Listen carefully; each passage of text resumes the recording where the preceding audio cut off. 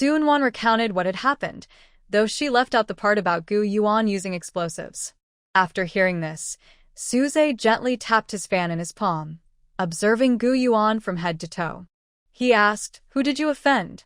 "I don't know," Yuan replied simply. Suze tapped his fan again and said, "Su Chong, go find out who's bored enough to want to kill a commoner." Suddenly, before Yuan could speak, a sharp sound came from outside the carriage, and it stopped abruptly. Suze's face changed. He quickly jumped out. "Su Chong, you idiot. I told you to drive to the county and then check." There was no response. Suze continued shouting, "If you're gone, who's driving the carriage?" After shouting, he moodily returned to the carriage, but looked up to see Yuan's bright, sparkling eyes. Yuan naturally held out her hand and said, "I can't drive. My husband's leg is injured, and he's just a common man who doesn't know how to drive." Suze frowned and reluctantly went out to drive. Yuan's wound on his leg had reopened during the chase by the coachman. Yuan carefully treated it again, but this time she didn't use anesthesia, as its effect had already worn off. Yuan's brow furrowed tightly from the pain. Cold sweat dripped down his forehead and brow, but he didn't make a sound. This kind of willpower isn't something an ordinary scholar could have. After finishing with Yuan's wound, Yuan got out of the carriage and sat on the carriage shaft with Suze. Seeing her come out, Suze shot her a disdainful and annoyed look. "It's so hot today. Why did you come out? Do you think you're not dark enough? Or do you think you're not ugly enough?" Yuan rolled her eyes at Suze in disgust. This guy looks decent but has a good heart, just talks too much. But since he helped her, Yuan didn't bother with him and instead started chatting casually. "What are you going to the county town for today?" Suze looked at Yuan cautiously. Her sudden concern made him feel uneasy, as if she was plotting something against him. "I'm going to pick up Qiyue," Suze said. He didn't want to tell Yuan at first, but unfortunately, her words came faster than his brain. After saying that, he added, "Qiyue is my younger sister. She's coming here to see my mother." Yuan looked at Suze with suspicion. She clearly heard a hint of impatience in the words "going to pick up Qiyue," but when Suze explained the second sentence, that impatience seemed to be suppressed. Although Yuan didn't understand why Suze was so impatient with his sister, she didn't ask further about his family matters. Su Chong was very fast. Before Suze's carriage even reached the county town, he was already back. As soon as he stepped onto the carriage shaft, Suze impatiently threw the whip to him. "Did you find out anything?" Su Chong quickly caught the whip, rubbed his nose, and said, "Young master, I found out." After speaking, he looked around awkwardly and secretly glanced into the carriage, then at Yuan squatting on the carriage shaft. He whispered to Suze, "Young master, this matter is actually just a debt of love left behind by Mr. Gu." He had previously arranged a marriage, but the girl later rejected the match. The only son of the He family in the county town liked his former fiancée and wanted to take her as his 18th concubine. However, that girl still had feelings for him, and when the He family's young master found out, he hired someone to kill him. Su Cheng's voice was actually not loud, but Yuan sitting on the carriage heard everything clearly. She had been wondering if, following typical novel or TV drama plots, the young newcomer might have an impressive background. Maybe he was an illegitimate child of a noble family, or even the emperor's illegitimate son. Now that his background was exposed, his enemies sent assassins to kill him. But that's all? The He family's young master was also involved, planning to have the carriage driver poison himself over such a trivial matter, making it look serious. It was like a frog marrying a toad. Quite a show. Suze turned his fan with a flick, a cold smile appearing on his face. "The He family's young master is quite bold, Su Chong." Before he finished, Yuan stopped him, saying, "My husband will handle his own revenge." He turned to look at the little girl's eager expression, knowing she was holding back her anger. He said, "Fine, then you handle it yourself." He then got up and went into the carriage.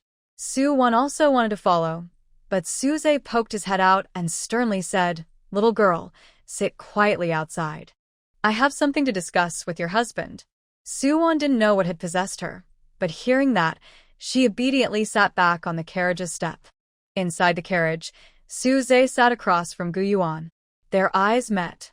Suze opened his fan with a flick and looked at Yuan with cold, captivating eyes. Yuan met his gaze calmly. You're not worthy of the young girl. Did you write the divorce paper yourself? Or did I make you sign it? Suze asked straightforwardly. Yuan's expression was indifferent. I won't sign it, I won't write it. His eyes also grew colder and more profound. Young Master Su, do you live by the sea? Your control is a bit too much. Suze was momentarily choked, then quickly realized he had no right to interfere in their marriage since he had no relationship with the girl. His eyes shifted, and he loudly said outside the carriage, Little girl, from now on, you are my sister-in-law. I am your older brother now. Yuan. Does this person have a strange hobby of liking to act as a brother to others? Shuchan. Is our young master crazy? He doesn't even get along with his own sister, yet now he's planning to take in a sister-in-law outside the family? I still remember the scene in the morning when the young master was furious upon hearing that the young lady was coming to pick him up. If the madam hadn't spoken up, he probably wouldn't have gone. But look at his attitude towards Dr. Su. The treatment of this sister-in-law is so different from that of his own sister. I think of you as my sister, so come on, call me sister, Suwon said loudly from outside the carriage. And don't think you can fool my husband into divorcing me. If you make my husband unhappy, I will be unhappy too. If I am unhappy, I might even hit you. Suze had just told Yuan in a low voice to write a divorce letter. He didn't expect Suwon sitting outside to overhear him. Now that Suwon said this, the carriage jolted suddenly, almost causing Suze to fall out in anger. Suwon pulled the curtain aside and glared at him with her beautiful, peach blossom eyes. You brat, you treat kindness like a fool's game. His romantic debts outside almost brought you danger, and you're still helping him? Suwon isn't ungrateful. She knows Suze is doing this for her. She reached out her small hand and patted Suze's shoulder patiently. Brother, your logic is wrong. That man named He wants to kill my husband, but it's not my husband's fault. He liked Yang Fanfang, but Yang Fanfang didn't like him. He got confused and thought it was my husband's problem. But you can't be as confused as him and think it's my husband's fault. Suze frowned, feeling annoyed, and pushed her small hand away. Who are you calling brother? I'm your older brother. And as a married woman, what kind of decency is it to flirt with other men? Was the coachman bought by He Xin? Earlier, when Su Chong and Suze reported the situation, Yuan didn't hear. But now, from Suwon's simple words, he guessed the mastermind behind it. Suze shot him a glance. It's not just the coachman. That band of mountain bandits was also bought by He. Yuan's beautiful, deep eyes flashed with a cold light. No wonder. Even though he returned to the county school at a different time in this life, he faced the same or even more dangerous situations. He Xin had once asked him to help cheat on the imperial exam, but he refused. Later, He Xin somehow managed to pass the exam and become a scholar, despite being at the bottom of the list. He entered the county school. Once inside, He Xin, relying on his family's wealth, tried to win over students and encouraged others to isolate him, occasionally setting traps for him. But at that time, he was only focused on studying and paid no attention to these matters.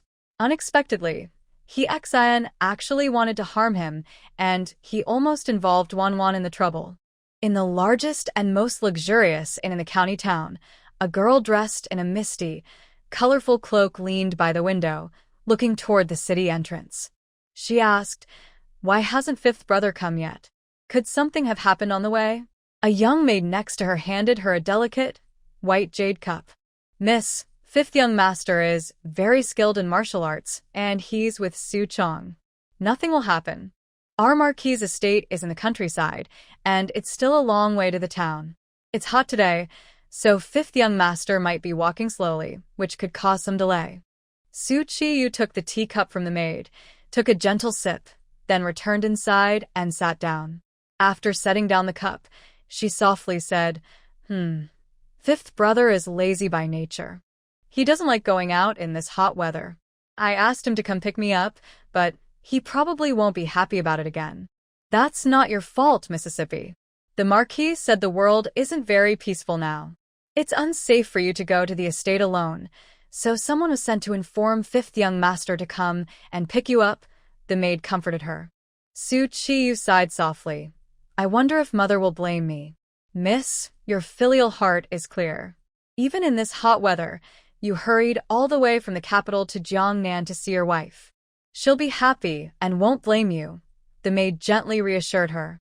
Qiyue still looked worried and got up to walk toward the window, gazing outside. Just then, she saw Su Zhe's carriage approaching. A smile appeared on her face beneath the light silk cloak.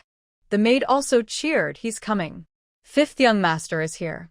Little Li, quickly bring the luggage. Let's go downstairs and wait for fifth brother, Qiyue said, her tone a bit excited as she headed down. When they reached the inn's entrance, Su Zhe's carriage had just stopped there. Su Chong had already jumped down from the carriage and adjusted his stirrups. After Su Zhe stepped out of the carriage, Su Wan helped Gu Yuan down. While helping Gu Yuan out of the carriage, Su Wan instinctively reached out to assist Su Zhe as well. Qiyue saw Su Zhe's small action and felt her cheerful smile freeze on her face. Her family's 5 members are usually gentle and kind when seen from afar, even smiling with their eyes, making people think they're full of love. But whenever anyone, especially women, gets close to him, he always gets angry. She has never seen her fifth brother be so gentle and careful with anyone, not even with her, his only sister. After Su Wan helped Gu Yuan out of the carriage and said something to Su Zhe, Qiyue didn't catch it clearly. She quickly adjusted her expression, then walked towards Su Zhe's carriage, first bowing to him. Then she looked at Gu Yuan and Su Wan. Her gaze was naturally drawn to Su Wan's face. She wasn't sure if it was her illusion, but she felt that this village girl, who seemed to come out of nowhere, looked somewhat similar to her fifth brother, who was famous in the capital. Could it be that this village girl is her father's illegitimate daughter? If so, she wouldn't be the only daughter of the Marquis' residence anymore. The silly thought appeared in her mind for a moment, but she quickly pushed it down.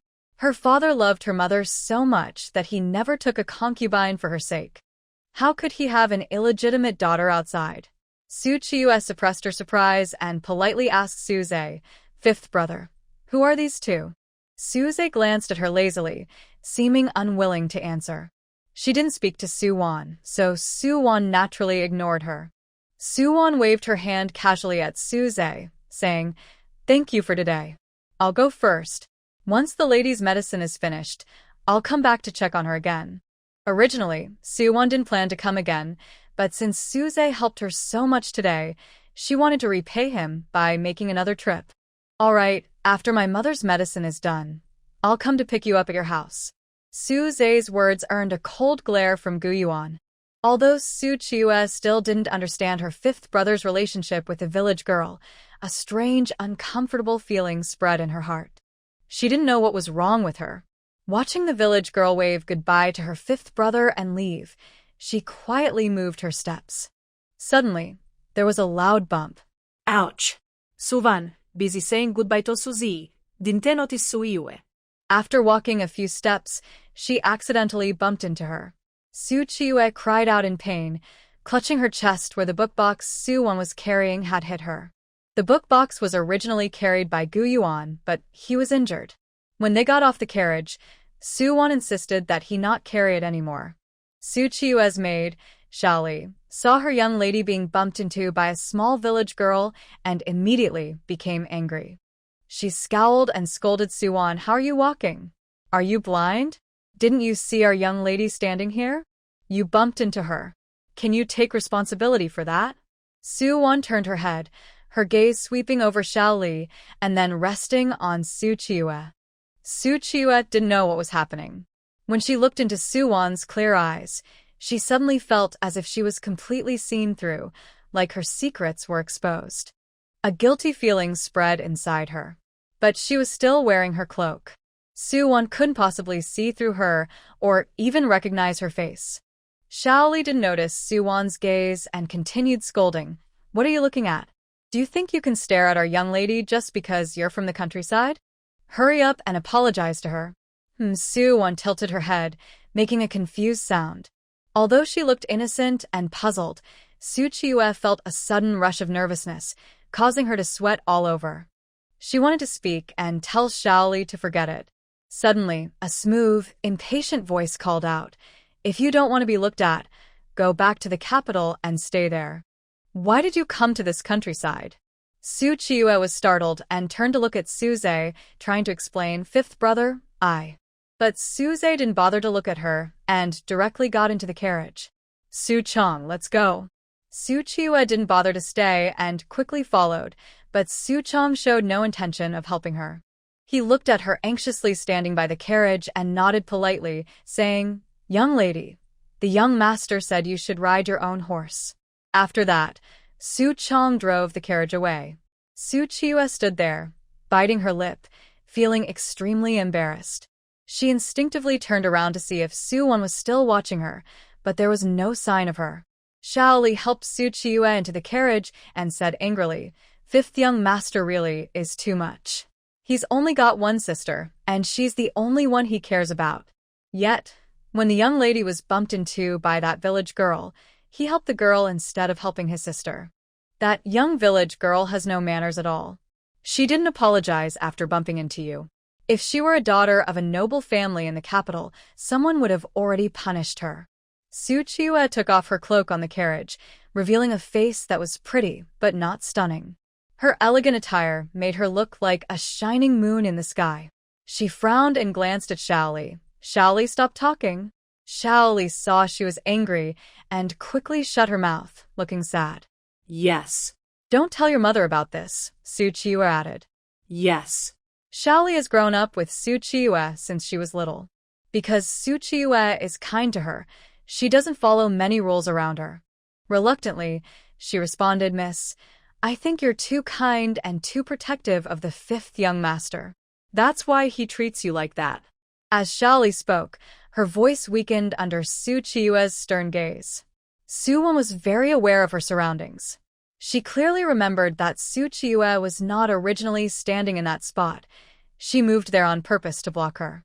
Since she was the one who bumped into her, she wouldn't apologize. Because of Gu Yuan's injury, Suwon planned to find an inn to stay at first, take care of Gu Yuan's wound, and then go to the county school for her studies. But Gu Yuan said the small injury was nothing to worry about. With only 3 months left before the autumn exams, she had to hurry. The county school was not in the town itself, but on a mountain outside the town. Suwon carried her book box and helped Gu Yuan into the county school.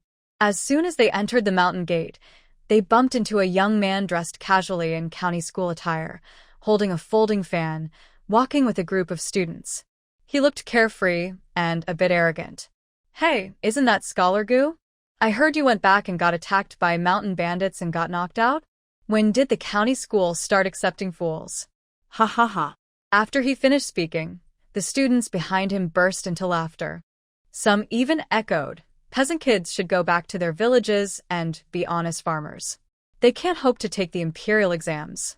A hillbilly can't fly high enough to become a phoenix." Their teasing clearly encouraged the leader. His small, mouse-like eyes flicked over to Suwon. "Wow, is this the young lady bought by Scholar Gu to bring good luck? She's quite pretty. Little lady, let me tell you, your man is a coward. He's still so foolish.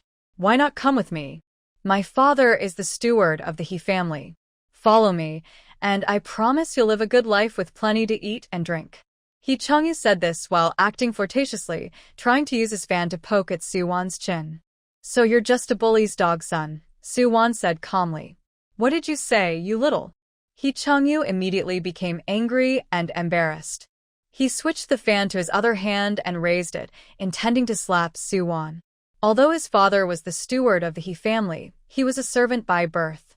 He was born a servant, but later, because his father gained more trust from Lord He and his relationship with He Xian improved, the He family freed him from servitude, so he could go to school. Words like dog or hit a sore spot for him. Suwon's eyes sharpened, and she instinctively tried to pull his arm away. But someone faster than her, Yuan, grabbed He Yu's arm with a strong hand. With his other fist clenched tightly, he struck out and hit the man in the face. He staggered back, nearly falling to the ground. Luckily, the students behind him caught him. He glared at Yuan with disbelief and anger, saying, "Gu, how dare you hit me?" Yuan took a step forward. Even with his injured leg, he stood straight and tall. Though he was still young and hadn't fully grown, he had a heroic presence standing between heaven and earth. His deep, sharp eyes swept over him and the students behind him. The current emperor values farming and forestry. Farmers are the foundation of the country. Without millions of hardworking people, how can you shamelessly stand here and talk nonsense, spouting? His words were sharp but still polite. However, the last three words made many students blush and tremble as they pointed at Yuan and said, You insulted our dignity." Yuan stood proudly, his deep eyes looking down at them. "With your foolishness, reading the classics and tarnishing the reputation of the county school, how dare you call yourselves scholars? Today, the country faces disasters, long droughts in the south, floods in the north, and enemies at the border. You claim to be learned men, but you do nothing to help the emperor or serve the people. You read the wise words, but act like beasts. You bully poor students inside the county school, act arrogantly outside, and now even dare to openly harass decent women inside the school. What right do you have to call yourselves scholars and dare to say you are refined?" The group of spoiled students from the county school, led by He Xin, were silenced by these harsh words. Actually, they are not led by He Xin, but by He Xin. Today, He Xin pretended to be sick for some reason, so they followed the one they are closest to, He Xin, who is actually the leader. After Yuan finished speaking, a burst of applause suddenly came from behind. "Well said. Excellent." Everyone looked toward the sound and saw Master Fan and the dean of the county school walking over. The applause was from Master Fan. Most students at the county school had already passed the imperial exams and earned titles, so they didn't need to kneel when they saw the county magistrate. Everyone respectfully bowed to Master Fan and the dean, saying, "Master Fan, Dean." Yuan turned around and politely bowed to the two of them. After Master Fan returned Yuan's bow, he looked at the students present and said, "All of you who can study at the county school are outstanding among our local scholars. You are the future pillars of our great Qing dynasty. What young Master Gu just said is also what I want to tell you. As scholars, we should dedicate ourselves to the heavens and the earth, serve the people, continue the teachings of ancient sages, and bring peace for generations to come. Not to bully classmates or tease good girls here." When Yuan spoke earlier, his commanding presence stunned everyone present. But he was not an official, so once they regained their senses, some still felt unconvinced. However, when these words were spoken by Master Fan, the students of the county school instantly fell silent, and even He Qiu's group, feeling ashamed, lowered their heads. Master Fan then turned to the dean of the county school, Duan Hongba, with a respectful tone and said, "Dean Duan, I believe the atmosphere at the county school has become somewhat restless lately.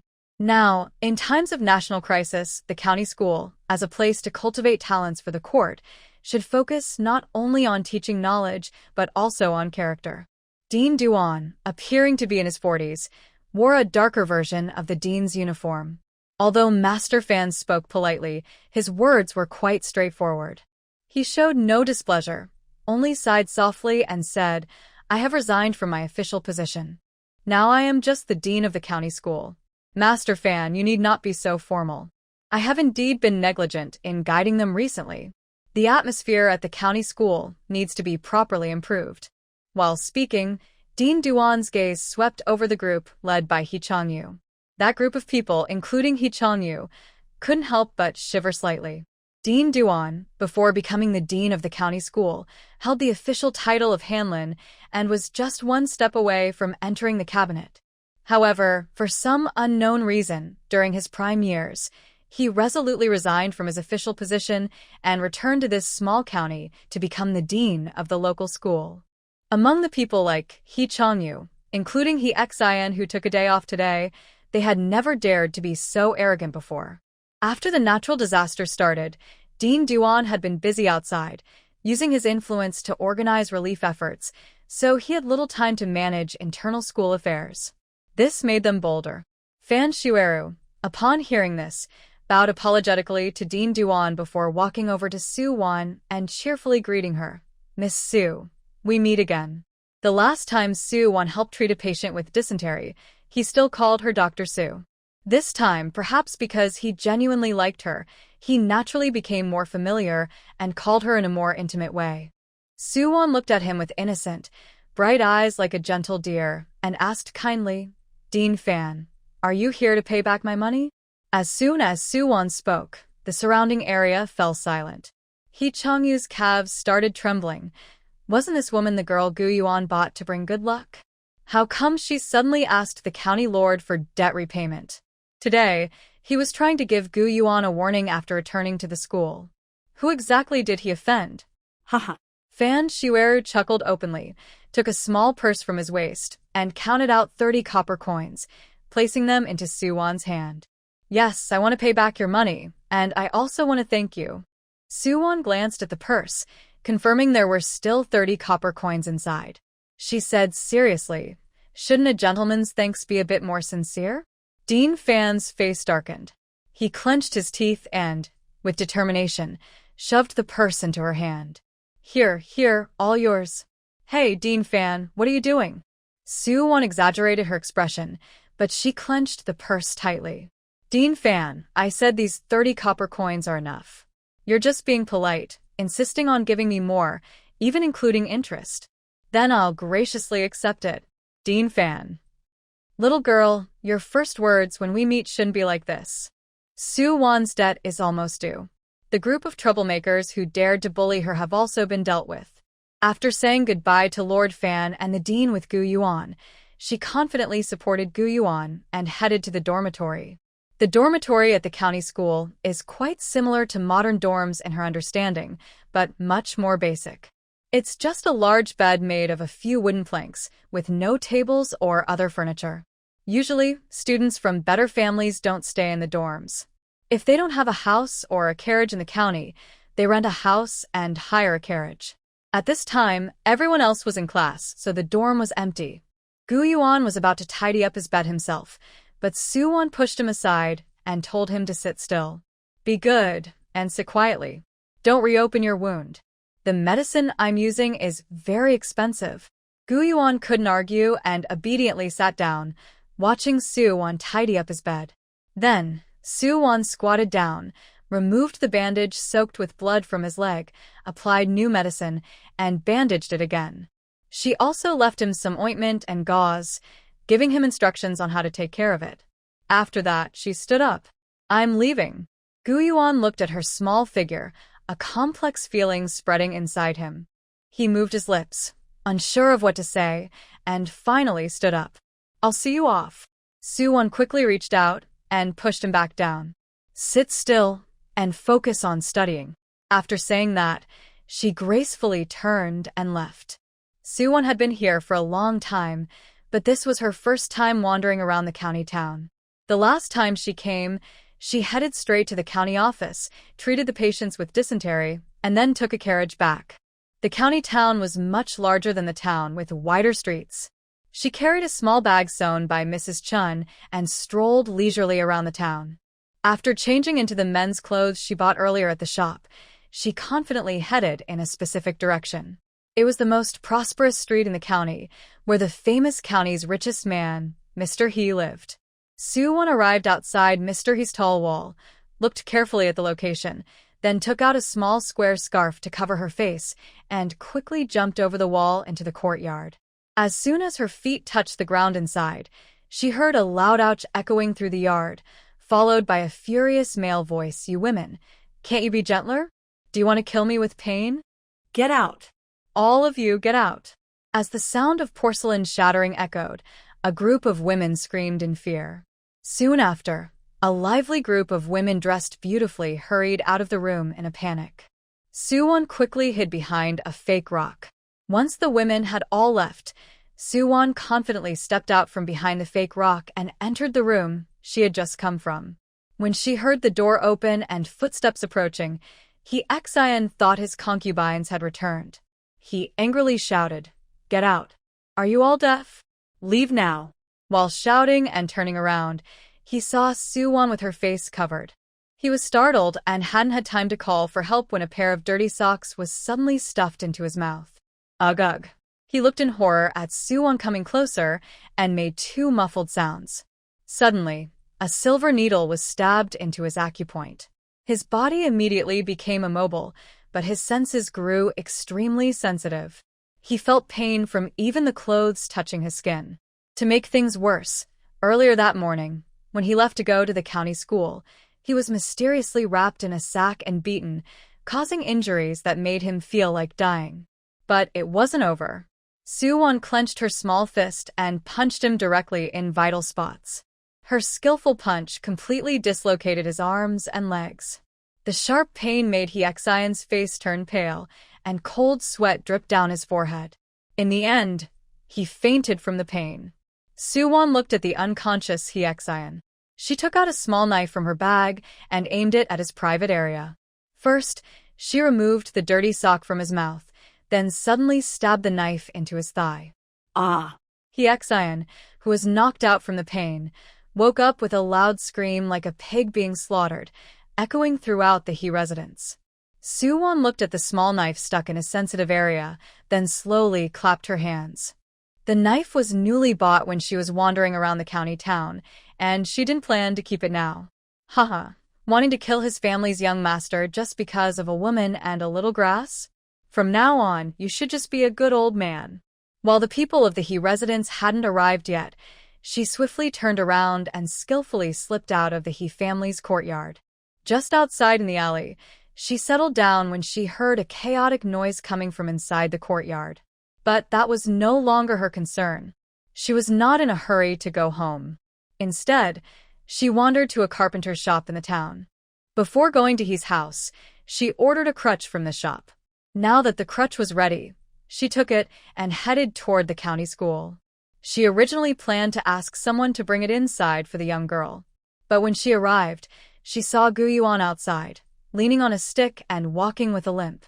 Seeing Suwon, he paused for a moment. Suwon quickly went over.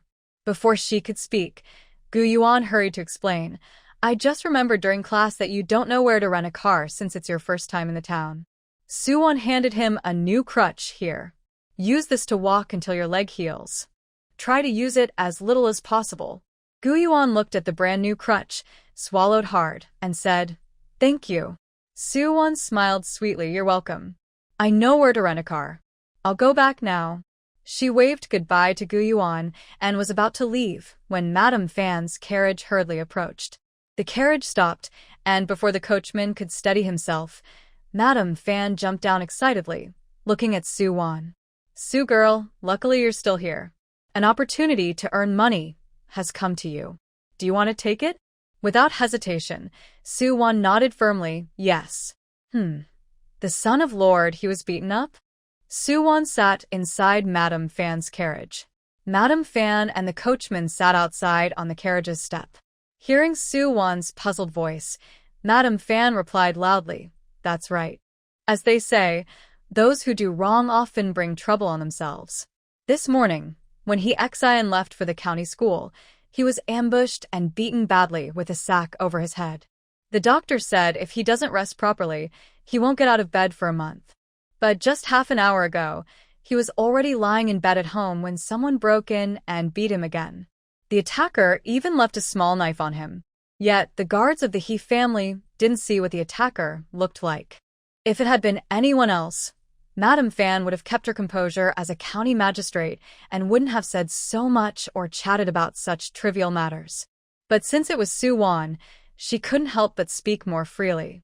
Even though the He family was the richest in the town, if He Xion was beaten up, they would have their own guards to catch the attacker. It wasn't something a county magistrate like her needed to get involved in. It just happened to be a coincidence. Today, after discussing disaster relief with Director Yuan, I sent him back to the county school. On my way back to the government office from the county school, I passed the street where the He family lives and saw Mr. He hurriedly going out to call a doctor himself. When Mr. He saw me, he naturally thought of the doctor who treated the plague before, so he asked me for help.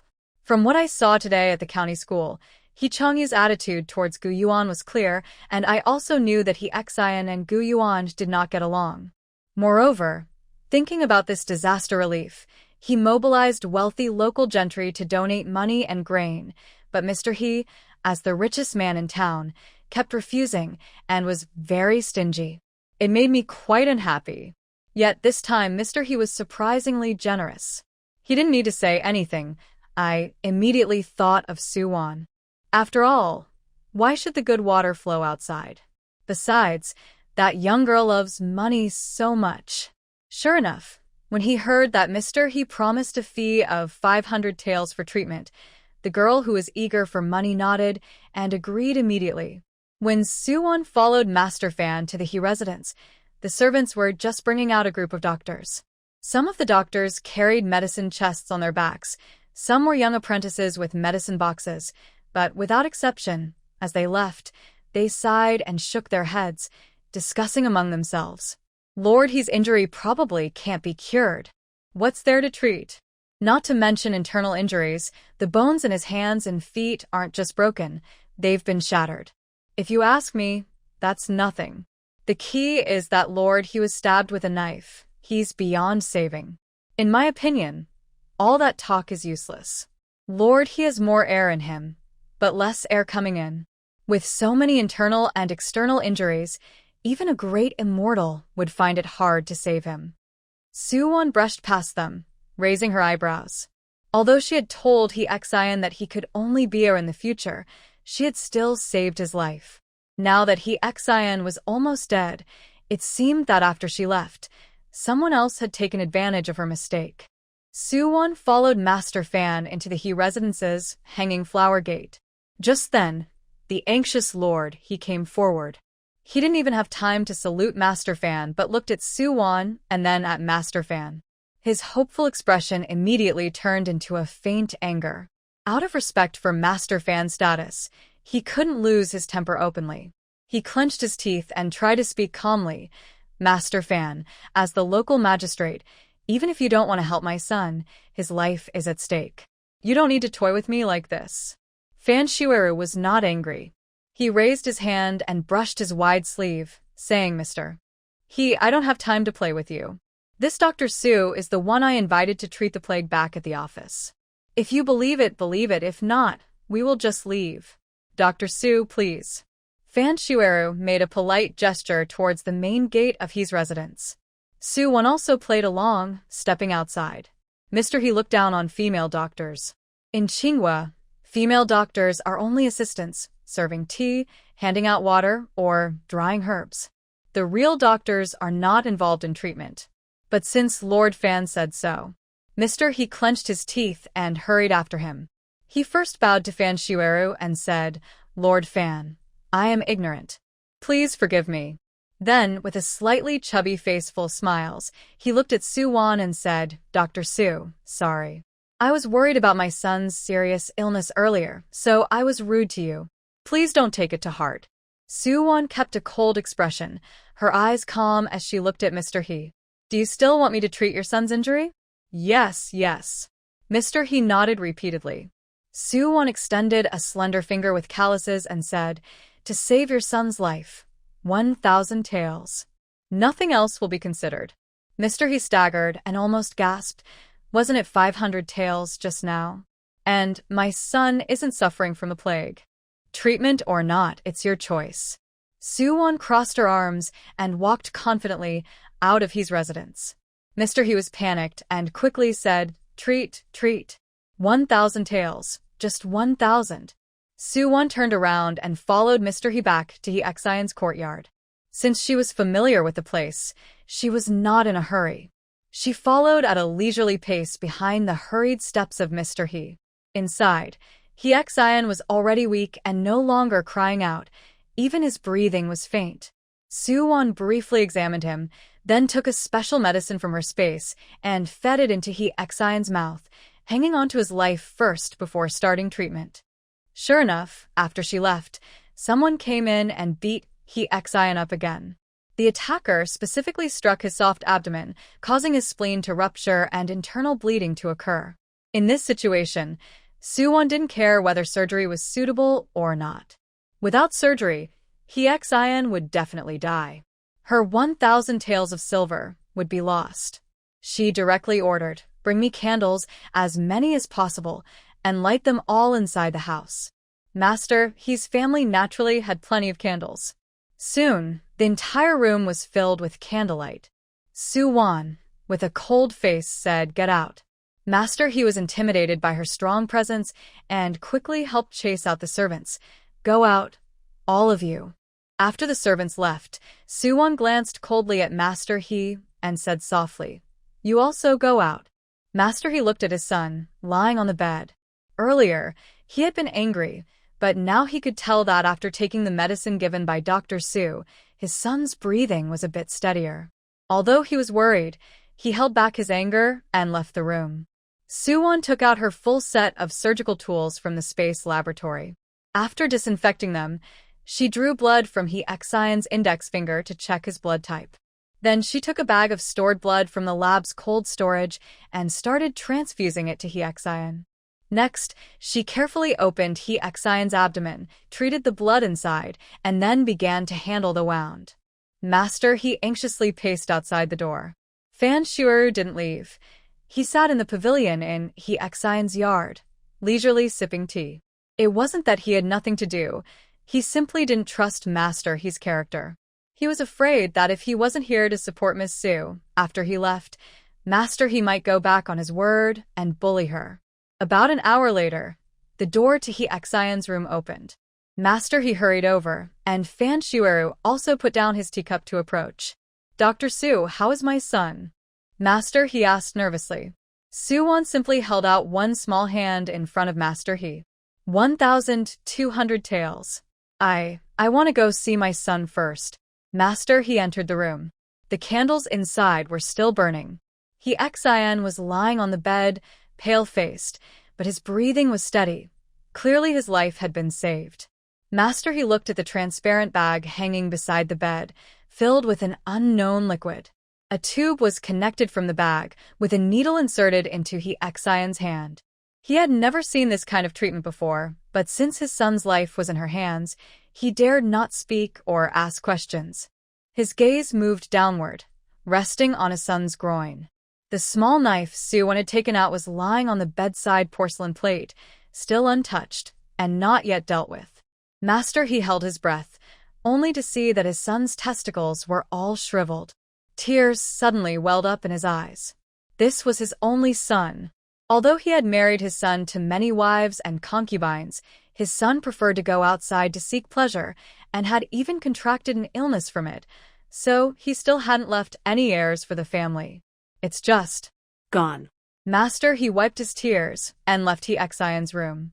Suwon blinked her bright, innocent eyes and calmly looked at Master He, saying, "Your son is no longer able, but you are fine." Both Master He and Lord Fan were stunned. Then they both reacted at the same time. Fan Shuuru couldn't help but twitch his eye corner. "Girl, you are a young lady. Are these words really appropriate coming from your mouth?" Master He's face turned red with embarrassment and shyly asked Suwon, "Dr. Su, is that really true?" Suwon gently stroked her chin with her hand, looking seriously at Master He, swollen face, puffy eye bags, dark circles, more wrinkles, early white hair. "Master He, you are suffering from kidney deficiency." This time, not only did Fan Shuuru's eye twitch, but Master He's also twitched. Although what Suwon said was true, publicly declaring that he was no longer able, wasn't that embarrassing for a man, especially a wealthy one. Suwon continued seriously, "Come, let me check your pulse, and see if I can help you regain your strength." Fan Shuuru, who had just picked up his teacup to take a sip and calm himself, couldn't help but spray the water out when he heard Suwon's words. This girl was too blunt and unrestrained. He wondered how Scholar Gu could stand her. Master He blushed deeply, but since his son was no longer able, he had to rely on himself to leave heirs for the family. No matter how awkward, He sat with Su-won in the pavilion and extended his hand voluntarily for her to check his pulse. "Dr. Su, can I still regain my strength?" As soon as Su-won removed her hand after checking his pulse, "Master," he eagerly asked. Su-won frowned slightly, looking serious. "Well, if Master, he wants to regain his strength, it's not impossible." But, while speaking, she played with her 3 fingers on the stone table, making a subtle, secret gesture. Although Master He is stingy, he cares more about having no heirs in the He family than about silver. His face twitched painfully as his fat shook twice. "Dr. Su, how much silver do I need for this?" Before leaving He Xion's room, Su-won had already placed the special 6-flavor Remania pills in a bottle on the stone table. She said generously, "Since you are my regular customer, Master He, I'll offer you this powerful medicine. 1 bottle costs 100 taels of silver. Take it for 7 days and you'll see results. Take 7 bottles and I guarantee you'll be as strong as a bull." Su-won spoke confidently, almost making Master Fan spit out his tea in surprise. But to be fair, Su-won's words were very tempting. Master He immediately agreed to buy 7 bottles. However, Su-won only had 1 bottle at the moment. So they agreed that Master He would pay first, and every 7 days, Su-won would deliver more medicine until he no longer needed it. Master He was very happy when he agreed, but when it was time to pay, his eyes filled with tears. He tremblingly counted out the silver notes, one by one, handing them to Su-won. After counting, Su-won straightforwardly stuffed 17 silver notes into her bag and then went into He Xion's room. He Xion's medicine was almost finished. Su-won removed his 4, then handed Master He the antibiotics in small porcelain bottles, explaining clearly how to give them to He Xion. She also left her home address with Master He, so if He Xion had any problems in the next few days, he could send someone to find her quickly. This wasn't just after-sales service, but a way to make sure the sensible young man could come to her easily. "Master Fan, these are for you." Leaving the He residence, Su-won kept one of the 17 silver notes she had just taken from Master He and handed the remaining 16 to Fan Qiyue. Fan Qiyue widened his eyes in surprise and asked, "Miss Su, what is this? You set up a porridge and medicine stall outside the city, giving free food and medicine every day, right?" Su-won said calmly, "If you don't want it, that's fine." Yes, I want it." Fan Qiyue nodded repeatedly, taking the silver notes from Su-won and about to bow in thanks. But before he could say much, Su-won waved her hand. "Hey, no need to thank me. This money isn't given to you for nothing, nor is it for those disaster victims. My husband is studying at the county school, and I can't stay here with him all the time. You need to help take care of him, so he won't be bullied." After saying that, she confidently waved her hand at Fan Qiyue and boldly jumped into Fan Qiyue's carriage. "Let's go." Fan Qiyue watched the carriage drive away, a look of fondness and helplessness on his face. "Little girl, chasing me for interest with 30 coins and giving away 1,600 taels of silver, just like that." But this 1,600 taels of silver really solved his urgent problem. The money he raised from the local gentry last time had been used up to help victims with food and medicine. Now, with this silver, he could hold on a bit longer. Maybe he could wait until the court's first relief funds arrived. When Su-won returned to the Gu family village in the county magistrate's carriage, the sun was already setting. She personally sent Yuan to the county town, asking the village children to inform Mrs. Chen. Although Mrs. Chen was worried about their safety on the way, she was not panicked. Su-won thought that if the county magistrate's carriage took her home again, it might be too eye-catching. So she told the coachman to stop at the village entrance, got off there, and walked back herself. Not far into her walk, she heard a woman shouting in the village, "Help! The Gu family's child fell into the water, help!" Su-won instinctively thought of her own children and quickly ran toward the sound. Mrs. Chen had strictly forbidden the children from playing near the river. The voice was not coming from the riverbank, but from the newly dug water reservoir, built after the water channel was completed. When Su-won arrived, she saw a woman she didn't know very well, anxiously hitting her thighs and crying on the bank. Gu Zian was also there, standing on the shore, completely frightened, not even crying properly. A few ducklings were quacking around Gu Xian's feet. The water reservoir was empty of people, only large bubbles rising to the surface. Without hesitation, Yuan threw her bag aside and jumped into the water, swimming quickly toward the bubbles. When she reached the spot, she moved like a fish, diving into the water. Underwater, little Jinger was floating, wobbling, sinking toward the bottom of the pool. Yuan quickly grabbed the small child, surfaced, and swam toward the shore. After reaching the shore, she didn't delay at all. She immediately pressed both hands on Xiaojing's chest and abdomen. As she pressed, Xiaojing quickly spat out a mouthful of water, with a loud wow. Then she coughed up several more mouthfuls of water, but because she had been underwater for too long, she still hadn't woken up. Yuan took out a simple breathing device from her space. She took the mask out of her bag and placed it on Xiaojing's face, quickly squeezing the airbag with her hand. Gradually, Xiaojing's pale face started to regain color, and her breathing became steady, but she still hadn't woken up. Once Xiaojing was out of danger, Yuan picked her up and called Gu Zian and "Let's go home." Gu Zian only then seemed to come back to himself. He, along with a group of little ducks, looked downcast and followed Yuan home. When Yuan passed by the woman who had just shouted for help, she sincerely said to her, "Sister Dongxue, thank you." Gu Dongxue wiped away the tears she had just shed from her nervousness and said, "You're welcome, you're welcome. I'm glad the child is okay. Wan, you should take Xiaojing home now." Gu Dongxue is the daughter of the Gu family. She married Yang Dawei from the same village. Yuan carried Xiaojing home, gently placed her on the bed, and checked again. She confirmed that Xiaojing had recovered and that her fainting was caused by suffocation. She hadn't woken up yet, but she was out of danger, so she finally relaxed. Gu Zian's small head peeked into the room from outside the door. Yuan waved at him. Gu Zian lowered his head and walked into the room. Only then did Yuan notice that he was tightly clutching a vine. He didn't say anything, just lowered his head and handed the vine to Yuan, saying, "Auntie, hit me if you want." Yuan reached out and gently patted Gu Zian's small head. In the village, it was common that when a child made a mistake or faced danger, the older ones had to take responsibility because they hadn't taken good care of the younger ones. But Yuan knew very well that Gu Zian was like his older brother Gu Daniu. Although he sometimes spoke in a way that could be quite sharp, that was only towards his mother. Usually, he was simple-minded and not very clever. He often played with Xiaojing, who was quite clever for his age, coming up with ideas, and Gu Zian was responsible for carrying them out. Yuan took the vine from Gu Zian's hand and looked at him softly. "Anin, first tell Auntie what happened today." Gu Zian sniffed and said, "Our little duck can't swim, so the neighbor's dog teased him.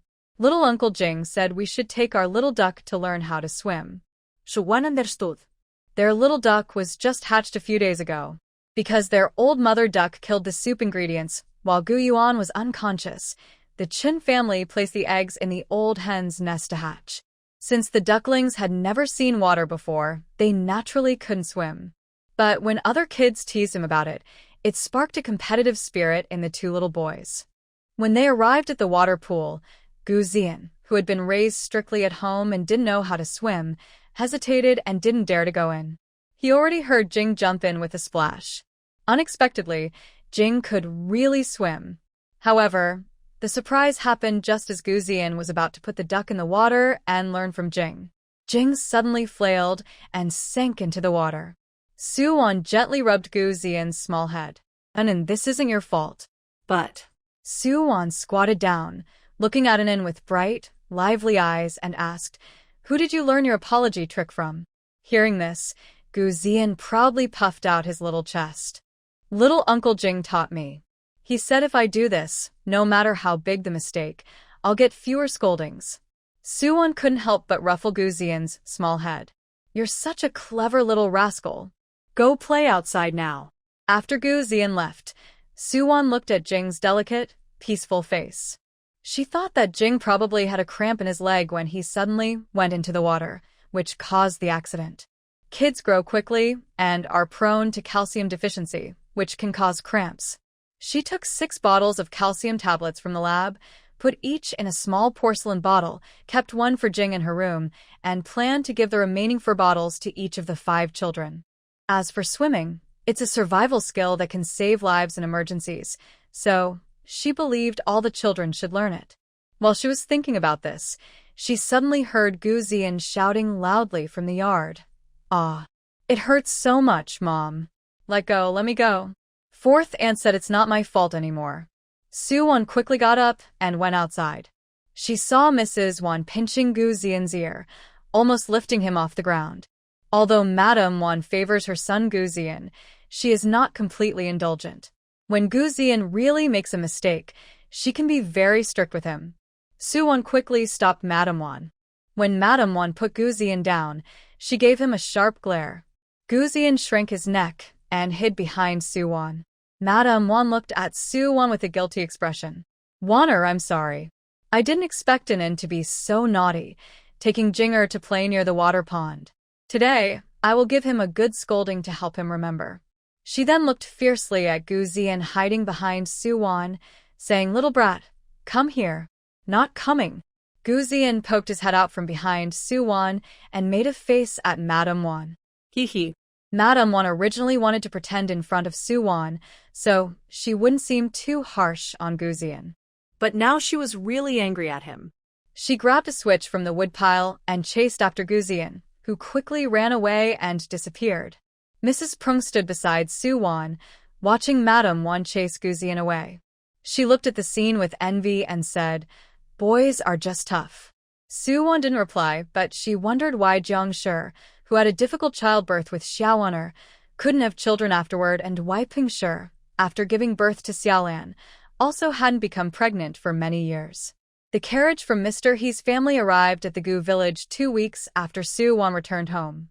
It rushed into the village while Yuan was drying some processed tianma, a medicinal herb, in the yard. The tianma was almost dry and ready to be sold. Mr. He's steward, He Kai, got off the carriage without knocking and rushed into the yard. He saw Yuan packing up the tianma and respectfully said, "Dr. Su, my young master is not feeling well. Please come with me quickly." Yuan looked at the setting sun and honestly didn't want to go. As a girl, she needed to be careful about her safety. Going to the county tonight would mean she couldn't return home in time. He Kai was good at reading the situation. Before coming, he had received orders from Mr. He. Seeing Yuan's reluctance, he quickly said, "Dr. Su, my master said that if you are willing to go, your consultation fee can be increased." "How much more?" Yuan carefully collected the last piece of tianma and casually asked. He Kai made a gesture with his palm. Yuan blinked her bright, deer-like eyes, full of surprise. 5,000 taels? Hearing this number, He Kai shivered in fear, almost fainting, and quickly clarified, No, 500 taels. Yuan looked bored and pursed her lips. The muscles on He Kai's face twitched. "If Madame Su is still not satisfied with the fee, my master said that after you come to the mansion, we can discuss it again." Yuan clapped her hands and picked up the small bag of tianma. "All right, since your master is so sincere, I will go with you."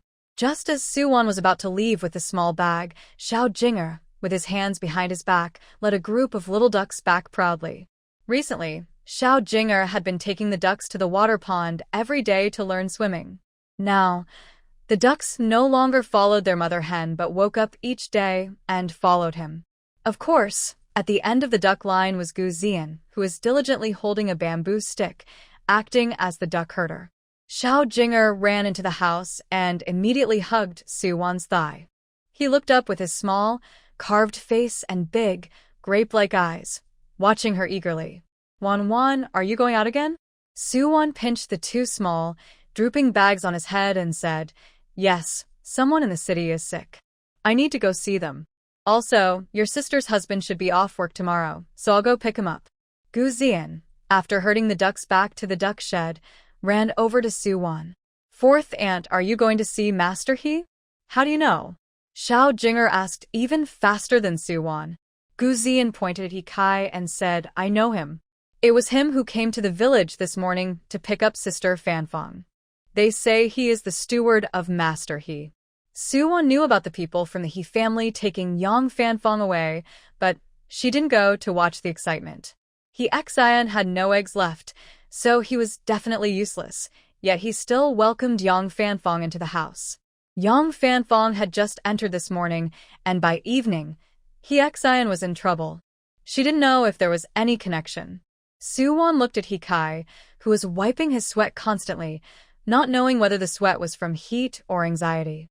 Seeing Suwon look at him, He Kai then respectfully cupped his hands and said, "Dr. Su, let's hurry and leave." "My young master." Suwon followed He Kai as they took a few steps out, then suddenly felt her foot become heavy. Looking down, she saw a pendant hanging on her leg. Xiao Jing'e looked at her adorably and said, "Wan, I want to go with you. I want to protect you." When he said the last 5 words, his serious expression was especially earnest, so much so that Suwon didn't know how to refuse. She gently tousled his little head and said, "All right, you can come with me." Fortunately, He family's carriage was quite large, but still comfortable for children. Taking the kids to the county seat for a look wasn't a bad idea. As Suwon looked up and held Xiao Jing'er's hand to walk outside, she saw Gu Zian looking at them pitifully. Suwon waved to Gu Zian and said, "Anan, come here. You can come too." Gu Zian immediately grinned, his small round face making his white teeth stand out. His smile was as bright as the sun. Suwon greeted the neighbors and asked them to tell the Chen family that she was taking the children to the county seat. On the way, Gu Zian, who had never left the village before, was so happy he smiled from ear to ear. Xiao Jing'er didn't know if he had ever traveled far before, but he didn't remember, so he kept the curtain lifted to look outside. When Suwon and the 2 children arrived at He's residence, it was already dark. Master He was waiting at the gate. When he saw Suwon with the children, he asked He Kai to take them inside to be well taken care of. He personally led Suwon to He Xian's small courtyard. "Dr. Su, my unworthy son stole a bottle of your medicine yesterday and took it. Coincidentally, he also brought back a new concubine yesterday." He paused, looking somewhat embarrassed as he explained, then led Suwon into He Xian's room. He Xian was once again lying on the bed, his face all black and blue, with only his lips pale as gold paper. This time, his condition was clearly worse than before. The fact that he could still hold on until Suwon arrived was already quite fortunate. Master He looked worried and asked, "Dr. Su, can he still be saved?" "Well, I might be able to save him." Suwon drawled slowly, acting calm as she twirled 3 small fingers. Old Master He watched her flick her fingers, familiar with the gesture, and felt his heart ache. I'll add 500 taels, making it a total of 2,000 taels. Deal. Suwon replied happily. She wasn't greedy. She believed in leaving some roots so she could grow again, right? At that moment, He Xian on the bed suddenly trembled violently twice. Suwon's face tightened. The price was set, and she couldn't let the money be taken by the Grim Reaper. She quickly took out 3 adrenaline shots from her space and immediately injected one into He Xian. After observing for a while, she injected another. Fortunately, after the second shot, He Xian started to recover. Suwon heaved a sigh of relief and began checking He Xian's condition. The 6-flavor Rehmannia pill wasn't lethal, so she could rule out poisoning. She unbuttoned his shirt and pressed her hand on his abdomen. Feeling inside, she clearly sensed a lot of fluid accumulated, confirming internal bleeding. It was obvious that, just half a month after his last surgery, He Xian had excitedly reopened his still-healing spleen, causing another large internal bleed. Suwon turned to look at Old Master He with a calm gaze. "Old rule. Light the candles." Soon, He Xian's room was lit by candles. Though not as shadowless as an infrared lamp, the brightness was enough for Suwon. She inserted an 4 into He Xian, administering anesthetic. Once the anesthetic was in, she replaced the blood bag. Her plasma stock in the lab was limited, but she confirmed that items at her space lab would automatically replenish if used. During He Xion's last surgery, she had used 500 cubic centimeters of type B plasma, but just now, she checked and found the 2 used bags had been refilled. Not only plasma, but also anesthetics, hemostatic forceps, antibiotics, and other medical supplies used in the last operation had all been replenished. After the surgery, Yuan replaced the blood bag with antibiotics. She opened the door and called Old Master He in, her face serious.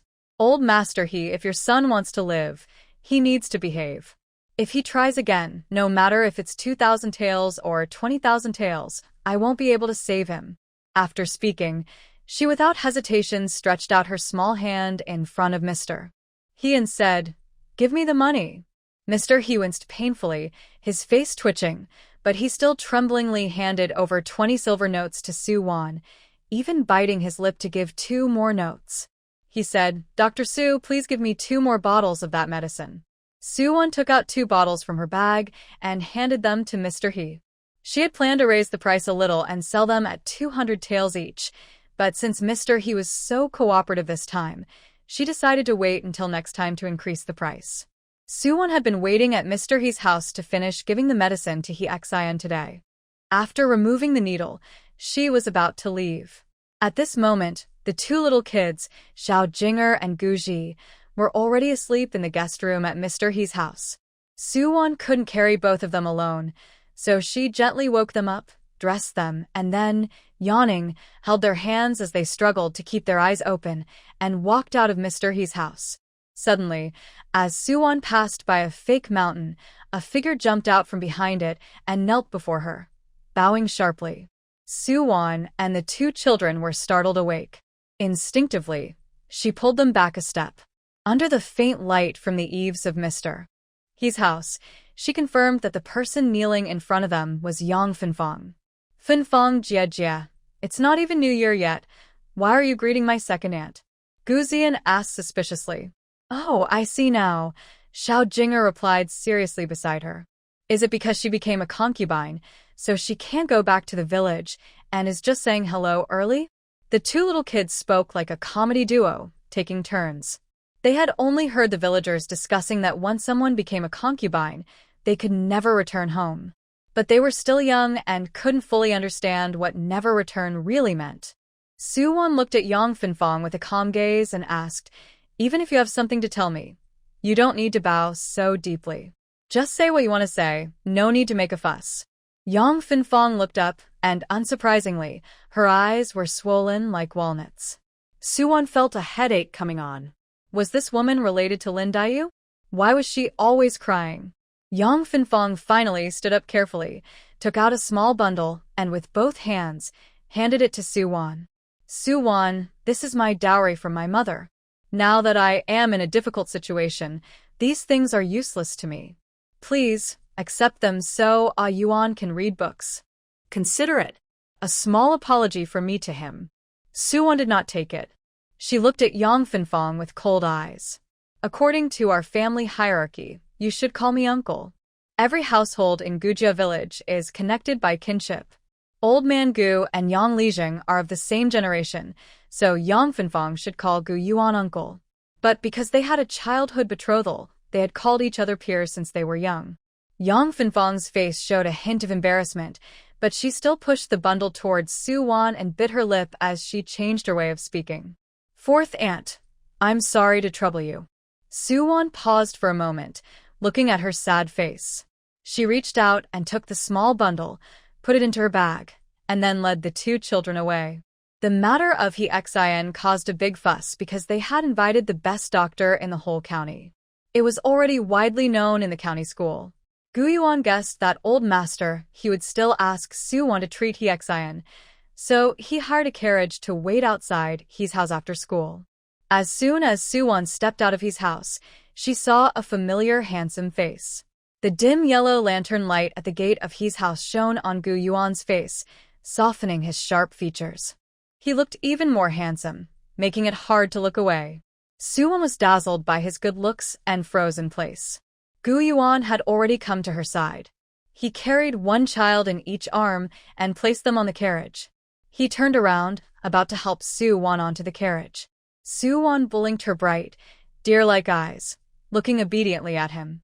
Suddenly, she stretched out her arms and said in a slightly shy voice, "I want a hug too."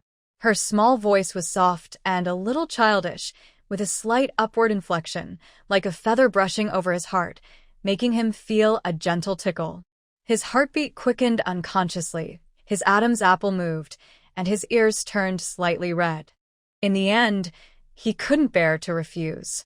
Blushing, he picked up Yuan and stepped onto the carriage. The whole process was smooth and quick, but he didn't dare make eye contact with Yuan at any point. He climbed into the carriage and placed Yuan inside the compartment. Then he hurried out to sit on the carriage shaft with the coachman. As the carriage moved, the cool night breeze brushed against his face, helping to ease his restless heat a little. Yuan originally wanted to sit inside the carriage with little tender grass, but unfortunately, the space inside was too small. Sitting with the two little ones was already crowded, and there was no room for little tender grass. There was no choice but to doze off without a shoulder to lean on. She held one little one in each hand, protecting them, and herself became so sleepy she closed her eyes. She only wanted to rest for a bit, but perhaps because she was too tired or because little tender grass outside felt safe, she fell asleep unknowingly. When the carriage stopped outside the inn, Yuan lifted the curtain and saw the two little ones inside, leaning against each other, drooling in their sleep. Strangely, they looked quite adorable. Yuan didn't want to wake them, so he first carried the two small ones back to the inn room. Then he returned to pick up Yuan. As soon as she was in his arms, she obediently burrowed into his chest. Her fluffy little head rubbed against him, making Yuan feel a bit ticklish. Now that she was peacefully sleeping with her eyes closed, he dared to look at her more boldly. During the half-month he was away from home, it seemed she had grown a little taller. Her features looked more defined, her skin more delicate, smooth, and fair. Her once thin cheeks now had a bit of chubby baby fat, making her look irresistibly cute, like she just wanted to be bitten. Yuan swallowed hard, suddenly realizing he was having such a strange thought. He was shocked inside. How could he think like that? Having read so many wise books in his life, was he now just reading them all to the dogs? He kept a serious face and carefully laid Yuan on the bed in the room. When Lord Fan told him Yuan was coming to the county for He Xin's treatment, he booked 2 rooms at this inn. Little Jinger and Enin were placed in the other room to sleep with him. But when he laid Yuan on the bed and was about to go to the other room, she, like before, quickly curled around him like a koala. He gently and indulgently pushed her little arms down. But as soon as he did, her other arm wrapped around him again. The sleeping girl frowned and pouted her little lips, seeming quite displeased that he wouldn't let her cling to him. He sighed helplessly and quietly leaned close to her ear, softly saying, "Wan, be good." Xiao Jing and Enin are still in the next room. Yuan wasn't sure if Yuan, who hadn't opened her eyes, heard him. Anyway, Yuan looked upset and sniffed her little nose, mumbling something softly. Yuan instinctively moved his ear closer to listen. After hearing clearly, his face instantly turned red like a cooked shrimp. But when he looked at Yuan's pink, delicate face, he couldn't help but feel a little amused. Finally, he gently pressed a light kiss on her smooth forehead. In her sleep, Yuan sensed it and showed a satisfied, proud little smile. She let go of him, turned over, and continued sleeping. Yuan carefully pulled the blanket she had just turned over and opened, covering her up. Then he quietly went to the next room. Yuan was indeed asleep. Her teasing Yuan just now was a subconscious act. The next day, Yuan and Yuan took the 2 little ones for a good walk around the county town. It was the first time for the children to see the city, and everything was new and exciting. Yesterday, Yuan had spent 2,000 taels of silver at He Yuan's shop, buying many things without hesitation. Zian and Xiaojing saw something they liked, and she bought it for them. Some of these things even the 4 little girls at home had. They also went to a fabric shop and bought a piece of cloth for each family member. All of this cost less than 50 taels of silver. But after seeing the pile of shopping bags and goods, Yuan hesitated. The world wasn't very safe, and if they carried so many things openly on their way back, they might attract thieves. At this moment, He Yuan's carriage passed by outside the fabric shop. Su Wan's eyes lit up. She stepped outside and stood next to He Yuan's carriage. He Yuan, may I borrow your carriage? In Rinyi County, He Yuan was a well-known local figure, and no one dared to steal from the He family's carriage. He Kai, today acting as the coachman, stopped the horse when he saw Su Wan. He Yuan climbed out of the carriage and saw Su Wan, as if he saw his 3,700 taels of silver, and his face twitched with pain. But now, he dared not offend Su Wan because he still needed to buy medicine from her. Su Wan's medicine was truly effective. After taking it for half a month, his vitality was greatly improved. He believed that soon, the He family would have good news again. He helped He Kai get off the carriage by stepping onto the footrest and bowed to Su Wan, saying, "Dr. Su, I was careless. The road from the county town to Qiyue village is long and not very safe. I should have sent a carriage to bring you back. Dr. Su, please." He Yuan gestured politely to Su Wan. She confidently clasped her fists and replied, "Thank you, He Yuan." After saying that, she turned around to call Gu Yuan and the two children onto the carriage. She also asked the shopkeeper to help load the fabrics they bought onto the carriage. The weather was still dry. On the way from the county to Qiyue village, everything looked very messy and dry. But once they arrived at Qiyue village, they saw a beautiful green landscape. This season is usually a time when crops grow well. Now, with enough water, the corn seedlings are growing very fast. Before He Kai's carriage reached Gu's gate, a woman hurried over, looking happy. She stopped in front of the carriage and asked, "Housekeeper He, what wind brought you to our village? Did my in-law send you something?" Zhang Lingxiu spoke while tiptoeing to peek inside the carriage. Just then, a gust of wind lifted a corner of the curtain, and she saw the fabrics stacked inside.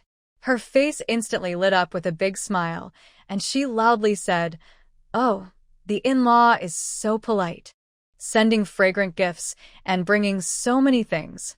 Housekeeper He, stop the carriage, I'll carry the stuff myself." She shouted loudly, as if everyone in the village could hear, "With so many fabrics, how will we ever use them all?" He Kai looked at Zhang Lingxiu and thought for a while. He suddenly remembered that she was the mother of the young master's concubine, who was brought in by the young master. He frowned slightly. Why was she so tactless? This woman was the concubine brought into the house.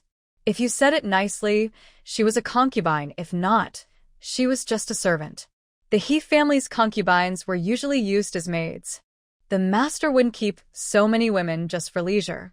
Because the young master had many concubines, the master had already made it clear during the engagement that once the bride price was paid, the woman brought into the house would have no connection to her family. How could this woman still call him in-law and think that the things on the carriage were gifts from the master?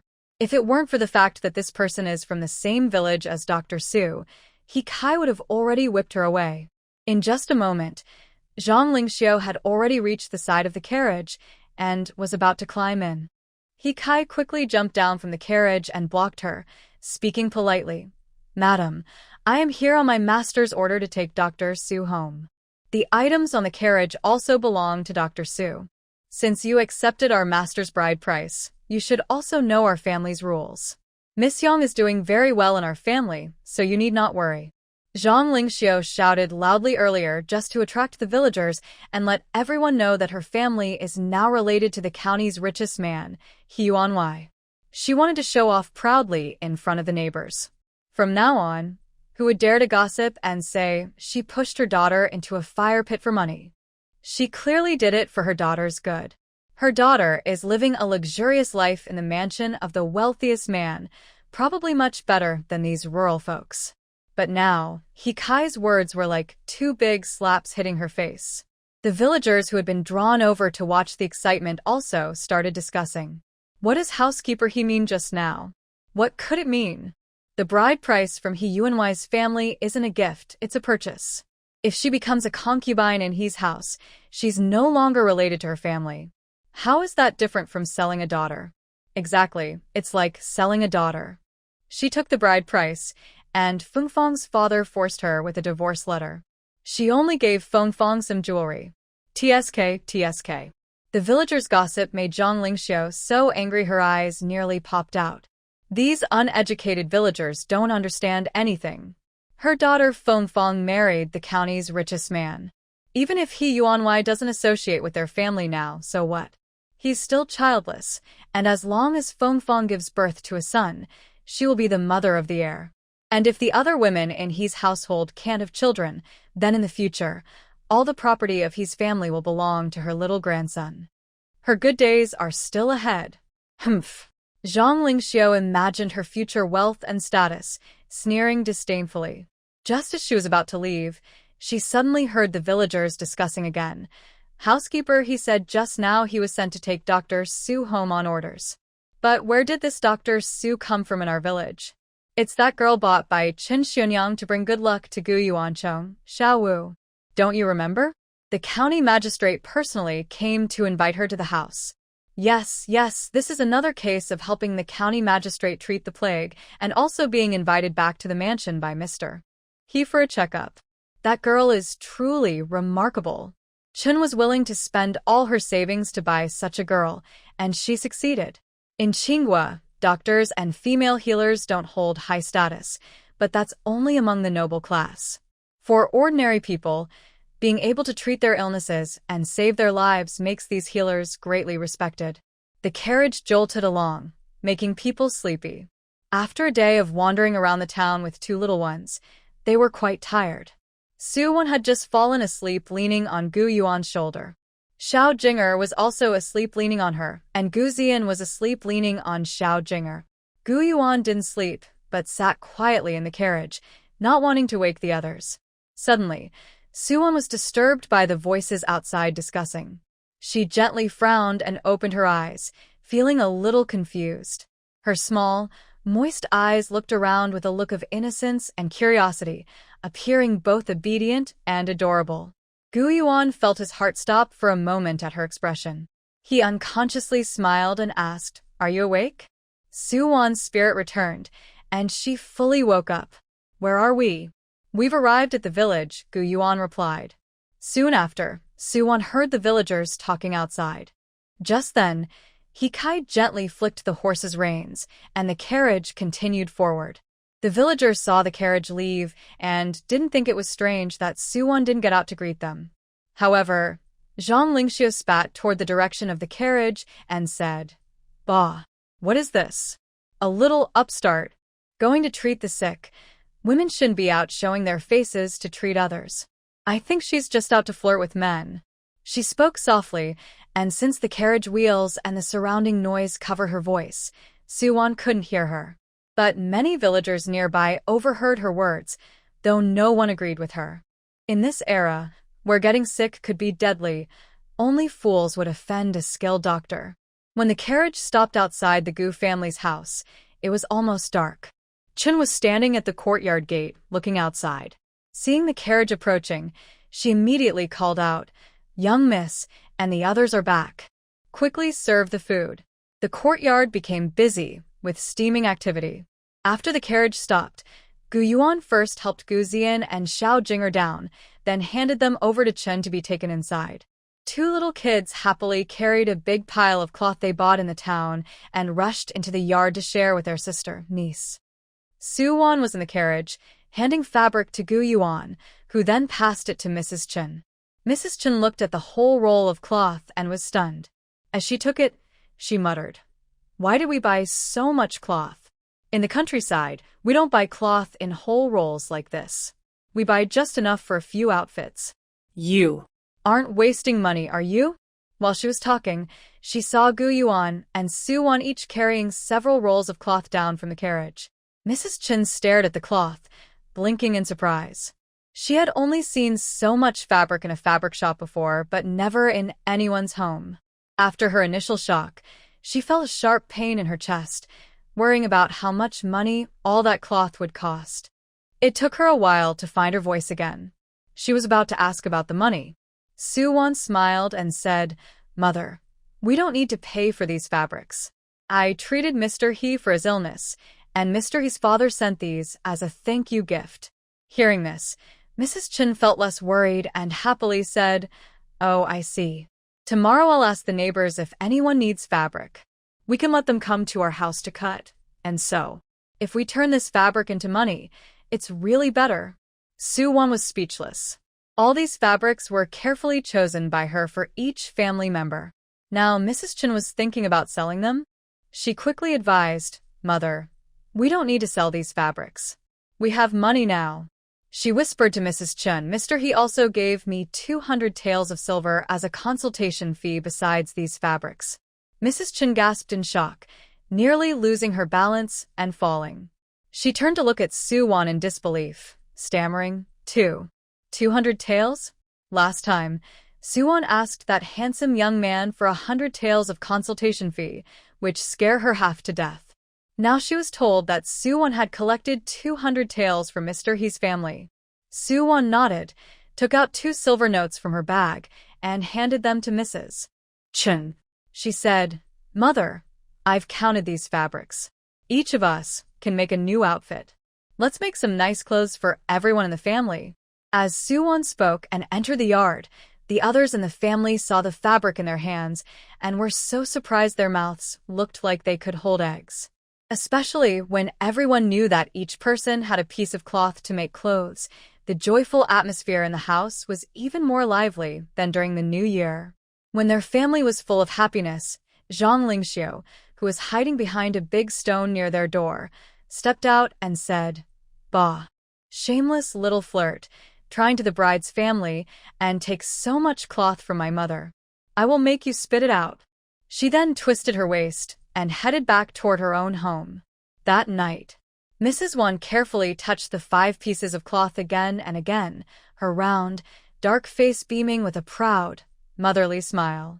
After inspecting the cloth, she locked it away in the cabinet. She climbed into bed and suddenly nudged Gu Daniu with her elbow. "Daniu, now do you see the good side of marrying my daughter? I've had 3 children for you, and now, with 1 piece of cloth per person, we get 5 pieces. The second and third wives combined have fewer children than I do, and they only get 3 pieces of cloth." Gu Daniu replied seriously, "They don't eat as much as you do either." Mrs. Yuan immediately choked on her breath, feeling frustrated that she married such a simple-minded man. Meanwhile, in the room of the second wife, things felt a bit dull. Peng Shi looked at the 3 pieces of cloth she received, but couldn't feel happy. It wasn't because she was unhappy with the cloth, but because she reached out to touch her belly and looked at Xiaolan, who was already sleeping on the bed. When she was pregnant with Xiaolan, everything was easy and smooth, delivery, postpartum recovery, everything went well. But somehow, since Xiaolan, she hadn't been able to get pregnant again. Thinking of this, Peng Shi's eyes turned red. Gu Erniu came in and saw Peng Shi sitting by the bed, deep in thought. He knew what she was thinking and reached out to hold her hand, sitting beside her. He wasn't good at comforting people, but he silently stayed with her. His presence made Peng Shi feel even more guilty and sad, and she started to cry softly.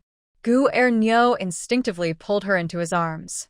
"Don't cry anymore. Having children is all about fate. If you feel really upset inside, why don't you hit me?" Peng Shi suddenly couldn't cry anymore. After tears turned into a smile, she gently punched Gu Erniu in the chest with her little fist and said, "Old Wan's medical skills are good, and we're family. Tomorrow, I want to go find Old Wan to help us see why we haven't been able to have more children all these years." "All right, I'll do whatever you say," Gu Erniu agreed, without any objection. At this moment, in Su-won's room, Gu Yuan and Xiao Jing'er were staring at each other. Xiao Jing'er crossed his arms, looking very confident, and said, "You sleep in the small bed. Wan and I sleep together." When Gu Yuan was not around, Xiao Jing'e always obediently shared the big bed with Su-won. His small bed had been unused for a while. Now that Gu Yuan was back, he was worried Gu Yuan might take his spot. So he quickly acted first to assert dominance and keep Gu Yuan from taking over. He tried to make himself look more powerful. Gu Yuan looked at Xiao Jing'er deeply, then turned to sit at his desk and read a book. Xiao Jing'er blinked in surprise, thinking, did I win so easily? He clenched his small, pink fist and waved 2 punches at Gu Yuan's back, then pulled his hand down and happily shook his little head, acting like he had just won a big victory. Suwon was so charmed by his cute look that she couldn't help but gently touzle his small head. Time to sleep, she said. Xiao Jing'er happily snuggled next to Suwon and fell asleep. After sleeping, he used his small hands to rest his head and crossed his legs, showing off his proud, confident pose. When Gu Yuan closed his book and was about to sleep, he turned around and saw that Xiao Jing'er, who was sleeping in a grand, relaxed pose earlier, was now being held in Suwon's arms. The way she held him was just like when she used to sleep wrapped around Gu Yuan. Gu Yuan. So, Wanwan cuddles him every night not because she likes him, but just because she enjoys holding something while sleeping? Or does she like him just as much as she likes Xiao Jing'er, that little rascal? Gu Yuan's face darkened, but he automatically walked over and gently took Xiao Jing'er from the big bed, tossing him back onto his small bed. Xiao Jing'er was snoring loudly and didn't notice he had been moved. Even when Gu Yuan picked him up, he was dreaming about flying. He was so happy that he even giggled in his sleep. The small pillow in Suwon's arms was taken away, making her a little annoyed, but she didn't wake up. Gu Yuan quietly lay down beside her.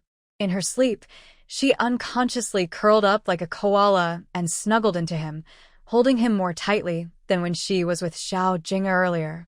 Gu Yuan was satisfied and even looked proudly toward the small bed. The next day, Suwon was awakened by loud crying. When she opened her eyes, she saw Gu Yuan sitting at the desk reading again, while little Jing'er was lying in the small bed, crying and kicking his short legs like a frog. Suwon was a bit stunned. Little Jing'er was a very obedient and sensible child who usually didn't cry. What was wrong today? Just as she was about to get up to comfort him, little Jing'er climbed onto the big bed while crying and threw himself into her arms. He sobbed and complained, Wanwan, the mean brother-in-law, took us apart while I was sleeping. Boo-hoo. Suwon gently tousled Jing'er's messy hair.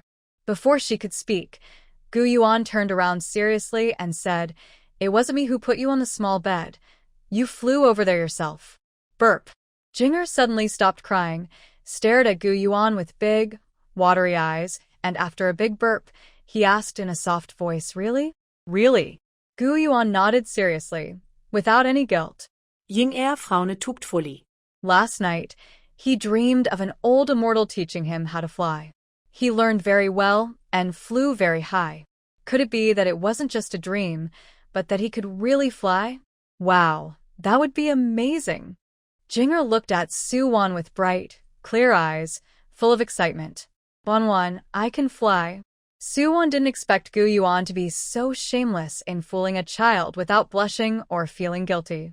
Since it was already like this, she couldn't expose Gu Yuan. She reached out and tousled Jing'er's little head. Jing'er can fly. Jing'er is the best.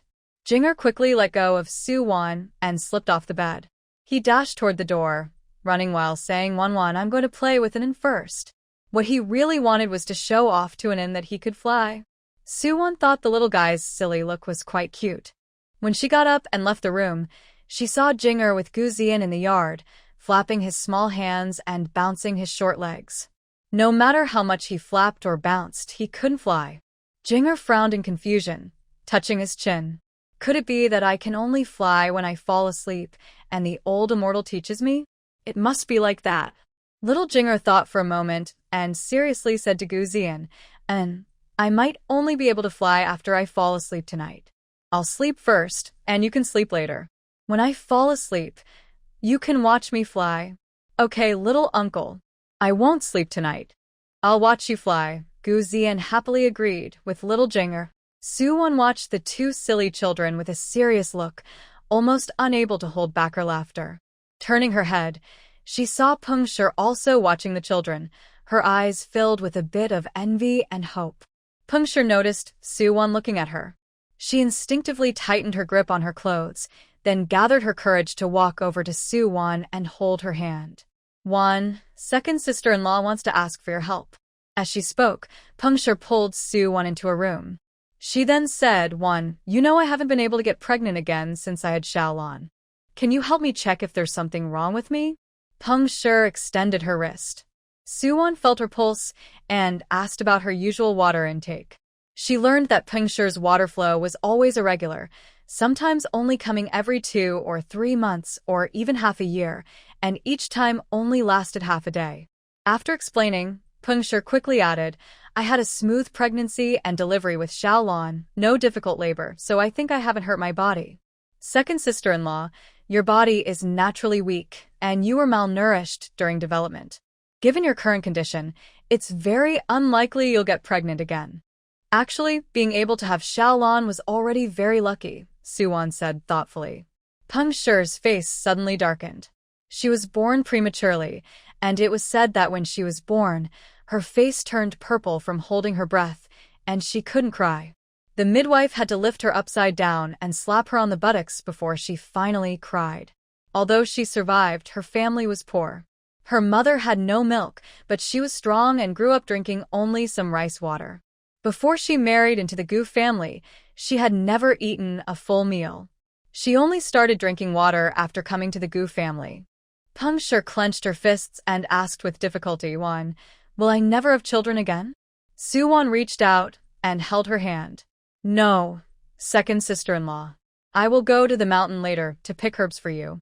Drink my medicine and take good care of yourself. When you're healthy again, you can still get pregnant. Peng's eyes suddenly lit up with hope. Then I will go with you.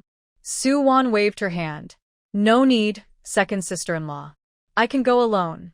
After leaving Peng's room, Suwon prepared to go up the mountain to pick herbs. During this time, she had already dried quite a few herbs at home. Since the villagers learned she could treat illnesses, no one asked Dr. Hu for help anymore. Instead, they came directly to her. One reason was that she was nearby, and another was that she didn't charge consultation fees. She only took some herbs in return. If a family was really poor, they could exchange other items for herbs. Anything was fine. Suwon carried her basket and headed out, immediately meeting Gu Yuan, who had just come back from outside. Gu Yuan had gone to check the water well earlier, and then helped tend the crops in the fields. Their soybean seedlings had also grown tall. Strangely, their soybean plants were the same type as others, but theirs looked much stronger. Gu Yuan didn't realize that the reason their beans grew better was because Suwon had replaced their original seeds with seeds from her space. However, the seeds stored in her space weren't many, especially for crops like corn and soybeans. Next year, those seeds would be gone. She originally bought these seeds just to experiment and see if anything could grow in the dark land of her space. But it turned out that nothing did. Whether it was grains or medicinal herbs, they wouldn't sprout when planted in that seemingly fertile black soil. Thinking of this, Suwon felt a little disappointed. In such a dry weather, the shallow mountains had already been stripped bare, with no grass left, no herbs at all. To find herbs, she had to go deep into the mountains. Suwon had become quite familiar with the mountain paths recently. Not only did she know the way into the mountains, but she also remembered exactly which areas had which herbs. So, in no time, her small basket was filled with medicinal materials. Gu Yuan took the basket from her and said, Let me carry it. Suwon instinctively wanted to refuse, but seeing Gu Yuan's expressionless, handsome face, she tilted her head and agreed. All right then. On the way back, Gu Yuan was very quiet. Suwon wasn't a talkative person either. The two of them walked silently, one behind the other. When they reached the foot of the mountain, Gu Yuan looked at the sun in the sky, and then at the cracked, dry ground that had not been irrigated. Gu Yuan keenly heard her voice and turned to ask, What's wrong? Suwon shook her head. Nothing, just wondering how long it will be before it rains. It will be soon, Gu Yuan said, glancing at the bright sun in the sky. Rain is coming, but that doesn't mean the disaster is over. The drought could turn into floods, and the suffering would still be widespread. However, Gujia village doesn't need to worry. Although it is close to the big river, it is upstream and won't be flooded. Sadly, the people downstream will suffer more. But Suwon's question reminded him of something. Our family's house. During the last flood in a past life, heavy rain lasted for 7 days straight. Our old, fragile house collapsed in that storm. When the house fell, his father was helping his older brother with the children. As he tried to rescue Gu Xiaoyu, it was already too late. His father threw Gu Xiaoyu out first, but he himself was buried under the fallen house. The family knelt in the rain, digging with their hands all day and night until they finally found his father's cold, stiff body. If he felt guilty or angry about the family being wiped out because of him, it was because of these accidents he couldn't prevent that filled his heart with pain. Even now, thinking about it makes him feel cold all over and painfully breathless. Yuan noticed the heavy sadness in Gu Yuan's expression and saw him glance deeply toward home. Although Gu Yuan hid it well, she could still sense his worry. She quickly understood what he was worried about. Summer often brings heavy storms, and since the weather has been dry for so long, the rain will probably be strong. So, will the house collapse? Yuan thought for a moment and said, Yuan, I plan to repair the house. Our current house is too small. Big brother and his wife are crammed with 3 children in one room. Xiao Qing and Xiaoyu are girls, and now they are older. It's not good for them to sleep separately from their parents. Gu Yuan naturally agreed, but they had no money. Yuan smiled sweetly and leaned closer to Gu Yuan. Don't worry about money. I have some. She said this with a little pride, patting her chest, and then moved even closer.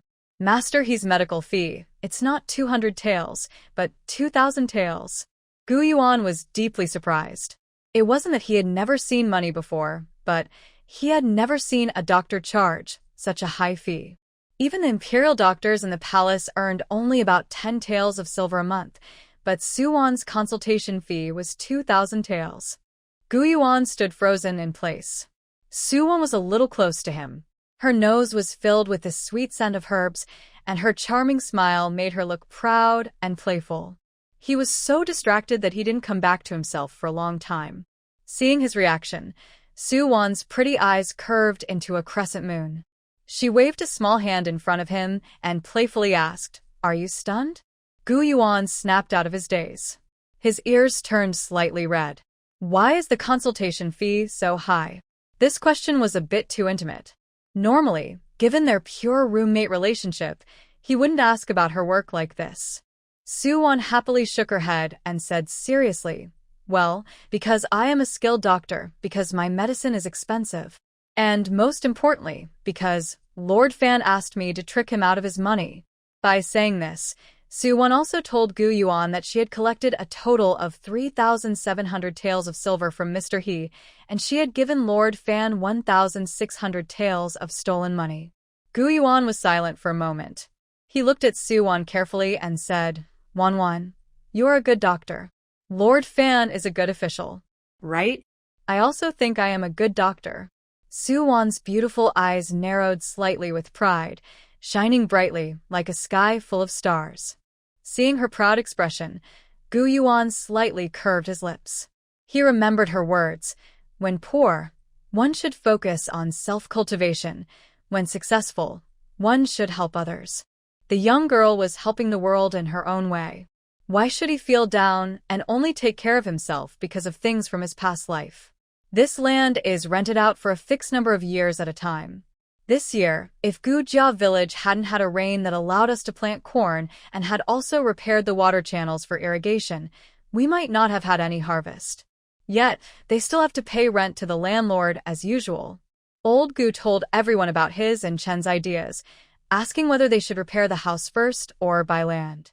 Chen also said, Our family now has 300 silver taels from Wan's medical earnings, plus 16 taels from selling wine, and some leftover from selling ginseng, totaling 354 taels and 3 qian. Wan, hearing this, looked happy and said, Mother, we have so much money. Let's repair a big brick house first, then buy land with what's left. Maybe someday we can become landlords. Her small eyes were full of hope for the future. Chen looked at Wan and said, All this money was earned by Wan. She wasn't trying to criticize, but just reminding Wan and the rest of the family. Gu Daniu, being straightforward, said happily, Yes. The money was earned by Sister 4. Sister 4, you decide, Should we fix the house first or buy land? We'll listen to you. Everyone else looked at Yuan. She glanced at Yuan and said, Parents, let's listen to Yuan. Let's fix the house first. He's read more books, so he knows best. Chin looked at Old Gu. Old Gu took a puff of dry tobacco and nodded, saying, All right, then we'll fix the house first. The decision was made, but the details of repairing the house still needed to be discussed carefully. Although the wages for building the house are not high, they need to pay for 2 meals a day, and food is a scarce resource. They had stored some grain before, but it wasn't enough to feed the workers properly. So, after deciding to repair the house, they planned to buy grain in the city. The Dragon Boat Festival was coming soon, and the wine from Xinghua Tower was also due for delivery. Later that night, after Xiao Jing fell asleep, Yuan quietly got up. As soon as she moved, Yuan turned his face and gave her a gentle smile. She froze for a moment, her bright little deer eyes shining as she looked at him, almost lost in his smile. Yuan stood up and walked toward her. Yuan felt a flutter in her heart, her eyes shining even brighter. The little tender grass was coming to her. She knew he was going to kiss her. Yuan obediently closed her eyes. However, after a long time, Yuan, who was waiting for the young girl to kiss her, quietly opened one eye. She saw Yuan lift the little Jing from the big bed and calmly move her to the small bed. So, the young girl wasn't coming to her or trying to kiss her. all right. Yuan felt a bit disappointed and lowered her head. Until she followed Yuan on the path to the bamboo grove, she kept her head down, looking unhappy. Yuan sensed her gloom, but didn't know why she was upset. He had no experience in comforting women, having never done it in his past lives, so he didn't know what to do. They silently took out the bamboo tubes of wine, poured them into jars, and carried them home. Yuan put down the basket and went into the kitchen. Soon, he brought out a bucket of hot water for Yuan to wash and freshen up. Yuan pouted and looked at the bucket of water. She felt relieved. Well, it seemed the young girl was just a straightforward guy. Her plan to pretend to be upset and ask for a kiss to cheer up was probably hopeless. Originally, she thought that if the young girl asked her, she would say she was unhappy and needed a kiss to feel better. But unexpectedly, he didn't ask at all. That hurt her. Yuan silently sighed, with her small hands behind her back, shaking her head as she went to wash up. Yuan watched her head shaking, sighing look, feeling a bit confused. When Yuan finished tidying up and came out, she saw a bowl of red sugar water with eggs on the round table in the main hall. The eggs were misshapen, and there was a burnt smell. No need to taste it, just by looking and smelling, Yuan knew who made it. Moreover, the person who cooked was standing nearby, waiting for her. Yuan's deep, distant eyes looked at her seriously and said, Wan, eating something sweet will make you feel better. Yuan looked at his serious face, with his ears slightly red, and she smiled softly. Okay. She didn't usually like sweets, but she thought his red sugar water and eggs tasted pretty good. After eating the bowl of sweet water and eggs, she looked up and saw him still standing nearby. Her bright, lively eyes flicked around, and she tiptoed, giving him a quick kiss on the lips. The cool, soft touch made Yuan's mind go blank instantly. Before he could react, the door to Gu Daniu and Wan's room opened. Gu Daniu yawned and came out, seeing Yuan and Yuan. He paused for a moment, slightly stunned. Then, he quickly retreated to the room in 2 steps, saying, Fourth brother, fourth sister-in-law, I didn't see anything. I didn't see anything. You two keep going, keep going. Yuan was fine, but she felt that Yuan's face and lips suddenly turned very hot. She mischievously wanted to watch the shy look of the little tender grass, but unexpectedly, the little tender grass directly picked her up and pressed her onto the bed, saying, Sleep.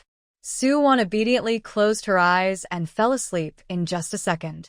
Yuan was originally still feeling embarrassed about being caught by his older brother, but suddenly he noticed that the breathing beside him had become steady. He turned his head and saw Yuan's peaceful, sleeping face. The crescent moon outside didn't have much moonlight, but because of the drought, the weather was sunny every day. The sunlight shone through the window onto Yuan's face, allowing him to see her clearly. Although her small face had gained some weight these days, it was still no bigger than a palm. Her long eyelashes cast butterfly-wing shadows on her tiny face, and her delicate little nose looked even cuter in the dim nightlight. That thin red lip. Yuan instinctively thought of the magical feeling he had just experienced, and a strange sensation rose in his heart. Suwon's little eyebrows furrowed slightly, and she pouted unhappily. She reached out and groped on the bed, feeling for him. She grabbed his arm with her small hands, then used his arm as support, and skillfully and quickly wrapped her small body around him. In an instant, he felt as if he had been immobilized by a special point, and he dared not move at all.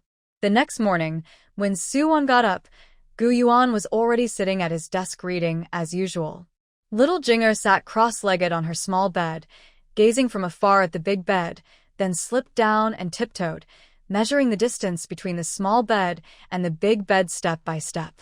Turning around, she pouted her little and found Yuan's carpenter's ruler under his bookshelf, used for woodworking, and measured the distance of her small steps. Then she happily ran to Suwon, who had just gotten out of bed, and excitedly tilted her little face, holding Suwon's hand and swinging it. One step is 1 foot. The big bed is 7 steps away from my small bed, so I flew 7 feet while sleeping tonight. I'm so amazing. I want to tell Anin this good news. Little Jinger said, already flying out happily like a cheerful little bird. Suwon looked at little Jinger's energetic and determined look and gently curved her lips. Going to Xinghua Tower to deliver wine, the 4 brothers went together as usual. Today was the day Suwon and shopkeeper Tao had arranged to visit Siji Hall for a medical consultation, so Suwon sat in the ox cart with Yuan and the others. The drought continued, but when they reached the town, Suwon noticed that there were fewer refugees outside the city. Listening to the nearby people's conversations, she learned that the court had sent relief grain. Lord Fan was a good official. After receiving the relief grain and supplies, he immediately began helping the disaster victims. Of course, he didn't just give food and drink for free. Instead, he had the refugees help local villagers dig irrigation canals. Originally, digging canals was useless because there was no water source, but recently a scholar had shown Lord Fan a blueprint for a water wheel that could lift water from low to high places. Lord Fan gathered all the carpenters in the county to build water wheels according to the blueprint for each village. They used the water wheels to draw water into channels and store it in reservoirs, so every household's fields could be irrigated. Lord Fan then divided the refugees into households, with 2 households per village, which basically solved the refugee problem. I heard that Lord Fan was planning to call a meeting with the local landlords to persuade them to reduce rent during the famine. Now, Lord Fan was praised by the people everywhere. He was a good official, but who gave Lord Fan the idea for the water wheel plans, water conservancy projects, and relief arrangements? Suwon looked at the young man sitting straight beside her. The answer was obvious. She looked at her little tender grass with pride. The ox cart stopped outside the city gate as usual. Yuan and his brothers carried wine to Xinghua Tower, while Suwon headed towards Siji Hall. But before she reached Siji Hall, a carriage hurriedly rushed over. The carriage sped past Suwon, and inside, shopkeeper Tao saw the figure with a small satchel and gray linen clothes outside the carriage. He quickly called the coachman to stop. The coachman promptly pulled on the reins, and before the carriage stopped, shopkeeper Tao jumped down and hurriedly chased after Suwon. Doctor Shu, Doctor Shu. Suwon stopped and looked at shopkeeper Tao, who was already a bit out of breath. Before he could catch his breath, he grabbed Suwon and headed toward the carriage. Dr. Su, come with me quickly. Suwon didn't refuse. Anyway, she was going to Siji Hall for a consultation. After getting into the carriage, shopkeeper Tao said to Suwon, Dr. Su, the boss of Xinghua Tower suddenly fell ill. No other doctors can help, so I was about to come and find you. I heard from Yang Wenkai that the big boss of Xinghua Tower is not from our local area, but from the capital city. His family usually has their own court doctor, but this time even their court doctor couldn't do anything, so they're looking for a doctor everywhere, Tao explained. Suwon was a bit surprised. It was understandable that the wife of the Duke of Dingbei and the fifth young master lived here, but why is the big boss behind Xinghua Tower also from the capital? Could it be that the good feng shui is in the south of the river? Do people from the capital prefer to come here? Suwon followed Tao to a mountain outside the town. At the foot of the mountain was a grand house, and just from the gate, you could tell it was impressive. After Tao handed over a token, servants led Tao and Suwon into the courtyard. Inside, there were pavilions, towers, and winding paths, more luxurious and delicate than the estate of the Duke of Dingbei. In the courtyard, there was a pavilion covered with light white silk curtains. Through the curtains, faint mist could be seen inside. Upon closer look, it was a natural hot spring from the mountain behind the house, with a faint smell of sulfur in the air. The servants took them to the easternmost part of the house. Just then, several doctors hurried out. One saw Tao and immediately straightened up and looked at Suwon. The person inside is almost out of breath, and Tao dares to bring such a young girl to treat him. Many experienced senior doctors here only take the pulse and don't dare to prescribe medicine. The man, with a round face full of a gentle smile, approached Tao and bowed. "Shopkeeper Tao, who is this young doctor you've brought? Considering our long friendship, I want to warn you, the person inside isn't in good shape. Don't make the same mistake as before." He didn't say what happened last time, but it wasn't anything good. Tao's face suddenly changed, and beads of sweat appeared on his forehead. He grabbed Suwon's wrist. "Dr. Su, maybe we should go back?" The middle-aged man who just spoke with Shopkeeper Tao saw Shopkeeper Tao's words, and a hint of sarcasm flashed in his eyes. He cupped his hands and said, "Shopkeeper Tao, we will take our leave now." Suwon looked at Shopkeeper Tao with curious eyes and asked, "Since we're already here, why are we leaving?" "That person earlier is Manager Su from Rensho Hall. Rensho Hall is not only the biggest pharmacy in Jiangnan, but also has branches across the country. Even in the capital, they are well known. This time, they brought a doctor from Rensho Hall in the capital to treat patients. If even they can't do anything, then..." Shopkeeper Tao quietly whispered to Suwon, "At worst, we gain nothing. But if someone dies because of this, then we are at fault." He didn't know what kind of crime that would be, since he didn't know the identity of the behind-the-scenes owner of the Blossom Pavilion, but just from the courtyard, it was clear that their status was definitely high. Suwon thought for a moment. "How much do they charge for a consultation?" Shopkeeper Tao held up one finger. 100 taels of gold. Suwon's eyes lit up. She had been here for a while but had never seen gold before. Gold is worth much more than silver. She felt tempted. What should she do? She quickly hid her little greed and straightened her expression, speaking seriously. "A healer should have a heart to save lives. Since there are patients, we should do our best to treat them. Shopkeeper Tao, since we came here, it's unreasonable to just look at the patients and leave. We should go in and see them." No, she was acting out of her professional integrity as a doctor, not for the gold. Shopkeeper Tao wanted to persuade her further, but Suwon had already stepped inside with her small bag. As soon as Suwon entered the room, a young maid hurried out, panic-stricken, shouting, "Butler! Butler! Something's wrong." "The young master." The maid was so busy rushing out that she didn't notice Suwon. Shopkeeper Tao, who followed Suwon inside, looked at the person on the bed. Although he didn't know medicine, as the manager of the clinic, he had seen many patients. He could tell at a glance that the person on the bed was beyond help. Only breath was left, no more air coming in, and there was no saving him. Quickly, Shopkeeper Tao pulled Suwon to leave. But outside, the young maid with the butler was followed by a group of guards. Suwon, who had trained with special forces, immediately recognized that these guards were not ordinary protectors, they were specially trained soldiers. Using a soldier as a bodyguard, how simple can the homeowner's identity be? They are now inside this house. If the person on the bed really dies, regardless of whether they tried to treat him, they will all become scapegoats. Shopkeeper Tao was trembling all over with fear, his face pale and his forehead sweating heavily. He really wanted to slap himself. If he hadn't been so eager for quick fame and tried to quickly boost the reputation of Siji Hall, he wouldn't have caused Dr. Su to be implicated too.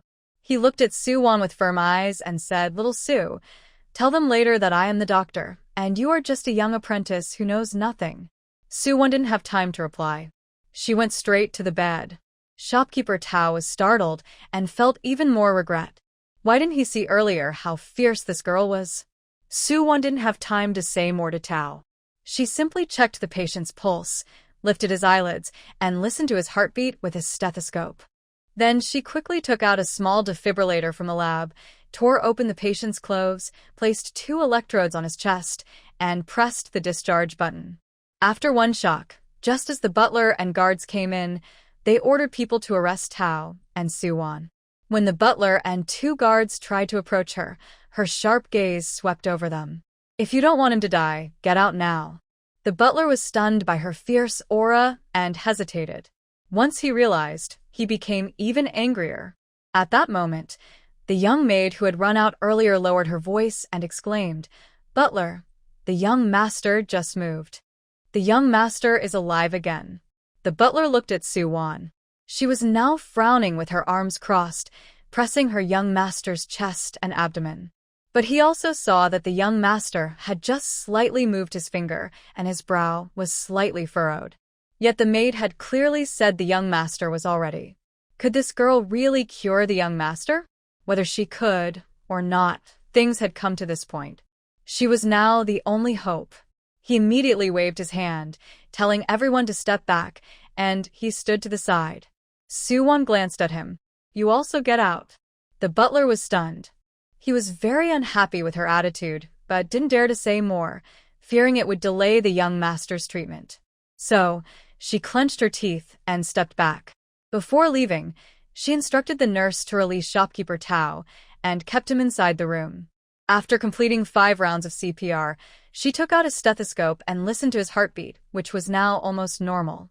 When she first examined him, she noticed his face was swollen and there were many hives on his body. She then took out a small flashlight and used a cotton swab to open his mouth. Under the light, she could clearly see that his throat was severely swollen. It was obvious that the suffocation shock earlier was caused by the swelling blocking his airway. She took out a simple breathing device, placed an oxygen mask on his face, and then put a bag valve mask into his hand, saying, "Press hard." Next, she gave him an injection of adrenaline with a syringe. She also prepared allergy medicine and started in 4 drip. Shopkeeper Tao had never seen such strange things before, nor had he seen these unusual treatments. But that didn't matter. The important thing was that after Dr. Su gave him the injection, his face color improved significantly and his chest was beating more strongly. However, Dr. Su's work was not finished. She expressionlessly reached out her small hands and pressed repeatedly on the patient's chest and abdomen. Shopkeeper Tao's eyes twitched. Although it's normal for a doctor to have physical contact with a patient during treatment, did Dr. Su remember she was a girl? Was she really just pressing on a male patient so casually? Although this patient had a good build and strong chest muscles, he still looked like a pig-faced man, far from her little sweetheart. She only had feelings for her little sweetheart, and she wouldn't have any romantic thoughts about these wildflowers outside. She was just feeling for the broken ribs she had pressed during CPR. After confirming the location of the broken ribs, Dr. Su treated and bandaged them, fixing their position. Only then did she stop pressing, her hands numb from the effort. She removed the oxygen mask from his face and checked his throat. Although the swelling hadn't completely gone down, it was better than before. At least his airway was no longer blocked. This time, Su-won's action of opening the patient's mouth was a bit too forceful. The patient suddenly opened his eyes, and a flash of hostility crossed his dark eyes. He raised his hand to try to choke Su-won. She gently blocked his hand and coldly said, "If you have the strength to fight, it means you're better now." Shopkeeper Tao, standing nearby, was so scared he broke out in a cold sweat. He quickly explained, "Young master, please don't misunderstand. We're not bad people. We're doctors here to treat you." The butler and maid who had been waiting outside heard the noise and hurriedly rushed in. Seeing that the young master, Although his face was swollen like a bun, looked lively and energetic, they almost cried with joy, tears streaming down their faces. They exclaimed happily, "Young master, you've really woken up?" Xia Yan ignored his butler. His eyes, swollen into slits, looked at Su-won. "Did you save me?" Su-won replied proudly, crossing her arms. Xia Yan looked at the strange tube inserted into his hand. "Did you put this in me?" Su-won responded coldly again. Actually, she didn't want to act this way. It was mainly because Xia Yan's face, like a bun, was paired with a proud, cool expression that looked like a hero. It was so funny she was afraid she might laugh if she stayed too cold. But laughing wasn't a big deal. The main thing was, if she laughed and Xia Yan, with his cute face and proud attitude, got upset and deducted her consultation fee, she would really lose out. "What is this?" Xia Yan frowned, but his face was so swollen that even frowning didn't make much difference. "It's in 4 drip, Su-won explained. Seeing that he might not understand, she added, "Basically, it means putting medicine directly into the blood vessel, so the medicine works faster." Because she was paid 100 taels of gold, she was especially patient. Xia Yan looked at Su-won's sparkling eyes. Maybe it was just her imagination, but he felt like she wasn't really looking at him, but at the gold. After answering, Su-won cleared her throat and said, "Seriously, do you have any other questions? If not, please pay the consultation fee." She sat upright with a serious look, but inside, a little voice was shouting wildly, "Gold! Gold! 100 taels, 100 taels." The butler snapped out of his thoughts and quickly signaled the servants to bring the 100 taels of gold that had already been prepared. To his surprise, it wasn't a silver note, but a small box filled with a whole chest of shiny gold coins. Su-won finally saw the large boxes of gold in the TV show. When she opened the delicate small box, the room was filled with a faint golden glow. She carefully concealed her love for wealth and said softly, "Shopkeeper Tao, please put away the payment for the consultation." Since she needed to wait until Xia Yan finished his 4 drip before leaving, she decided to stay and watch over him. She went outside to the yard, secretly admiring the hot spring water there. Just as she was about to go out, she was stopped by the big, bold character who looked like a confident hero. "Dr. Su, since you could save me, you must also know what poison I was poisoned with. How is this poison made, right?" Su-won immediately returned to her serious doctor's face and turned to look at the confident hero. "Poisoned? You weren't poisoned." Xia Yan wanted to frown, but his face was swollen, so he couldn't.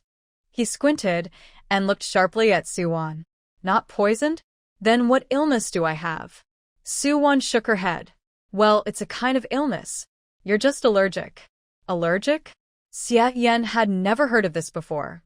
"May I ask what you ate before you got sick?" Juan Koayer. But Xia Yan couldn't answer this question. He didn't need to worry about what he ate. Someone else had already prepared everything for him. The butler immediately ordered people to bring up Xia Yan's lunch. Su-won looked through the food and asked suspiciously, "Your symptoms are typical of nut or seafood allergies, but there are no nuts or seafood in your food." Hearing this, the butler suddenly had an idea. He quickly asked the maid to bring something else. Soon, the maid brought over a stack of peanuts. The butler took them from her and held them out to Su-won. "Dr. Su, are you sure this is the 1,000-year-old seed you mentioned?" "Yes, that's it." Su-won nodded and looked at Xia Yan. "You shouldn't eat it anymore." The butler was confused. "Dr. Su, are you sure? This 1,000-year-old seed is a tribute from Lushi Island and isn't toxic. It's not toxic to others, but it is to him. Allergies aren't the same as poisoning.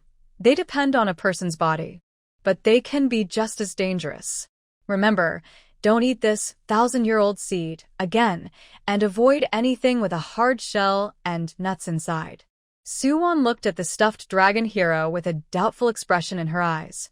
She casually tossed a peanut in her hand and said, "If you don't believe me, how about another one?" After saying that, she didn't care about the look on the stuffed dragon hero's face and turned to walk around the garden. However, shopkeeper Tao reminded her, "Dr. Su, the medicine in this bag is all gone." "Oh." Suwon was a bit disappointed as she took out a medical cotton swab to remove the needle from Xiaoyan.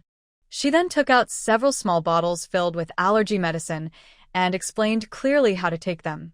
Only then did she leave with shopkeeper Tao. As they passed by the hot spring pond in the yard, her eyes, like those of a little deer, showed envy without hiding.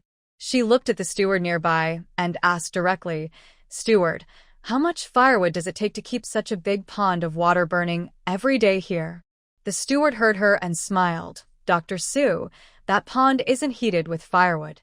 It's a hot spring coming from underground hot water. When it surfaces, it's already hot. Our master built the garden and brought it down from the mountain." Oh. Suwon nodded, appearing to suddenly understand.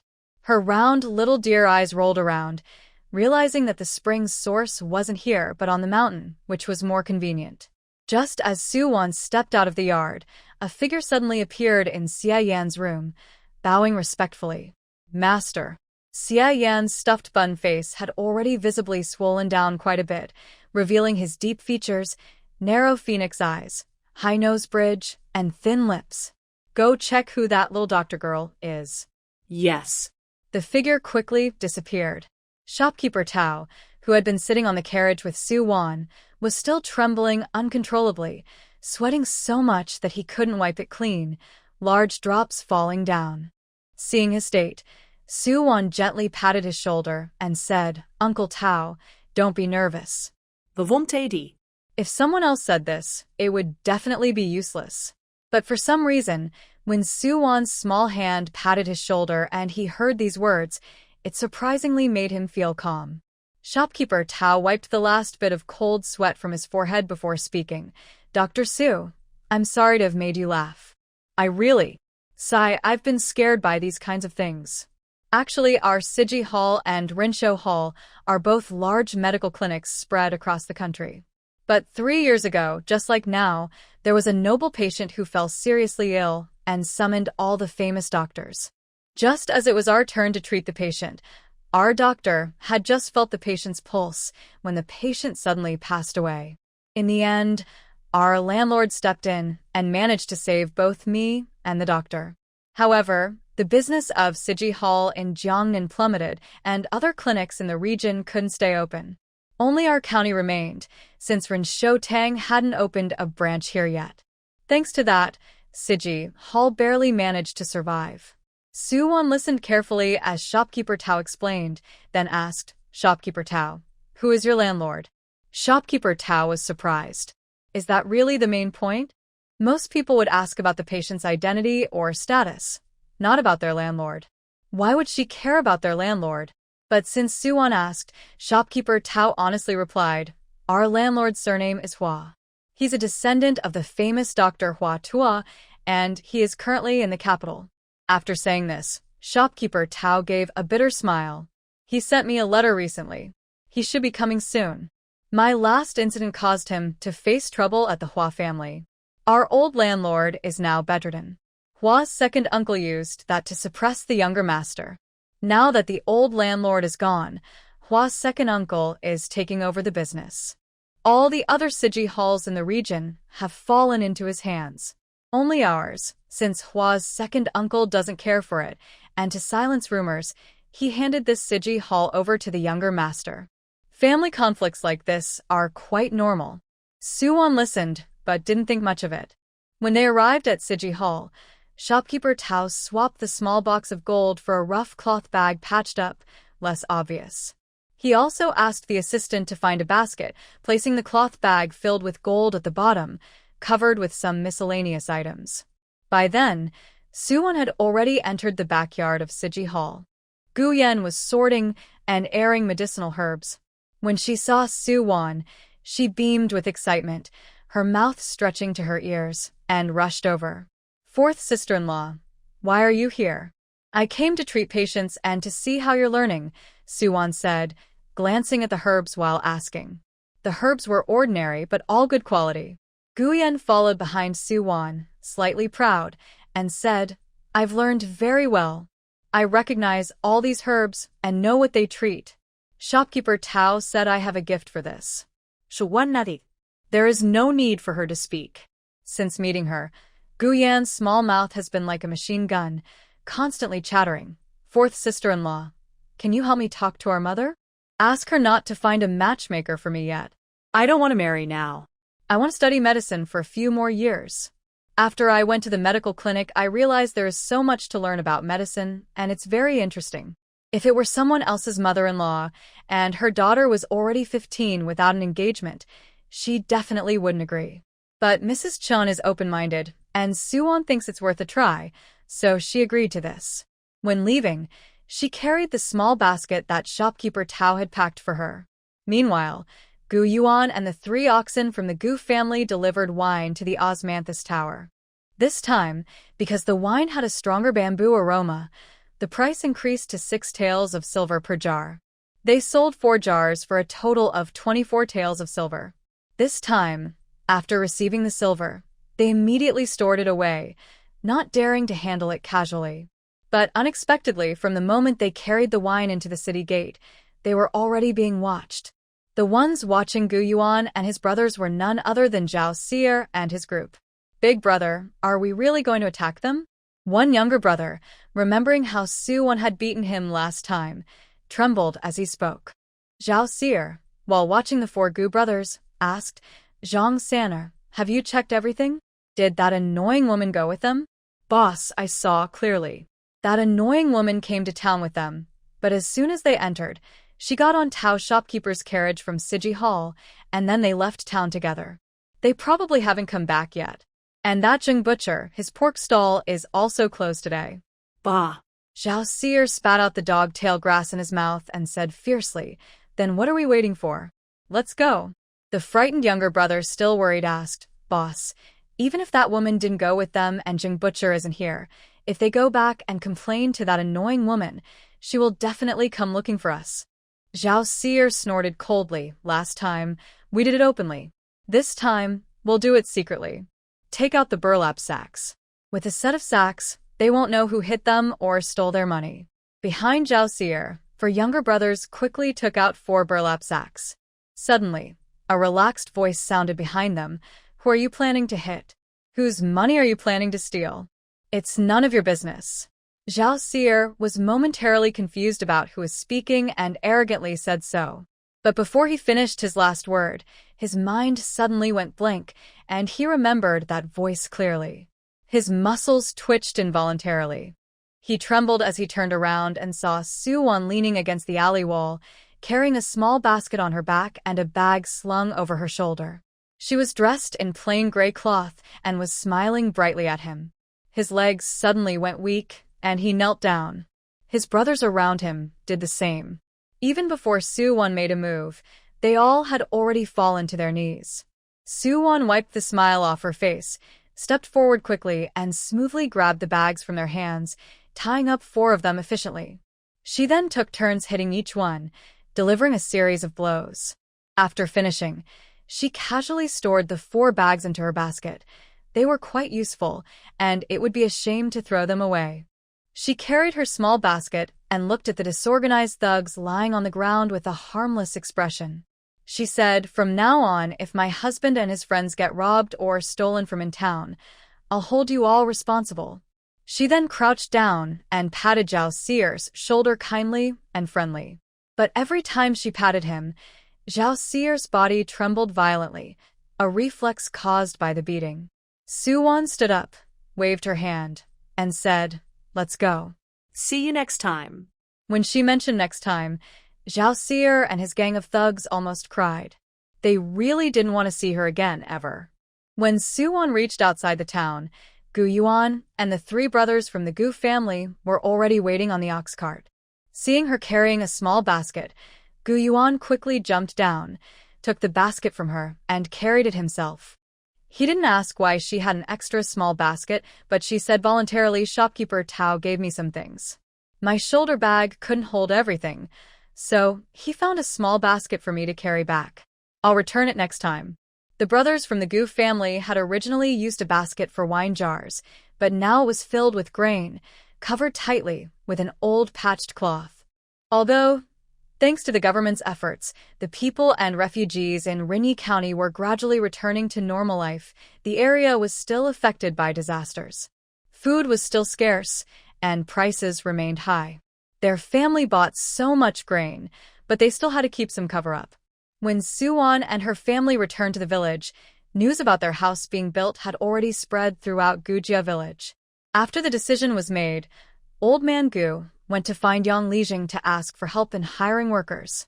Yang Lixing, following the principle of voluntary participation, allowed everyone interested to sign up with him.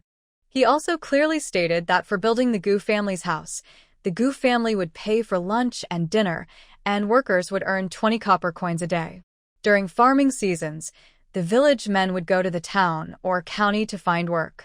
Jobs in the town usually paid 35 copper coins a day, including meals, while work in the county, such as heavy lifting, paid 50 copper coins a day, but no meals were provided.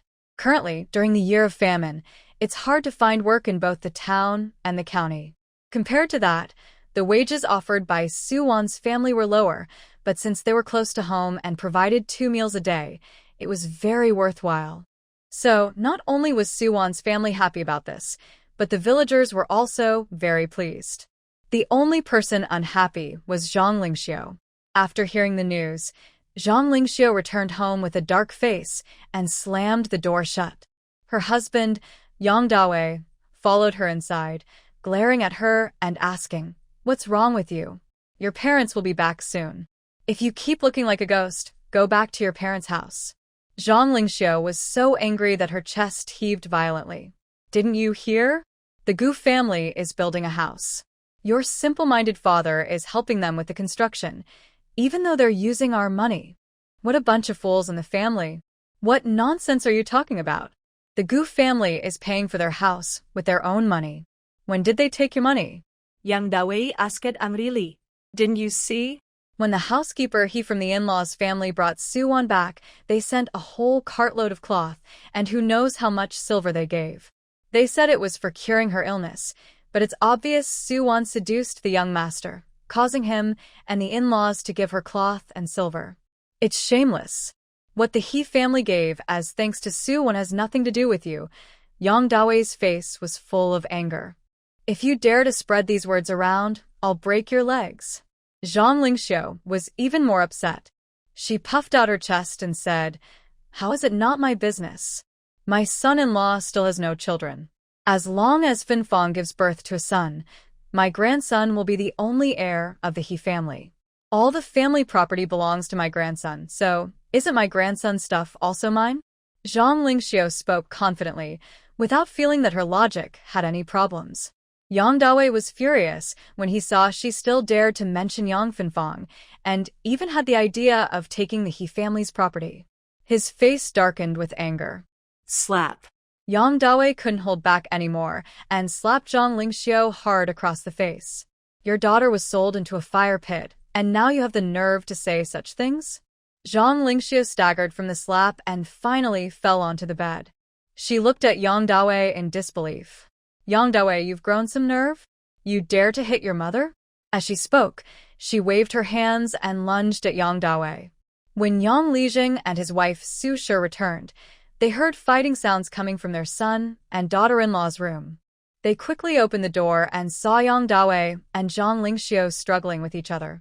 Su Shi screamed in fright and hurriedly called the other son and daughter-in-law to come in and separate the two. After being held by her 2 daughters-in-law, Zhang Lingxiu still wanted to break free and fight Yang Dawei. Alas! Yang Lixing was smoking a dry pipe, listening to Yang Dawei recount the whole story, and sighed heavily with a gloomy face. He was the village head, but because of Yang Fanfang's marriage, he couldn't lift his head in front of the villagers anymore. He took another puff of his pipe, sighed again, and looked at Yang Dawei with a slightly cloudy gaze. He asked, "Dawei, you chose Zhang yourself and insisted on marrying her. Your mother and I only arranged the match through a matchmaker. Now things have come to this. After discussing with your mother if you still want to stay with her, your family will have to live separately." Yang Dawei, a man in his 40s, was wiping tears constantly. When he was young, he was blinded by obsession. When he went to a neighboring village, He saw Zhang once and couldn't forget her. He refused to marry anyone else. His parents borrowed a lot of money to pay the bride price, just to marry Zhang. Over the years, other men went home to warm meals and a loving family, but he returned home to wash clothes, cook, and do chores to serve Zhang. They were all willing, but Zhang insisted on withdrawing Yang Fanfang from Yuan and sending her to He's house as a concubine. This truly broke his heart, but thinking of his two younger sons, he still wanted to stay with Zhang. Today, Yang Dui finally realized that, given Zhang's character, continuing to stay with her might ruin not only his daughter but also turn his two sons into something worse. He wiped the tears from his face and said firmly, "I will go to Brother Yuan tomorrow to ask him to help me write a divorce letter." After Yuan returned home, she carried a small basket into her room. Once she closed the door, she quickly moved the 100 taels of gold into her space. The 2,000 taels of consultation fee from her previous treatment at He's house, after buying fabric and small toys for the children with 50 taels, and giving 200 taels to Mrs. Chun, left her with 1,750 taels, which she also stored in her space. Just as she finished, Yuan's knock came from outside.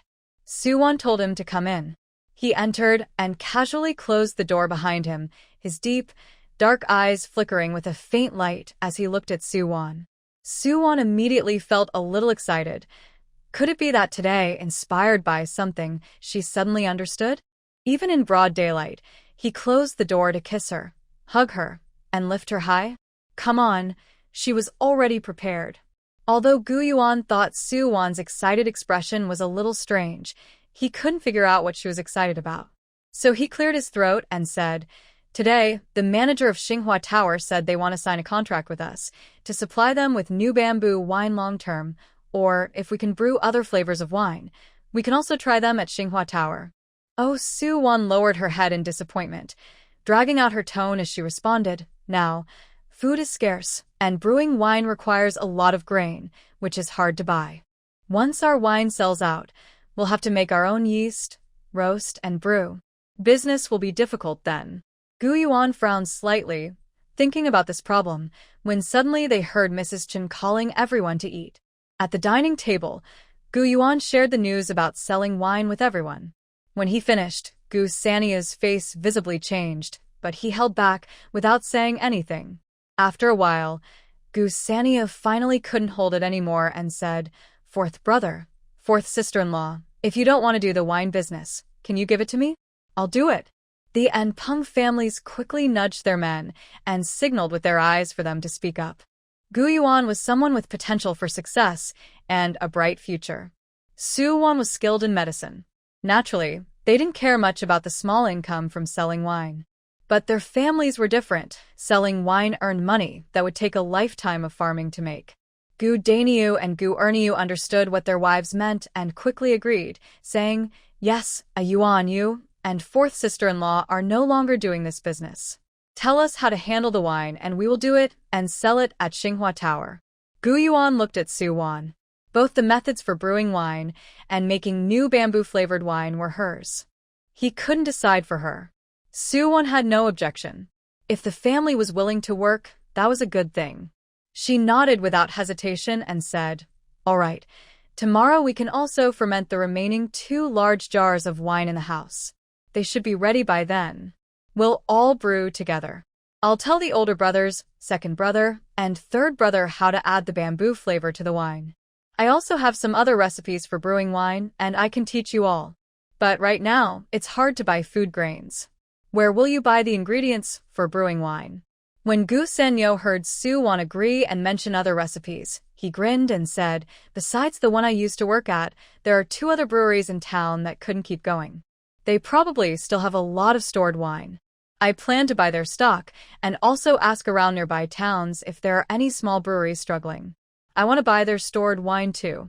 Once we gather all the wine we can, maybe the harvest will improve and we'll have enough grain." Yuan nodded in agreement. Gu Sanyo had worked at a brewery in town for 3 years, so he was more resourceful in this area than the others. After looking around at everyone, Yuan said if the older brothers, second brother, and third brother decide to start brewing wine, Why don't we build a new workshop when we repair the new house? At this moment, Qinshi hesitated and said, "It's good that Daniu, Erniu, and Saniu want to keep brewing wine. But our land is only so wide. We need space for the children to have their own rooms and also to build a workshop. There's just not enough land." "Mother, that's easy to fix. The big sister next door and second uncle still have large plots of unused land, right? We can buy their empty plots, and then we'll have enough space. If I could buy it, the land is wide enough, but..." Qinshi hesitated to speak. She didn't finish her sentence, but Suwon understood her meaning. To buy the land, the space is sufficient, but the money isn't enough. Although she now has over 200 taels of silver, which sounds like a lot, more than they ever dared to imagine, if the weather is good, this money would be enough to build one house, or even 2 courtyards. But now, half of it must be used to buy food for the workers. Without hesitation, Suwon transferred 200 taels of silver from her space into her bag, then took out the money and handed it to Qinshi, saying, "Mother, this is my consultation fee today." Everyone at the table looked at the 200 taels of silver in Suwon's hand, trembling and speechless. They couldn't imagine that a single visit to the doctor would cost so much.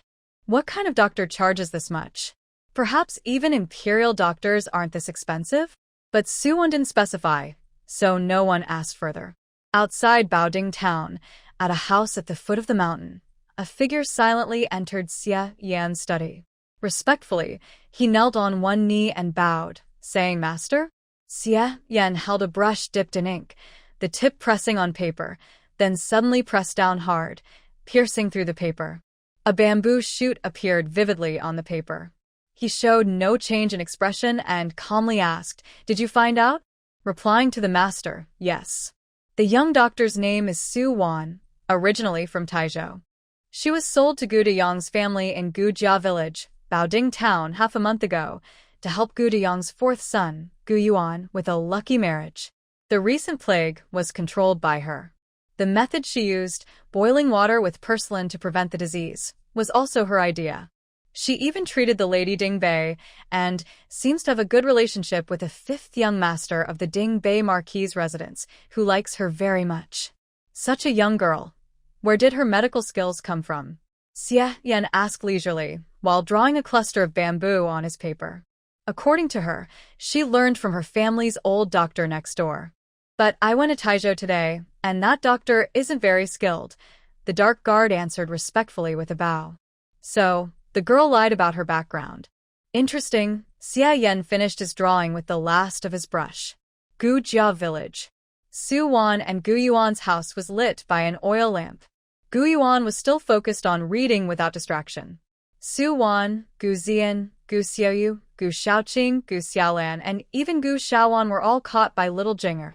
At this moment, except for Gu Shaowan, who was staring blankly at something with a focused look, everyone else was struggling to keep their eyes open, watching the little Jinger lying on the bed with his eyes tightly shut, trying to fall asleep.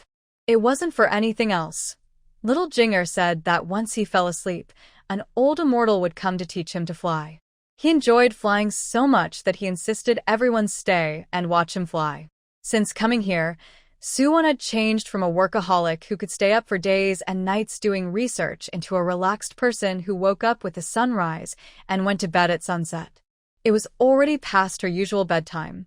She felt her eyelids very heavy, as if they were close friends, and no matter how hard she tried, she couldn't open them. Looking at the other children caught by little Jinger, only Shaowan still had her big, rolling eyes open. The other 4 kids had their heads bobbing like little chicks pecking at grains.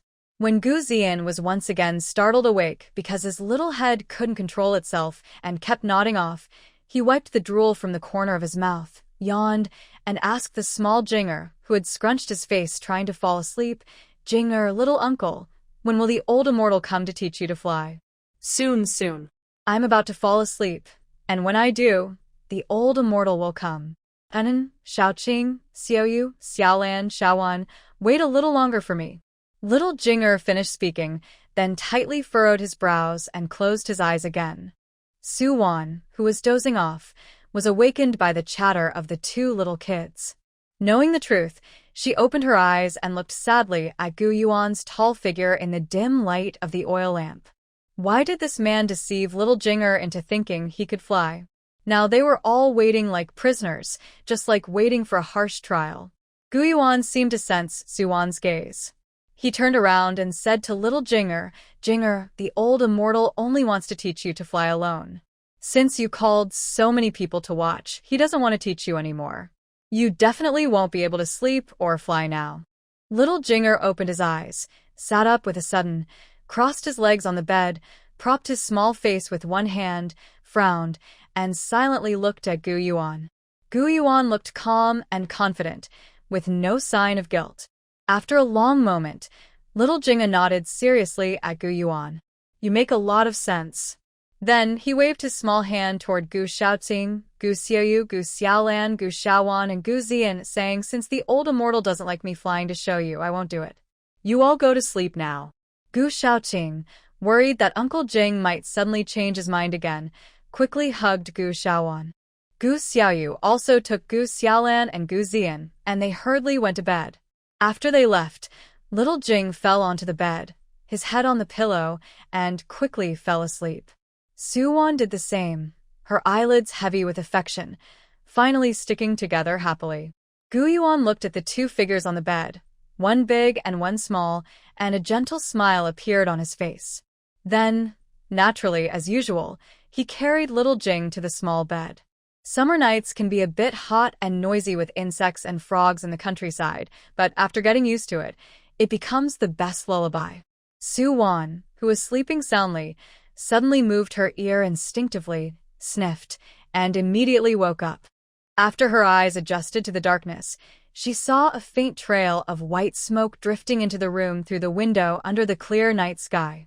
Suwan turned over and sat up, her face cold and calm. She took a cloth from her space, dampened it with water, covered her mouth and nose, and gently woke Gu Yuan. As soon as Gu Yuan woke up, she used the damp cloth to cover his mouth and nose too, and simply told him, "Someone released smoke to confuse us. Take care of little Jing."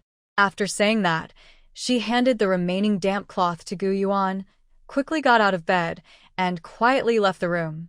Gu Yuan wanted to stop her, but was too late. He could only get up and cover little Jing's mouth and nose with the damp cloth Suwan gave him. After Suwan left the room, she found that the main hall also had smoke.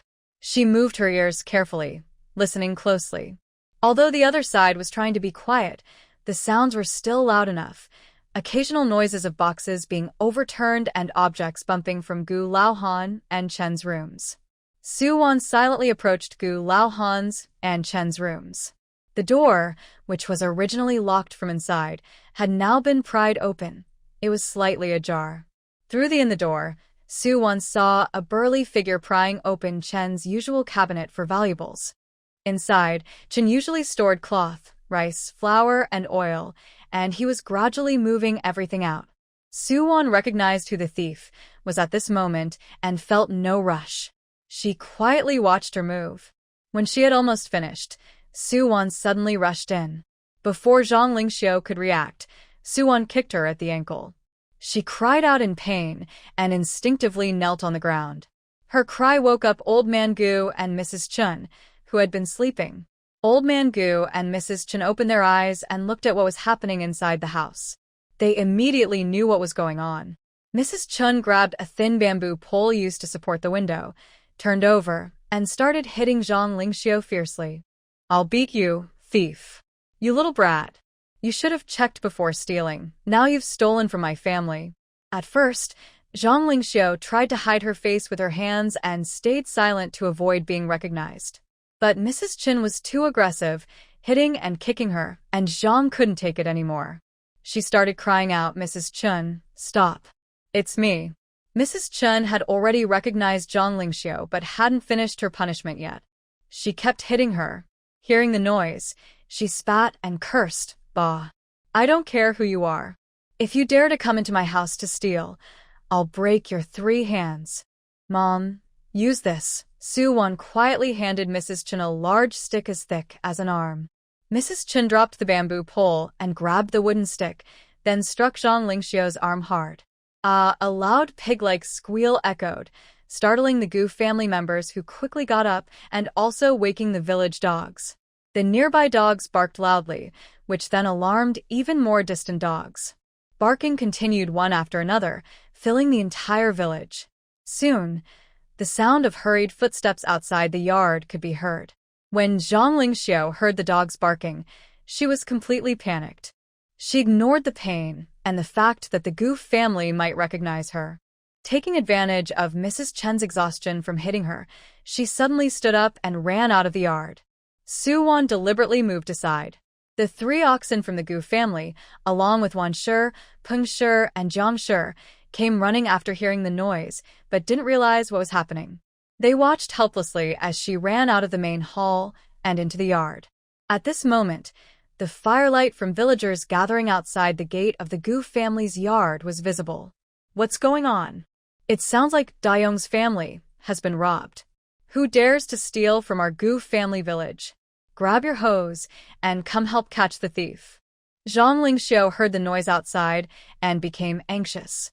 Yuan came out of the house, casually picked up a bundle of firewood stacked under the eaves, and slightly turned to the side and bent down. The firewood in her hand slipped out and flew away. Zhang Lingxiu felt as if something had hit her ankle, causing pain and numbness in her lower leg.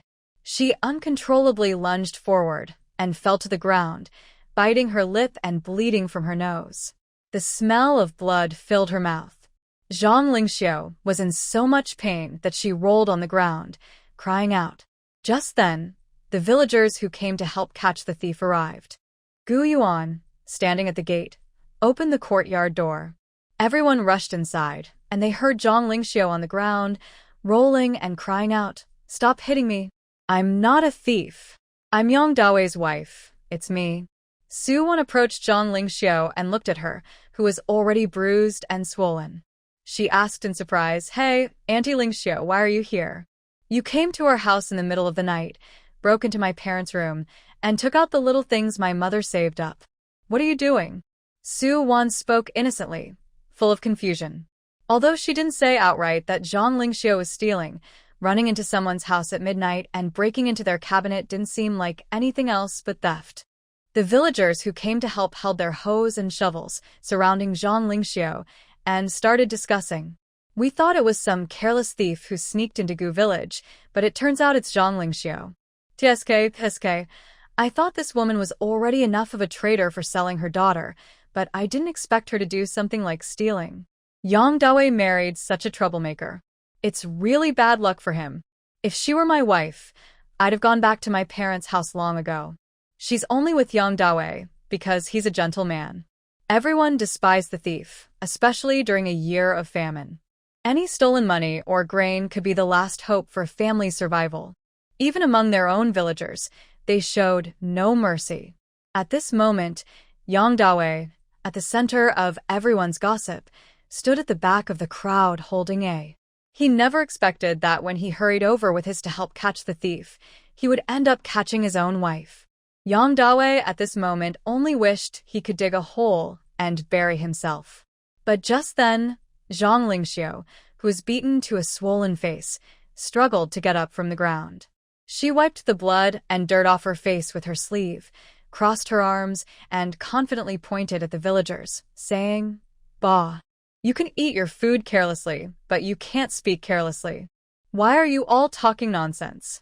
Did I steal from his family? What did I steal? All the cloth, grain, and oil from their family were tricked from my in-laws. Their things are my things. What's wrong with me taking back what belongs to my family?" The villagers, who had been whispering and discussing, suddenly fell silent. Although they knew Zhang Lingxiu was someone who liked to show off wealth and take small advantages, no one expected her to be so shameless. Everyone was stunned by her thick skin and didn't know what to say. Yang Daoi, who already felt ashamed, suddenly lost his temper after hearing her words.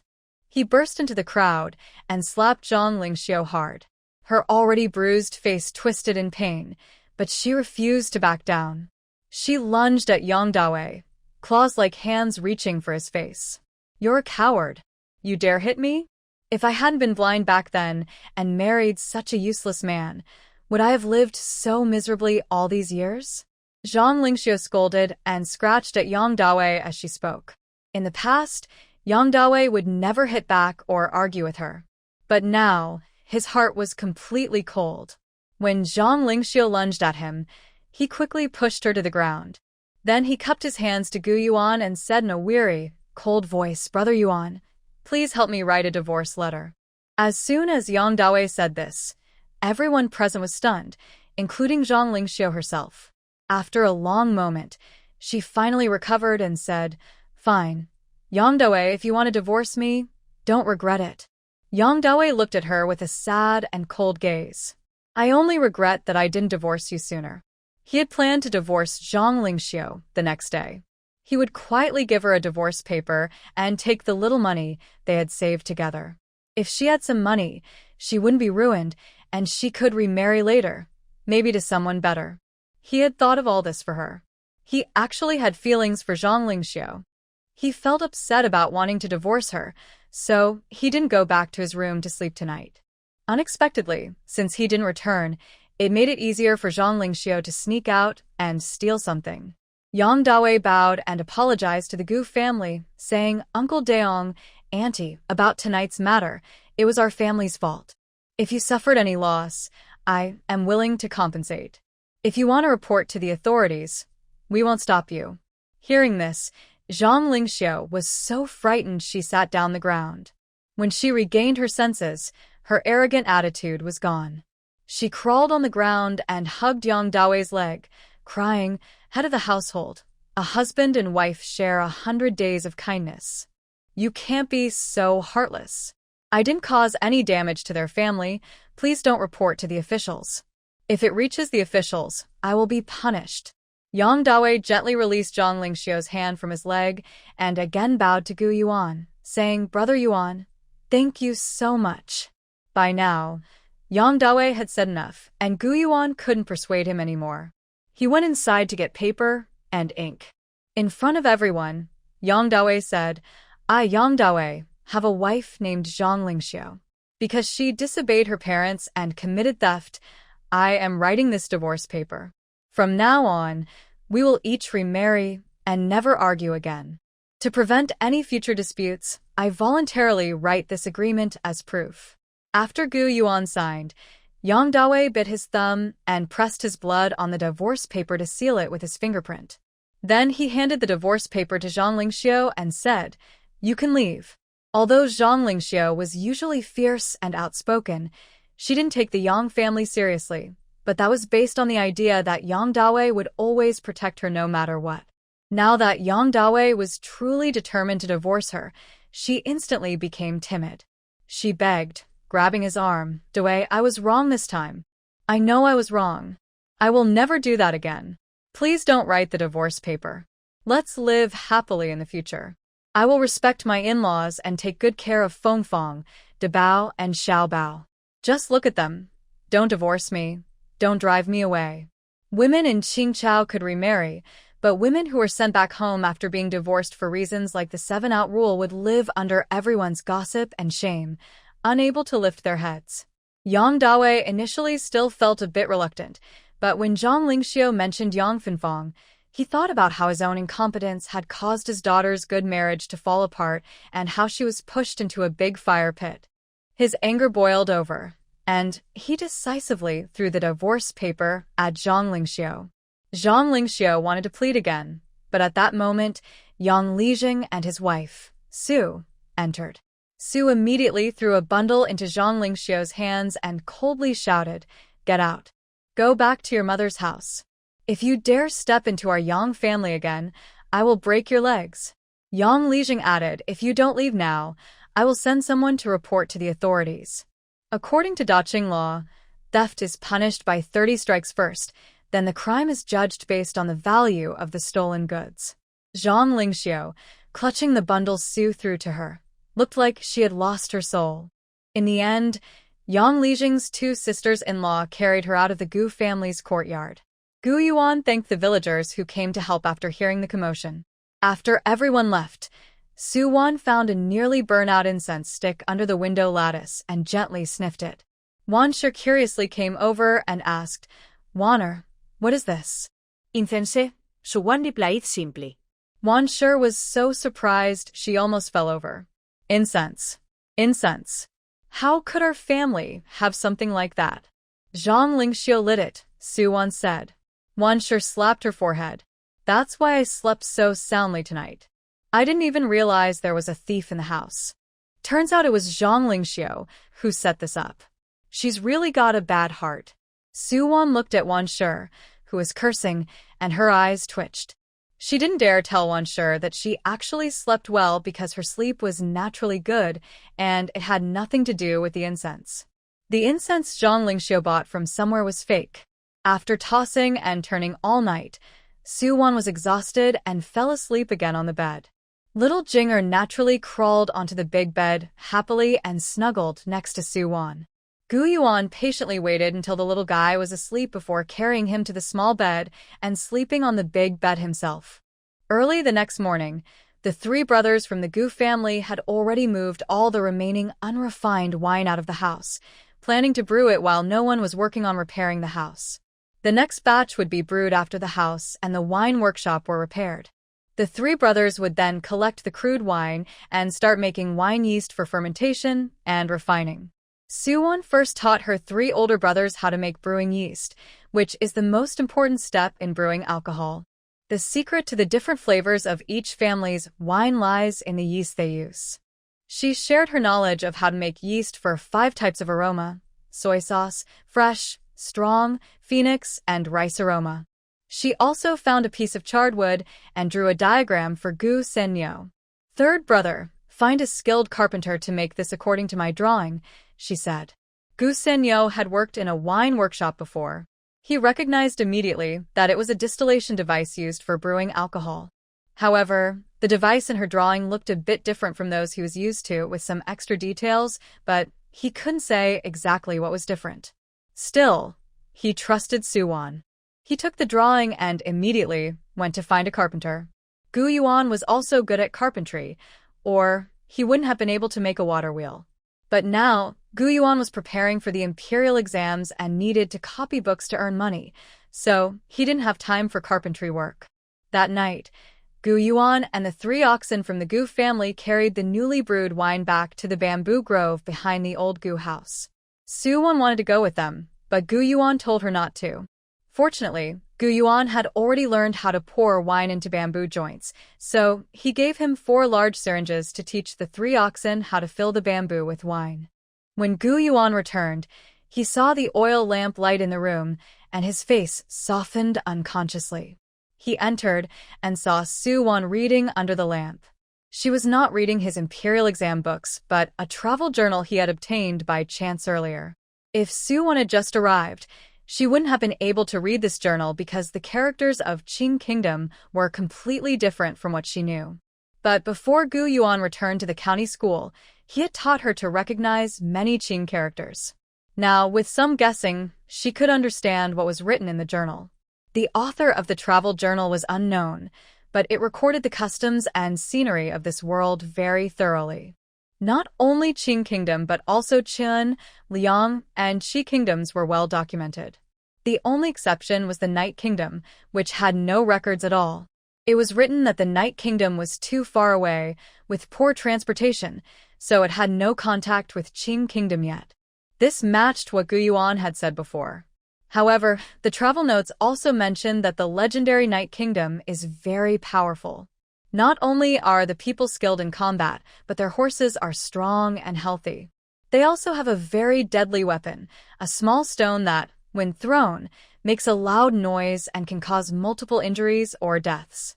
Of course, these are just rumors from the travel writer, who has never been to the Night Kingdom himself. So, he doesn't really know what the real Night Kingdom looks like. Su-won thought for a moment. According to the travel notes, the Qi Kingdom probably doesn't have gunpowder yet. The explosive used last time to fight bandits was. After the Dragon Boat Festival, the 3-day holiday at the county school ended. It was also the day Su-won went to see He Xin for a follow-up check. He Guanjia arrived early in a carriage to pick her up, saving Su-won and Gu-yuan the trouble of riding a cart. Su-won asked He Guanjia to first take Gu-yuan to the county school. Before getting out of the carriage, Gu-yuan suddenly handed her a small bag of money. Su-won looked at Gu-yuan with her bright, deer-like eyes, blinking in confusion. Gu-yuan's lips curled into a gentle, handsome smile. For household expenses. Su-won blinked again with her big, lively eyes. Chun-shur had indeed said that besides the fixed monthly household allowance, the remaining money earned by each household should be kept by themselves. Actually, Chun-shur thought that it was unfair for all the money to be handed over to her. Since Su-won paid too much, it was a loss for her. That's why she changed her mind. So, if the money wasn't handed to Chun-shur, was it okay for Gu-yuan to give it directly to her? A man who willingly hands over his money is quite admirable. At the He family, He Xin had already woken up, but because his injury was serious and he had learned from the last experience not to move around and tear his wound again, he was still like a mummy. When Su-won entered, she didn't see He Xin on the bed first. Instead, she saw Yang Fanfang kneeling in front of the bed, holding a copper basin. She didn't know how long she had been kneeling, but her knees were stained red with blood from her clothes. Su-won's gaze moved from her to He Xin on the bed. On her previous visits, He Xin was always unconscious. This was the first time he was awake when Su-won saw him. The moment he saw her, his eyes immediately flashed with a lewd look. He Guanjia next to him explained, "Young master, this is Dr. Su, who saved your life twice." He Xion's eyes rolled around, and he quickly hid his lewd expression. Su-won carefully removed the bandages wrapped around his body and checked the healing of his abdominal wound. She took 3 bottles of medicine from her small bag and said, "The wound is healing well. In the future, use this type of medicine. These 2 bottles, take 1 pill each time, 3 times a day. This bottle, also 1 pill each time, twice a day. After half a month, I will come to remove your stitches. Before then, lie in bed and rest well. Don't move around randomly. If the wound opens again, not even a great deity could save you. Did you hear that? Don't move around again." "Old master," he quickly echoed Su-won's stern warning to He Xin. Then, with a smiling face, he looked at Su-won and said, "Dr. Su, please also check my pulse." Su-won didn't directly check his pulse. Instead, she asked, "Old master He, how do you feel?" Old master He smiled proudly, clearly feeling confident again. Su-won glanced at him.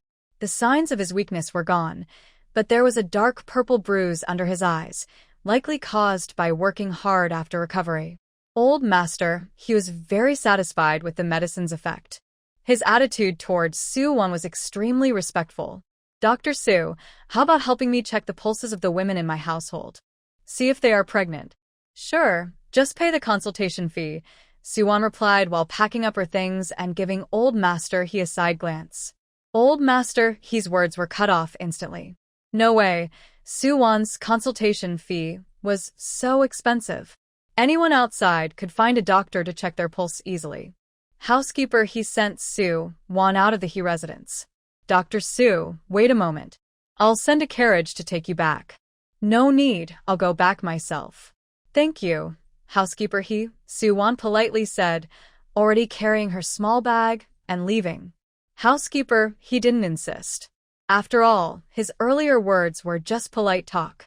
The county town was far from Gu family village, and a carriage ride would consume a lot of the horses' grass. The master was very protective of them. Su-won wandered around outside and then returned to the wall of the He residence. She walked to the spot where she had first climbed over the wall and easily slipped inside again. Old Master He had probably given up on his son, He Xin. There was no guard in He Xion's yard now. Su-won openly leaned against a pillar in the corridor, waiting. When Yang Fanfang limped out of He Xion's room and saw Su-won, she was startled. She looked around cautiously and said, "Su." Before she could finish, she saw Su-won's calm and confident expression.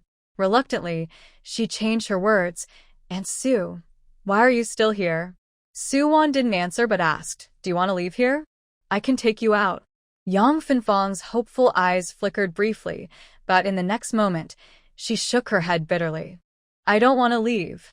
Yuan frowned.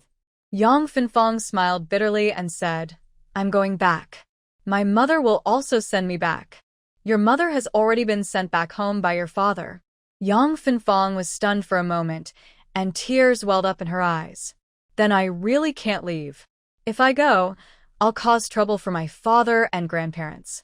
Besides, where can I go?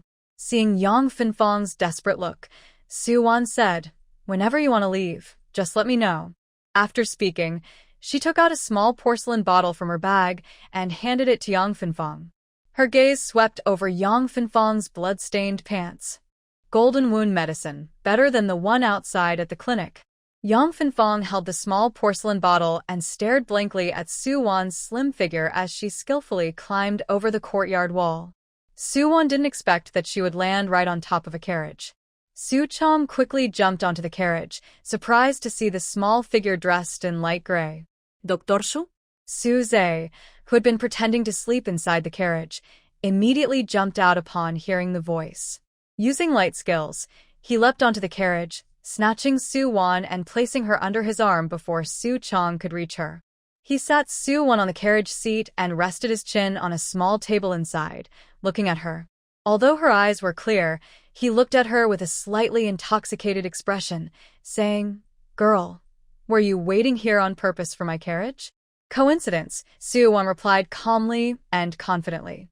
Su Zhe raised an eyebrow slightly and smiled. Oh, so it's fate then. Seeing Su Zhe's flamboyant and annoying look, Yuan silently pinched her silver needle, tilting her head with an innocent smile. If you can't speak nicely, maybe you should consider becoming mute? Su Zhe looked at the young girl's half-smile and half-frown expression, feeling a chill down his spine. He quickly straightened up and said seriously, Girl, my mother's medicine is almost finished. When I was about to go back, I planned to visit the Gu family village. Since I've met you here, I don't need to make another trip there. Yuan also sat up straight and solemnly raised a finger. This time, Su Zhe was especially attentive. He hurriedly put 100 taels silver note into Yuan's hand. 100 taels, I understand. Yuan, looking serious and mature, nodded solemnly and stored the silver note in her bag. The last time she and Su Zhe went to the Duanbei Marquis Villa was late at night. She hadn't paid much attention then, but now she realized that the route to the Duanbei Marquis Villa passed by the residence of Long Out Yen, the person she had treated before. Yuan leaned against the carriage window, looking outside. When passing by that house, she asked Su Zhe, Do you know who owns that house? Su Zhe knew about that house, so he didn't bother to look and replied leisurely, It's a person with the surname Xie. Isn't the signboard above his door written Xie Residence? Girl, don't you know how to read? Yuan gab Shuthea could look. Su Zhe felt a chill behind his neck and quickly became aware of his attitude. He cleared his throat and said, As for the identity of the Xie family, I don't know much. They're probably just local gentry. I heard they came from the capital, Yuan added. Su Zhe frowned slightly and thought for a moment. From the capital, with the surname Xie? There are many people with that surname in the capital, but the most famous Xie family is probably the Xie Grand Tutor's family, which is also related to the current Empress Dowager. But how could the Xie family come to such a place? He wondered. Girl, why are you suddenly so interested in this family? Su Zhe asked. Yuan looked at him seriously and said, I'm interested in money. Shuthe. Why did he feel like the girl's gaze was looking at a fat sheep? Su Zhe showed obvious coldness toward his sister. He nodded politely and led Yuan inside. They didn't walk far before seeing Madame Ho, Yishur, who looked somewhat tired but still beautiful, walking in the garden with the help of Aunt Zhang. When facing Yishur, Su Zhe was no longer as aloof as he was with Su Qiyue. He approached her respectfully, lifting her other hand and said, Mother, I have invited Dr. Su. Yishur looked at Yuan with gentle eyes and said, Thank you for your help, Dr. Su. Yuan nodded slightly in response. Yishur, supported by Su Zhe and Aunt Zhang, headed inside. After a few steps, Su Qiyue hurried over, took Yishur's hand from Aunt Zhang, and said, Auntie, Let me do it. Yisha looked kindly at her children and smiled gently, chiding, I've been taking Dr. Su's medicine lately, and I feel much better. You don't need to worry so much. Su Zhe said nothing. Su Qiyue, sounding a bit coquettish and sweet, said, Mother, I'm not worried about your health. I just want to stay close to you. As she spoke, she leaned her small head against Yisher's arm. Yisher enjoyed her daughter's affection and her expression softened even more. Su Zhe, however, was quite blunt, saying, if you want to stay close to Mother, then stay with her properly. Don't always stand at the door watching. You're not a stone lion guarding the gate. When not in front of Yisher, Su Qiyue would usually be silent and look aggrieved when scolded by Su Zhe. But now, she stomped her small foot and pouted at Su Zhe, saying sweetly to Yisher, Mother, look at fifth brother. Yisher gently patted Su Zhe on the shoulder and said, Zhe, do you talk to your sister like that? Then she patted Su Qiyue's hand and said, your brother is a bit unruly. He runs outside every day. You don't need to wait outside for him every day. It's hot now, and if you get dark, it won't look good. Su Qiyue lowered her head and nodded silently. Yes, Mother, I understand. Su Qiyue felt quite disappointed. She saw other girls' brothers pampering them, but her 5 brothers paid her little attention. Other girls' brothers spoiled them, but she had to carefully flatter her brothers. She also didn't want to stand outside the mansion gate in the sun waiting for Su Zhe to return, but she wanted to repair her relationship with him, even though she didn't understand why her relationship with her brothers had become so strained. In the past, her brothers were also cold to her, but she didn't feel such a strong sense of crisis because she believed that no matter how distant they were still her brothers. However, after seeing her brother with that young healer girl that day, she felt uneasy. She thought her brother might not actually be her brother. She glanced at Yuan, dressed in plain gray linen clothes, then looked away and slightly raised her chin. Suddenly, she felt at ease. She was the daughter of the Marquis's house. What was there to argue about with a young healer girl?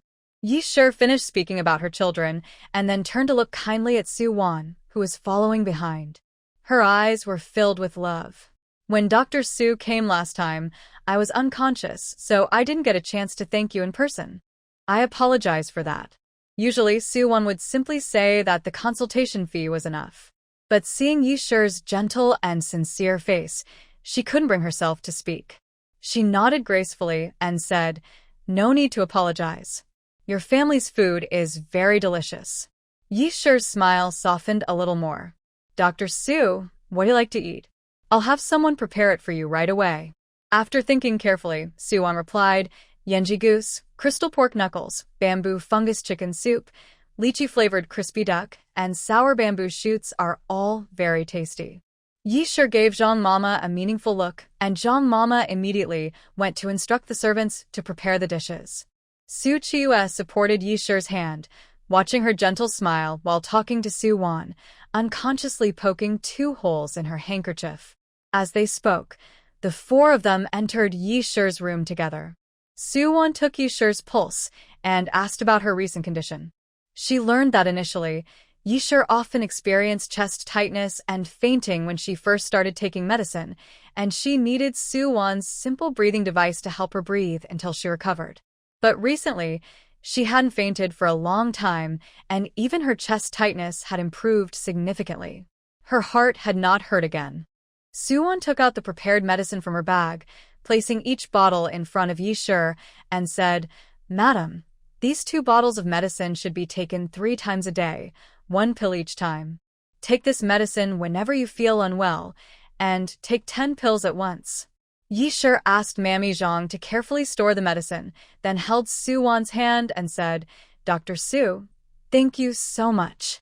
If I hadn't met you, I might not have lasted more than 2 months with this illness. Yuan's hands had many calluses, left from working at her maiden home. Since coming here, Gu's family and Madame Chen hadn't made her do heavy work. But her hands still had small wounds from collecting herbs in the mountains. Last night, Yuan carefully applied medicine to these wounds, and some had already scabbed over.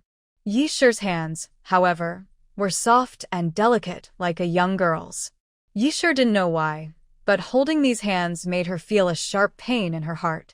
She instinctively wanted to ask if Su-won's family was struggling. But she realized she was just her patient, and asking such questions was inappropriate given their different statuses. Just then, Mammy Zhang came to report that the meal was ready. Yi sure took Su-won's hand and went to eat, forgetting about Su Qiyue, who was nearby. Su Qiyue's surprised and unhappy expression flashed across her face.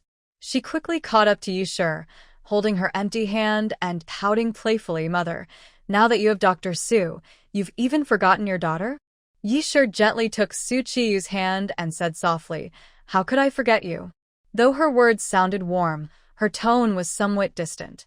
Su-won, who was usually indifferent to emotional matters, didn't notice anything unusual. However, Su Qiyue sensed it. She felt her chest heave with anger, but quickly suppressed it. She bit her lip and cast a resentful look at Su-won. She couldn't understand why her mother and fifth brother were so warm to this young healer, even more than to her, their own sister and daughter. Su-won wasn't sensitive to feelings, but she was good at sensing hostility. When Su Qiyue shot her a look, she also looked at her. Su Qiyue glared at her with hatred and then looked away. Su-won slightly raised her eyebrows. "Dr. Su, these 2 food boxes. One was prepared by my lady, and the other by my 5th young master. Please kindly accept them."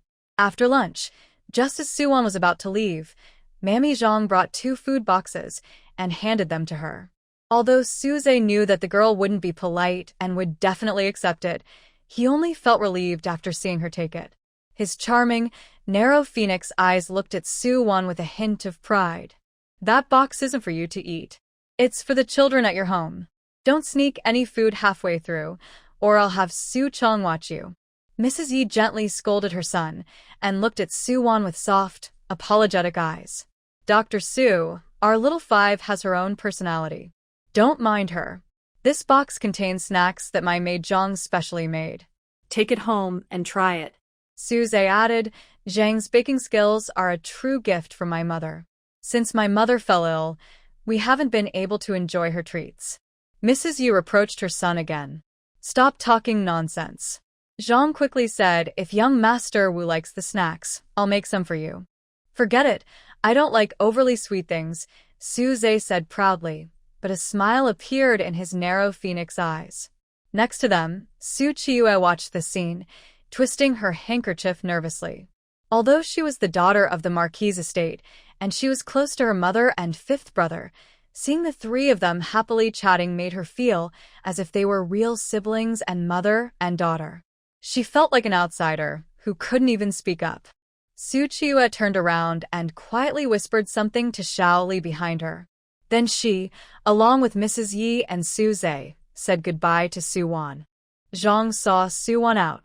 Just as Su-won was about to leave the main courtyard, suddenly, a large fluffy dog dashed out from a side path, baring its teeth and lunging at Zhang. Zhang screamed instinctively, trying to dodge, but too late. The fluffy dog, tail between its legs, drooling, with a stiff look in its eyes, was clearly infected with rabies and already sick. Seeing the snarling dog about to bite Zhang's leg, Su-won's eyes sharpened. She quickly reached into her bag and pulled out a dagger. The dagger flashed with cold light, and she stabbed it into the dog's throat. Woof, woof. The dog whimpered in despair and struggled a couple of times. Su-won pulled out the dagger. Blood spurted out, and the dog collapsed to the ground, weakly kicking its limbs before finally stopping all movement. Su Qiyue's maid, Shaoli, ran out from the small path where the dog had just started. Seeing the dog lying in a pool of blood on the ground, she shouted and rushed over, calling out, "Yuan bao, Yuan bao." The dog on the ground was completely still. Shaoli looked up with a resentful face and asked Su-won, "Did you kill Yuan bao?" Su-won was hesitating whether to keep her dagger. The dagger wasn't very valuable, but she had bought it for 50 copper coins. If she lost it, she would feel reluctant. If she didn't lose it, it would be covered in rabid dog blood, and she was afraid to use it. Rabies isn't a joke. Both animals and people can only be protected by vaccines. If a dog is already infected, even her lab has no medicine to cure it. As Xiaoli finished speaking, Qiyue hurried over. Seeing the dog on the ground, she was surprised for a moment, then took a handkerchief to wipe her tears and cried tearfully Yuan Bao. Seeing Qiyue like this, Xiaoli became even angrier. She pointed at Yuan and said, "Miss, it's her. It's her who killed Yuan Bao. She dared to kill the dog given to you by the Empress. That's a great disrespect to the royal family. Someone, arrest her." At this moment, two figures suddenly descended from the sky, ready to seize Yuan. These two weren't guards from the secret courtyard but were assigned by the Marquis of Dingbei, who was worried about Qiyue's safety on the road, to protect her. Yuan's eyes turned cold. She held her dagger, which had just killed the dog, in one hand and a silver needle in the other. She couldn't match the two guards in combat alone, but with the silver needle. Before she could make a move, another figure descended from the sky, Su Chong, who quickly stepped in front of the two guards, beat them up, and knocked them to the ground. All of this happened in an instant. Grandma Zhang, who had been frightened by the dog earlier, hadn't even had time to react. Yuan silently put away her silver needle and dagger. She then heard Su Zhe's furious voice, "How bold you are! Even the distinguished guest I invited dares to attack." Qiyue trembled uncontrollably and continued crying tearfully, "Fifth brother, fifth brother. Yuan Bao, the Yuan Bao given to me by the Empress, has been killed." Su Zhe glanced coldly at the dog's body and said, "If a dog dies, it dies. Do you want to kill a person to take responsibility for an animal?" Qiyue pouted sadly, biting her lip and tears falling, but she said nothing. Next to her, Xiaoli quickly knelt before Su Zhe. "Young Master Wu, it's not like that. Yuan Bao isn't an ordinary dog. The consort gave her to Mississippi.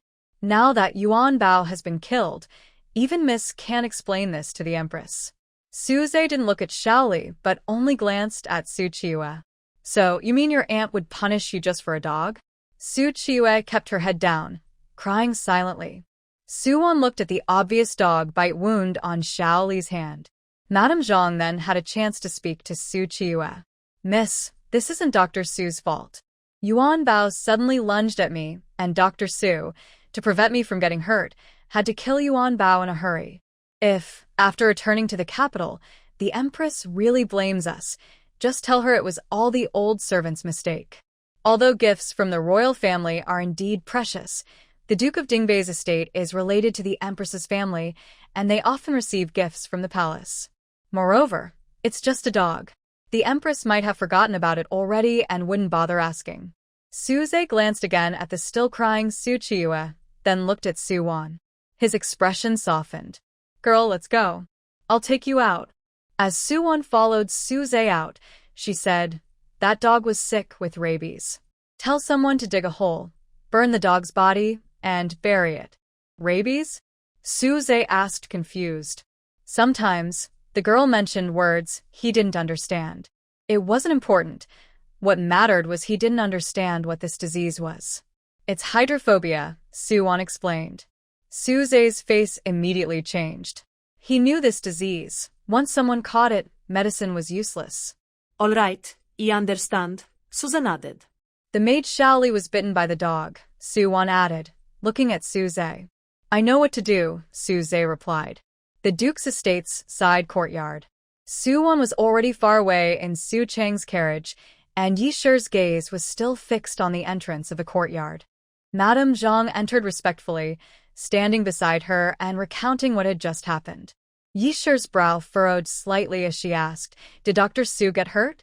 "Rest assured, Madam, Dr. Su is fine," Madame Zhang said, pouring her a cup of hot tea. Mrs. Yi gently took a sip of tea.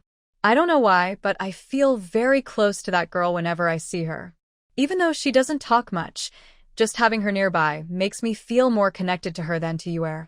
As she spoke, her eyes suddenly filled with hope. She looked up at Grandma Zhang and asked, "Grandma, do you think she might be that child?" Grandma Zhang also looked hopeful, though a bit hesitant. She replied, "Madam, you've been searching for that girl in Jiangnan all these years, but there's no sign of her. How could it be so coincidental?" Mrs. Yi wiped her tears with a handkerchief. Yes, after 5 years of searching, I still haven't found her. It can't be her. It's all my fault. If I hadn't insisted on following the Marquis to his post, I wouldn't have given birth to that child in the abandoned temple. The child wouldn't have been stolen and left to wander among the common people. Grandma Zhang, if that child is still alive, I wonder if she is like Dr. Su, doing hard and tiring work every day. Dr. Su's hands are full of calluses and small cuts. A young girl's hands are even softer than mine. Thinking of Dr. Su's hands, Mrs. Yi felt a sharp pain in her heart. She was born as the legitimate daughter of the Yi family, one of the 4 great families of Qing, and later married the Dingbei Marquis. As the Marquis's wife, she couldn't imagine how hard life in the countryside must be. Grandma Zhang couldn't bear to tell Mrs. Yi that, in this world, only a few rural families like Dr. Su's have skilled trades to support them, and being able to eat 2 full meals a day is already considered very good. Just then, Su Zhe entered the room. Seeing his mother clutching her chest and crying, he quickly gave her some medicine and comforted her for a while. After she fell asleep, he turned to Grandma Zhang and said, "Grandma Zhang, please come with me." After instructing the young maid to take good care of Mrs. Yi, Grandma Zhang followed Su Zhe into the study. Su Zhe's sharp, phoenix-like eyes looked at Grandma Zhang.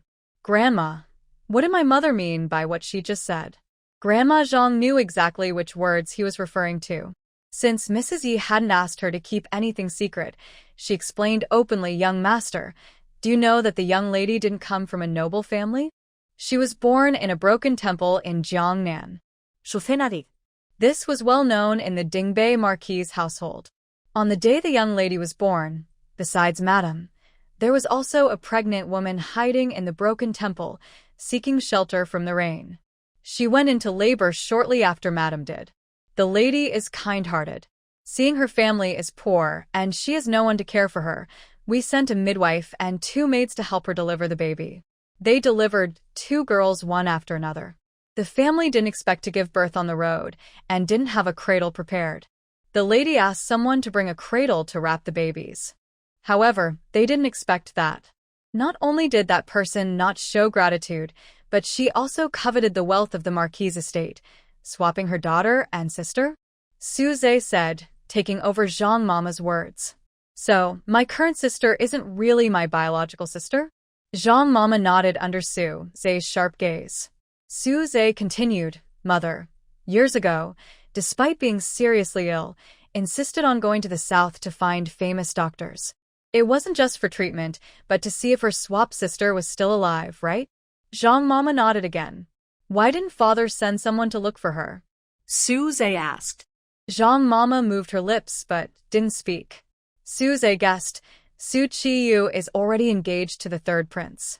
Father wants to ignore the mistake and not find the sister to avoid trouble.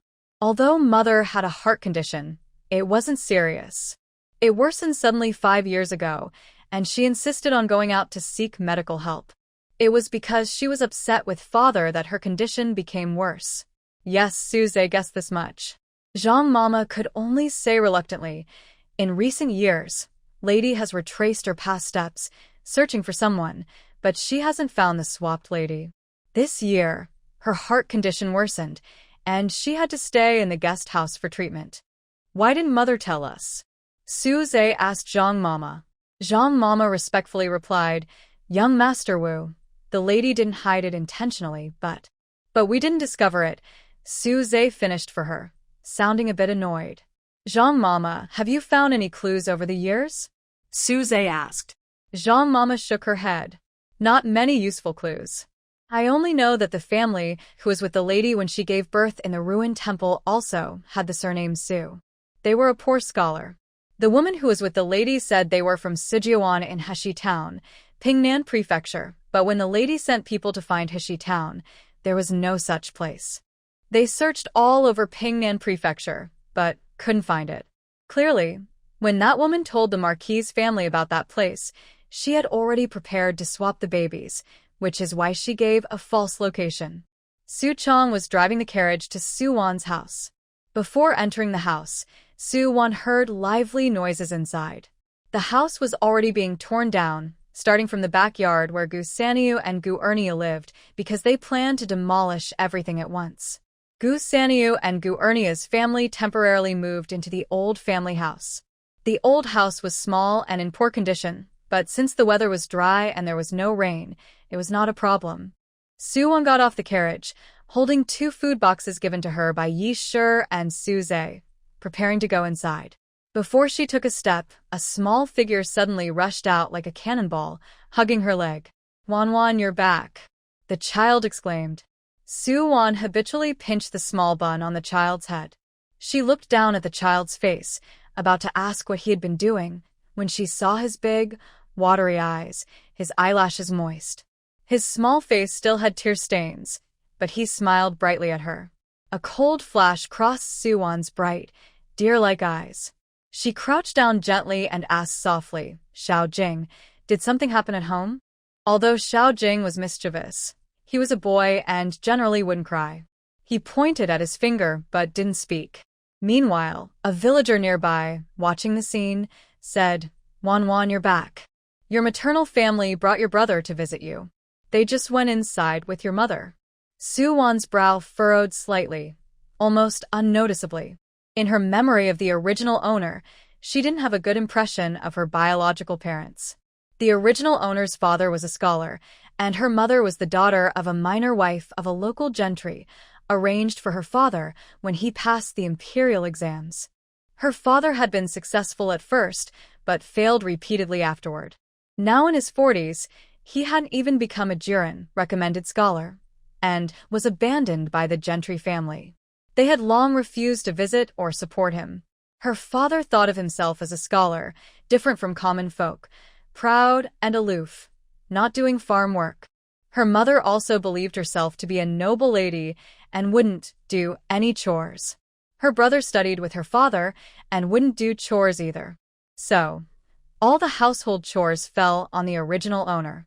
She not only worked every day, but also endured constant scolding from her mother and brother, while her father ignored everything. Suwon didn't take these memories seriously before. After all, Gujia village in Baoding town was 300 miles away from her maternal home in Pingnan Prefecture, Heshi town. It took several days by ox cart to travel there. In ancient times, being sold so far away was like being abandoned forever. Who knew that her parents, so shameless, would sell her and still have the nerve to come back? Suwon held Xiao Jinger's hand as they walked into the yard. Xiao Jinger lowered his head, but his small feet didn't move. He tightly held Suwon's hand, lifted his little face, and with big, watery eyes, looked at her eagerly. "Wan, my parents said I'm not their son. They don't want me anymore, right?" You. Xiao Jinger paused, lowered his head, and looked at his tiny toes. He whispered nervously, "Do you still want me?" Seeing how nervous and worried Xiao Jinger looked, Suwon squatted down. She gently cupped his soft little face with her roughened hands and looked into his big, deer-like eyes with firm gaze. Her eyes reddened slightly as she said, "Xiao Jinger, don't worry. I won't abandon you. You will always be my little brother. You can't run away from me even if you try."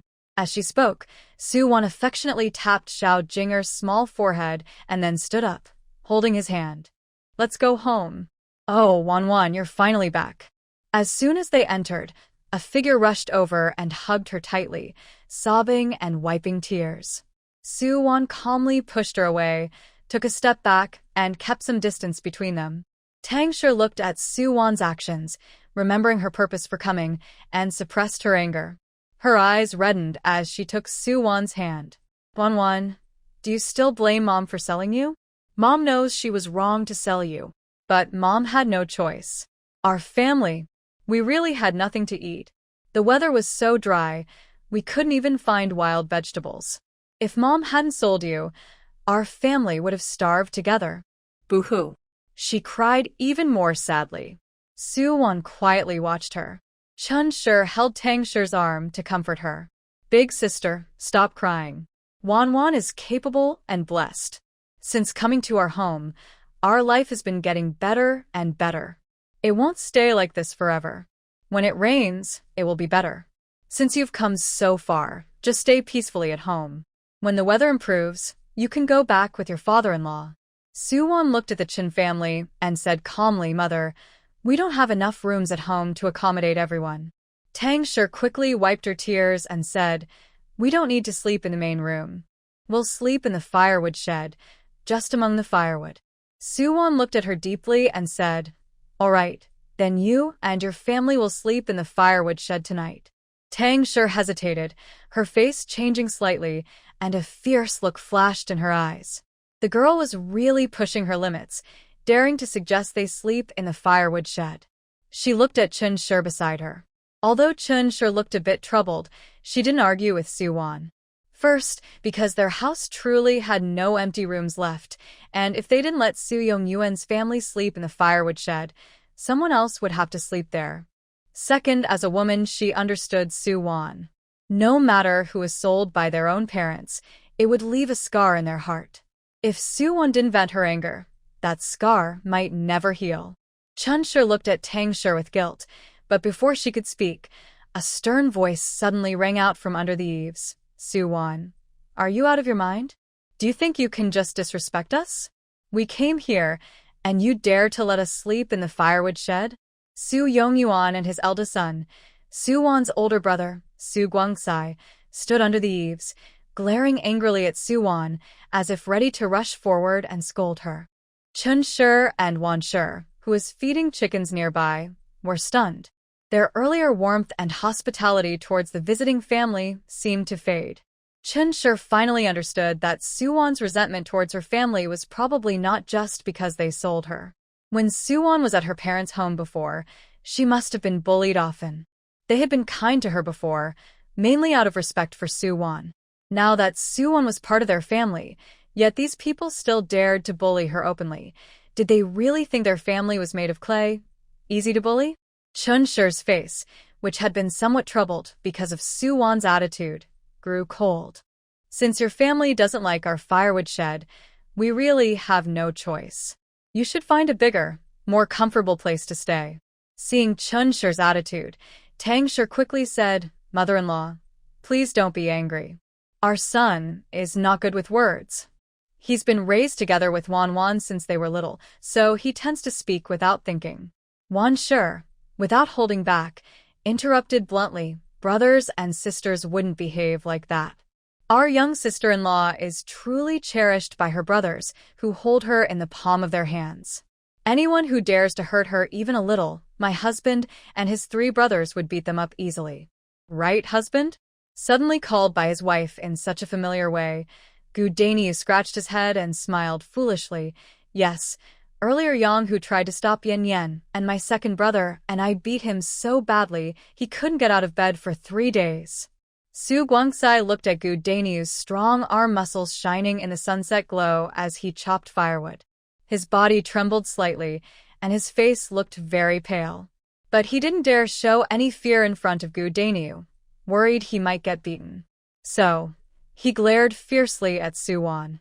Suwon raised an eyebrow without hesitation and glared back. With a cold and stern look, Su Guangsai shivered and quickly looked away. Tang's face became even more awkward. That night, Su Yuan, Tang, and Su Guangsai's family finally stayed in the woodshed at Gu's house. Mrs. Chen gave them mats, blankets, and bedding on the ground. After preparing everything, Mrs. Chen went to Suwon's room and found Wan also there. Mother, you've come. Wan stood up to greet Mrs. Chen, and also gave her seat. Seeing Mrs. Chen come in, Suwon understood that Wan was worried she might get upset again when seeing her family, so she came to comfort her. Actually, Suwon didn't feel much about her family anymore, since she was no longer truly Suwon. But since her family traveled so far to keep taking from her, she decided she had to feed them well. Mrs. Chen and Wan spoke comforting words to Suwon, and Suwon held little Jinger quietly listening and nodding. When Mrs. Chen realized Suwon didn't really care about her family, she felt relieved and left with Wan. Before leaving, she gently rubbed little Jinger's head and softly said, Little Jinger, don't worry. You will always be Sister Wan's younger brother and part of our family. Gu Zian also peeked out from behind Wan to look at little Jinger, saying, You will always be my little Uncle Jing. Little Jinger was a cheerful and big-hearted child. After Suwon told him she wouldn't abandon him today, he no longer cared about those three strangers. Just now, he was staring blankly with wide eyes, not because he was still sad, but because he was sleepy and wanted to learn flying magic from the old immortal. However, the adults were still talking and him snoring alone was a bit rude, so he was holding back. After Mr. Chen and Mr. Wan took Gu Zian away, he collapsed into Suwon's arms and immediately started snoring softly. Suwon gently laid him on the small bed. Meanwhile, in the woodshed of the Gu family, Su Guangsai was sleeping on a mat, full of anger, saying, "Mother, look at that useless girl Suwon. What attitude does she have toward us?" Tang sat cross-legged on the mat next to Su Guangsai, eyes shining, saying, "Did you hear today? The Gu family is building a new house. They spent 100 taels of silver just buying land from neighbors. I also saw that old man Gu's house was piled with a lot of grain. The Gu family is actually richer than we thought." Su Guangsai curled his lips. "Even if they are rich, can they be richer than the Marquis' mansion? Mother, didn't you say that Suwon, that brat, isn't my real sister? My real sister was taken away by you to be a noble lady in the Marquis' mansion.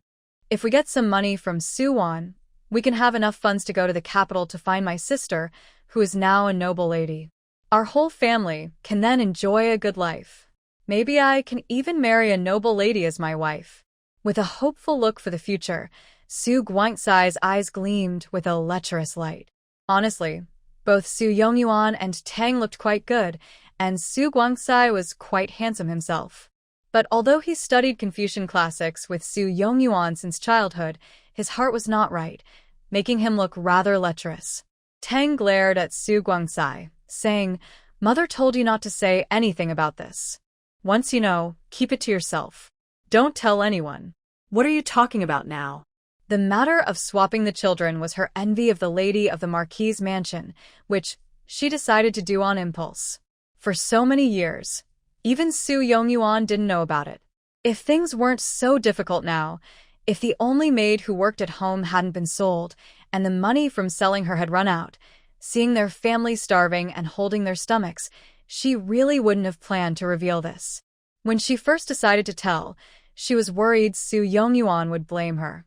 But unexpectedly, Su Yongyuan was more eager than anyone and immediately arranged to get a travel permit to the capital, saying he wanted to find his daughter there. At this moment, Su Yongyuan, who had been silent nearby, frowned slightly. He took on the demeanor of a head of the family and spoke with authority. "Although Suwon looks pretty good here, we finally got the travel permit to Beijing, and we must go there." He wasn't just running away from trouble. He was talented but trapped in the countryside, unable to find a good opportunity. He believed that once he reached Beijing, his talents would be recognized and he could shine. He wasn't just looking to find the daughter of the Marquis' family and rely on her for wealth and comfort. He wanted to fulfill his ambitions. Since Su Yongyuan spoke, Mrs. Tang looked toward the east room where Suwon was staying. The light from an oil lamp still shone through the window. She stood up, brushed off some tiny bits of wood chips from her clothes, and said, "All right, I'll go see what that girl is saying." Suwon was about to turn off the lamp and sleep when she heard a gentle knock at the door. She thought it was Mrs. Chun or Mrs. Wan returning, but when she opened the door, she saw Mrs. Tang standing outside with a shy smile. Suwon looked at her coldly and asked, "Is there something?" Mrs. Tang's smile stiffened for a moment, then she looked regretful and sad. "Wan, can't you forgive your parents?" Suwon was tired of her acting and reached out to close the door. Mrs. Tang quickly held the door to stop her. She looked a little embarrassed, but then forced a smile and said, "Wan, your parents and brother really just came to see if you're doing well. No matter if you resent or hate us, you are still our child, part of us. How could I not think of you?" Mrs. Tang's voice was full of emotion, and tears welled up in her eyes. She didn't have a handkerchief, so she wiped her eyes with the back of her hand. Then she looked at Suwon and said, "Your father has finally got the travel permit to Beijing. We're on our way there, and just happened to pass by your place. Thinking of you, we came to see you. If you feel like this, it really hurts my heart." She didn't finish her words and wiped her tears again. Suwon raised an eyebrow and asked, "What? Did you find a way to enjoy life in Beijing and want to take me with you?" Mrs. Tang paused, then awkwardly looked at Suwon and said, "Won, it's not that I don't want to bring you along. It's just, sigh. Your father tried every way he could but only managed to get 3 travel permits. This time, my daughter can't bring you to the capital with us, and I feel very sad about it. Trust me, once I arrive in the capital and settle in, I will send someone to pick you up immediately." "Send someone?" Suwon slightly curled her lips. "In the memories of the original owner I inherited, not to mention Su Yongyuan and the Tang family, even the original owner's grandfather, the town's Tang Wenyuan, had no connections to the capital. But now, Tang seems to speak as if she is going to be a wealthy lady in the city. Could it be that something special happened to the Su family during this time?" A quick thought flashed through Suwon's mind, but she wasn't interested. She cared more about Tang's true purpose. Tang's eyes reddened with embarrassment as she looked at Suwon, reaching out to hold her hand. Suwon clearly avoided her without hiding her feelings. She generally disliked close contact with others, especially someone like Tang. Tang's gaze flickered, and she quickly made an excuse. "A classmate of your father's became a high official in the capital. He admired your father's talent and wrote to ask for his help. We were supposed to leave early, but unfortunately, luck was against us and we couldn't gather enough money, so we had to delay until now." Suwon raised an eyebrow lightly. Tang's roundabout talk finally led to the main point. "Sure enough," Tang continued, "young miss, I think your mother-in-law is a good person and the Goof family is doing well. Could you ask her to lend us some silver to cover our expenses? Once we settle in the capital and someone comes to pick you and your husband, we will return the money with interest." "Want to borrow money?" Suwon slightly curled her lips, then her bright eyes turned cold, and she firmly said 2 words, "No borrowing." "You little." The girl. Tang almost couldn't keep up her act. As she gritted her teeth and spoke those words, she instinctively raised her hand to hit Suwon. Just then Mrs. Chen came out. Seeing Tang, she greeted mother-in-law, "It's so late. Aren't you sleeping yet?" Tang hurriedly hid her angry expression, lowering her hand. She wanted to fix Suwon's hair to hide her embarrassment, but Suwon refused to let her touch even a strand. She could only awkwardly adjust her hair herself. "Just going to sleep now." After replying to Mrs. Chen, Tang looked at Suwon with a satisfied smile. "Young miss, as long as you understand your parents' difficulties, that's enough. Mother is going to bed now. You should rest early too. Tomorrow the 2 of us can have a good talk." After speaking, Tang turned and went to the woodshed. Mrs. Chen approached Suwon and held her hand. "Wana, your mother didn't give you a hard time, did she?" Suwon smiled obediently and shook her head. "No." Mrs. Chen nodded and advised, "If they trouble you, just tell your mother. You're now married into our old Gu family, so you're one of us. Don't be afraid of them." "Yes, mother, I understand," Suwon replied, holding Mrs. Chen's hand. "Mother, you go rest first. I won't be bullied." Mrs. Chen watched Suwon close the door and go to rest, then she felt relieved and went to sleep. The next morning, Su Yongyuan, Mrs. Tang, and the Su Guang family were awakened by a strong, fragrant smell. When they opened their eyes, they saw Mrs. Chen, Mrs. Wan, Mrs. Peng, and Mrs. Jiang bringing food and dishes from the kitchen into the main hall. There was a large basket of steamed buns, with some cornmeal mixed in, giving them a yellowish color. They looked greasy and obviously contained meat, and quite a lot of it. There were also the duck, crispy duck with lychee flavor, and sugar-glazed pork hock that Suwon brought back yesterday. Last night, they only ate the pastries packed by Yi, and they didn't get to enjoy the big dishes prepared by Su Zhe. Mrs. Chen placed the dishes in the water basin to keep warm, and only took them out this morning to eat. Besides these, Mrs. Chen specially steamed a bowl of egg custard for Suwon, knowing she didn't like eating greasy food in the morning. Su Yongyuan, Mrs. Tang, and Su Guang quickly got up. They didn't wash up and sat at the table like elders, grabbing buns with one hand and chopsticks with the other, starting to eat without waiting for the others to sit down. Mrs. Tang even pushed a bowl of egg custard toward Su Guang, saying, "Son, Your brain needs nourishment from studying. Eat this bowl of egg custard and give yourself a good boost.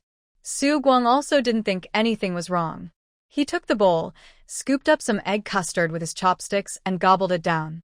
But after only 2 bites, he set the bowl aside and reached to put the whole sugar-glazed pork hock into his own bowl, saying not tasty.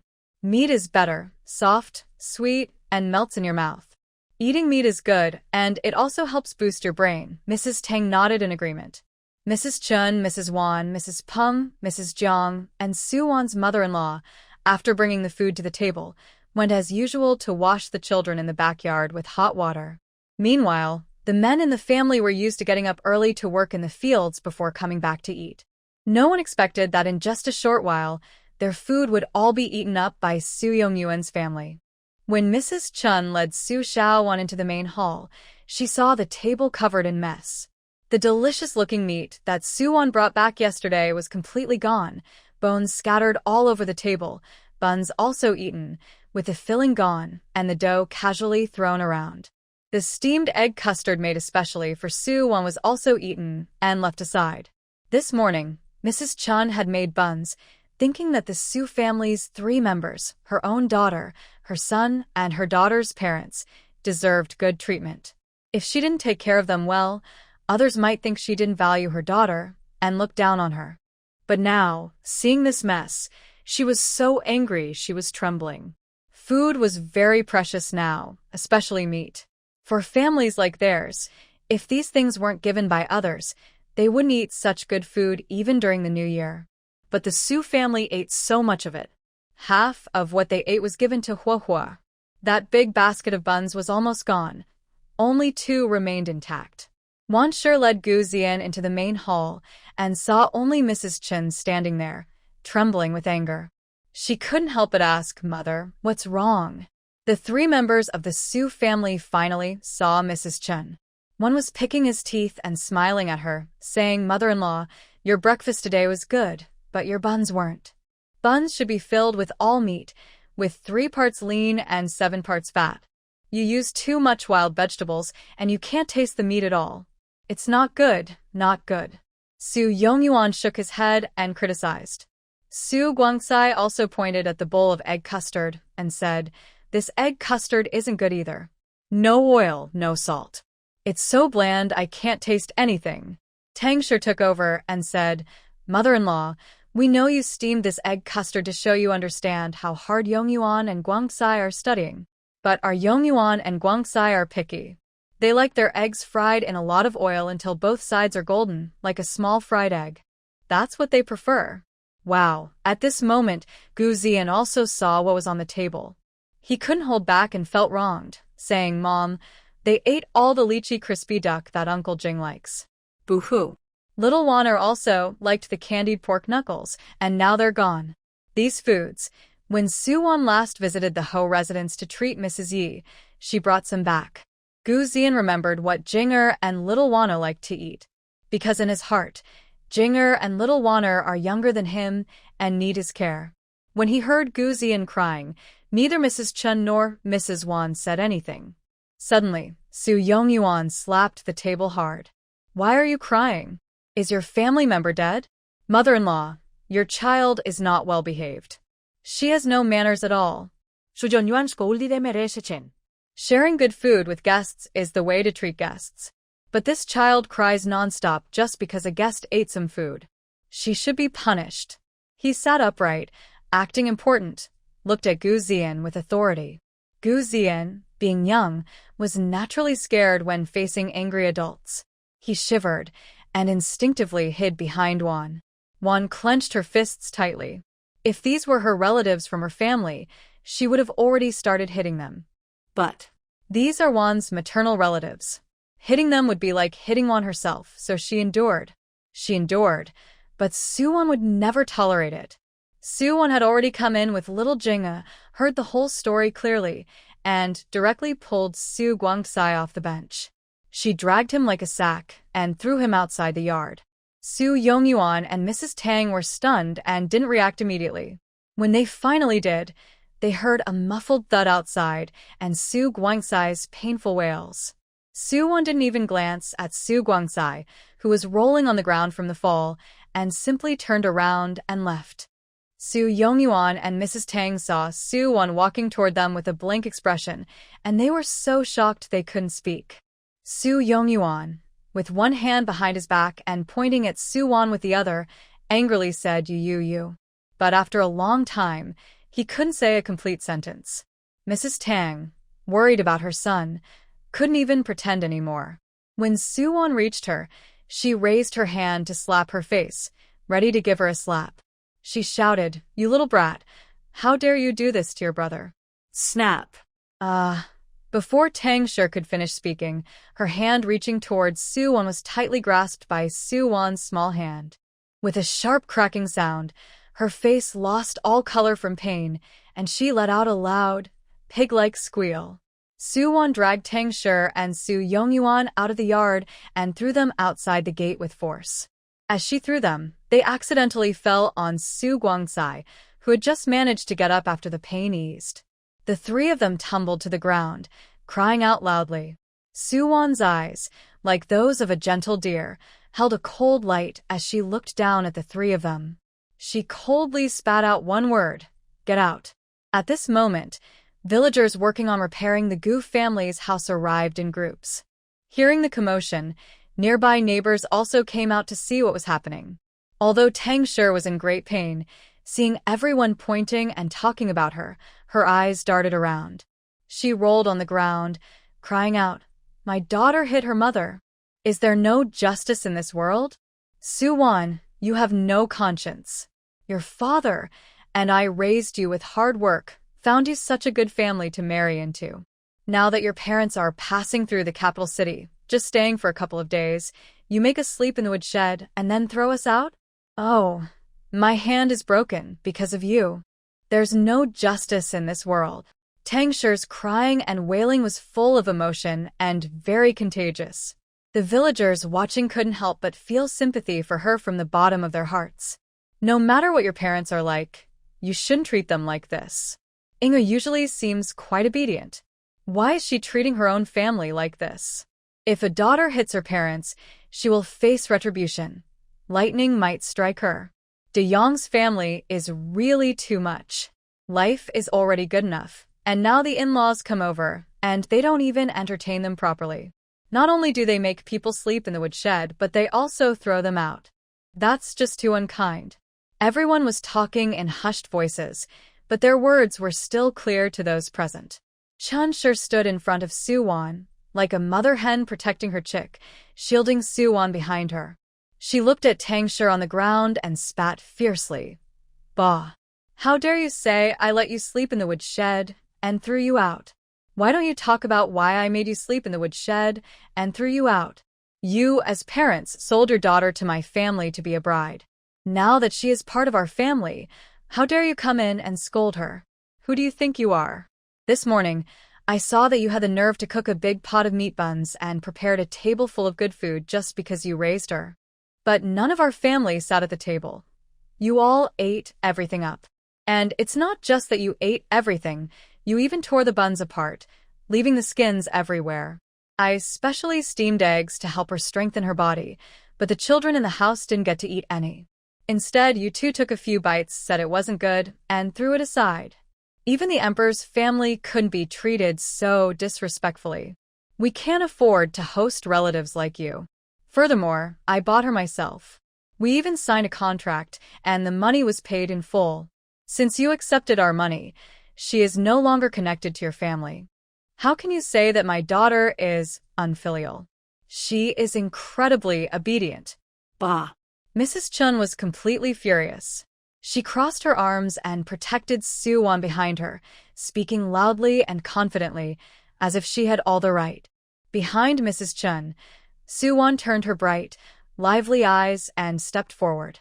She looked at the three members of the Su family with red eyes and said, "Father, Mother, I know it's not easy for you to raise me.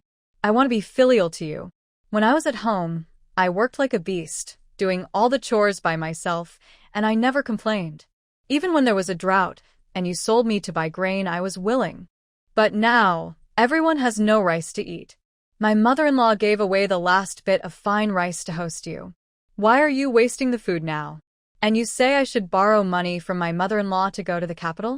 The silver for building the house was borrowed from my mother-in-law and my 3 sisters-in-law. How could I be so unkind as to lend the money for building the house to you? As Yuan spoke, she wiped her tears. Mrs. Chen didn't know about the borrowing of money. Now, hearing Yuan's words, she felt that if the Su family dared to be rude to Yuan in front of them and then secretly ask her for money, they would be making things difficult for her. Mrs. Wan also took a big broom and stood beside Mrs. Chen, placing the broom aside. Are you going to leave or not? If not, don't blame me for being rude. At this moment, the people around started to change their tone, pointing and whispering about the Su family trio. Who are these people? They claim to be scholars, but I've never seen such shameless scholars. If they had any shame, they wouldn't do such things as sell their daughter. Recently, our village has been having a hard time. Who in our village has sold their daughter? Baozi only eats the filling, not the skin. When I see such in-laws, I would also chase them away. Even wealthy families can't afford to keep such people. Bah! They come to the city to borrow money from their sole daughter. How dare they say that? Shameless. Amidst the pointing and whispering, Yuan didn't feel he was wrong. Instead, he stood up, tidied his tattered, oily long gown, and glared with a red face and thick neck, saying, "Respect your guests. That's the way to treat visitors. Do you, dirt farmers, understand? His buns are made with cornmeal, pig food. Only you lowly people eat such pig food. I am a scholar. How could I eat that?" He spoke, and instantly, he sparked anger among the crowd. Not only did Wan Shi tighten her grip on her broom, but even the workers from the Gu family clenched their tools. Nearby neighbors, furious, ran home to grab their own brooms and chase them away. Farmers understand better than anyone how precious food is, especially in such a drought. Wasting food in their eyes is unforgivable. Moreover, Yuan insulted them by calling them pig food eaters, lowly people. Today, mixing cornmeal into white flour is considered the best food. Their families even mix wheat bran, rice bran, and wild vegetables into their flour. The villagers glared fiercely at Yuan, their eyes full of rage. But Yuan didn't think he was wrong. In his view, he was not only right but also believed the Gu family had failed to treat him well and owed him an apology. However, faced with the situation, he had to step back first.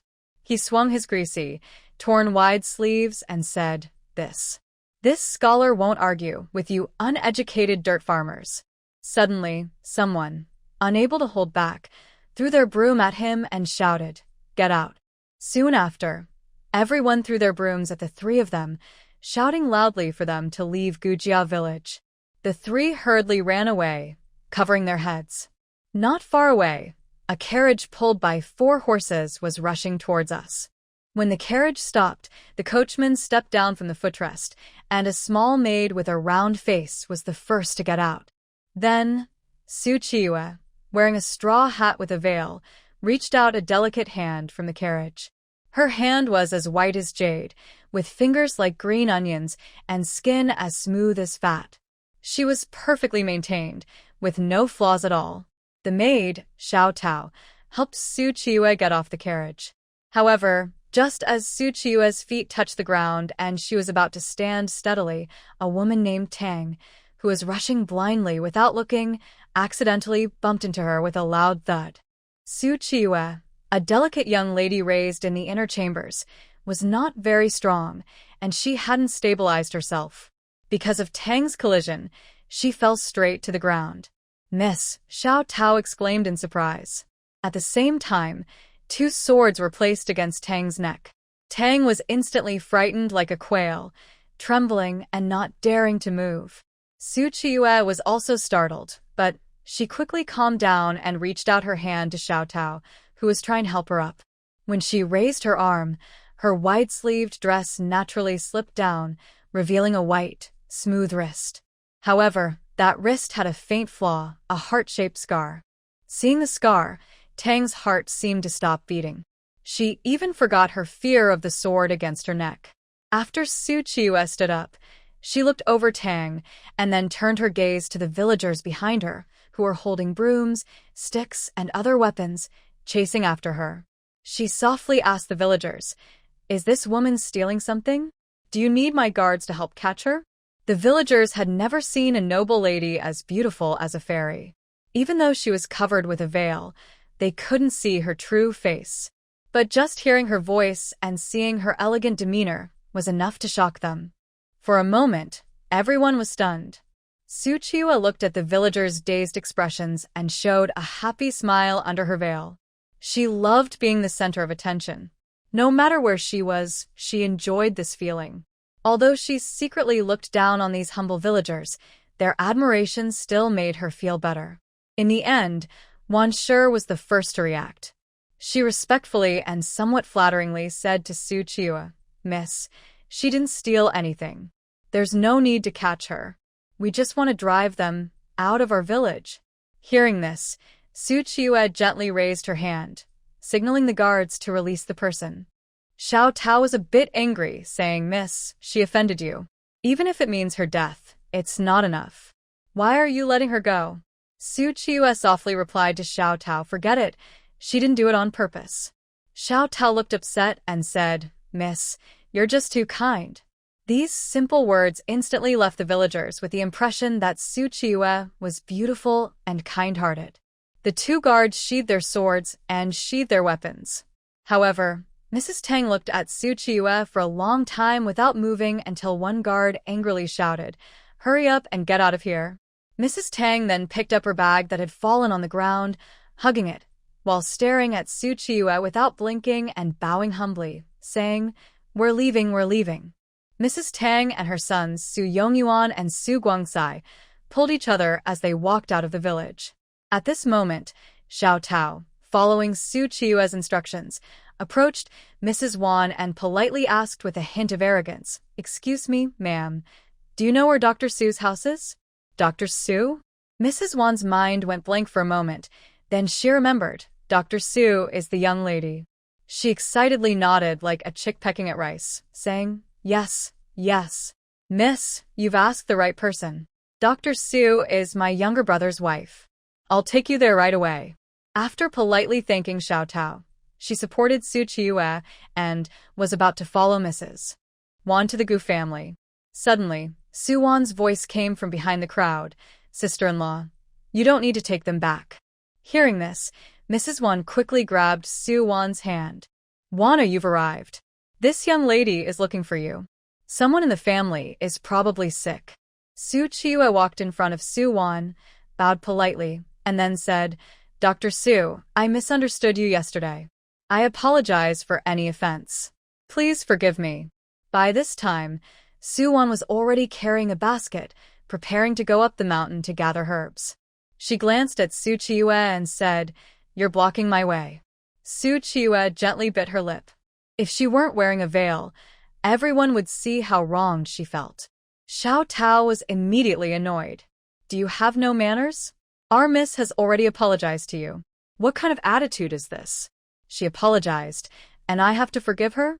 Su Wan looked at Xiao Tao coldly. Xiao Tao didn't know why, but when she looked into Su Wan's cold eyes, she felt her breath catch. The strong pressure made her speechless. "Little Peach, you must not be rude." Su Qiyue gently scolded, then turned to Su Wan and said, "Dr. Su, I truly didn't know Yuanbao had water phobia. Now, little Li was bitten by Yuanbao, and fifth brother has locked her in the firewood room, leaving her to fend for herself. Only you, Dr. Su, can save her now. Please help us, whatever fee you ask for is fine." Hearing this, along with Su Qiyue's distressed and urgent voice, the villagers' hearts softened immediately. A servant's life is worth less than grass, yet this young lady not only personally came to seek medical help for her maid, but also said that any fee was fine. Such kindness to her servants makes her seem like a reincarnation of Guanyin Bodhisattva. Su Wan's gaze fell on Su Qiyue. Yesterday, when Su Qiyue was crying over the dog's death, no matter how sad she was, she carefully avoided touching the dog's blood or even a single strand of fur. If she didn't know that the dog had water phobia, Suwon truly wouldn't believe it. Although she didn't know who Qiyue was acting for at that moment, she didn't have the time to expose her, so she just coldly glanced at Qiyue and said, "Step aside, I won't save her." When Little Lee was caught by the secret guards, she was emitting killing intent, meaning that whether it was Qiyue's orders or Little Lee's own intentions, she wanted to kill her at that moment. She had no habit of repaying evil with kindness. If someone wanted to kill her, was she going to give them a vaccine? Did she think she was immortal? The two guards behind Qiyue immediately drew half of their swords. Wan Shi gasped sharply, her breath catching. Qiyue quickly commanded, "Do not be rude to Dr. Su." Yes, the two guards responded respectfully and sheathed their swords. Suwon didn't bother to look at them again and walked straight toward the mountain. Qiyue watched Suwon's figure carrying a basket through the veil, biting her lip. A flicker of gloom flashed in her eyes, then she used a handkerchief to wipe her tears and started crying. Her appearance made the villagers begin to gossip that Suwon was heartless. Wan Shi had initially wanted to flatter Qiyue, but now she clearly saw from Qiyue's words that she had previously mistreated Suwon. Her good impression of Qiyue and her desire to flatter her instantly disappeared. Hearing the villagers gossip, Mrs. Wan crossed her arms and scowled at everyone. She scolded, "You all mean well and are kind-hearted, but the maidservant was bitten by a dog with water phobia. If you have the ability, go and treat her yourselves." The villagers, who had been whispering, immediately fell silent.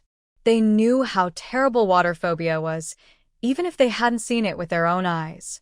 Rumors said that anyone bitten by a water-phobic dog or person would catch the disease.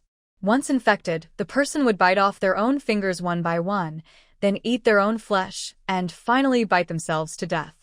After hearing this, the villagers were shocked. They discussed how frightening water phobia was, then each went home or back to work. At this moment, Su Yongyuan, Tang, and Su Guangsai, who should have already left the village, peeked out from hiding. Tang poked Su Yongyuan and asked, "Did you see clearly? What does the sign on the carriage say?" "Prince Dingbei's residence," Su Yongyuan replied. Tang immediately got excited. Yes. It's Prince Dingbei's residence. When I swapped my daughter, I specifically asked about their family. It's definitely Prince Dingbei's." He pointed at the lady's arm. "I saw a heart-shaped scar there. That's the mark I made on our daughter back then, no mistake." Su Guangsai suddenly appeared behind the couple. "Parents, what are we waiting for? Let's hurry and catch up with my sister." Tang, Su Yongyuan, and Su Guangsai quickly conferred and hurriedly chased after Su Qiyue's carriage. Meanwhile, Su Qiyue sat inside, clutching a handkerchief tightly in her hand. Xiao Tao puffed out her cheeks and angrily said, "That Dr. Su is just terrible. No compassion at all. The young lady even came to apologize, but he's acting stubborn. Does he think only he can cure illnesses?" Su Qiyue loosened her grip on the handkerchief and said, "Xiao Tao, stop talking. He's a doctor. Whether he wants to see patients or not is his own choice. We can't force him." Xiao Tao muttered softly, feeling a little upset. "Miss, you're just too kind. You're the daughter of the Marquis family, but Dr. Su is just a simple farmer. If you order the guards to take her to the mansion and force her to treat the illness, she wouldn't refuse, right? If some genuinely caring young lady wanted to personally help her maid get treatment, she might do this. But Su Qiyue would never do such a thing, because whether Xiaoli can be cured doesn't matter to her. Today, her purpose is just to gain a good reputation among the servants in the household. She also can't force Suwon, because then she wouldn't be kind and gentle anymore, but rather bossy and overbearing. Moreover, her mother and fifth brother are still very kind to that poor girl. If she really took the girl back by force, her mother and fifth brother would definitely be angry with her. This kind of reckless action is something she would never do. Su Qiyue didn't say anything more about Xiao Tao. She only looked sadly and calmly said, "Let's go to the town or county seat again to see if there's a skilled doctor who can cure this water phobia." Suddenly, a figure darted from behind the carriage to the front. Mrs. Tang knelt in front of the carriage, repeatedly kowtowing, "Miss, You're such a kind person. Please, I beg you, spare some food. The coachman quickly pulled the reins, causing the carriage to jolt suddenly. Qiyue was caught off guard and hit her head against the carriage wall. Xiao Tao hurriedly helped her. Miss, are you all right? I'm fine. Qiyue shook her head. Xiao Tao lifted the curtain and stepped out of the carriage, scolding Mrs. Tang angrily. Where did this lowly person come from? We are from the Duke of Bei's household, and you dare to stop our carriage? Are you seeking death? Mrs. Tang had been feasting at the Gu family this morning, but now she pretended to be almost faint from hunger, half lying and half kneeling on the ground, trembling and trembling, saying, "This humble person didn't dare stop the Mrs. Carriage. I was just too hungry and risked my life to stop you. Please, miss, have some mercy." Just as Xiao Tao was about to speak, Qiyue, sitting inside the carriage, suddenly said, "Xiao Tao, give her this plate of snacks and some silver coins." Mississippi Xiao Tao hesitated. Nowadays, many people are starving. If she helped one person and word got out, other starving commoners might also try to stop the Duke's carriage. That could become unmanageable. But she was just a maid, and Qiyue was the lady. She didn't dare be too bold with her mistress. She could only follow Qiyue's orders, giving the snacks to Mrs. Tang and taking 2 silver coins from her own purse to give to her. Mrs. Tang looked at Xiao Tao's purse, her eyes shining with hope. Her daughter's development is truly impressive now. Even the small maid's purse looks so delicate and is puffed up as if full of something. Her daughter is the eldest daughter of the Marquis family. Rounded up, that makes her almost the lady of the house, doesn't it? Mrs. Tang was excited, but didn't forget to act. After taking the snack and silver from little Tao, she thanked her and kept bowing her head to the ground. "Thank you, young lady. Thank you, young lady." But as she bowed, her head tilted, and she suddenly fainted and collapsed to the ground. Hey, wake up, wake up." Little Tao was startled and instinctively pushed Mrs. Tang, trying to wake her. But how can you wake someone pretending to be unconscious? Qiyue heard the noise from the carriage and came out. "Little Tao, what happened?" Little Tao hurriedly saluted Qiyue and said, "Miss, she just bowed and then fainted." If it had been another young lady, she might have ignored Mrs. Tang, since nowadays, many people die of hunger everywhere. Once they die, someone will report it to the officials, and they will come to take the body. But Qiyue is kind-hearted and beautiful. She would never ignore such a situation. Qiyue got out of the carriage, looked around, and saw that Mrs. Tang was indeed unconscious and unresponsive. She told 2 guards, "Lift her onto the carriage." Hearing this, Mrs. Tang, who was in a coma, almost smiled happily. They had prepared some backup plans, but it turned out to be so easy to succeed.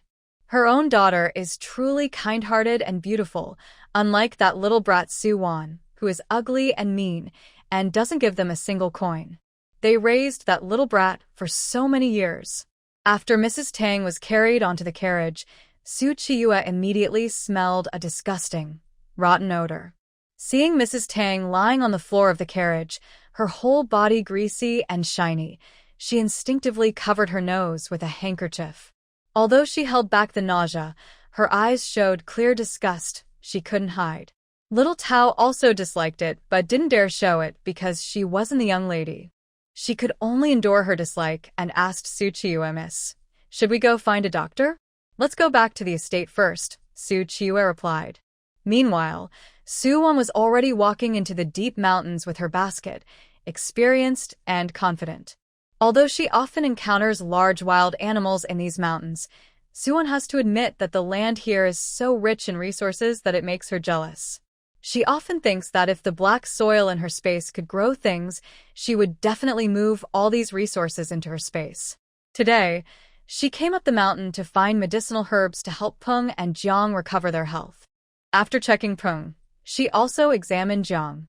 Jiang had a difficult childbirth that damaged her body, but with proper care after delivery, her health has improved quite a bit. With good care, Jiang's chances of pregnancy are even higher than Peng's. While searching for herbs, she happened to find a patch of gastrodia. She decided to put down her basket and dig up the gastrodia to take home. She dug up about 20 jin, roughly 10 kilograms, of gastrodia, filling half her basket. Just as she was about to head home, she suddenly heard a soft, crying sound like a small animal in distress. She paused her work, stood up straight, and listened carefully to the direction of the sound. Then she followed the sound. Yuan stopped at the entrance of a cave. She knew this cave well because she often collected herbs in this area. She had passed by it many times, but never went inside.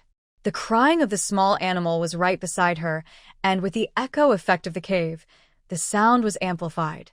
It was clear that the small animal was inside the cave. Yuan instinctively became more cautious and moved toward the cave. After a few steps, she saw a tiny, snow-white wolf lying on the ground, barely breathing and making painful whimpering sounds. She carefully looked around, confirming there were no other adult wolves or dangers nearby, then knelt down to check the small wolf's injuries. Turning the wolf over, she immediately saw the wound at the back of its leg. The injury looked old, swollen, and infected, with tiny maggots wriggling in the wound. Yuan gently patted the small wolf's head and softly said, "Don't be afraid. I will treat your wound. It might hurt a little, but please bear with me. You. The small wolf seemed to understand her words, whimpering pitifully and obediently. Yuan carefully transferred her tools and medicines from her space laboratory into her bag. She first disinfected the small wolf's wound with alcohol. The small wolf trembled with pain but only whimpered twice and did not resist.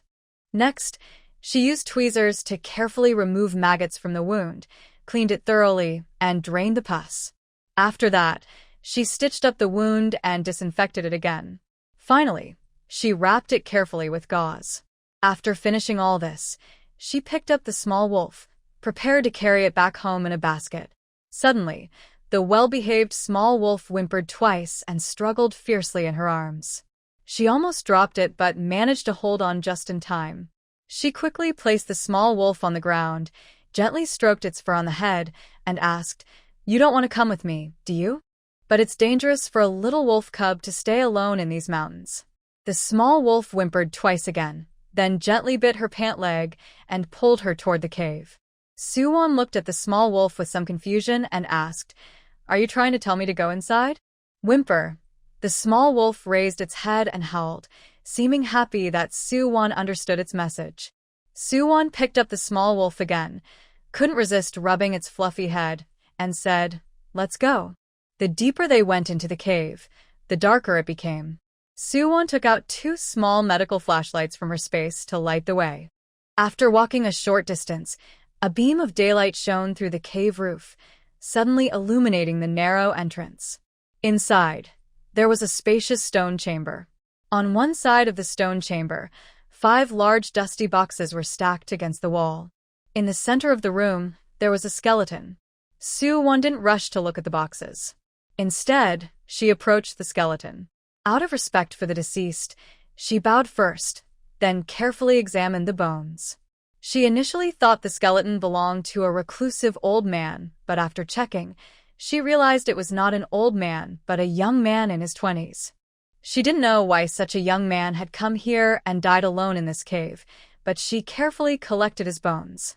She then looked outside for a scenic and auspicious spot, dug a small grave, and gently buried the skeleton. Finally, she took a sturdy piece of dead wood, cut it into a tablet shape, and placed it at the grave as a marker. While she was doing all this, Little Wolf lay quietly beside her, watching calmly. After she finished, she realized she didn't know the name of the skeleton or what words to carve on the wooden stele, so she decided to turn back and first check the large boxes to see if she could find any clues. Yuan held Little Wolf and returned to the cave. She went to the 5 large boxes, opened them, and was greeted by a cloud of dust. She waved her hand to clear the dust and checked inside. The first box was full of books. She picked up one to look at it. She initially wanted to find some information about a man, but after opening it, she felt awkward because the writing wasn't in Qing country characters. She didn't recognize any of it. Today, the world is divided into 5 parts. Although, except for the Night Kingdom, the other 4 kingdoms have cultural exchanges and trade. Their writing systems are not the same. She hasn't yet learned all the Qing characters, but she shouldn't be completely blind to them. She flipped through all the books in the box and found they were all written in unfamiliar characters. She sighed helplessly and decided to give up. She opened the next box, only to find more books with the same unfamiliar writing. Yuan. She felt quite speechless. To avoid repeatedly opening boxes only to find more unreadable books, she decided to open all 3 boxes at once. At the moment she opened them, she even nervously closed her eyes. After opening, she took a deep breath, then quietly peeked with one eye open to see what was inside. Luckily, it wasn't books this time. One box contained scrolls of paintings, another simply held a box of gold, silver, and jewelry, and the last box quietly contained a shining 9-section whip. The cold light of the whip was even more dazzling than the jewelry nearby, and the commanding and fierce aura emanating from it made Su-won's heart tremble slightly. Even though she didn't know much about cold weapons, she understood that this 9-section whip was a divine weapon. The jewelry in the other box looked valuable, but in reality, it might not be worth as much as this whip altogether. Seeing the whip, Su-won suddenly remembered something. She quickly went back to check the second box. She had seen a different book in that box earlier, but she had only glanced at it briefly and didn't pay much attention. The book had very few words, mostly pictures. The pictures clearly showed fighting moves, and it was obvious that the weapon used was a 9-section whip. Su-won quickly found the book. When she opened it, she saw that it indeed illustrated the moves for practicing the 9-section whip. She smiled happily, her bright eyes shining with joy, and without hesitation, she tucked the martial arts secret book into her pocket. Of course, she also took all the other 5 boxes, storing them in her space. After collecting everything, she respectfully carried the little wolf back to the lonely grave where she had buried the bones. She added new soil to the grave and said, "The treasures in your cave are wasted if kept hidden. I've taken them all. Don't worry, I will use them well and make sure they serve their purpose. I won't let your hard work go to waste." Although she guessed from the bones and teeth that the deceased was only in his 20s, she still respectfully addressed him as Sir. After speaking, she added, "Since you're not talking, I'll assume you agree that I can have those things. But don't come looking for them later. Oh, by the way, I don't know which country you're from, so I don't recognize the characters on your books. When I go back, I will study those words carefully. Once I learn your name, I'll come back and carve your name on your monument." After finishing, Su-won looked at the little wolf. She reached out and scratched its chin. "Little wolf, I'm going home now. Do you want to come with me?" Raising a fierce beast like a wolf in the village might be tricky, but Su-won believed she could handle small problems like this. The little wolf whined twice. Su-won thought it agreed. She carried her basket and picked it up, saying, "Then let's go." But just as she reached the hillside to descend, the little wolf suddenly whined and struggled. This time, Su-won understood what it meant. She carefully set it down again. "You don't want to come with me, just want to see me off, right?" The little wolf understood and nodded with a whimper. Su-won felt a little sad. The fluffy little creature was really comfortable to cuddle, especially compared to Xiaojing's small, bundled-up head. But since the little wolf didn't want to go with her, she wouldn't force it. She left the meat patties that Chen had prepared for her as dry food for the little wolf. She stroked its fur and said, "Eat these meat patties first. You wait here for me tomorrow, and I will bring you more food and change your wound dressing." The little wolf whined softly and obediently rubbed against her palm. Because she met the little wolf, went to the cave and buried the bones, Su-won was a bit late when she came down the mountain today. Chen estimated her usual time to come down and waited at the door, looking left and right but saw no one. Not only was she worried, but Yuan, Peng, Jiang, and some of the younger children at home also came out to look around anxiously. Peng and Jiang knew Yuan went up the mountain today to pick herbs for them. Their faces showed worry and guilt that they couldn't hide. Jiang clenched her fists, turned to get a torch from inside the house, and said, "I'll go look for Yuan up the mountain." Peng quickly followed and said, "I'll go too." Yuan also hurriedly said, "I'll go as well." Qin wanted to go too, but Yuan turned back and said, Mom, you shouldn't go. We will find Wanya. You stay at home and watch the children. Qin looked at the children who were already ready to go with them to find Su-won. She finally stepped back, picked up little Jinger, who was almost crying with worry, patted his head, and said, Don't worry, little Jinger. Your sister-in-law will bring your sister back. Su-won had only reached the middle of the mountain when it was already getting dark, but luckily the weather was dry and the moonlight was bright, so she could see the path clearly. She was carrying a basket and walking down the mountain when she saw 3 small bright spots ahead. Soon, she heard the calls of Yuan, Peng, and Jiang one after another. Wanya, Wanya. The 3 voices echoed in the night wind. Su-won felt a warm feeling in her heart and replied, Hey, I'm here. They weren't far apart originally, but because the torch's light was limited, Yuan and the others hadn't seen her. Now that she called out, they confirmed her location and hurried over to her. When they met, Yuan quickly took the basket off her back and put it on her own. Wanya, I'll carry you. Peng and Jiang also wanted to help, but Yuan refused, saying, You two are not feeling well. You're still recovering. Don't argue with me. Although the 3 sisters-in-law might have their own little schemes in mind, when it comes to helping each other, they definitely won't hold back. Su-won watched this scene and felt a warm, swelling feeling in her heart. In her previous life, she was an orphan. When she was 3 years old, she was chosen by a doctor at the orphanage to be trained by him. Since then, she spent her time either gaining experience outside or dealing with cold laboratory equipment and medicines inside. So, the feeling of a family helping and supporting each other made her feel especially safe. Just as Su-won and the 3 women, Yuan, Peng, and Jiang, arrived at the door, little Jinger rushed into her arms like a small cannonball. Gu Zian, Gu Xiaoqing, Gu Xiaoyu, and Gu Xiaolan also gathered around her, chattering eagerly, asking if she was hurt or tired. Even the shy, autistic little Waner stood nearby, her big, bright eyes watching her closely.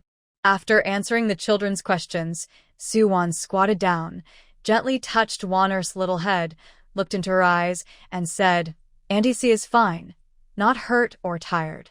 Don't worry, Waner. As soon as she finished speaking, Waner quietly walked away as she usually did.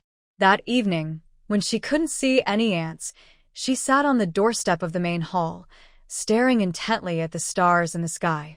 Jiang looked at the scene of Waner interacting with Su-won just now, feeling full of happiness and relief. In the past, Waner wouldn't make eye contact with anyone, nor would she let anyone touch her. Except for her mother, anyone else, including Qin, would cause her to scream if they touched her. In severe cases, she would even hit her head against the wall.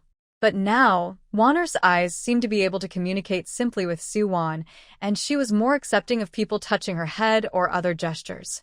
Although it was just a small step forward, it gave Jiang hope. Before going to bed that night, Su-won entered the room and saw little Jinger sitting cross-legged on the big bed, looking at her seriously. She was a bit puzzled and gently rubbed Jinger's small head. Jinger, what's wrong? Jinger frowned seriously and said earnestly, Wan, you were very naughty today. Su-won almost laughed at his serious, grown-up tone and expression, but she knew what he meant, so she gently pinched his little face and said, Yes, I was late coming back today. That was my mistake. I accept your criticism. I promise you that I will always come home before the sunset, okay? No. Little Jing stubbornly looked at Su-won and said seriously, From now on, you are not allowed to go up the mountain alone. I will go with you every day to protect you. This wasn't the first time little Jing made this request, but before, Su-won had convinced him with various reasons. Sometimes she would wake up early and leave before he was awake. Other times, she would leave a little later, after little Jing had gone out to play with his friends in the village. This time, seeing little Jing's puffed-up face like a small pufferfish, it seemed harder to persuade him. Su-won reached out and poked his angry little face. Okay, I promise you. From now on, if I go up the mountain, I want you to go with me. You protect me. Alright, are we going to sleep now? Su-won lay down beside little Jing. Little Jing, small and curled up, turned towards her, his bright, clean eyes fixed on her. Won, are you going up the mountain tomorrow? Won pinched his little nose. The herbs I picked today are enough for second sister-in-law and third sister-in-law to use for a long time, so I won't go up the mountain tomorrow. Oh, little Jing responded, a bit disappointed. Won couldn't help but smile. Little Jing, this little man, wanted to go up the mountain not just to protect her, but also because he wanted to play. But loving to play is just a child's nature, and she didn't think much of it. After little Jing fell asleep, Won lit the oil lamp in the room and took out the martial arts manual for practicing the 9-section whip. She couldn't understand the words, but the simple drawings were clear and easy to understand. She read the book while practicing along mentally, and before she knew it, she was completely absorbed. When she finally realized it, the sky was starting to turn pale with dawn. She quickly put away the martial arts manual and went to sleep. Because she stayed up a little late, she woke up later than usual the next morning. When she got up, no one was at home, but there was a bowl of steamed egg custard and 2 plain steamed buns left for her by Aunt Chen.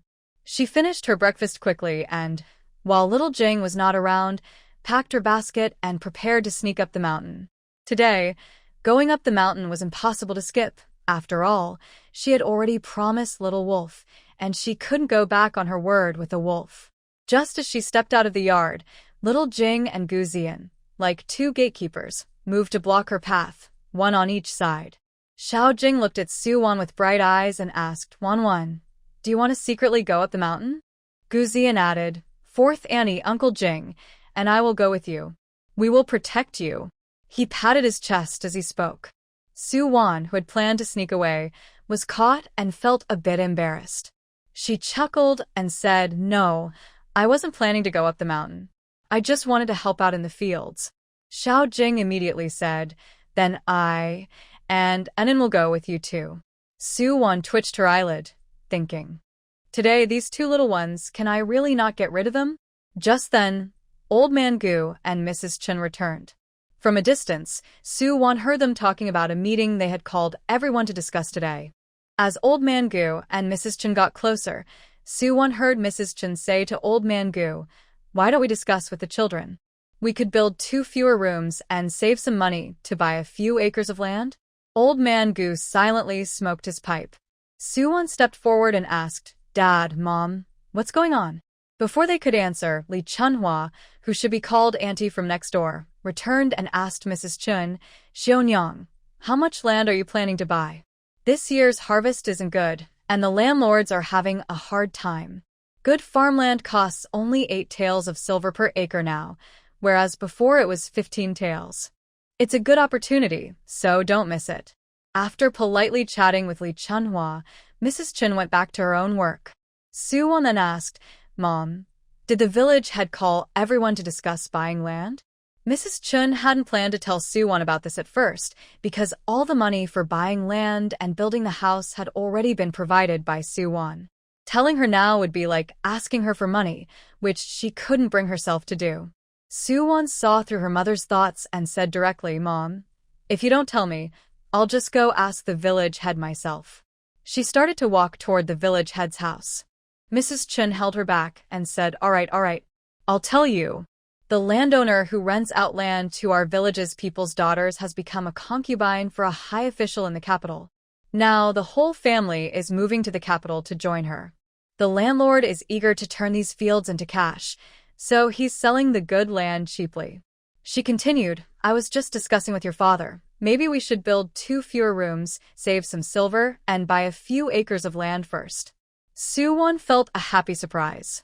She didn't have many ideas about the fertile land below the mountain because it's mainly suitable for growing rice and grains. Growing medicinal herbs there wouldn't be as good. However, she had long been interested in that mountain area. If she could buy it, she could turn the nearby shallow mountain area into a medicinal herb farm. The deep mountain area is naturally rich in medicinal plants. Even without much human effort, as long as she harvests reasonably, she would have endless supplies of medicinal resources. Won asked Mrs. Chen, Mother, is the mountain across the river also owned by the landlord? Mrs. Chen looked at the mountain from afar and replied, No, that mountain is assigned to our village by the government. Every family in the village has a share. But that mountain isn't very useful. Look, after this dry season, most of the shallow mountain has been cleared, and no one dares go into the deep mountain. The only thing left is to clear some land at the foot of the mountain, gather firewood during the off-season, and sell it in town. If the harvest is good and the weather is favorable, the shallow mountain can still yield mushrooms and sometimes medicinal herbs to sell. But now, there's nothing left. Yuan pulled Mrs. Chen into the house. Mother, we don't need to build fewer houses. I have money. Take this 100 taels of silver and buy some good land. I want to buy the mountain across the river. Please ask the village head how to buy it. Mrs. Chen took the silver note handed to her and felt it was a bit sharp in her hand. She hesitated, wanting to return the money to Yuan, but after thinking for a moment, she accepted it and said, "All right, I'll ask about it." After saying that, she turned to leave but suddenly patted her head and said, "Oh, I almost forgot. Wanner, wait a moment. I have something for you." Mrs. Chen went into her room. Soon, she came out with some contracts and handed them to Yuan. "Wanner, these are the property deeds for our house. The new land we bought is registered in your name. Our original old land was divided into 4 parts after I discussed with your father. The deed for your part is also in your name. When the house is built, your father and I will also make sure the property deed is in your name." Old Man Gu and Mrs. Chen thought this was fair. Since Yuan paid for the land and the house, it was right that the property belonged to her. Mrs. Chen was facing away from the door when she saw Yuan. She didn't notice the 3 women, Mrs. Wan, Mrs. Peng, and her sister-in-law Jiang, coming back after finishing their morning chores. But Yuan saw them clearly. Although Mrs. Wan, Mrs. Peng, and Jiang no longer argued much because of Yuan, they were unhappy now that Mrs. Chen wanted to put the fully repaired house in Yuan's name. Mrs. Wan was especially upset. She had given birth to the only grandson for the Gu family. It was fair that the land and the new house should be shared equally among the 3 families. But the new house was smaller than the main house, and they felt it was unfair. They wondered how Anna would get married when she grew up if they had no proper place. Mrs. Wan couldn't hold back her feelings. She suddenly called out to Mrs. Chen, feeling both angry and sad, and then she wiped her tears. "Mother, even if you are biased, you shouldn't be so unfair. The money for the land and house was paid by Wan. If you want to give her more, we have no problem. But giving all the houses on our land to Wan means we have nowhere to live. You might as well just kick us all out." Encouraged by Mrs. Wan, Mrs. Peng also spoke up.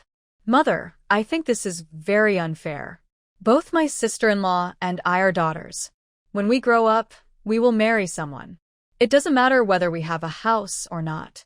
But big sister and Anan still have to live somewhere. If Anan grows up without a house, how can she find a husband?" Mrs. Peng spoke carefully. She didn't just mention herself, but also Mrs. Wan and Gu Zian.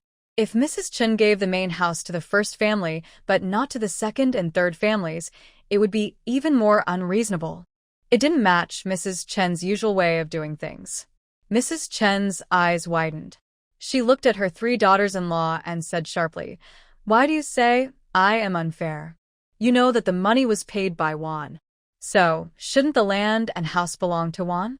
And why haven't you mentioned the secret brewing recipes and workshop? Don't you think they are valuable?" When they heard about the brewing recipes and workshop, the 3 women stopped talking. They knew, even without much experience, that those recipes were priceless treasures, like golden eggs that could bring wealth. Yuan had given everything to her husband without hesitation, hoping to help them all get rich together. They had been confused earlier and even argued with Yuan over the house she paid for herself. Chen looked at the 3 people who were silent and then glared at them again. She said, "The land belongs to you, and the deed is all in your men's names. If you say I am biased, it's only because of late sister, who favors you all. The brewing workshop was truly given to you. You should remember how good late sister is, or I will really show you my favoritism." Wan, Peng, and Jiang all looked a bit embarrassed and glanced at Yuan, wanting to apologize. Before they could speak, Chen continued, "If you want a house, earn your own money and buy it from late sister."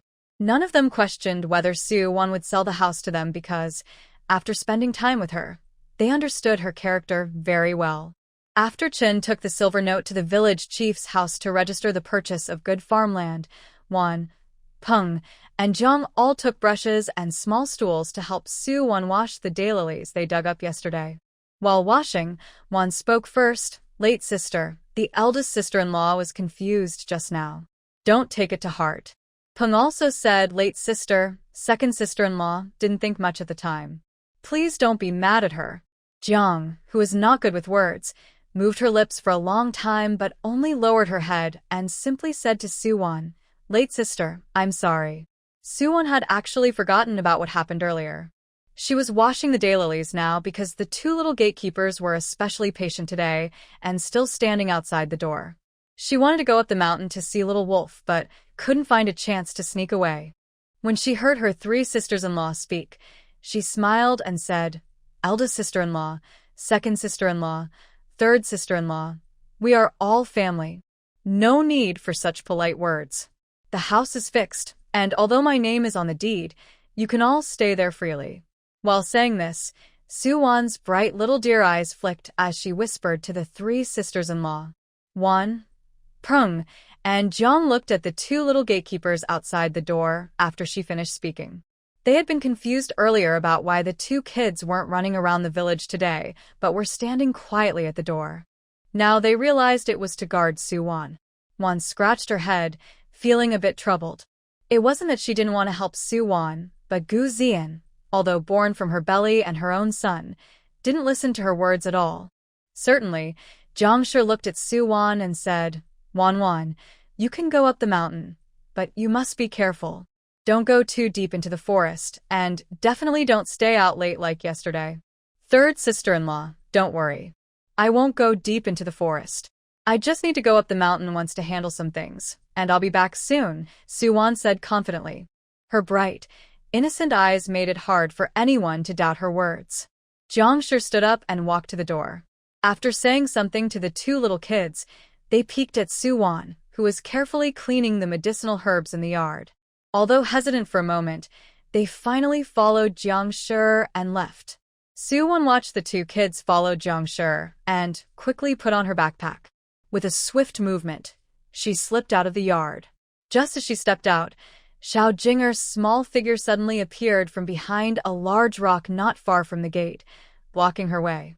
Yuan. Su-won was surprised. Jiang Shi hurried back and saw Xiao Jinger blocking Su-won. She let out a breath of relief, but also felt a bit embarrassed. She had underestimated Xiao Jinger's speed. At first, she told the two kids that Grandma was buying land at the Li Zheng family's house, where they had bought some sugar candies, and asked them to go eat together. Although the kids were drooling with hunger, they weren't moved. Then she said that Xiao Wana had fallen and was crying, asking her brother and uncle to come help. After hesitating for a moment, the kids decided to go, thinking about Xiao Wana who had fallen. But when Xiao Jinger reached the edge of the field and saw Xiao Wana happily watching ants, she turned around and ran back. She really used all her strength to try to catch up, but she couldn't. When Jiang Shi finally caught up to Xiao Jinger at the yard's entrance, she was exhausted, leaning on a large stone and gasping for breath. Xiao Jinger, however, looked completely fine, hands on her hips, staring at Su-won in a challenge. After a few moments, Su-won finally gave in and said, "All right, let's go up the mountain together." At this moment, He Xin, who realized he had been tricked by third aunt, hurried back. Su-won had no choice but to hold each of the kids' hands and bring them along. Shi saw the situation and felt uneasy, wanting to go up the mountain with them. But Su-won refused, saying, "Big sister-in-law, don't worry. I go up the mountain often. I know the situation there well. I can definitely bring Enon back safely. I will take good care of him." Although Mr. Won was still a bit worried, he knew that Su-won was reliable. So he only reminded her a few times not to go deep into the mountains before watching her leave with the two children. He then watched as Su-won took the two kids and left. The distance from Gujia village to the place where Su-won and Little Wolf had agreed was quite far. Su-won alone needed 2 hours to climb the mountain. With the two little ones, it was even slower. It took them 2.5 hours to arrive, When they arrived, little wolf was lying sadly on the hillside, curled into a small white bundle, surrounded by a sad aura, like a child abandoned. When little wolf heard footsteps, its ears twitched, and it excitedly stood up.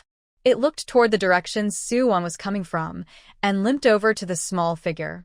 Seeing the small bundle rushing so fast it almost fell, Yuan quickly went over and picked up the little white wolf, holding it in her arms. The little white wolf nuzzled affectionately in her embrace. Gu Zian and Xiao Jinger caught up and saw the white little bundle in Yuan's arms. Their eyes lit up.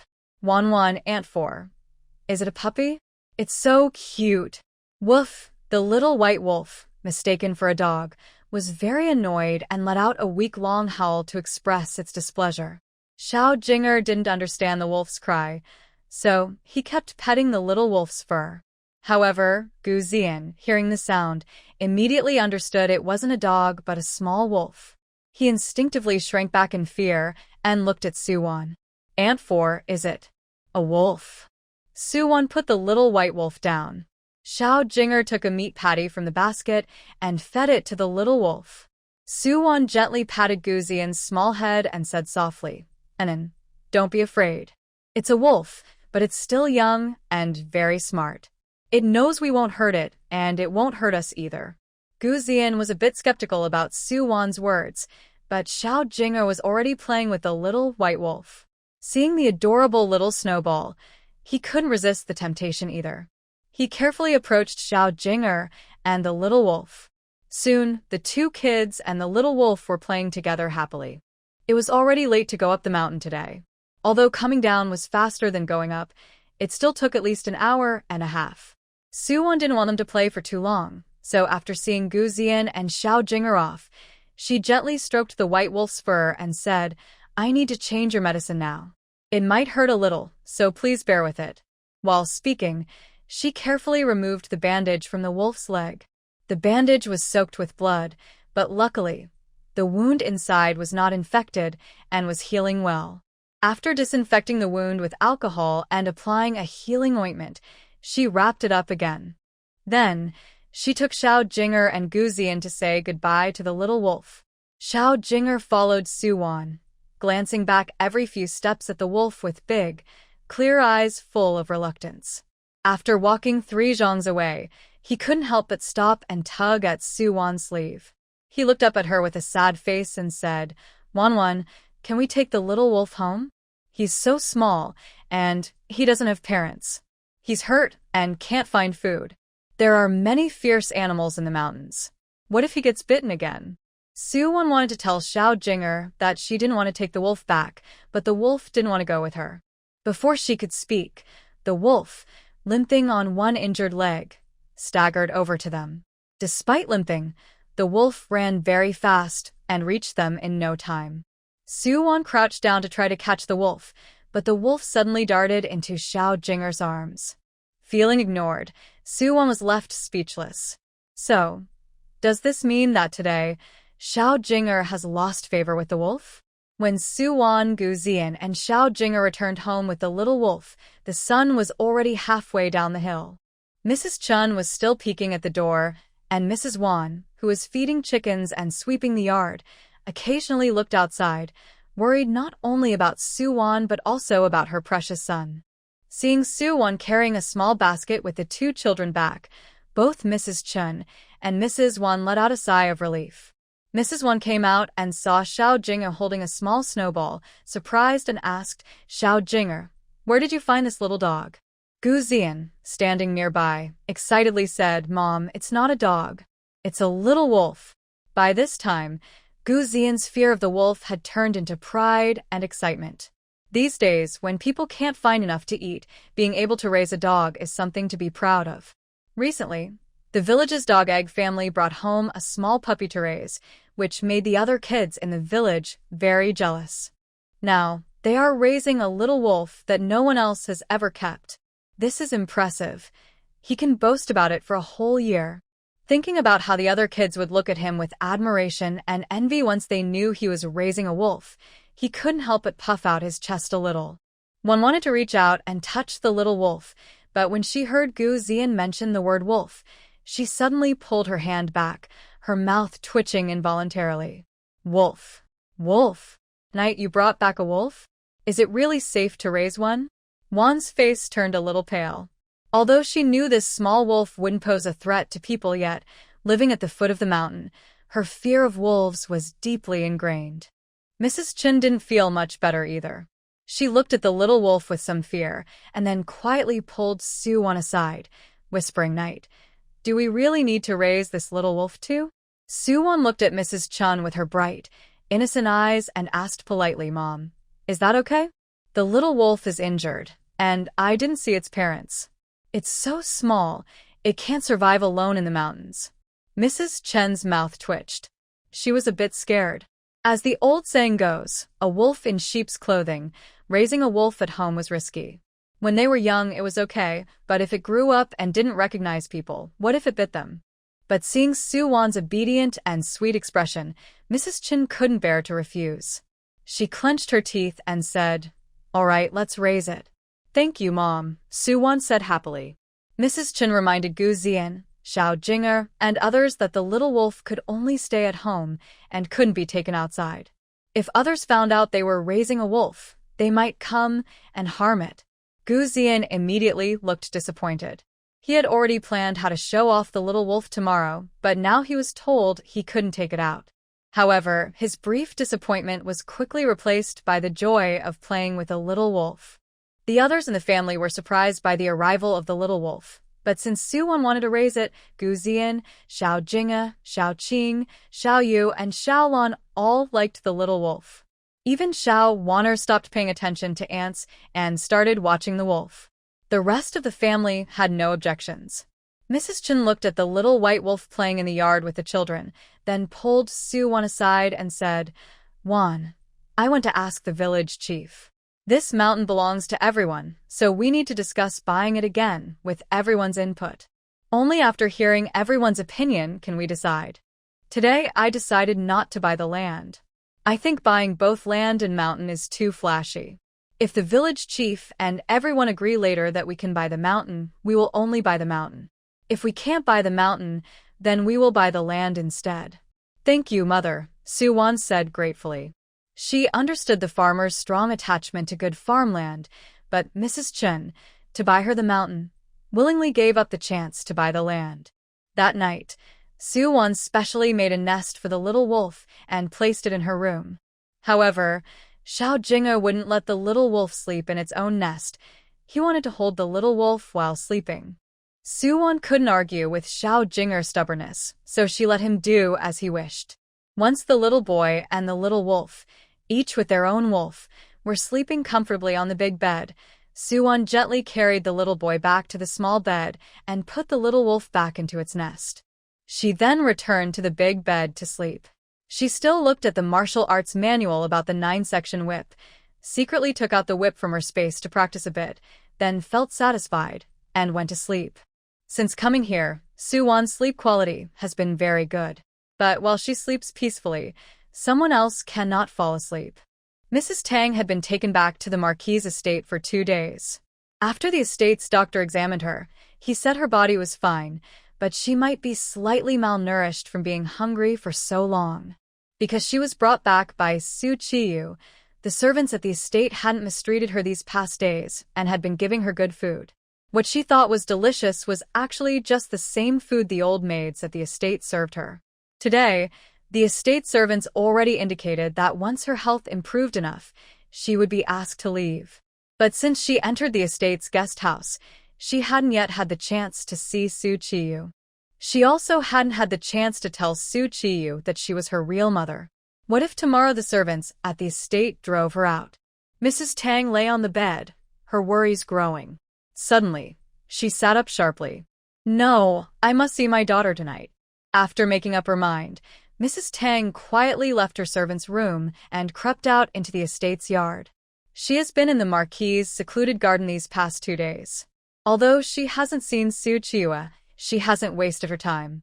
She figured out which courtyard Qiyue lives in and also learned about her preferences. When she heard from the servants that Qiyue is both beautiful and kind-hearted, treats servants and dogs well, and is already engaged to the third prince's consort. She was so happy, she almost felt like flying. She thought she was no longer just the Marquis's wife, but also the future mother-in-law of the Emperor's son. If that third prince becomes Emperor someday, she might even have a chance to become the Emperor's mother-in-law. Thinking this way, she imagined a bright future ahead. But reality was not as wonderful as she imagined. As soon as she entered Qiyue's courtyard, two secret guards suddenly appeared and forcefully pushed her to the ground, holding her down. Ouch! Mrs. Tang couldn't help but let out a heart-wrenching cry. Qiyue, who was reading in her room, frowned slightly and ordered her maid, Xiao Tao, go out and see what's happening. After Xiao Tao received the order and left, she quickly returned, bowed to Qiyue and said, Miss, it's about the woman you brought back last time. She doesn't know what's going on and broke into your courtyard. The secret guards caught her. Right now, she's causing a fuss outside, saying she wants to see you and has something important to tell you. A countrywoman. What important thing could she have to say? I think she probably didn't want to leave when I told her to go earlier. She wants to stay in our house, and is making up stories to take advantage of your kindness, miss, so she can stay in the Marquis's residence. If it were another young lady, she definitely wouldn't see Mrs. Tang again. But since Qiyue is both beautiful and kind-hearted, she hesitated. She rubbed her forehead and said, Xiao Tao, go bring her in. After Mrs. Tang entered, her eyes started to look around the room eagerly, with a greedy light that couldn't be hidden. Xiao Tao watched her and frowned, feeling uneasy. She thought to herself that sometimes her young lady was too kind. This kind of person always has bad intentions. Bringing her into the Marquis's house was one thing, but sneaking into the courtyard late at night and wanting to see her? She considered that if she weren't working as a maid for such a kind young lady, her life wouldn't be as comfortable as it was now. Tang Shi looked at the delicate decorations in Qiyue's room, her eyes shining with admiration. Even though she was not very knowledgeable, she could tell that everything in the room was valuable. These belonged to her daughter, so they were also hers. When she reached Qiyue, Tang Shi didn't bow but eagerly said, Miss, I want to talk to you about the scar on your wrist. Qiyue instinctively reached out and touched the scar on her wrist through her gauzy clothes. Because of this scar, her marriage to the third prince almost didn't happen. The royal selection of a bride has strict rules. Any scars on the body disqualify a woman from becoming a royal wife. Fortunately, the concubine mother and the third prince's cousin both liked her. The concubine mother pleaded with the emperor, and the third prince's cousin also expressed his feelings for her in front of the emperor. Only then was the marriage settled. So, this scar has always been a sore spot for her. When little Tao heard Tang Shi's words, her face darkened as she scolded. How dare you? My lady is not someone a rural, ignorant woman like you can talk about casually. Qiyue also gave Tang Shi a cold glance. The look was so powerful that Tang Shi instinctively knelt down, stammering, Miss, besides the scar on my little arm, I also have a heart-shaped birthmark on my shoulder blade. Hearing this, Qiyue's eyebrows furrowed tightly. Tang Shi looked at her cautiously, kneeling on the ground and respectfully said, Miss, I have something to tell you alone about your... Before she could finish, Qiyue suddenly shouted sharply, Shut up. Tang Shi trembled with fear, almost wanting to kowtow and beg for mercy. However, Qiyue quickly regained her composure, turning to little Tao and saying, Little Tao, go out first. Although little Tao was confused, she sensed that today's miss was different from usual. She dared not say more and hurriedly left. Qiyue's cold eyes looked at Tang Shi, filled with a deadly chill and a hint of threat. You know something? Speak, Qiyue said calmly. Tang Shi was so frightened she didn't dare lift her head. She gathered her courage and, trembling uncontrollably, said, Miss, that scar on your arm was made by me. Qiyue's presence suddenly became more intense. Tang Shi was so scared she forgot that the person in front of her was her own daughter. She knelt on the ground, repeatedly begging for mercy. Please forgive me, miss. Please forgive me. Qiyue looked at Tang Shi, who was begging on the ground, with a calm expression. She asked softly, "Why?"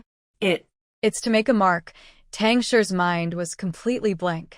Without thinking, like pouring beans from a bamboo tube, she told everything that had happened back then. After she finished, Qiyue remained silent for a long time. Her courage grew a little. She quietly lifted her head and stole a glance at Qiyue. She saw her focus on the scar on her arm through her thin silk clothing, her delicate fingers gently touching it. Feeling a bit braver, Tang Shi stood up and moved closer to Qiyue. She said, "Daughter, I am your real mother. Back then, I risked being executed to exchange you and Lady Ho's daughter, so you could enjoy wealth and honor at the Ho residence." Qiyue came back to her senses and looked at her. She didn't mind that she had stood up. "So, you went to great lengths to bring me back to the residence, hoping I would share wealth and honor with you?" Although Tang Shi had this plan, Qiyue immediately saw through her without hiding it. A flicker of embarrassment crossed her face. "Daughter, I really didn't want to do this. But right now, the heavens aren't raining, and we can't grow crops. The officials are blind. They don't see your father and brother's talents. Our family can't survive like this. We had no choice but to make a way to the capital, hoping to find you. And who would have thought that fate would bring us to Gu's village?" When Qiyue heard the words Gu's village, she clenched her hairpin tightly, then relaxed slightly. The Marquis of Baiting's family was from a military background. Her older brothers had been trained in martial arts since childhood. Although she wasn't very skilled herself, she had learned a little over the years. She estimated that with her skills, she could easily kill Tang Shi. After killing her, she could shout that Tang Shi was trying to attack her. No one would suspect her. But now, she turned her palm over and placed the hairpin back on her head. Tang Shi had no idea she had just narrowly escaped a deadly danger. She looked at Qiyue's face, which had softened, and felt relieved that her daughter believed her. From now on, she would be the lady of the Marquis house, able to enjoy a life of luxury and comfort every day. After glancing at her, Qiyue looked down with a sad expression. Even if Tang Shi was usually bad at reading people, she understood this moment. She quickly moved closer to Qiyue and asked with concern, "Daughter, what's wrong?" Suppressing her nausea, Qiyue took out a handkerchief to wipe her tears. "Mother already knew that I was switched at birth. Now fifth brother also knows. They traveled a long way from the capital to Jiangnan just to find the girl you switched me with. Do you think that once they find the girl from back then, I will still have these riches and honors?" Qiyue cried heavily, tears streaming down her face. Tang Shi didn't feel sorry for her, but she was worried about the wealth and status of the Marquis house. That little brat Yuan was a sly, untrustworthy girl. She had only married into the Gu family, yet she dared to be disrespectful and even thrown out of the door. If she became the lady of the Marquis house, what good would they have left? Carefully, Tang Shi asked, "Daughter, do the lady of the Marquis house and fifth young master know that Yuan is truly their daughter?" Hearing the name Yuan, Qiyue stiffened and her eyes grew cold. She only overheard Zhang Mama telling fifth brother about her background that day and didn't know that the girl who was switched with her was Yuan. No wonder her mother and fifth brother were so close to Yuan, even more than to her. After 15 years, could blood ties really be stronger than their feelings? Qiyue wiped her tears and cried again. "If they knew, they would have already brought Yuan back and kicked me out. Would I still be here?" Tang Shi became anxious. She had been planning since her daughter was born. Now that she had finally found her daughter and was about to enjoy wealth and status, she didn't want to lose everything. She asked hurriedly, "Daughter, what should we do now?" Qiyue dried her tears, a fierce look flashing in her eyes. She said, "If I want to live peacefully as the lady of the Marquis house, then the real lady must be dead. I've already arranged a marriage with a third prince. The Marquis house needs a daughter who can marry into the family. As long as Yuan is gone, even if they find out I'm not the real daughter, they won't say anything publicly." Mrs. Tang understood what Qiyue meant. Although she didn't like Yuan killing someone, She had never even considered that possibility. She hesitated and said, Suwon is already married to a commoner from the Gu family. Even if she's brought back to the Marquis estate, she probably can't marry the third prince, right? Qiyue's cold, sharp gaze shot toward Mrs. Tang. If you found your own daughter, would you still treat your fake daughter well? Mrs. Tang thought about how much she disliked Suwon since she was young. Qiyue understood Mrs. Tang's thoughts. She then walked to her dressing table, took a small pouch from her jewelry box, and handed it to Mrs. Tang. The pouch was full and bulging. She pressed the pouch into Mrs. Tang's hand, fighting back her nausea, and sincerely said, Mother, inside are the gold leaves and gold seeds given by the palace over the years. Take it and use it first. As she spoke, tears welled up again. I'm afraid that once Mother and my brother learn about Suwon's background, I won't be able to give you anything anymore. I'd be betraying all your efforts to help me back then. Mrs. Tang held the heavy pouch of gold, her eyes filled with unwavering determination. My daughter, don't worry. The daughter of the Marquis' estate can only be you. Only you can marry a prince and become a princess. That little brat Suwon wants to compete with you? No way. Qiyue forced herself to hold Mrs. Tang's hand. Mother, be careful. I'm still waiting for you, Dad, and my brother to come to the capital and enjoy life together. Mrs. Tang, as she tucked the pouch into her, said, Don't worry, my daughter. I have my ways. I'll make sure everything is done cleanly. After she finished speaking, Qiyue loudly called out, Xiao Tao, send Mother out. When Xiao Tao led Mrs. Tang away, Qiyue slightly narrowed her eyes, watching the direction of the door. Once Mrs. Tang's plans were in motion, she had her own methods to make Mrs. Tang's family disappear without a trace. In this world, losing 3 refugees would go unnoticed. Qiyue called a young maid to bring water. She washed her hands repeatedly with fragrant soap, then asked the maid to pick some flower petals and bathe again. It was as if she couldn't wait to wash away every trace of Mrs. Tang's scent from her skin. After Mrs. Tang left the Marquis' estate, she found Su Yongyuan and Su Guangxai, who had been wandering outside the estate for 2 days. When they saw the pouch Mrs. Tang took out, their eyes widened in shock. After hearing Tang Shi say she would kill Suwon to protect her position as the young lady of the Marquis house, Su Yongyuan hesitated briefly before saying, Great achievements require ignoring small details. The girl Su Tao is the one we raised, and now it's her turn to repay us.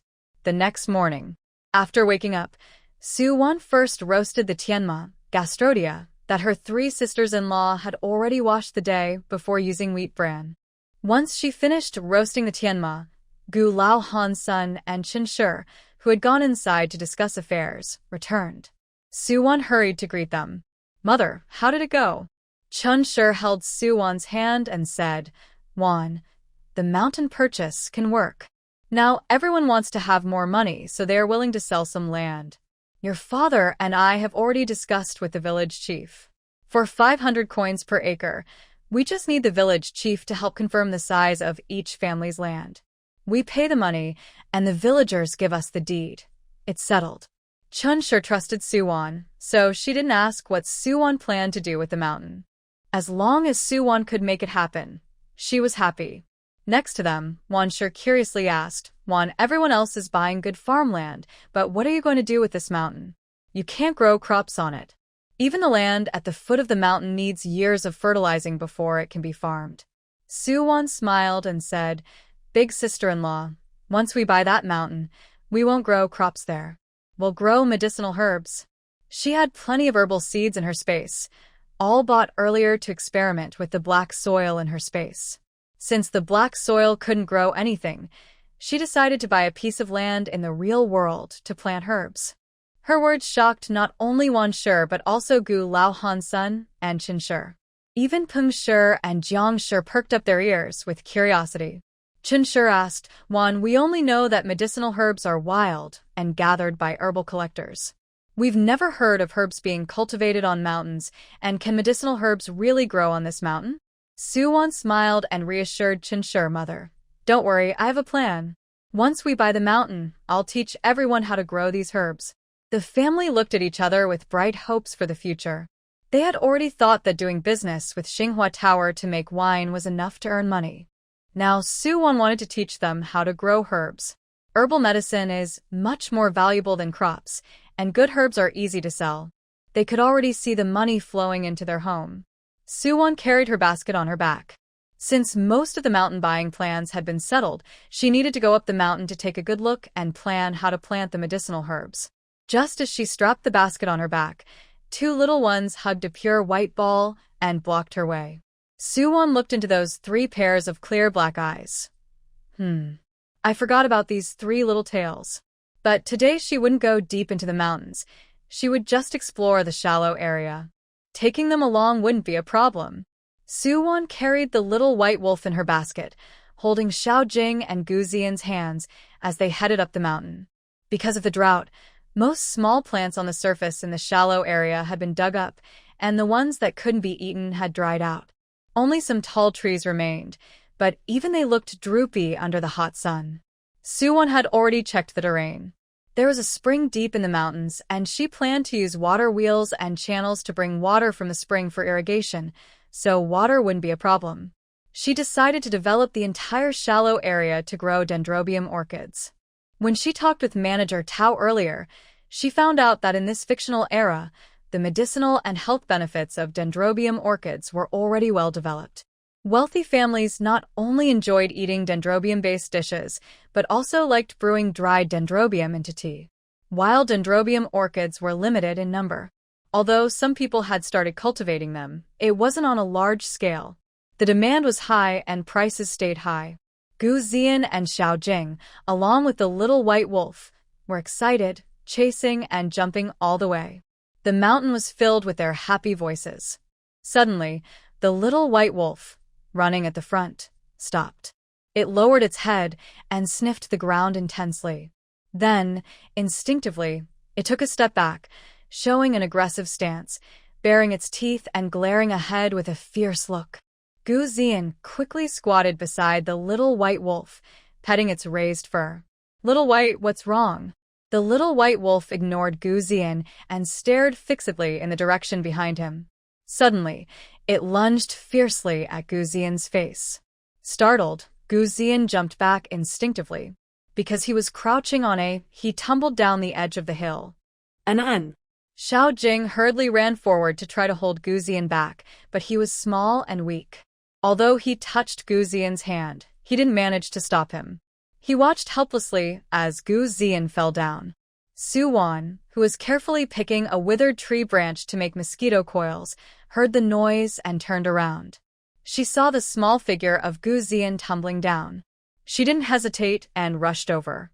Luckily, it wasn't too steep, and she managed to stop Gu Xian halfway down. Gu Xian was dizzy from the fall. Su-won picked him up, and he leaned dizzily on her shoulder.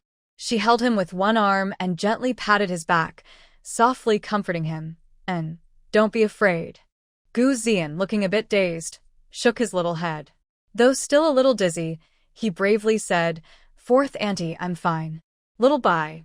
As he spoke, he looked toward Little Bai Lang, who had just pounced.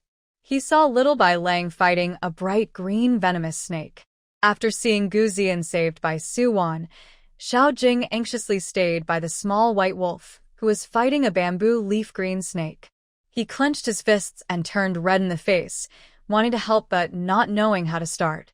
He could only stand quietly on the side, trying hard in silence. Su-won carried Gu Xian back up the hill. She took out a grass-cutting knife from her basket, waited for the right moment, and struck swiftly, cutting the bamboo leaf-green snake at its 7-inch point. The snake's body instantly split into 2 parts. The back half struggled and twisted, but the front half still hissed with a red tongue, shooting at Little Bai Lang. Earlier, the snake was long enough to entangle Little Bai Lang, so the wolf had to be very careful. Now, only a short piece remained, and Little Bai Lang was unfazed.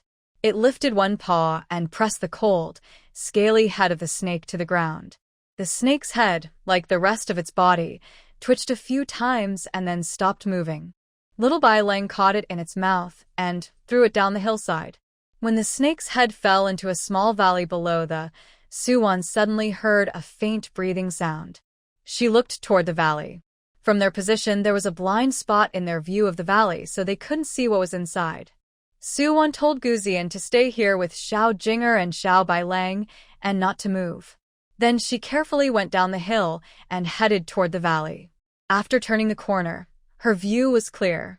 She immediately saw a man sitting against the mountain wall in the valley, covered in blood.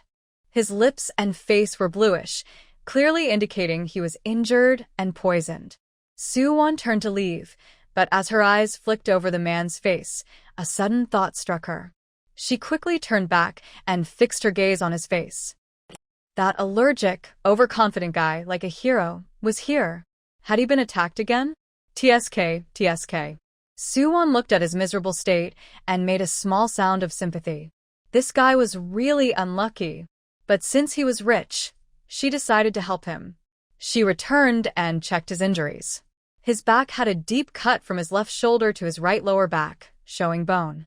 His calf was pierced by a sword. However, his most dangerous injuries were 2 tiny blood holes on his ankle, with black blood still oozing out. Suwon instinctively looked at the snake head she had just dropped from the wolf. The small snake head showed a white line connecting to its mouth, indicating it was a highly venomous, white-lipped bamboo viper. From the bite marks, it was clear the man was bitten by this snake. Suwon transferred the snake venom serum from her lab into her bag. The man's condition was critical. She didn't have time for desensitization, so she injected the serum into his upper arm muscle. After giving him the snake venom serum, she also injected 2 doses of allergy medicine. Then she began to treat his wounds. Besides the back and calf, he had many small cuts, which were easy to clean but took time. Gu Zian and Xiao Jinger saw that Suwon hadn't come up for a long time. The 2 kids, along with Xiao Bailang, circled around from another mountain trail. Seeing Suwon covered in blood, they were so frightened they froze. 4th Aunt, Wan. Suwon finished tying the bandage she had wrapped around the man's wounds. Hearing the kids' voices, she looked up and saw their tearful faces. She was momentarily confused about what was happening. Looking at the bloodstains on her body from earlier, when she accidentally splashed blood while cutting a cross-shaped wound to poison the man, she smiled at the 2 little ones and said, "It's okay. It's not my blood. It's his." Gu Zian and Xiao Jinger then turned their attention to the man. Carefully, they walked over on their short legs and asked in unison, "Aunt Si Wan, what's wrong with him?" Suwon removed her medical gloves, gently patted the little heads of the children, and said, "He's hurt and was bitten by a snake." "Will he die?" Xiao Jinger asked with big, clear eyes, showing fear. He didn't fully understand what death was, but he often heard villagers talking about people dying from hunger, so he had a natural fear of death. Gu Zian also felt scared when he heard the word death. He carefully looked at the man and quickly looked away, holding Xiao Jinger's hand to comfort him. "Jinger, Uncle Si, Aunt Si already bandaged his wound. He definitely won't die. Aunt Si is super amazing." Suwon smiled and raised an eyebrow at Gu Zian, saying, "Of course. With me, Aunt Si, on his side, he can't die. If he died, who would she ask for medical fees?" But right now, the problem was how to get this man back. She had only cleaned and disinfected his wounds briefly, without stitching them up. Although he was temporarily out of danger, further treatment could only be done after moving him back. Just as she was feeling stuck, she heard Wanshi calling out, Vanya, Xiao Yinger. Gu Zian hurried out of the valley to answer, "Yes, mother. I'm here with Aunt Si and Uncle Jing." Wanshi quickly came over when she heard the voice. Seeing Suwon guarding the man leaning against the mountain wall, with his upper body and one leg wrapped like a mummy, her face stiffened. "Wanya, this is..." Before Suwon could speak, Gu Zian and Xiao Jinger started chattering excitedly. "This person is hurt. He was bitten by a poisonous snake. Wan saved him. Aunt Si is super amazing." The 2 little ones kept talking like a comedy act, praising Suwon extravagantly and making her seem like a hero. Wanshi was worried about Suwon staying alone with the 2 children on the mountain, so after finishing her chores quickly, she immediately came up the mountain to find them. Now she looked at the man leaning against the mountain wall and asked Yuan, what do you plan to do with this person? Yuan gently rubbed her chin and firmly replied, take him back. Mrs. Wan's face stiffened again. This, Yuan, that might not be a good idea. Although the customs in Qiyue are quite open and women are allowed to go out even in their private rooms, there are still some restrictions.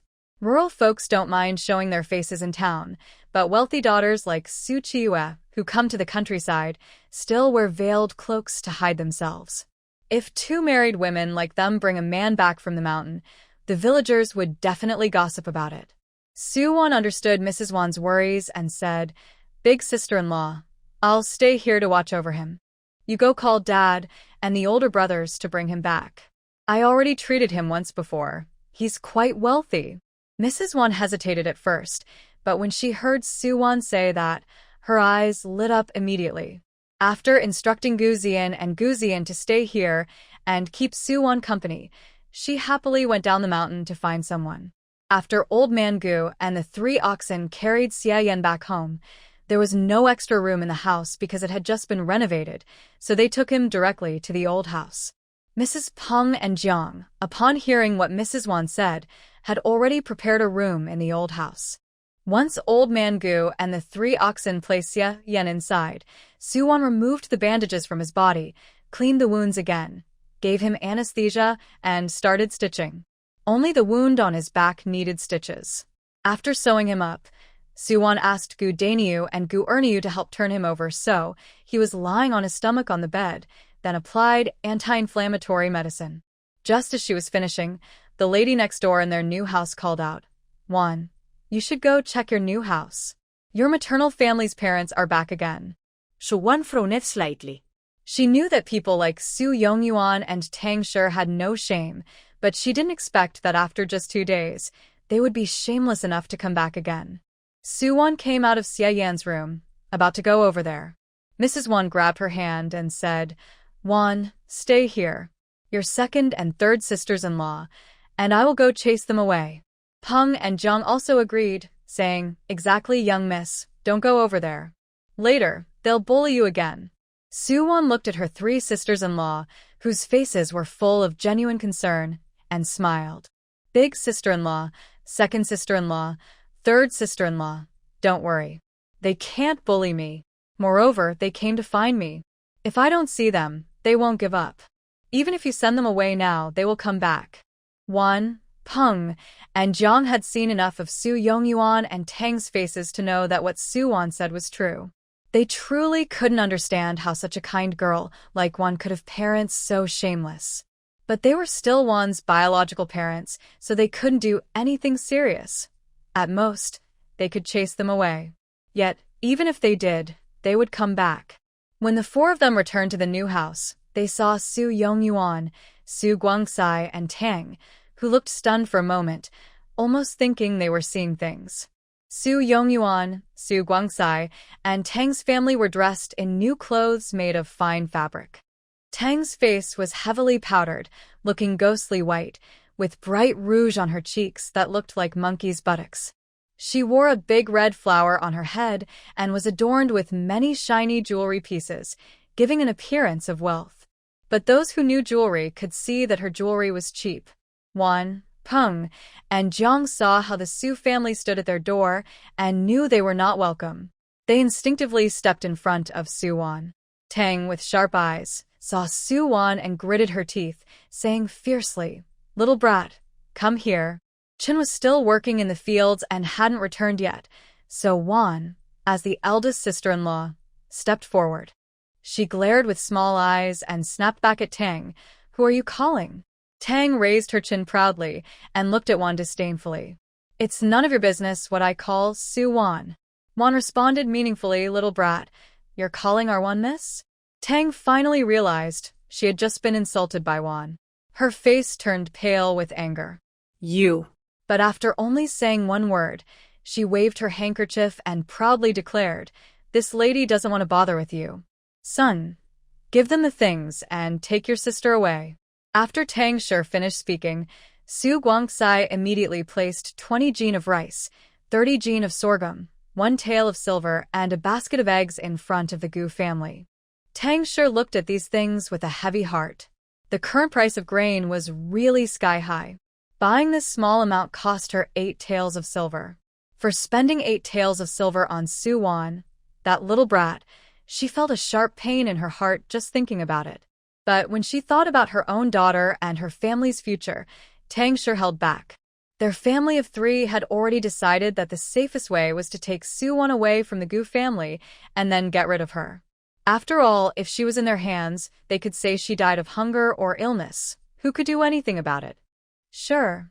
Peng Shi and Jiang Shi were stunned when they saw what Su Guangcai had put down. They thought the Tang family was just here to ask for charity again like last time. But they never expected that they would return all the money spent on buying Su Wan from the Gu family and even take her away. Seeing the shock in their eyes, Tang Shi felt even more proud and arrogant. She lifted her chin and said proudly, "Humph, I told you all along that our family was going to the capital to enjoy life. You didn't believe me. A few days ago, we just came to test your character. If your family's morals were good, we would accept this marriage, and naturally, we would bring Gu Yuan with us to the capital to enjoy life. But your family is so selfish and mean. We don't want you as relatives. We've returned your things, and I'm taking my daughter away. From now on, there will be no more connection between the Su family and your Gu family." Su Wan narrowed her eyes slightly, a flash of light passing through her eyes. She knew very well what kind of people Su Yongyuan, Su Guangcai, and Tang Shi were. If they had money when they came last time, they would have been as proud as they were now, tail high in the air. How could they still act so submissive and pitiful? They definitely weren't just here to test the waters. Something must have happened in the past 2 days since they left, which gave them some money. But Su Wan didn't care about their strange luck. She only cared why they were willing to return the things the Gu family had given her and even take her away. From what she knew about them, she could only think of one answer, that they had sold her again, and this time, for a good price. Just as Su Wan was about to step forward, Chen Shi hurried back, carrying a. She stood in front of the 3 women of the Wan family, heavily placing her on the ground, her sharp gaze sweeping over the 3 members of the Su family. Tang Shi wanted to go and hold Su Wan's hand but froze in place. Chen Shi didn't speak much to Tang Shi. Instead, she turned her gentle face towards Su Wan and asked, "Wan, now I ask you, do you want to stay with our Gu family or go with them?" In Chen Shi's eyes, there was a flash of pleading, and then she spoke with some difficulty. "If you want to stay with us, I won't let anyone take you away. If you want to go with them, I won't keep your things, and I will give you everything you deserve, so you can take it with you, so you'll have something to rely on in the future." Seeing Chen Shi's sincere expression and words, Su Wan felt a sour and swelling feeling inside her. She naturally wouldn't go with the Su family. She reached out and held Chen Shi's hand, saying, "Mom, I am at our own home. No matter who comes, I won't leave." Hearing Su Wan's words, tears flickered in Chen Shi's eyes, and her confidence suddenly grew. She patted Su Wan's hand and said, "Good, as long as you're willing, you will always be my Wan." Wan Shi, Peng Shi, and Jiang Shi also said together, "Yes, Wan, as long as you want to stay, you will always be our family." Chen Shi turned her head, picked up her, and heavily placed it back on the ground. This time, she looked more confidently at the 3 members of the Su family. "Did you hear that? Don't say you're just going to the capital. Even if you're going to enjoy life in the sky, my Wan doesn't want to go with you. Hurry up and leave, or else, don't blame me for this not having eyes." Wan Shi and the other 3 also held brooms and sticks, following Chen Shi and saying, "Our brooms and sticks also don't have eyes." Tang Shi looked at the fierce appearance of the mother-in-law and daughters-in-law, feeling a bit scared. Last time she was chased away, she had already learned her lesson. These 4 women really fought when they chased people. It hurt. Su Yongyuan looked at Tang Shi's helpless state and, for the first time, felt anxious. He stepped forward and harshly looked down on Chen Shi and the 3 women, saying rude. Then, he raised his chin and arrogantly looked at the sky, saying, "I won't argue with you ignorant women. Call out Lao Han from Gu's family, and I will talk to him." Chun Shi's eyebrows furrowed, looking fierce and threatening. "What's there to talk about? One has already said she won't go with you, so just get lost. Mr. Su, back then you took our money and grain, and Wan came to our house with the matchmaker, but a written agreement was made." Outside the crowd, Yuan hurried over with Gu Sanyu and said softly. Mrs. Chen finally remembered and slapped her forehead, realizing she had only wanted to chase the Su family away but had forgotten about the contract. She quickly went home, searched through boxes, and found the contract, then handed it to Yuan. Yuan walked to Su Wan's side, slightly lowered his head, and whispered, "Don't be afraid. I'm here with you." Just moments ago, Su Wan had looked ready to throw the Su family far away, but now she looked a little sad, tugging at Yuan's sleeve and shyly hiding behind him. Her bright, lively eyes looked at Yuan with a pleading expression. Even though her acting was not very good, actually quite clumsy, her look still made Yuan feel sorry for her. Yuan turned around and used his broad back to shield Su Wan behind him. His cold and serious face looked at Su Yuan. Su Yuan, who had just been shouting happily, suddenly felt his breath catch. Yuan's powerful presence almost made him unable to breathe. For a moment, he even had the urge to kneel, but he quickly realized he was just a scholar and didn't need to kneel even when seeing the county magistrate. And this little brat? Su Yuan, with one hand behind his back, arrogantly said, "You're Yuan, right? My daughter was sold to you. Yes, but now I want to buy her back." Hearing this, Yuan's expression grew colder. Wan was a living person, but in Su Yuan's eyes, she was just something to buy and sell at will. Such a father, who could sell Wan once when they couldn't even afford food, could sell her again when faced with other problems. Even if Wan didn't want to go with him, Yuan would never let her leave, even if she was willing. Yuan's deep eyes looked at Su Yuan. Wan says that Mr. Su is a talented scholar who has passed the imperial exam. Could it be that you don't even recognize the words on this contract? Our home isn't a pawn shop, and Wan isn't an object. Neither you nor anyone else can buy or sell her at will. If you continue to cause trouble here, we might as well settle this in court. Mrs. Tang trembled involuntarily at the thought of going to see the officials. That was a natural fear in ordinary people's hearts toward government officials. Su Yuan's face also turned pale. He was a scholar, so he wasn't afraid of seeing officials. But now, they weren't in their own county, and he was a scholar while Yuan was a licentiate. The county magistrate of Rennie County would likely favor Yuan. Moreover, that contract was indeed a binding agreement, and there was no talk of redemption. Someone had paid so much money to buy such a girl, and he thought he had made a great deal, not knowing that she actually had such a background. No wonder she had never been close to him since she was a child. Yuan saw Su Yuan's eyes rolling around and coldly said, "Mr. Su, since you refuse to leave, don't blame us for being rude. Big brother, second brother, and third brother, please help us tie them up. We're going to see the officials. I want to see how long these kidnappers will stay in jail for kidnapping a young girl." As soon as Yuan finished speaking, the 3 strong men from the Gu family arrived with ropes and approached Su Yuan. Su Yuan looked at the 3 burly men from the Gu family, his lips trembling, and pointed at Yuan, saying, You are unreasonable, wasting the wisdom of the sages." Yuan looked at him calmly and didn't bother to argue. He directly took the rope from Gu Sanyu's hand. Seeing Yuan really about to catch him, Su Yuan, along with Tang and Su Guangsai, didn't care anymore and quickly ran away. Tang and Su Guangsai were stunned in place for a moment before rushing after Su Yuan, shouting, "Head of the family, wait for us." The Su family members left, and only then did Yuan turn around and look at Su Wan. "Wan, are you alright?" Su Wan, like a little quail, stuck out her small head excitedly watching the Su family run away towards the village entrance. Hearing Yuan's question, she instinctively grabbed Yuan's sleeve, her small deer-like eyes full of smiles as she looked at him. "A Yuan, why did you come back?" Yuan was originally in the county town, where he met Uncle Qing Shui.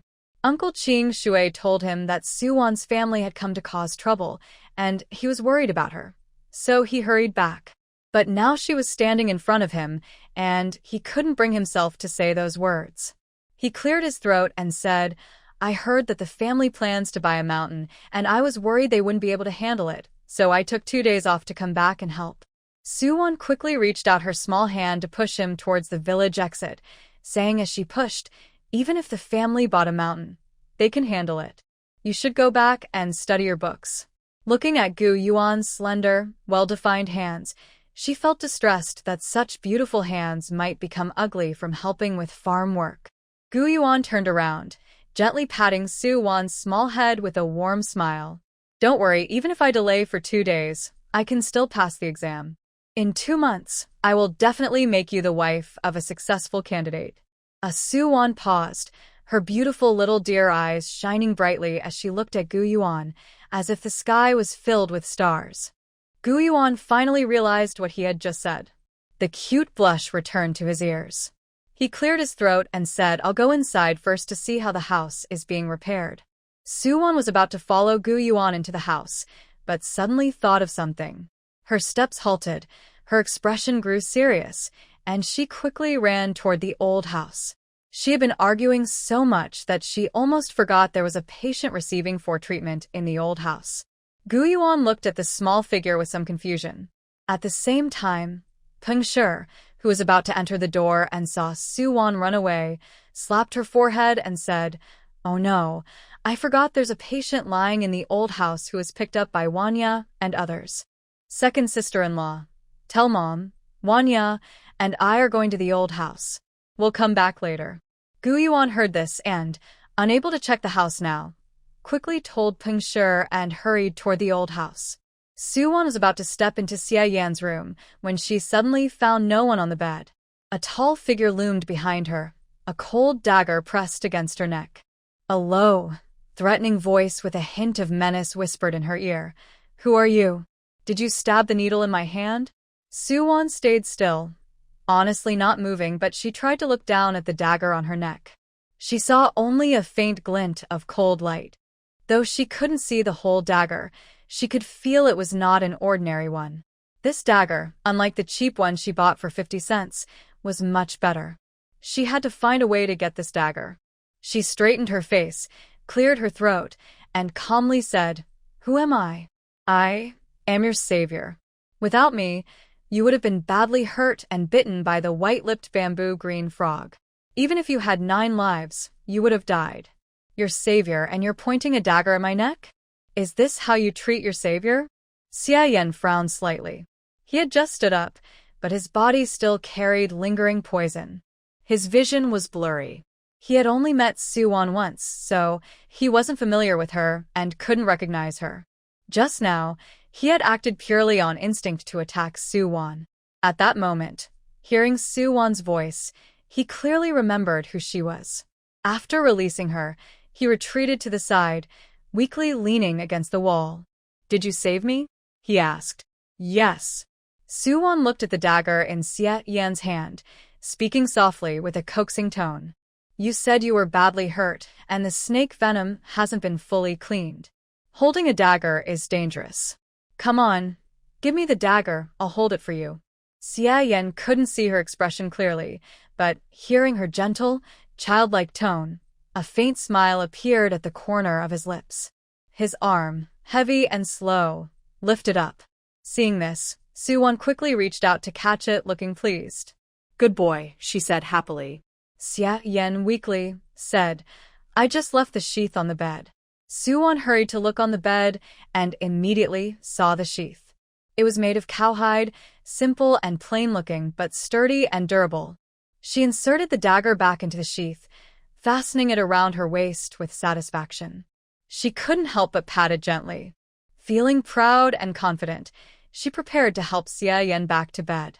As for him pulling out the needle and wasting her precious medicine, she decided to overlook it for the sake of the dagger. Just as her hand was about to touch Xia Yan's arm, Yuan hurriedly rushed in from outside. His gaze silently swept over Xia Yan's face and said, Wan, let me do it. Suwon obediently took a step back and nodded. Okay. Gu Yuan helped Xie Yan back onto the bed, but didn't linger on his face. Neither Su Wan nor Xie Yan noticed the brief flash of surprise in Gu Yuan's eyes. Su Wan came to Xie Yan's bedside and said, "The needle I gave you earlier, you pulled it out yourself. If I redo it now, it might hurt a little. Please bear with it and stay still." Actually, the slight pain from the needle was nothing much. But in ancient times, people didn't usually know about acupuncture as a treatment method, so their acceptance was lower. The feeling of a foreign object in the blood vessel often caused instinctive rejection and resistance. However, Xie Yan was a very obedient patient. When Su Wan told him not to move, he truly stayed still.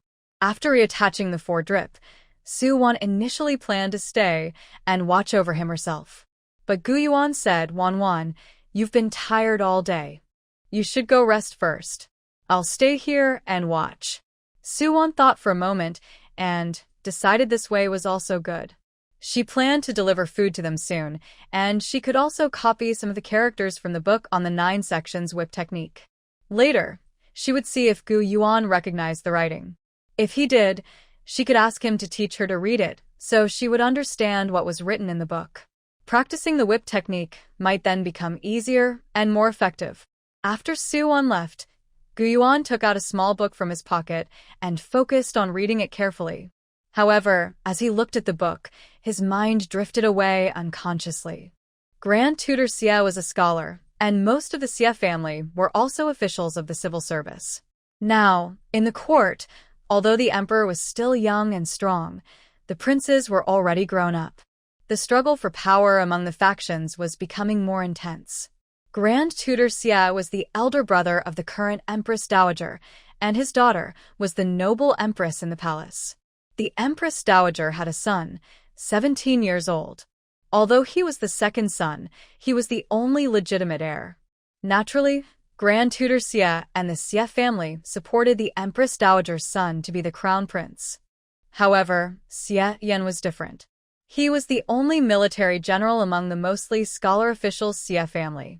In his previous life, during the fierce struggle for succession, he broke ties with the Xie family because of disagreements with Grand Tutor Xie. He only remained loyal to the emperor. At the end of that life, he was also called a trusted minister, but the Xie family failed in the power struggle and was exiled. Xie Yan was not affected and died later on the battlefield, pierced through the heart by arrows. Because the great warrior of Daqing, Xie Yan, died, Gu Yuan was appointed as the emperor's military supervisor. In his previous life, although he and Xie Yan served in the same court, one as a civil official and the other as a military general, they were both loyal to the emperor. After the emperor's death, they became trusted ministers, but they had no personal relationship beyond colleagues. Before rebirth, Gu Yuan never thought the new emperor would target the 2 trusted ministers. So, even when he arrived at the border and personally retrieved Xie Yan's body, he never suspected anything suspicious about Xie Yan's death. But now, thinking back, how could the new emperor, after issuing 12 imperial decrees to recall him and ordering a nationwide purge, have let Xie Yan, who held military power, go unpunished? Xie Yan, lying on the bed and receiving 4 fluids, closed his eyes and pretended to sleep. He could feel that after that strange substance entered his body, his condition was rapidly improving. The young girl's medical skills, though uncertain where she learned them, were indeed quite impressive. He had previously investigated the young girl and naturally knew that the person sitting by her bed was her husband, Gu Yuan, who had been admitted to the official school at the age of 12. His eyes moved slightly, sensing the familiar atmosphere above the ceiling. Originally, he just wanted to rest and regain his energy, but somehow, he fell asleep unknowingly. After Su Wan returned to her room, she carefully took out the book and began copying the characters, which were actually drawn because the writing in this fantasy world was too large and bulky for her to write normally. Even when drawing, she only managed 2 pages before she wanted to cry. In the end, she finished drawing and crying, then told a small lie to Gu Yuan and showed him the book. She chose the latter. Su Wan's carefully planned lie was not used because when she handed the book to Gu Yuan, he didn't ask where it came from. After flipping through the book, he said to her, "This is a book from Qi country. Among the 5 nations, Qi is the strongest. Qi has vast plains, and their horses are strong and well-fed. The other 3 countries buy their good war horses from Qi. Qi people are martial and brave. Not only men but women also practice martial arts." Yuan only told her the basic information about Qi and didn't mention the origin of the whip technique in this 9-section whip manual. It might be just an ordinary whip technique, or it could be special, but Yuan didn't know. After speaking, Yuan beckoned to Wan, sit down. "I'll teach you." Wan sat at the desk where Yuan usually read, and Yuan stood behind her, bending over. His long fingers pointed at the characters on the book, teaching her to read one by one, like a serious teacher. Yuan's warm breath brushed against Wan's delicate neck. She tilted her head back, and her small face looked up at Yuan's deep eyes. Her bright, lively eyes blinked at him, and Yuan looked at her delicate face, her cute little nose, and her lips that looked so tempting. For some reason, he unconsciously wanted to taste what those crimson lips would taste like. He moved closer to her without thinking. Wan's clear, bright eyes were full of innocence, but her heart was fluttering. The little tender sprout had fallen for him. The tender sprout was about to kiss her.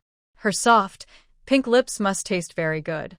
Wan was about to close her eyes when suddenly, a curious little voice came from the door. "Wan, you stinky brother-in-law. What are you doing?" Yuan, who had been bewitched, suddenly became clear-minded. He blushed and straightened up, seriously saying to Xiaojing, "I'll teach your sister to read. Do you want to learn together?" Wan also sat up straight, still looking calm and confident, with no sign of embarrassment or guilt after being caught. Xiaojing frowned and pointed at his own hand, saying he didn't find reading and recognizing characters fun and didn't want to do it. But if he could do it with Wan, he was willing.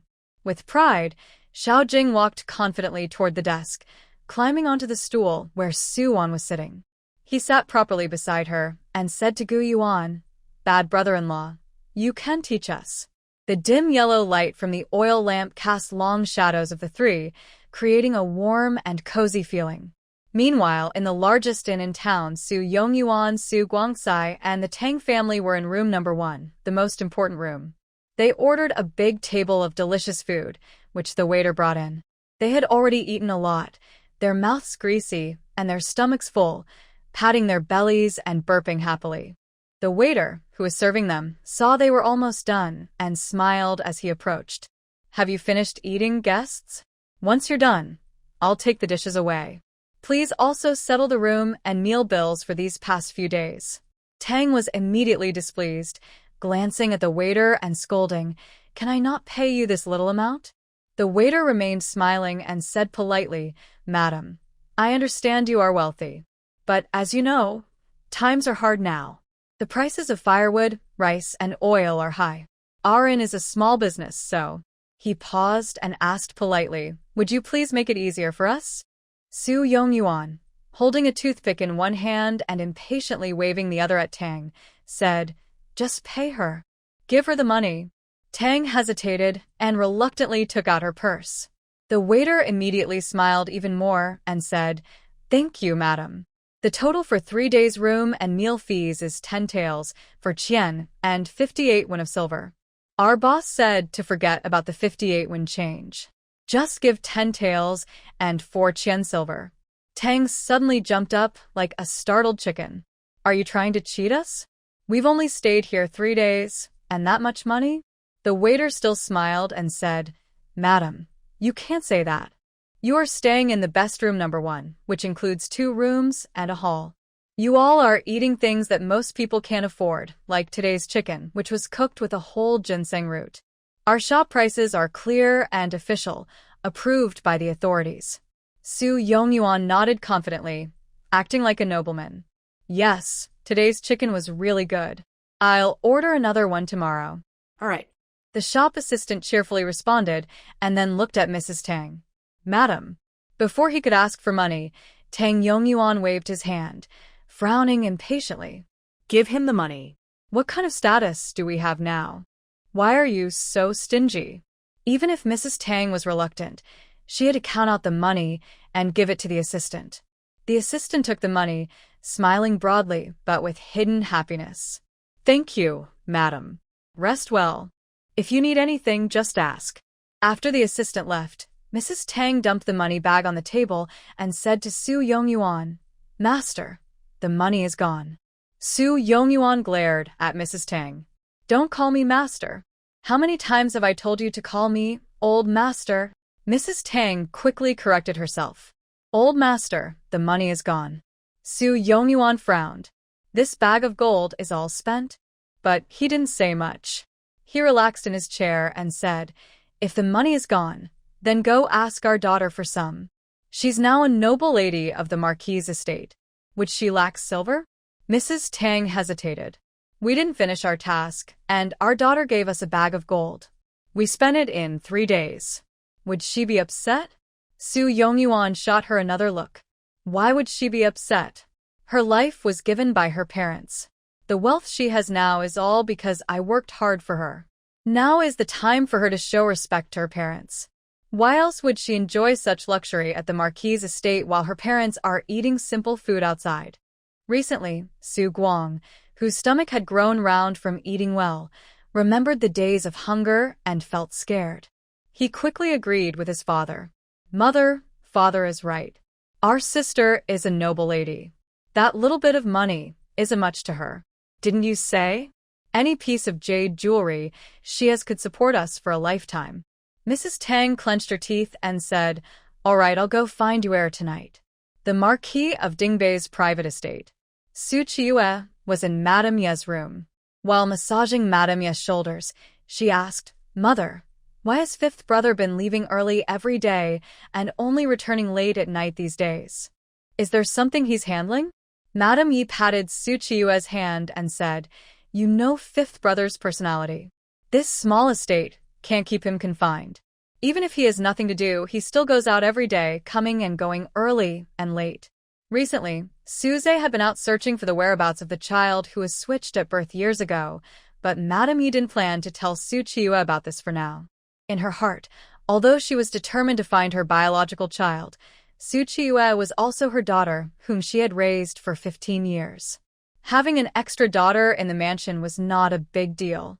She had already decided that even if she found that child, she wouldn't send Su Qiyue back. Although that family was greedy and had switched the children, Su Qiyue was just a baby in swaddling at the time and had done nothing wrong. If she found her, she would just give some silver to that family and ask them to give up their claim to Su Qiyue. When Su Qiyue heard Madame Ye's words, her gentle smile stiffened slightly and a cold glint flashed in her eyes. She wondered if they were hiding her on purpose, intending to find her real daughter, and then get rid of her. Madame Yi looked at Su Qiyue's expression, thinking she was worried about her fifth brother. Since childhood, Su Qiyue liked her brothers, but unfortunately, all 5 of them inherited the martial genes of the Marquis family, and none of them were gentle or patient. They all refused to pay attention to Su Qiyue, the little sister. Because of this, Su Qiyue had often cried since she was young. Madame Yi held Su Qiyue's hand gently and said softly, "Yuan, it's getting late. Go to rest early. If you miss your fifth brother, I'll ask Zhang Mama to watch for him. When he returns, tell him not to go out tomorrow and stay at home to play with you." Su Qiyue, looking innocent and sweet, threw herself into Madame Ye's arms and nuzzled her, saying, "You know, even if I get married someday, become a mother or a grandmother, I will still be your daughter." Madame Yi couldn't help but poke Su Qiyue's forehead and scolded playfully, "You shameless girl. How can you say such things?" Su Qiyue hugged Madame Ye's waist and said in a more coquettish tone, "I only say this to mother. I won't tell others." Mrs. Yi smiled gently, then embraced Su Qiyue before asking Zhang Mama to her back to her own courtyard. When Zhang Mama returned after seeing Su Qiyue off, she still saw Mrs. Yi sitting by the window, gazing toward the gate. The window was propped open, and the summer night breeze was cool for most people, but Mrs. Yi, being ill, worried she might catch a cold.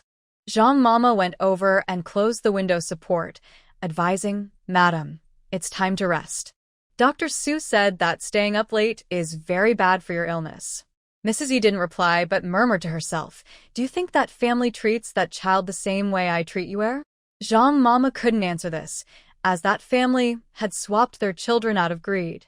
Besides, they were poor rural folks. It was unlikely that the child was living a good life. After speaking, Mrs. Yi realized the problem herself and gave a slightly bitter smile, saying, I wonder if, after finding that child again, Yue will be upset. Zhang Mama also had no answer to that. After Su Qiyue returned to her courtyard, a young maid immediately reported, Miss, the woman you saved last time is here again. She says she has something important to tell you. Su Qiyue's eyes brightened. She instructed Xiao Dao, go to the door and have Mrs. Tang sneak in through the back door quietly. Don't let anyone in the house see. Yes. Xiao Dao respectfully nodded, bowed, and then left Su Qiyue's room. Soon after, Xiao Dao brought Mrs. Tang inside. Su Qiyue asked cautiously, when you came in, did anyone see you? Xiao Dao replied, Miss, don't worry. The woman guarding the back door was drinking, so no one saw us. Su Yue finally relaxed. Xiao Dao, you can go now. After Xiao Dao left, Su Qiyue looked at Mrs. Tang with shining eyes and asked, how is it? Did it work? Now, only Mrs. Tang and Su Qiyue were in the room. Mrs. Tang didn't hold back but boldly walked over and sat down on the soft cushions Su Qiyue usually used. She casually picked up the warm jade teacup beside her and took a sip. Su Qiyue slightly furrowed her brows, a look of disgust flashing in her eyes. Mrs. Tang then slowly said, Girl, you're trying to kill someone. It's not like killing a chicken. It's not that easy.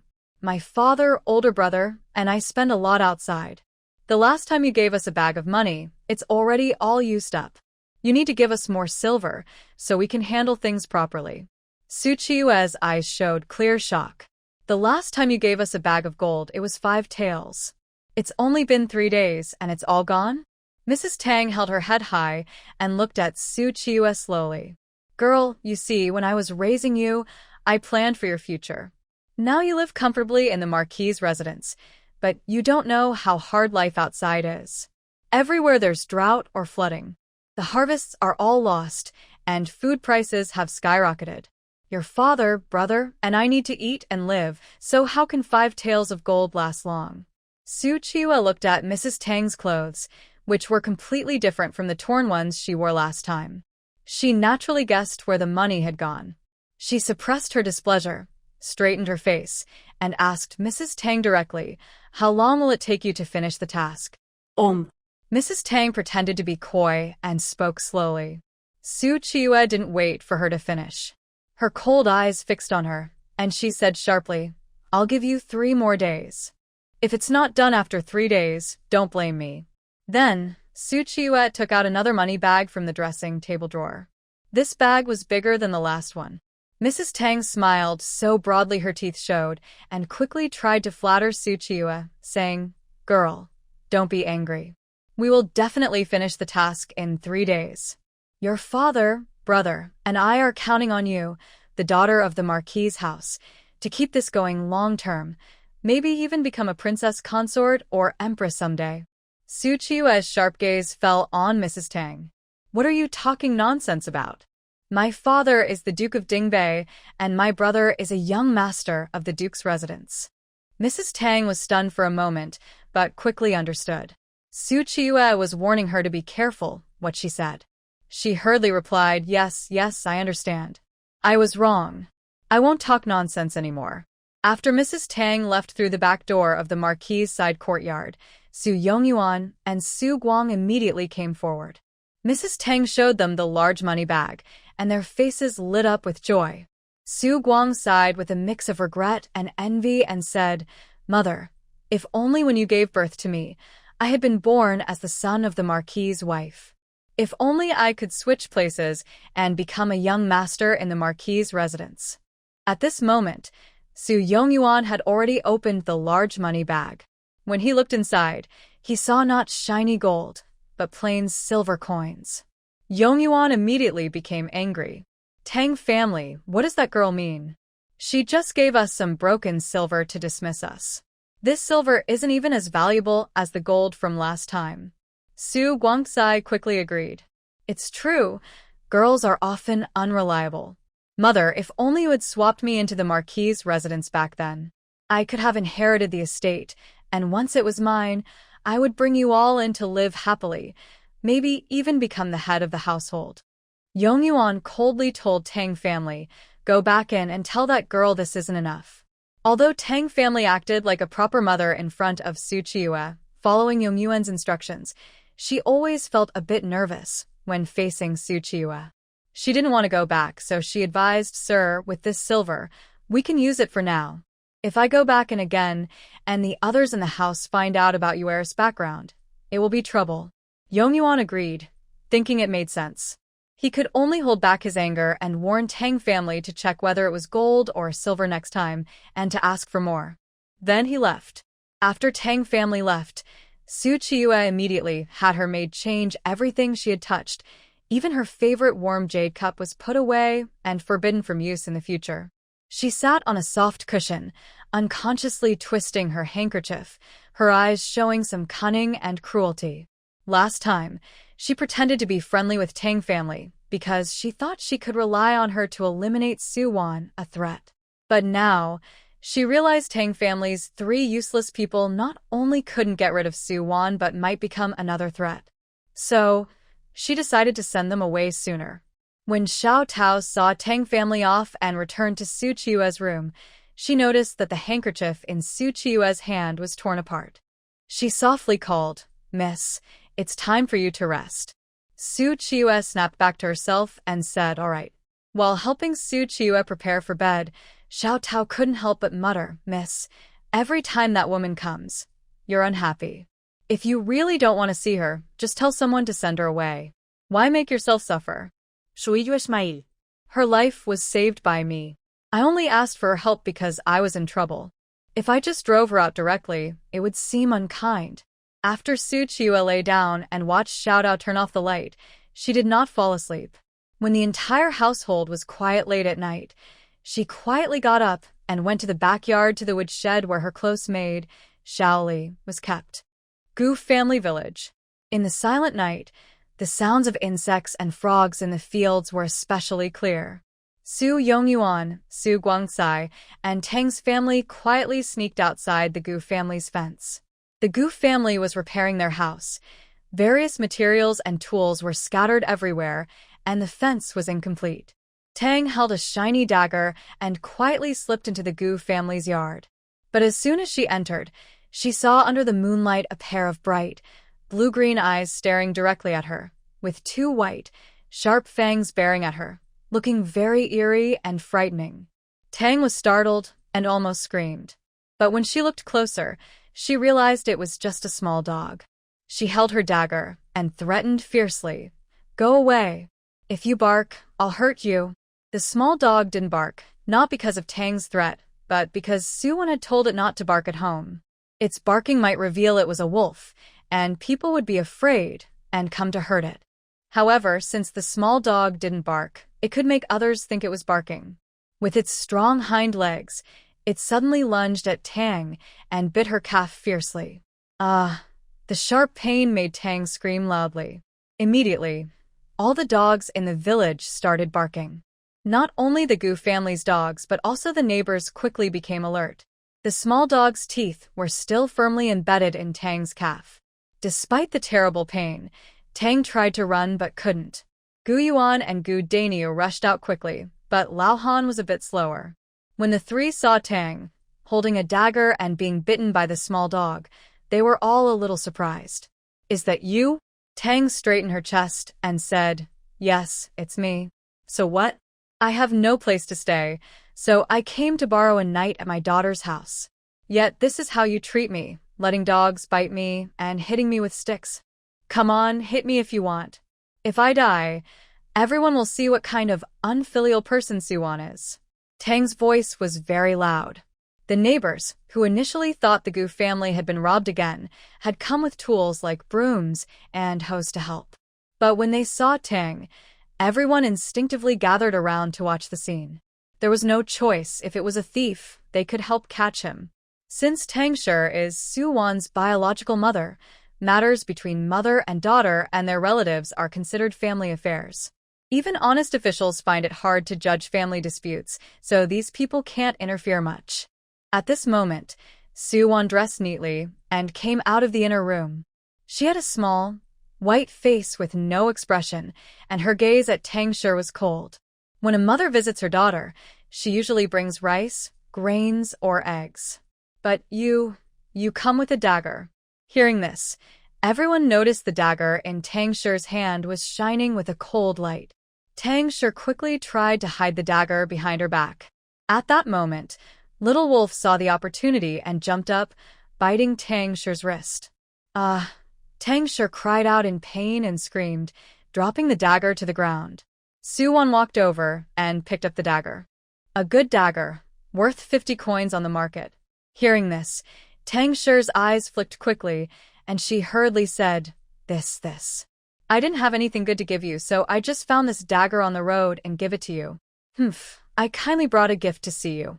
Since you don't appreciate it, I'll consider you as dead to me. I'm leaving. Tang Shi said this, flicked her sleeve, and headed toward the Gu family's gate. Seeing her leave, everyone thought there was no more drama and went back to their own homes. Su Wan looked at the shining dagger in her hand, feeling a cold chill. She knew very well that this cold feeling didn't come from herself, but from the original owner.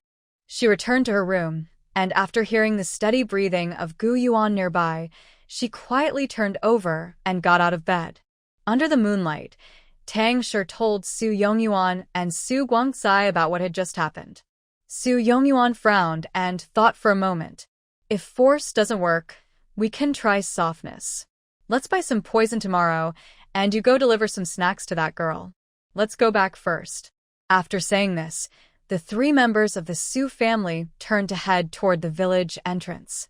But just as they turned, they saw a tiny figure standing like a ghost under the bright moonlight, looking at them with cold eyes. Su Wan stepped closer to them, asking, Are you going to kill me? Who ordered you to do this? In the first moment they saw Su Wan, the Su family members thought they were seeing something unclean and nearly scared themselves to death. Now that they realized it was Su Wan, their courage grew stronger. Su Yongyuan even gave a subtle signal to Su Guangcai and Tang. Now, only this bratty girl was here, the perfect moment to act. When they bought the knives, they didn't just buy one. Su Guangcai understood, drew a knife, and suddenly stabbed towards Su Wan. Su Wan stood still. Just as the knife tip was about to touch her neck, she suddenly moved. A small hand grabbed Su Guangcai's wrist, pulling hard. Su Guangcai let out a cry and dropped the knife. Su Wan quickly caught it and pressed the knife against Su Guangcai's neck. With a fierce look full of anger, she looked at Su Yongyuan and Tang, saying, Tell me, who told you to come here? Su Wan's face was calm but terrifying, yet her heart was filled with anger and sadness. This wasn't her usual emotion, but it made her very uncomfortable. Now, she felt terrible. Su Yongyuan and Tang were so scared they couldn't speak. Su Wan didn't hold back. She pressed the knife down, and Su Guangcai felt a coldness on his neck, followed by warm blood flowing out. His legs went weak, and he couldn't hold his. A foul smell filled the air. Su Wan. She withdrew the knife, then suddenly kicked Su Guangcai like a broken sack. He rolled twice on the ground, hitting a big stone before stopping. Tang immediately tried to rush at Su Guangcai. Bang! Su Wan swung a shiny 9-section whip, hitting Su Guangcai. She then looked back at Tang, saying, Speak or else. Her fierce gaze fixed on Su Guangcai, who was crying loudly on the ground. Tang paused her attack. She didn't like her daughter, but her son was her precious. Seeing her son beaten made her feel worse than if she was hit herself. She tearfully begged, Stop hitting, stop hitting. I'll tell you. Before she finished, Su Yongyuan suddenly became furious and slapped her. You unfilial girl. How dare you hit your brother? I'll beat you to death right now. Just as Su Wan was about to act, she suddenly felt the slap stop. A tall figure stood in front of her. Suwon blinked her bright, deer-like eyes, acting cute for a second. Why is this young, tender grass here? She wants to appear gentle and kind in front of the young girl. Does her character need to fall apart? Breaking her persona is impossible. Suddenly, Suwon put away her whip, her eyes filled with tears and sadness. She looked at the Su family with a hurt expression, saying, "Father, Mother, I am your real daughter. If you can't go on living, sell me for money, I don't blame you. But why are you treating me like this? Why did you kill me?" Suwon spoke with a voice full of pain and desperation. Mrs. Tang and Su Yongyuan were stunned. Even Su Guangsai, who had been beaten and was lying on the ground, forgot his pain. Not only because of Suwon's quick change of expression, but also because of her exaggerated, eye-catching acting. If they were also modern people who traveled back in time and had watched Cheongyao dramas, they would understand that Suwon was performing in a very typical Cheongyao style. Yuan also looked at Suwon. How to say it? Well. It's true that he felt sympathy, and part of him wanted to laugh because of how quickly her face changed. He cleared his throat and looked coldly at Su Yongyuan and Mrs. Tang, speaking calmly, "Speak." If earlier Su Yongyuan and Mrs. Tang were afraid of Suwon, now they were terrified of Yuan. The pressure coming from Yuan made them want to kneel instinctively. Mrs. Tang really knelt down and said, "I will tell you everything." Just as she finished speaking, a scream suddenly came from behind. Blood sprayed onto the ground, filling the air with a strong smell of blood. Su Yongyuan's body stiffened and fell to the ground, eyes wide open, looking unseeing and lifeless. At this moment, Suwon couldn't pretend anymore. She instinctively pulled out her 9-section whip and swung it at the shadow in the dark. Her whip wrapped around the shadow's arm. She pulled hard, causing the opponent's internal energy to shake. The whip slipped off, and blood dripped from the sharp tip, hanging onto a torn sleeve. In the blink of an eye, there were 2 screams, "Ah, ah." Su Guangsai and Mrs. Tang were also cut across their necks, and the shadow quickly fled into the night. Suwon instinctively wanted to chase, but she couldn't run fast enough. She didn't have light-footed skills. She could only stop. Yuan was already looking at the bodies of the Su family members. They had all been killed quickly with a dagger, no chance for rescue. Suwon also crouched down to look at their bodies and said with some confusion, "They wanted to kill me, but now they are dead. So was the man in black, who just came here, helping me?" No, Yuan carefully analyzed. He used this dagger to kill them, and even left the dagger behind when he left. Yuan picked up the dagger on the ground that Su Guangsai had intended to use to kill Suwon and said, "If I'm right, the dagger you got from the Tang family tonight is now missing. So, the identical dagger that was used as the murder weapon becomes the real weapon. And with the weapon in your possession, you are the murderer." Suwon showed no worry or fear on her face. Instead, her bright little eyes looked at Yuan and said, "Yuan, you're so clever." Yuan. Although Suwon praised him sincerely, he felt a bit awkward. It reminded him of when his mother used to praise him as a child for being smart and capable. He pushed aside those messy thoughts in his mind, reached out, and took Suwon's small hand, saying, "Let's go home." Suwon blinked and asked, "Are we just going home like this? Shouldn't we bury the body or something?" Yuan replied, "That person just wanted us to panic and bury the body, leaving more evidence that we killed someone so they could use the authorities to get rid of us." Suwon listened carefully and nodded in agreement. She tilted her head to look at Yuan's serious face and blinked her small eyes, asking, "Why don't you ask me who I am?" Yuan stopped and looked at her seriously, then smiled slightly and said, "You're Wanwan. No matter who you are, here you are Wanwan. You're just Wanwan, my wife." A strange feeling spread inside Suwon's heart. She looked at Yuan, and her small eyes curled into a crescent moon with a smile. Since Suwon came into this world, her sleep quality has been very good, especially when her little tender grass was by her side. She could fall asleep instantly and sleep very soundly. Even if 3 people had died in front of her tonight, it didn't affect her sleep at all. After all, during the 2 years of Special Forces training in her past life, She had seen blood and corpses many times. Yuan quietly got up after Yuan was sleeping soundly and went to the old house to find Yan, saying, "Can I borrow a horse?" Yan's sharp eyes examined him for a moment. He didn't say much, but snapped his fingers on the beam above. A dark guard in black clothes leapt down from the beam and said, "Go find a horse for him." The guard used light skills to fly out quickly. Soon, the sound of hooves echoed through the quiet night. Yuan left, mounted his horse, and headed straight for the county town. Yan, tall and strong, leaned against the old, dilapidated doorframe of the Gu family house, watching the direction Yuan rode away. He said, "A rural girl, her medical skills are even better than those of the imperial doctors. A country bumpkin, yet so skilled at riding. The Gu family really is quite interesting." The dark guard respectfully stood beside Yan, cupped his hands, and reported, "Young master, 3 people in the village have died. They are the relatives of Dr. Su, who caused trouble at the Gu house during the day. All 3 were murdered by throat-slitting, clean and swift, indicating a skilled attacker. At the scene were Scholar Gu and Dr. Su. The attacker probably wanted to frame Dr. Su and Scholar Gu for the murders, so they weren't harmed. Were you there at the time?" Yan's face showed no emotion. "Young master, while you are resting in the village, I failed in my duty once. I dare not slack off. I just happened to see what happened during my patrol." The guard knelt respectfully and answered. "It seems Yuan went to report to the county," Yan said with a meaningful smile.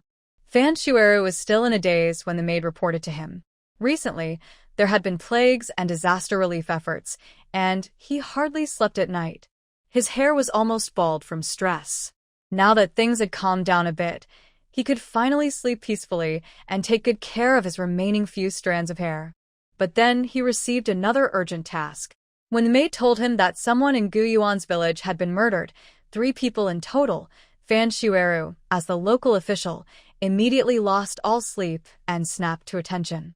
He hurriedly put on his official robes, not even fixing his hat properly, and rushed out to see Yuan. While adjusting his official hat with both hands, he asked Yuan, "What's going on with the 3 murders in your village?" He also ordered the servants to bring the magistrate's clerk, coroner, and constables. Even though many people die every day in this world, a murder case involving 3 people was a serious matter that could affect his official record. Soon, the magistrate's clerk, coroner, and constables arrived, all adjusting their clothes as they hurried over. The county magistrate and his assistant squeezed into the small carriage, while the coroner sat outside on the yoke with the coachman. Yuan rode his horse alongside the carriage, telling the entire story to the magistrate, his assistant, and the coroner. The magistrate's eyes twitched as he listened. Yuan explained that a skilled expert had killed someone right in front of him, and that this expert tried to frame Yuan for the murder, succeeding quite well. Anyone hearing this would naturally think that Yuan was the murderer and that he had made up a false expert to cover his own crime. Moreover, the conflict between the Su family and Gu's family, including Yuan, was well known in the village, giving Yuan a strong motive for the crime. At dawn, Yuan, along with Fan Shueru and the local officials, arrived at the place where the 3 members of the Su family had been murdered. By then, many villagers had already woken up and were preparing breakfast at home. The village was filled with smoke from cooking fires, creating a peaceful, beautiful scene. But this peacefulness was broken by Yuan, Fan Shueru, and the others. Many villagers came out to see what was happening. When they saw the tragic scene of the 3 Su family members with their throats cut, they looked away, feeling sad and unable to watch. It was too terrible. Some villagers started talking quietly among themselves. "Who went so early to call the officials? Even the county magistrate is here. I heard it was Gu Daiyong's older brother who reported the case to the authorities. Look, Yuan's clothes are also stained with blood. Could he have done it? No way. Why not? Think about it. The Su family is Yuan's maternal family. The only conflict in our village is with the Gu family. Last night, Tang brought a dagger to the Gu house, probably to threaten Yuan. Yuan was angry because his wife was bullied, So, he went to the Su family to get justice for Yuan. He might have accidentally killed someone, that's not unusual. Yuan is a scholar. Scholars can kill people too. Remember, the wild boar that the Gu family brought down from the mountain was killed by Yuan. These rumors spread quickly through the village. When they reached the Gu family's house, Chenshir was carrying a bowl of wild vegetable soup to the main hall. She heard the gossip and suddenly dropped the wooden bowl of soup onto the ground with a loud bang. Wanshir also rushed out of the house, glaring at the speaker and shouting, "If you keep talking nonsense, I'll tear your mouth apart. My son Yuan would never kill anyone. Hey, if you don't believe it, go see for yourself at the village entrance." At this moment, Yuan just came out of the house. The man saw Yuan and said, "Yuan, you should hurry to the village entrance and see. Yuan has killed your parents and brother." Chen and Yuan's faces turned pale with fear, and their legs went weak. Yuan quickly reached out to support Chen, saying, "Mother, don't worry. Let's go see first." The Ho residence's side garden. A figure dressed in night clothes quickly slipped into Su Qiyue's courtyard. All the servants in Su Qiyue's yard had already been sent away. Now, only Su Qiyue was sitting on the bed reading. Shaoli entered Su Qiyue's room, still wearing her night clothes, and a strong smell of blood emanated from her. Shaoli knelt and bowed to Su Qiyue, saying, Mississippi. Su Qiyue hurriedly put down her book, helped Shaoli up, and asked, "Shaoli, how did it go? Is it done?" Shaoli respectfully replied, "Rest assured, Mississippi. The 3 people from the Su family are all dead." At the scene, Su Wan was also present. "I left the murder weapon behind. After I left, the authorities will surely arrest Su Wan. Thank you for your hard work," Su Qiyue said sincerely, taking a large bundle from her dressing table and handing it to Shaoli. "Shaoli, since no one has noticed you yet, you should leave quickly." Tears welled up in Shaoli's eyes as she looked at Su Qiyue with reluctance. Mississippi. Just as Su Qiyue finished speaking, there was a sound outside the courtyard door. It was Xiao Tao's voice. "Fifth young master, why are you here so early? Miss hasn't even gotten up yet." Suze looked at Xiao Tao with a slight frown. "Shaoli ran away. Did she come to your yard?" "Shaoli ran away?" Xiao Tao exclaimed in shock. Besides shock, she was also afraid. Shaoli was bitten by a dog infected with rabies. Who wouldn't be afraid? Hearing the noise, Su Qiyue quickly shoved the bundle into Shaoli's hands, pushing her out the window while saying, "Hurry up and go. If you don't leave now, it will be too late." At the same time, Su Qiyue's eyes flickered. She casually poured a cup of tea from the small table and handed it to Shaoli. "Shaoli, perhaps we won't meet again in this life. I offer this tea instead of wine to honor you." Little Li, holding her bundle, had already reached the window. Hearing this, she suddenly turned around and knelt before Su Qiyue, knocking her head 3 times with a loud thud. She looked up at Su Qiyue and said, "Little Li was taken in by the young lady from a young age. My life was given by her. As long as I am alive, if the young lady gives an order, I will do anything, even risking my life. From now on, I can no longer serve the young lady. Please take care of yourself, young lady." After speaking, Little Li bowed 3 more times, then stood up, took the teacup from Su Qiyue's hand, and tilted her head back to drink. Just as the tea was about to reach her mouth, Su Qiyue suddenly snatched the cup away and said, "Fifth brother has come in. There's no time now. Little Li, you must leave quickly." Little Li didn't dare to delay and immediately jumped out of the window, using her light skills to leave. At this moment, Su Chang's ear twitched, and he leapt into the air, chasing after Little Li in the direction she left.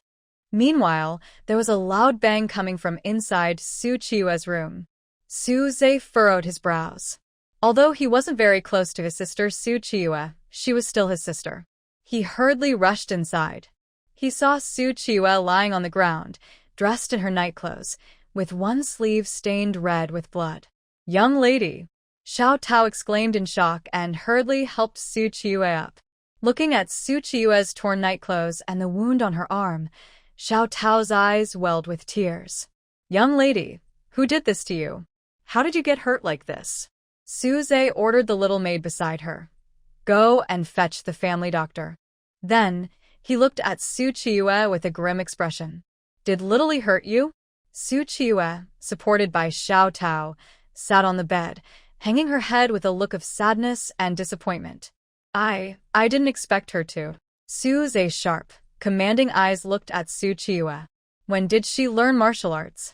If it had been another maid, Su Zhe might suspect someone had secretly sent someone into the house. But Littly was adopted by Su Qiyue since she was young, and was almost inseparable from her. She wouldn't do anything behind Su Qiyue's back. Su Qiyue, with tears in her eyes, looked down sadly. It was I who had her learn martial arts with me. I didn't realize she was so skilled. As she spoke, she looked up with tearful eyes at Su Zhe. Fifth brother, do you blame me? Not blame you, Su Zhe said coldly. Just as he finished speaking, the family doctor arrived. Su Zhe watched as the family doctor applied medicine and bandaged Su Qiyue, reminding her, take good care of your injury and don't worry your mother. Yes, fifth brother, I understand. Gujia village. When Su Wan helped Madame Chen arrive at the crime scene, she couldn't squeeze into the crowd at first and overheard everyone's gossip. These comments confirmed what the messenger had said. Madame Chen's legs went weak, and she almost fainted. But she quickly pinched her own middle to steady herself. After pushing through the crowd, Su Wan heard Gu Yuan recount everything that happened last night to Fan Shueru, word for word. However, during his story, he completely ignored her, not mentioning her presence at all. She was there last night too. Then Gu Yuan took out a piece of cloth from his pocket and handed it to Fan Shueru. It was the cloth torn from the black-clad man's clothing, caught by her 9-section whip. This is the cloth I tore from that thief. It's not silk, but fine fabric. We can't afford such material. Also, the wounds on the Su family's necks were all cut from right to left, indicating the attacker is left-handed. I was there, but I usually use my right hand. Fan Shueru looked at the cloth, which had a strong smell of blood. According to Gu Yuan, the attacker first cut Su Yongyuan's throat, and Su Wan then tore off his clothing. The torn sleeve was already stained with a lot of blood. He touched the cloth and confirmed it was not an ordinary farm cloth. But the Gu family. That's hard to say. After all, Su Wan had tricked quite a bit of money from young Master He. Fan Shueru instinctively looked at Su Wan. Su Wan sensed something was wrong. When she saw the bodies of the 3 people from the Su family covered with white cloth on the stretcher, she suddenly realized they were her biological parents and brother. She had to cry.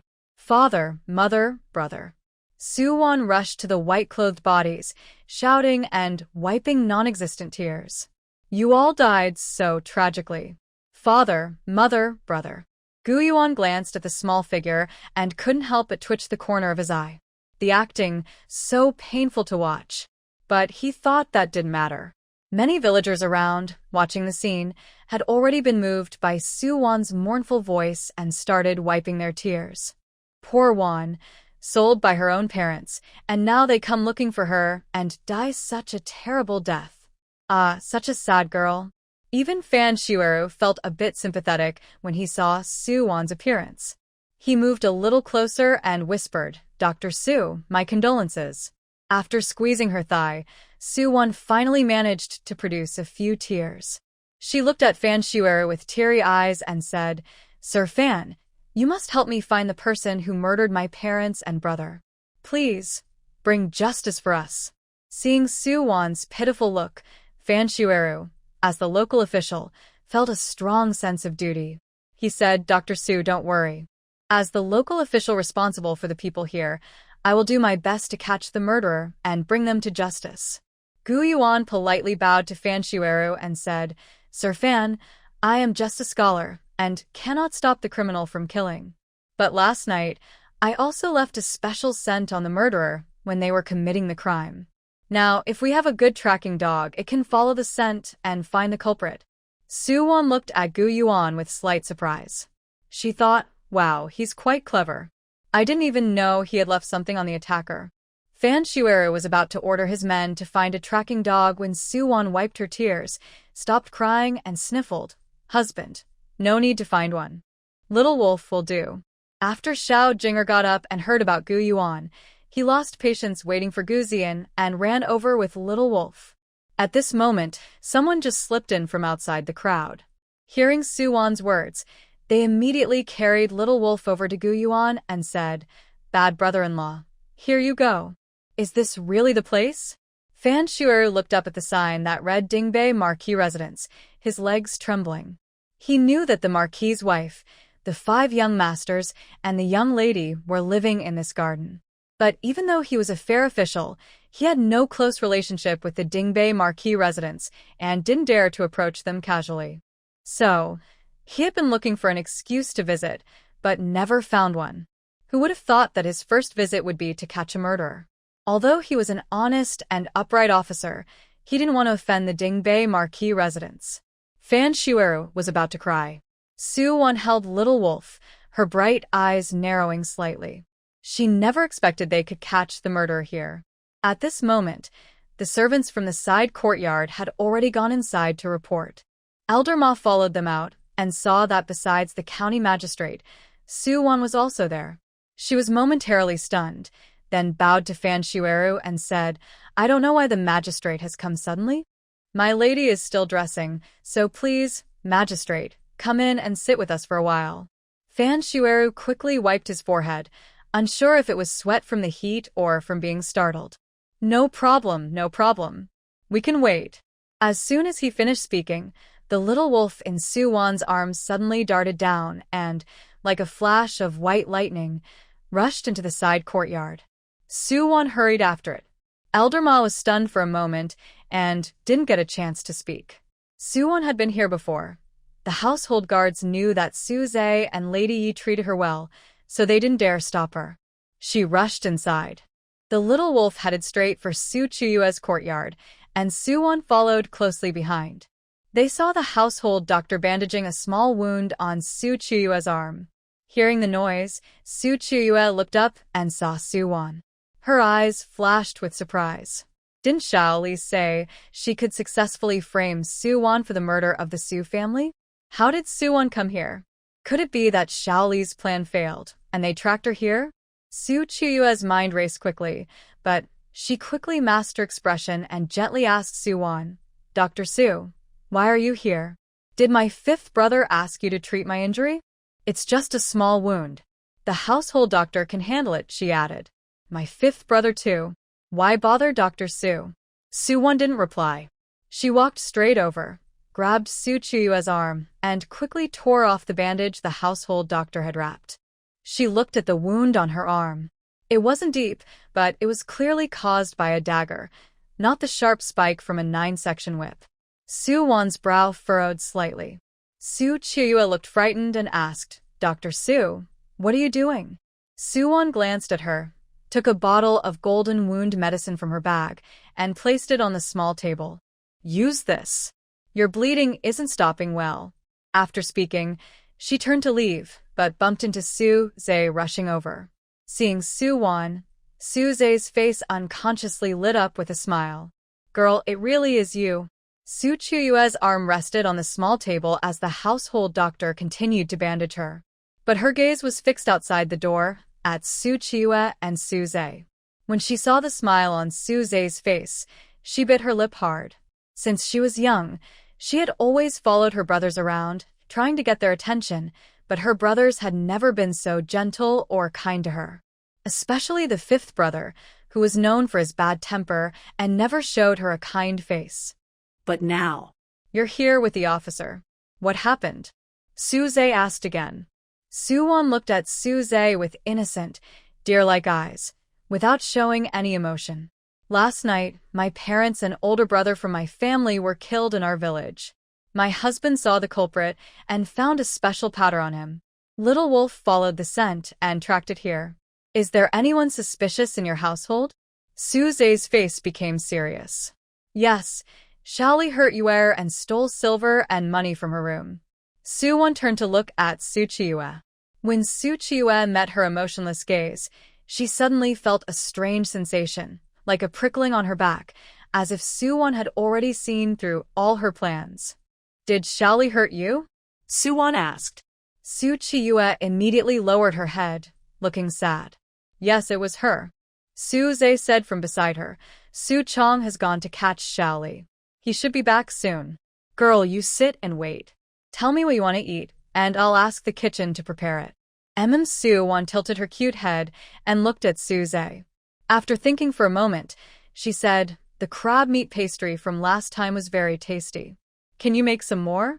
Although catching the culprit was important, food was the most important thing in the world. Eating was very important too. Su Zhe waved to the little maid beside him, who immediately went to the kitchen to give orders. Just then, Su Chong swooped down from above and landed in front of Su Zhe and Su Wan, carrying someone in his arms. Clearly Xiaoli. Xiaoli's night clothes hadn't been changed yet. Her right forearm, which had a bloody hole from Su Wan's 9-section whip, and the torn sleeve, were very noticeable. Inside, Su Qiyue, sitting and being treated by the household doctor, instinctively clenched her fists and tensed up. The doctor gently comforted her. Miss, don't be nervous. It's just a dressing change. It won't hurt more than the first time. Su Qiyue came back to her senses and shyly smiled at the doctor. I'm a little afraid of pain. Thank you, doctor. The local doctor understood this point. After all, Miss Jiao. How many people are not afraid of pain? Su Chong saluted Su Zhe and said, Young master, Xiaoli has been brought back. He pushed Xiaoli forward and knelt in front of Su Li. Before Su Zhe could speak, Xiaoli stubbornly raised her head, glaring at Su Wan with hatred. You're so lucky. Su Wan squatted down, her eyes calm as she looked at her, and said, Luck is also a kind of strength. If you lack strength, your luck won't be good either. Since you've been caught back, tell me, who told you to kill my parents and brother? Xiaoli. Before Su Wan finished speaking, Xiaoli hadn't answered yet, but Su Qiyue already had tears in her eyes, crying as she ran out of the room. She called out to Xiaoli with a sad voice. Her arm's wound hadn't been bandaged by the doctor yet, and as she ran out, the bandage fell apart again. Xiaoli looked at her and saw the long wound on her arm, surprised. Miss, your hand. Before she finished, Su Qiyue squatted in front of Xiaoli, holding her shoulders and crying as she asked, Xiaoli, you wanted money and to run away. I don't blame you. You hurt me, but I don't blame you. But why did you kill people? You killed 3 lives. Even if I wanted to protect you, I couldn't save you now. Xiaoli was clever. Hearing Su Qiyue's words, her face instantly turned cold. She suddenly pushed away Su Qiyue's hand and sneered, Stop pretending to be kind here. If you really wanted to protect me, would you let me be locked in the bar and defend for myself? Why did I kill people? Tell me why? As Xiaoli got more emotional, her mood grew more intense. She suddenly pointed at Su Wan, tears in her eyes. It's her. Because of her, I was bitten by a dog with rabies. And she's a doctor. Knowing how terrible rabies is, yet she refused to save me. She wanted to treat the lady, but I couldn't kill her. So I killed her family. Let me join them in death. Her eyes, red with anger, shone with tears as she spoke every word. Yi Shi, who had just entered with Fan Xueru and Gu Yuan, heard this and was so angry her chest heaved violently. Although Xiaoli was a maid, she had grown up with Su Qiyue. Thinking about such a treacherous person being around Su Qiyue for over 10 years made her feel a shiver of fear. She instinctively reached out and covered her slightly painful chest, then said to Fan Xueru, Lord Fan, this treacherous maidservant is handed over to you to handle fairly. Our whole family will not tolerate this. Just as Yi Shi finished speaking, Xiaoli suddenly let out a muffled sound from her throat. Then she collapsed to the ground, with black blood flowing from the corner of her mouth. Su Wanli, who was closest to Xiaoli, was the first to notice something was wrong. She quickly reached out to try to hold Xiaoli's chin to stop her from biting her poison to commit suicide, but she didn't make it in time. Su Wanli checked Xiaoli's vital signs and said, She is already dead. No one noticed that when Su Wanli said this, Su Qiyue suddenly breathed a sigh of relief, and the hand that was twisting her handkerchief also loosened. Actually, Xiaoli didn't hide poison in her mouth. It was only when Xiaoli opened her hand earlier that she gave her the poison. She was also gambling, betting on how deep Xiaoli's loyalty to her was, whether Xiaoli was willing to die for her. If Xiaoli was unwilling to die for her, or even exposed her with the poison, she could say Xiaoli was resentful because she was bitten by her dog and was acting out of revenge, but that would cause trouble. Fortunately, Xiaoli was loyal enough to her and swallowed the poison without hesitation, willing to die for her. When Xiaoli's body was carried back to the yamen for an autopsy, the coroner found residual incense powder in the sachet Xiaoli carried, which Yuan had placed there last night. Plus, Xiaoli's night clothes and a small piece of cloth torn from Yuan's night clothes last night matched perfectly with the torn part of Xiaoli's night clothes. All evidence proved beyond doubt that Xiaoli was the murderer last night. With all evidence in place, the case was straightforward. Qiyue pleaded with Lord Fan to help her, and she arranged Xiaoli's funeral. After handling some procedures at the yamen, Yuan and Yuan took the bodies of the Su family back home. When they brought the bodies back, Yuan found a small purse on Tang Shi. She held the purse in her hand, weighing it, and looked at the fabric of the purse with a slight daze. Yuan came over and asked, "Wan, what's wrong?" Yuan handed him the purse. "Don't you think this purse looks familiar?"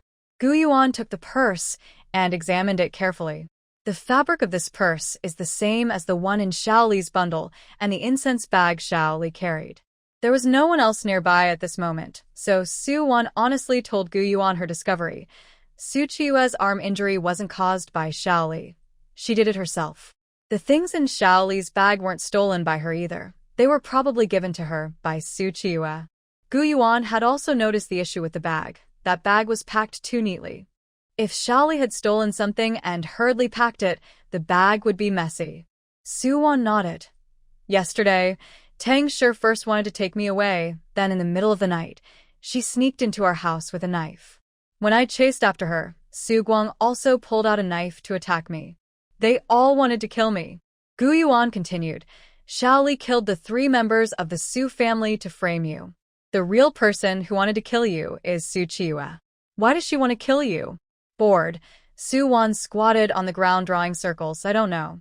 She had thought about it for a long time but couldn't figure out why Qiyue hated her so much that she wanted to kill her. Yuan gently patted Yuan's small head and comforted her. "Don't worry, I will find evidence to bring her to justice. Even if she is a princess, the law applies equally to everyone." Yuan lifted her little face, her bright, innocent eyes looking at Yuan. Why did she think that when the young girl said such noble words, she looked quite handsome? Yuan prepared a simple funeral for the 3 members of the Su family. She and Yuan sat at the altar burning paper money. Outside, they heard the sound of carriages and horses.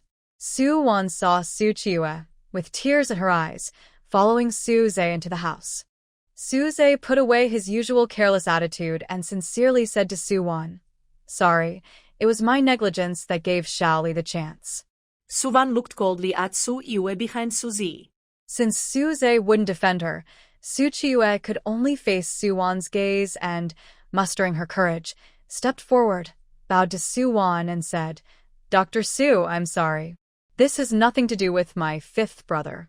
Xiaoli is my maid. I didn't supervise my servants well, which led to her doing this. Please blame me." Yuan's clear, bright eyes looked at her, making her feel as if Yuan saw through everything she thought. She had forgotten the prepared lines she had rehearsed all the way here. Seeing her speech falter and her eyes turn red, she was about to cry. Yuan looked away indifferently and said, "Go and kowtow to them." As soon as she said this, Qiyue's expression froze, and her heart involuntarily tightened in her throat. Why did Yuan ask her to kowtow to the 3 members of the Su family? Had Yuan already found out? Qiyue felt panicked and stood there motionless for a moment. "Miss Su, you're right. Their deaths should indeed be your responsibility. Since you're here to apologize and the dead are important, it's not too much to bow your head and offer a small incense stick." Yuan looked at Qiyue with her dark eyes, subtly exerting great pressure. At this moment, she had already lit a small stick of incense and handed it to Qiyue. Su Qiyue bit her lip, took the incense, and knelt in front of the memorial hall. Beside her, Su Zhe personally brought a small box to Su Wan and said, "Girl, this was sent by my mother. It's a small gift from the Ho residence." Keep it. Su Wan glanced at Su Zhe lightly and said, "No need. They are gone now, and these things are useless." She was not the real Su Wan and had no real family feelings for the three people. When they were alive, she didn't want to give them anything, and now that they were gone, she wouldn't use their death to make money. Having spent some time with Su Wan, Su Zhe knew she was firm about not accepting money when she said she wouldn't. He handed the small box to Su Chong, who took it. After kowtowing before the memorial for the three members of the Su family, Su Qiyue stood up and saw Su Zhe and Su Wan talking nearby. Her heart suddenly tightened again, and her heart was once more in her throat. Could it be that Su Wan already knew? Could she have told fifth brother already? When she got up, perhaps because she had knelt for a short while, her legs felt weak, and she staggered slightly, almost falling. Little Tao quickly caught her. "Miss, are you all right?" Su Zhe, hearing the noise, also walked over, frowning slightly. "What's wrong?" Su Qiyue shook her head. She supported her forehead with a smooth, jade-like hand and said, "Fifth brother, I'm fine. It's just that the smell of incense, candles, and paper money is too strong here. It's making me dizzy." As a typical straightforward man, Su Zhe didn't think much and asked with some suspicion, "You've been to the temple with your mother before, haven't you? Didn't you say that the smell of incense, candles, and paper money there makes people feel peaceful?" Qiyue Su's face immediately showed embarrassment. She was about to make an excuse when Xiao Tao beside her already defended her, saying, "Young Master Wu, Miss has not slept well these past 2 days because of Shaoli. Today she traveled here from the countryside, so she might be a bit weaker than usual. Since that's the case, you should go home and rest early," Su Zhe said. Qiyue Su looked at Su Wan, who was busy nearby, with tears in her eyes and a pitiful look. She asked, "Brother Wu, are you not going back?" Su Zhe glanced at Su Wan, who was working nearby. The girl was already very pitiful. Her parents and brother had died, making her look even more helpless. He didn't know why, but he wanted to stay and see if he could help her. "I'm not going back. I'll ask Su Chong to take you home," Su Zhe said. After speaking, he walked towards Su Wan. Qiyue Su watched his back and bit her lip hard. She clenched her hand tightly around a handkerchief, wanting to leave because every moment here felt like a thorn in her side. But she also didn't want to go because she didn't know if Su Wan knew about their switch. If she already knew and Su Wan told her brother later, she would be in trouble. While Qiyue Su was hesitating, Su Chong had already brought the carriage over and bowed to her, saying, "Miss, the carriage is ready. Please get in." At the same time, Su Wan's voice sounded, "If Miss doesn't want to leave, why not sit inside and rest for a while?" Qiyue Su looked at Su Wan, who was dressed in plain white linen. Su Wan showed no expression on her face, but her heart was pounding unexpectedly fast. Just moments ago, she was hesitant about leaving, but now she felt panicked and said, "No, thank you, Dr. Su, for your kindness. I need to go back and stay with my mother, so I will take my leave now." After saying this, Qiyue Su let Xiao Tao support her and hurriedly turned to leave. "Miss Su, please wait," Su Wan said as she walked toward her. Qiyue Su instinctively took a step back and nervously asked, What are you going to do?" Su Wan smiled softly and asked, "Miss, why do you seem so afraid of me?" Qiyue Su realized she had lost her composure and quickly forced a gentle smile, saying, "Dr. Su is kind and skillful. Why would I be afraid of you? It's just that these past 2 days, because of Shaoli, I haven't been feeling well mentally. Sometimes I feel a bit dazed. I was a little out of line just now, please don't mind." "Oh, I see," Su Wan replied clearly, handing over a box of incense. "This is my own made incense, which works best for calming the mind and soothing the spirit. Miss Su can take it home and try it." Su Qiyue signaled to Xiao Tao to accept it, then knelt and expressed her thanks to Su Wan. "Thank you, Dr. Su." "You're welcome." Su Wan smiled in response, watching as Su Qiyue got into the carriage. Once inside, Su Qiyue felt exhausted and leaned against the wall of the carriage. For some reason, whenever she looked into Su Wan's eyes, her heart felt as if it was being squeezed tightly by an invisible hand. This feeling was even more intense than when she met the emperor at her aunt's house in the palace. Xiao Tao saw that Su Qiyue's face was pale and looked unwell, and couldn't help but say, "Miss, we won't arrive at the estate for another hour. Why don't I light the calming incense Dr. Su gave us? You can rest for a while, and I'll wake you when we arrive." As she spoke, Xiao Tao already lifted the lid of the small incense burner on the carriage, planning to put in the calming incense Su Wan gave her. Su Qiyue suddenly panicked and reached out to stop her. No. In her excitement, she almost knocked over the incense burner, but Xiao Tao quickly caught it. Xiao Tao looked at her young lady with concern and asked, "Miss, what's wrong? Are you feeling unwell?" Although she wasn't raised with Su Qiyue like Xiaoli, Xiao Tao was a servant of the Marquis's household, chosen at age 8 to serve the young lady. Su Qiyue was known among the noble women in the capital for her proper manners, talent, intelligence, and generosity. Before the emperor granted her marriage to the third prince, many noble ladies admired her as a suitable daughter-in-law. After the emperor arranged her marriage to the third prince, she became even more strict with herself, striving for perfection in everything, never allowing herself to make mistakes. She had never seen her young lady lose composure like this before. Xiao Tao thought for a moment and understood, then couldn't help but complain, "Young Master Wu is really too much. Miss, you're his biological sister.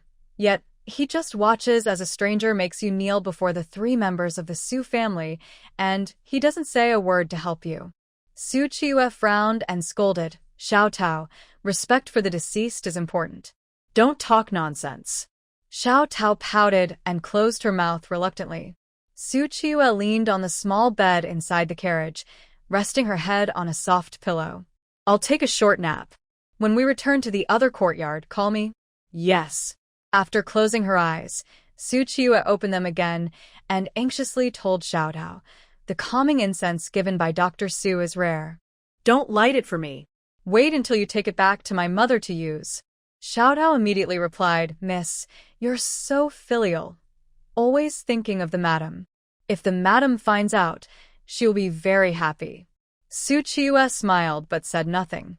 Then she remembered something and asked, "Xiao Tao, have you received any news from the capital these days? The last report said that my elder brother won a battle at the border. Is he about to return to the court?" Xiao Tao, while fanning Su Qiyue, replied, "Miss, before we left today, the secret guards reported that the eldest son has driven out the Tartars. The army will return to the court soon. His Majesty also ordered the Marquis to go and welcome him." Hearing this, Su Qiyue's face brightened. Not for any reason, but because the consort had once said that once the border war ended, she would ask the emperor for permission for her to marry the third prince. Once she became the third prince's consort, even if everyone in the Marquis house knew her background, no one would dare to reveal it. After all, if her identity was fake, it would mean the Marquis's family committed treason. That was a serious crime, and if the emperor was in a bad mood, they could all be executed. Su Qiyue pondered silently that her brother Su Yang's army was returning from the border of Qinghua and would pass through Jiangnan. Her father was sent to meet her brother, and he would probably come to pick them up too. Thinking of this, Su Qiyue's eyes suddenly darkened. If her father came, would her mother and 5th brother tell him that she was not his biological daughter but switched at birth? She had once eavesdropped on Granny Zhang talking with Su Zhe, but only heard the latter part, so she didn't know that the Marquis of Dingbei had already known she was not his biological daughter. Now, just thinking about her father finding out the truth made her feel suffocated again. She closed her eyes, but no one saw the fierce light flickering in her eyes. Su Wan must die before her father possibly came here. Originally, Su Qiyue was thinking about how to make Su Wan completely disappear from this world. But she was probably too exhausted these days. As she thought about it, she fell asleep. When the carriage arrived at the Marquis's private estate, Xiao Tao wanted to wake Su Qiyue to get out of the carriage. She noticed that Su Qiyue's face was deathly pale, with a thin layer of cold sweat on her forehead. Her delicate eyebrows were tightly furrowed, showing a look of pain. Little Peach was startled and quickly tried to wake Su Qiyue. She called out several times and gently pushed her, but Su Qiyue showed no response at all. Little Peach hurriedly informed Su Chong, who was outside waiting to take the carriage. Su Chong went to call someone for help. Soon, Zhu Mama, Su Qiyue's nursemaid, came out. Zhu Mama had traveled with Su Qiyue all the way from the capital, but she fell ill on the way and was delayed for a few days. She only arrived at the estate these past 2 days. Zhu Mama lifted the curtain of the carriage and saw Su Qiyue looking pale and in pain. Her face immediately showed concern. She turned and sharply glared at Little Peach, saying, "You careless girl. How are you taking care of Miss? Why is she so seriously ill? Just wait until Miss gets better. I won't forgive you." While scolding Little Peach, Zhu Mama didn't stop her movements. She quickly entered the carriage and carried Su Qiyue out. As she carried her back to the estate, she also hurriedly ordered someone to call the doctor. Mrs. Yi heard the news and hurried to Su Qiyue's room. She saw the estate doctor frowning slightly while checking Su Qiyue's pulse. After the doctor finished the examination, Mrs. Yi couldn't wait and asked, "Doctor, how is Yuan?"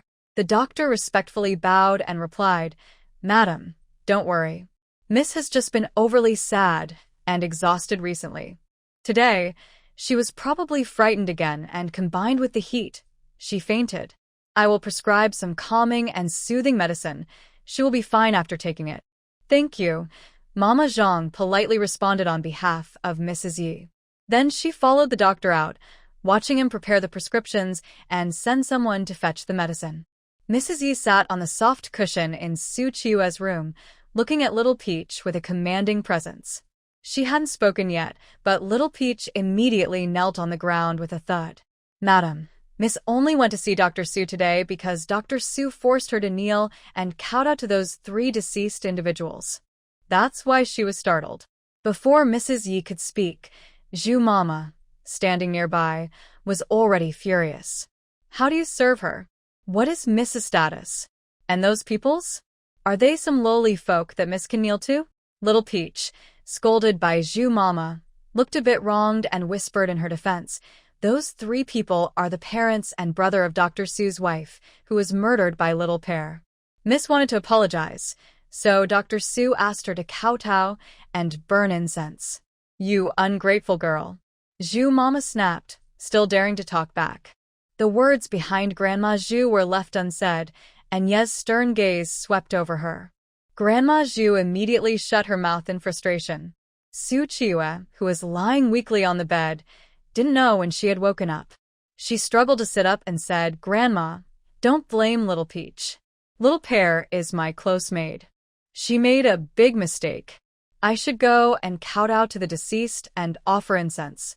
Yi sat beside Su Qiyue and supported her, saying, "Yuan, you did the right thing. Little Pear is still part of our family. She made a mistake, and now she's gone. Our family should take responsibility." She added, "Don't blame Dr. Su for making you kneel and offer incense. Little Pear was related to the person who passed away. Anyone would feel angry in her situation." Su Qiyue held Ye's hand and showed a gentle smile on her pale face. "Mother, I understand. Good girl." Yi gently patted Su Qiyue's head. "Rest well first. I'll go out and see if the servant who fetches your medicine has returned." "Thank you, Mother," Su Qiyue said sweetly. After Yi left Su Qiyue's room, she told Zhang Mama, "Prepare the carriage.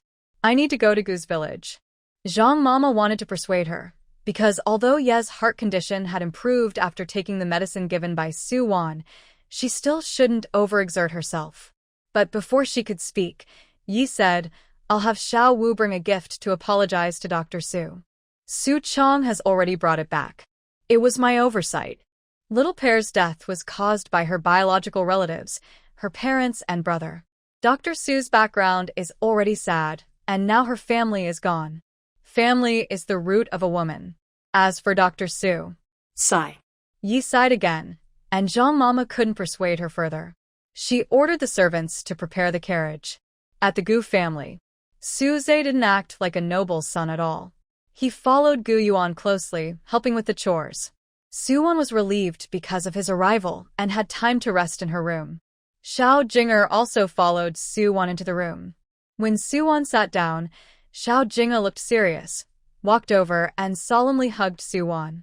Suwon was slightly surprised but felt warm inside. She gently pinched Xiao Jing'er's small face and softly asked, "Xiao Jing'er, what's wrong?" Xiao Jing'er lifted her small face. Her clear eyes looked firmly at Suwon, and she said confidently in a small voice, "Wan, don't be sad. Although those 3 bad people are your relatives, they're not good to you at all. In the future, they will no longer be here. Little Jing'er will be your roots, and Little Jing'er will protect you." Little Jing'er said this, while gently patting his small chest with his tiny hand. Suwon was curious about where Little Jing'er learned these words, but before she could ask, Mrs. Chen entered holding a wooden box. "Mother," Suwon politely greeted her and stood up, intending to let Mrs. Chen sit down. But Mrs. Chen gently pressed her back into the chair, kindly tousling Little Jing'er's small head. Then she took Suwon's hand and placed the box in it, saying, "Wan, this is the land deed, house deed, and the mountain purchase contract I told you about. They're all inside. Keep them safe." Suwon had never thought about keeping these things, even in this ancient time. Usually, in modern days, few mothers-in-law would give such documents to their daughter-in-law instead of their son. Seeing her hesitant to accept, Mrs. Chen quickly held her hand and said seriously, "Your father, mother, and brother are gone. From now on, our old Gu family is your home and your roots. Keep these. Women should have assets to stand firm." Hearing this, Suwon understood. Little Jing'er's words earlier were probably just copying what Mrs. Chen said. Her heart swelled with emotion, and she found it hard to refuse the box. She sincerely thanked her, "Mother, thank you." Mrs. Chen held Suwon's hand and said warmly, "Wan, we're family. There's no need to thank me. If anything, I should thank you. You came into our family, helped a Yuan recover, and brought us a good life." She patted her hand gently and said, "You've been tired these past days. Now that you have some free time, rest well. I'll take care of things outside." Sununtai Vea nodded. Although she wasn't truly Suwon, the Su family's 3 members were her biological parents and older brother in this body. Because she had been staying up to keep vigil, she hadn't slept much these days. She was indeed exhausted. But she didn't dare to lie down and rest. Instead, she planned to lean on Gu Yuan's desk for a short nap. She didn't sleep long before she felt her body lift off the ground, and she was gently embraced by a familiar, strong embrace. Gu Yuan carefully laid her on the bed, making sure she could sleep comfortably. In her dreams, she still tightly clung to Gu Yuan's sleeve. Gu Yuan looked at her small hand with a loving and slightly helpless smile. He also wanted to stay here with her, but it wasn't possible. There were so many things outside that needed his attention. After Gu Yuan saw her fall asleep, he carefully moved her small hand away and left the room. Outside the main hall, on the steps, Su Ziyu stood facing the yard, looking handsome and confident. Although the sun was about to set, it still shone fiercely. When Gu Yuan approached him, Su Ziyu suddenly grabbed Gu Yuan. His charming eyes looked at him seriously and calmly, and he said solemnly, "Gu Yuan, I want to ask for your help." Gu Yuan looked at Su Ziyu with some curiosity. Su Ziyu had never been so polite to him before. Su Ziyu treated Wan like a little sister he liked to tease but also cared for when she needed help. Because he thought of Su Wan as his sister, he didn't like Gu Yuan much. He often found ways to secretly criticize him whenever they met. So, when Su Ziyu suddenly acted politely, Gu Yuan felt a bit uncomfortable. But he didn't dislike Su Ziyu. As long as Su Ziyu had no inappropriate thoughts about Wan, Gu Yuan was happy to see more people in the world caring for her. "What kind of help?" Gu Yuan asked calmly and confidently. Su Ziyu took him to a quiet corner nearby and looked at him seriously for the first time, saying, "I suspect that Suwon is actually my real sister. I want to try a blood test to confirm it." After hearing Su Ziyu's words, Gu Yuan fell silent. He didn't expect that Madame Ho had been trapped in a broken temple during a heavy rain and gave birth to the Ho family's daughter. He also didn't expect that this daughter had been replaced. The woman who gave birth with Madame Ho in the Broken Temple had planned everything in advance. She gave a fake address to the people of the Ho family. But that woman was just an ordinary farmer with limited knowledge. She didn't know much and could make up a small address, but she couldn't invent a big one. So, Su Ziyu's people had been investigating the place mentioned by that woman, Pingnan Mansion, and they found a woman who had given birth in a broken temple while returning from taking the imperial exam. The timing matched exactly with when Madame Ho had given birth. Further investigation revealed that this woman was not just anyone. She was Tang Shi. Tang Shi had only one son and one daughter. If that woman really was Tang Shi, then Su Wan was the child who had been switched at birth and was the true daughter of the Ho family. Yuan frowned tightly. He and Su Wan had always wondered why the Tang family wanted to harm Su Wan and why Qiyue had killed the 3 members of the Su family. But if Su Wan was indeed the child who was swapped long ago, and if Qiyue and the Tang family knew the truth, then their motives for killing would make sense. However, Yuan did not tell Su Zhe these guesses. After all, it was not certain whether Su Wan was Su Zhe's biological sister. If it turned out she was not, Su Zhe might protect Qiyue, causing more trouble. So, Yuan thought for a moment and then said to Su Zhe, "I won't secretly take Wanwan's blood to confirm our relation. When Wanwan wakes up, you can tell her. As for whether to do a blood test, I will respect Wanwan's choice." Su Zhe rolled his eyes in annoyance upon hearing this, glaring at Yuan with disdain. "If I could just tell that girl directly, why am I wasting my breath? I'm afraid she'll be disappointed again if it turns out not to be true." Yuan looked at him calmly. "You're not afraid Wanwan will be disappointed.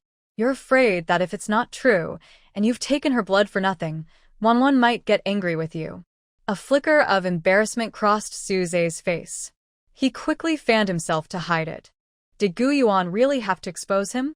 If that girl really was his sister, then Yuan would be his brother-in-law. As a brother-in-law, shouldn't he at least understand basic manners like respecting his elder brother-in-law? It's a shame he studied Confucian classics.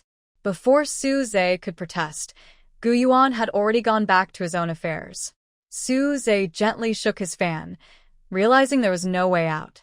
He could only wait until the girl woke up and discuss it with her. Although he felt the chance of being rejected was high, he still thought he should try no matter what.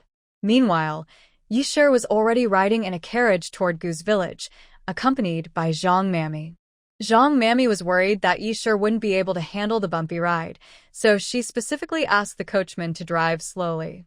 Inside the carriage, it was very stuffy.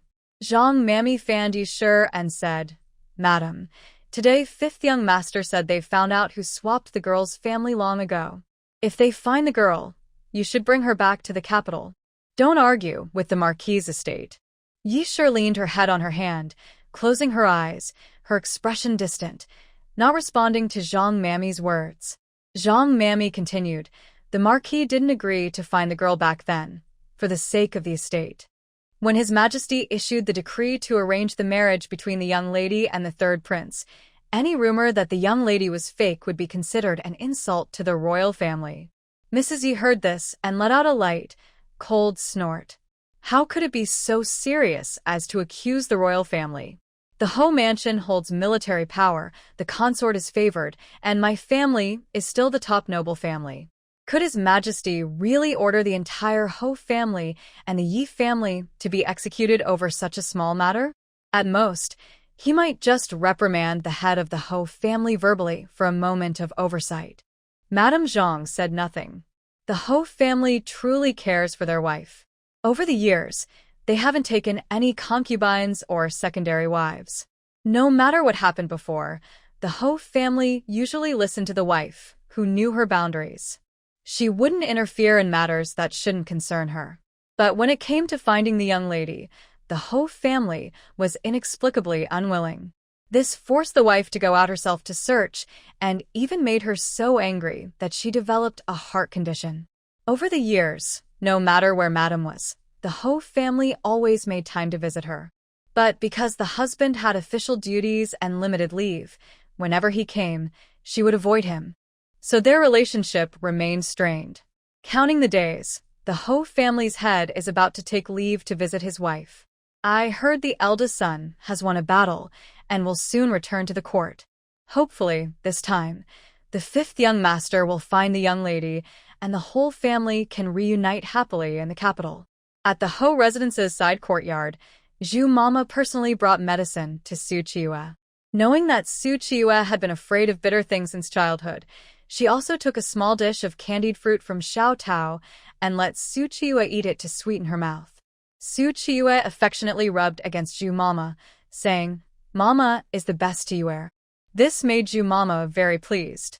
Su Qiyue had been raised by her since she was a baby. She was obedient and friendly, never acting like a young lady in front of her. She had long regarded Su Qiyue as her own daughter and loved her dearly. But she couldn't say this aloud, as it would be overstepping. Su Qiyue leaned on Zhu Mama for a while, feeling more energetic. Then she looked at Xiao Tao and asked, "Did mother go back to rest because she's unwell?" Xiao Tao lowered her eyes respectfully and replied, "Young lady, madam has gone to Qiyue village." What? Mother went to Qiyue village? Su Qiyue, who had just been weakly leaning on Zhu Mama, suddenly sat up straight.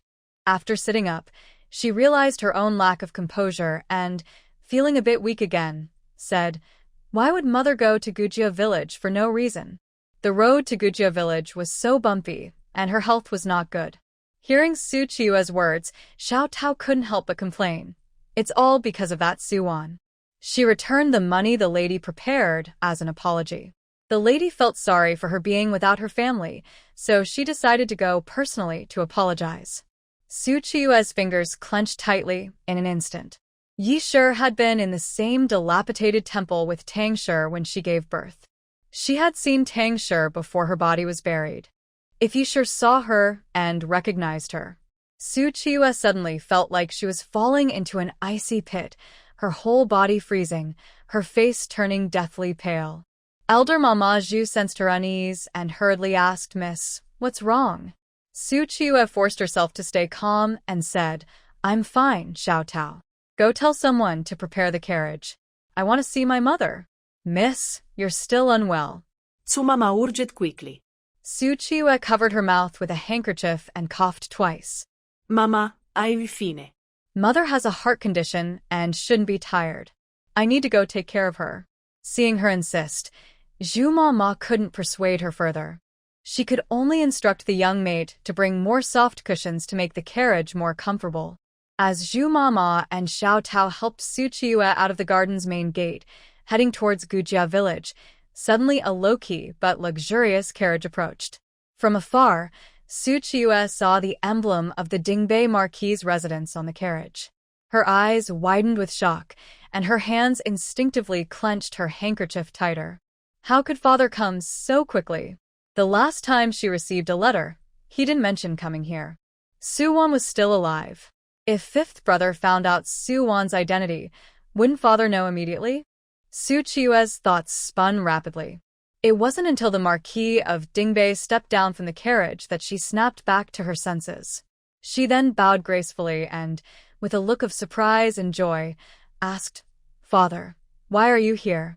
The Marquis of Dingbei, Su Bingrong, was dressed in a deep gray brocade robe. Although he was middle-aged, he was still in good shape and handsome. After growing a beard, he looked like a charming middle-aged gentleman. Seeing Su Qiyue's pale and weak face, he frowned slightly and cast a sharp glance at Zhu Mama and Xiao Tao beside her. "How are you taking care of Miss? She's so weak and still out running around." "Father, it's not Zhu Mama and Xiao Tao's fault. It's me," Su Qiyue quickly explained, recounting the reason for her going out. Dingbei Marquis looked at Su Qiyue with more tenderness and said, "It's good that you have this filial heart. Since you're sick, go home and rest well. I will go and bring your mother back." After speaking, Dingbei Marquis turned around and got back into the carriage. Su Qiyue wanted to refuse, but had no chance. He watched the carriage turn around and quietly clench the firecracker hidden in his sleeve. She originally planned to set fire to the Su family's house after arriving at the Gu family, when no one was watching, to burn the bodies of the 3 family members. But now, She definitely couldn't risk going against her father's wishes. Since her father had gone, even if the Su family held a memorial ceremony before sealing the coffins, her father would not let her mother see the body. She could avoid this risk. However, if her mother and fifth brother told her father about the switch at the Gu family, Su Qiyue's heart suddenly filled with fear. But she quickly calmed down.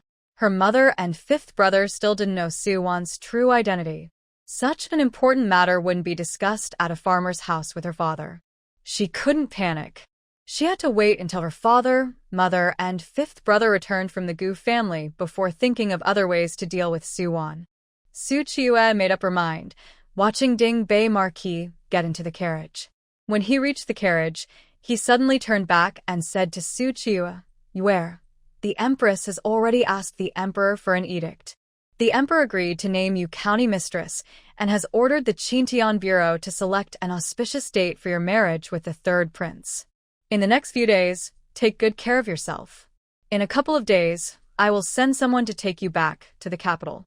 Prepare your official title and wedding preparations." Hearing this, Su Qiyue's previous worries and sadness caused by Su Wan instantly disappeared. She obediently bowed and said, "Your daughter understands. I will go and prepare now."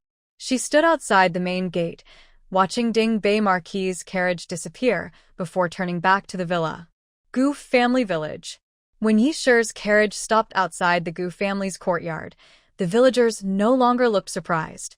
The initial shock of seeing the carriage arrive at the Gu family had faded. Yi Shi, supported by Zhang Mami, got out of the carriage. Meanwhile, Su Wan, still sleepy, tilted her little head and looked confused after hearing Su Zhe's words. Seeing the little girl with her innocent, stubborn little tuft of hair standing up, Su Zhe wondered whether she had understood what he said. He took a deep breath, preparing to emphasize the blood recognition ceremony once again. Su Wan suddenly sat up straight, looking annoyed, and said, "Blood recognition is not a scientific method. I have a more advanced way to verify blood relations. Give me a hair." As soon as Su Wan finished speaking, Su Zhe felt a sharp pain on his scalp. Su Wan had already pulled out a strand of his precious hair. Su Zhe almost exploded on the spot. That bratty girl, she pulls his hair without saying a word. Does she know that hair is a man's dignity? Is there a sister like her?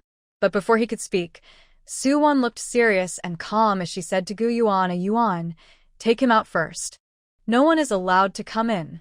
Hearing this, Su Zhe nearly jumped in anger. "What's going on with you two? Are you teaming up to bully me?" Pulling his hair is one thing, but openly trying to kick him out is another.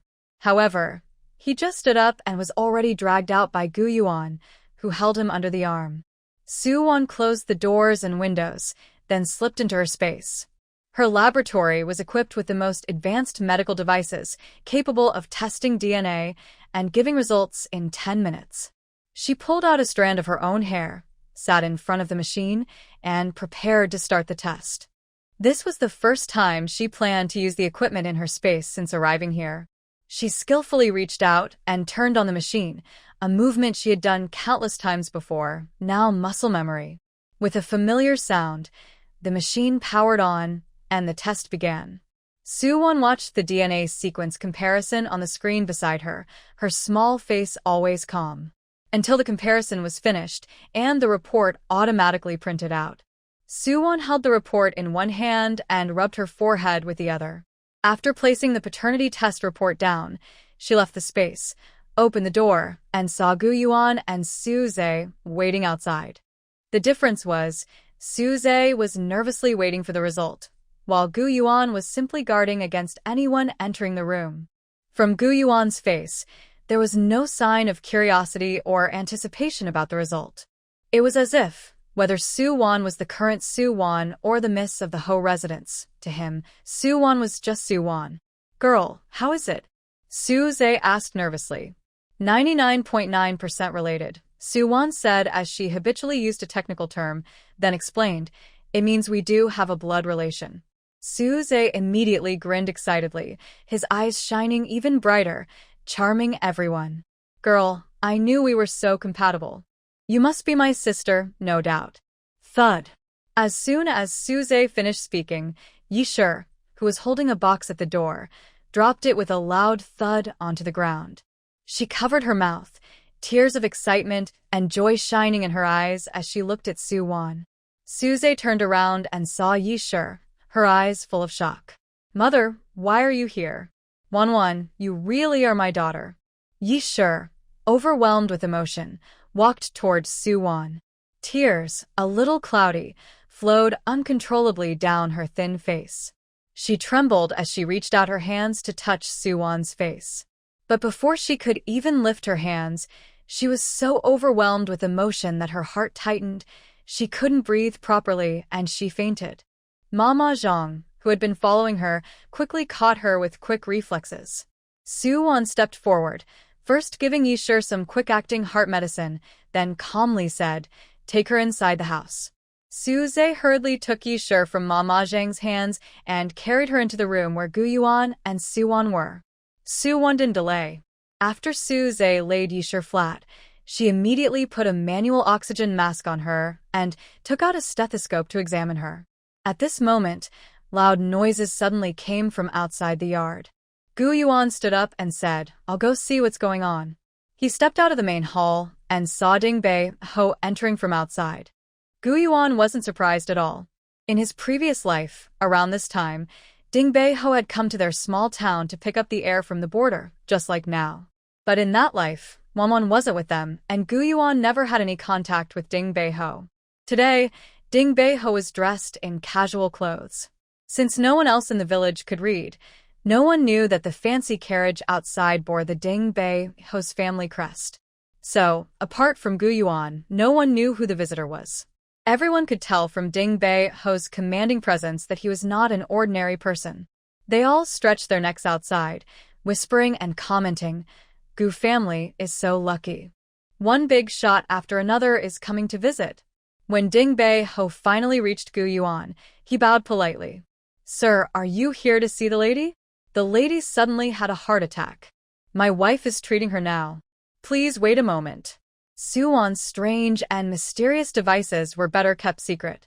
What happened to the lady? Dingbei Ho's calm expression immediately broke, and his voice became a little shaky.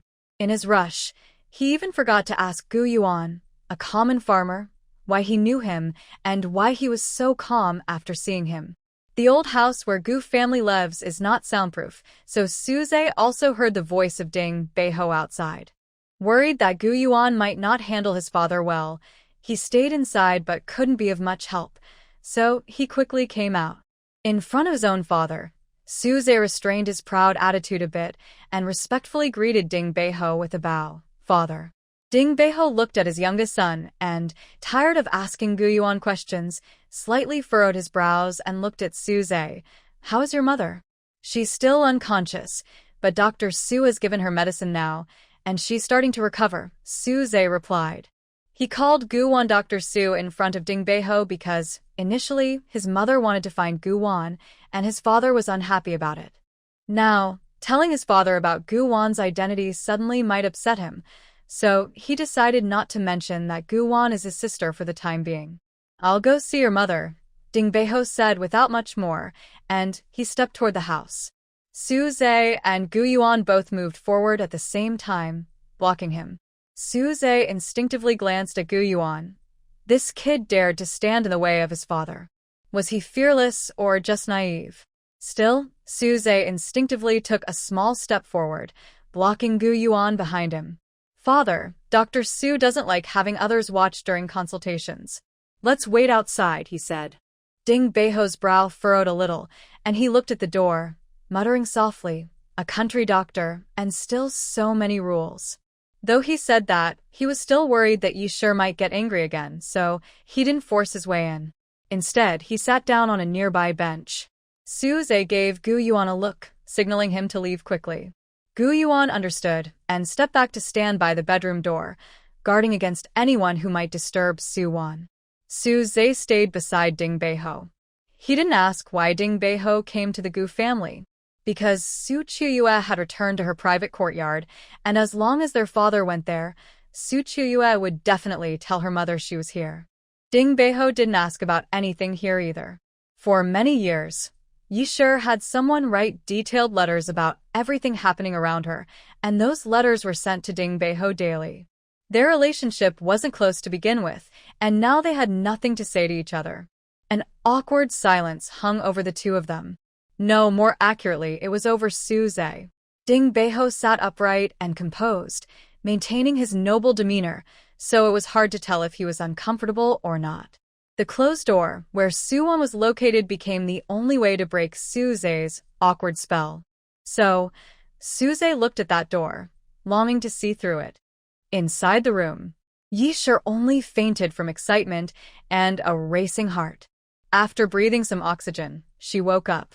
When she just woke, her vision was still blurry, but when she saw Su-won's vague figure, she instinctively grabbed Su-won's hand. Tears uncontrollably flowed from her eyes. "Child, I'm sorry. Mother is sorry for you."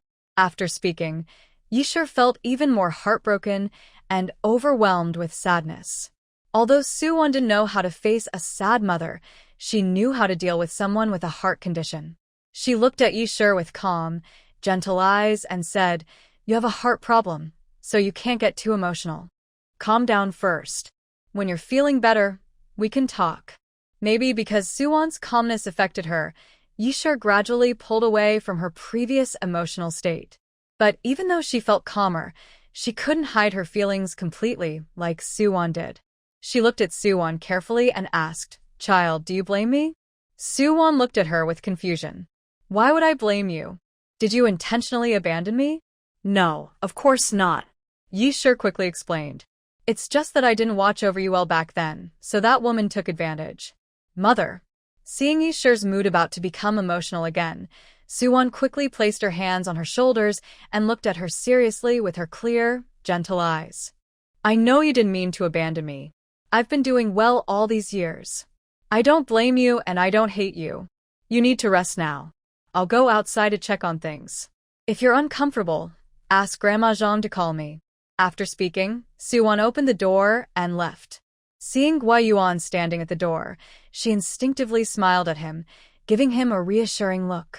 On the bench outside, Su-hao sat upright. He suddenly stood up and looked at Su-won with a proud tone, asking, "Has my wife improved?" Su-won gave him a small look but didn't respond to his words. Instead, she looked at Su Zhe. "The lady is fine now, but she still needs to rest. Grandma Zhang is watching inside." Su-hao, who had never been ignored like this before, immediately felt a bit angry. He was about to lose his temper, but Su-won's gaze returned to him. Her dark, bright eyes were filled with coldness. "If you really care about your wife, don't upset her." Lord Su's words caught in his throat. He couldn't find a way to argue back, but after being scolded by a young girl, he couldn't swallow his pride.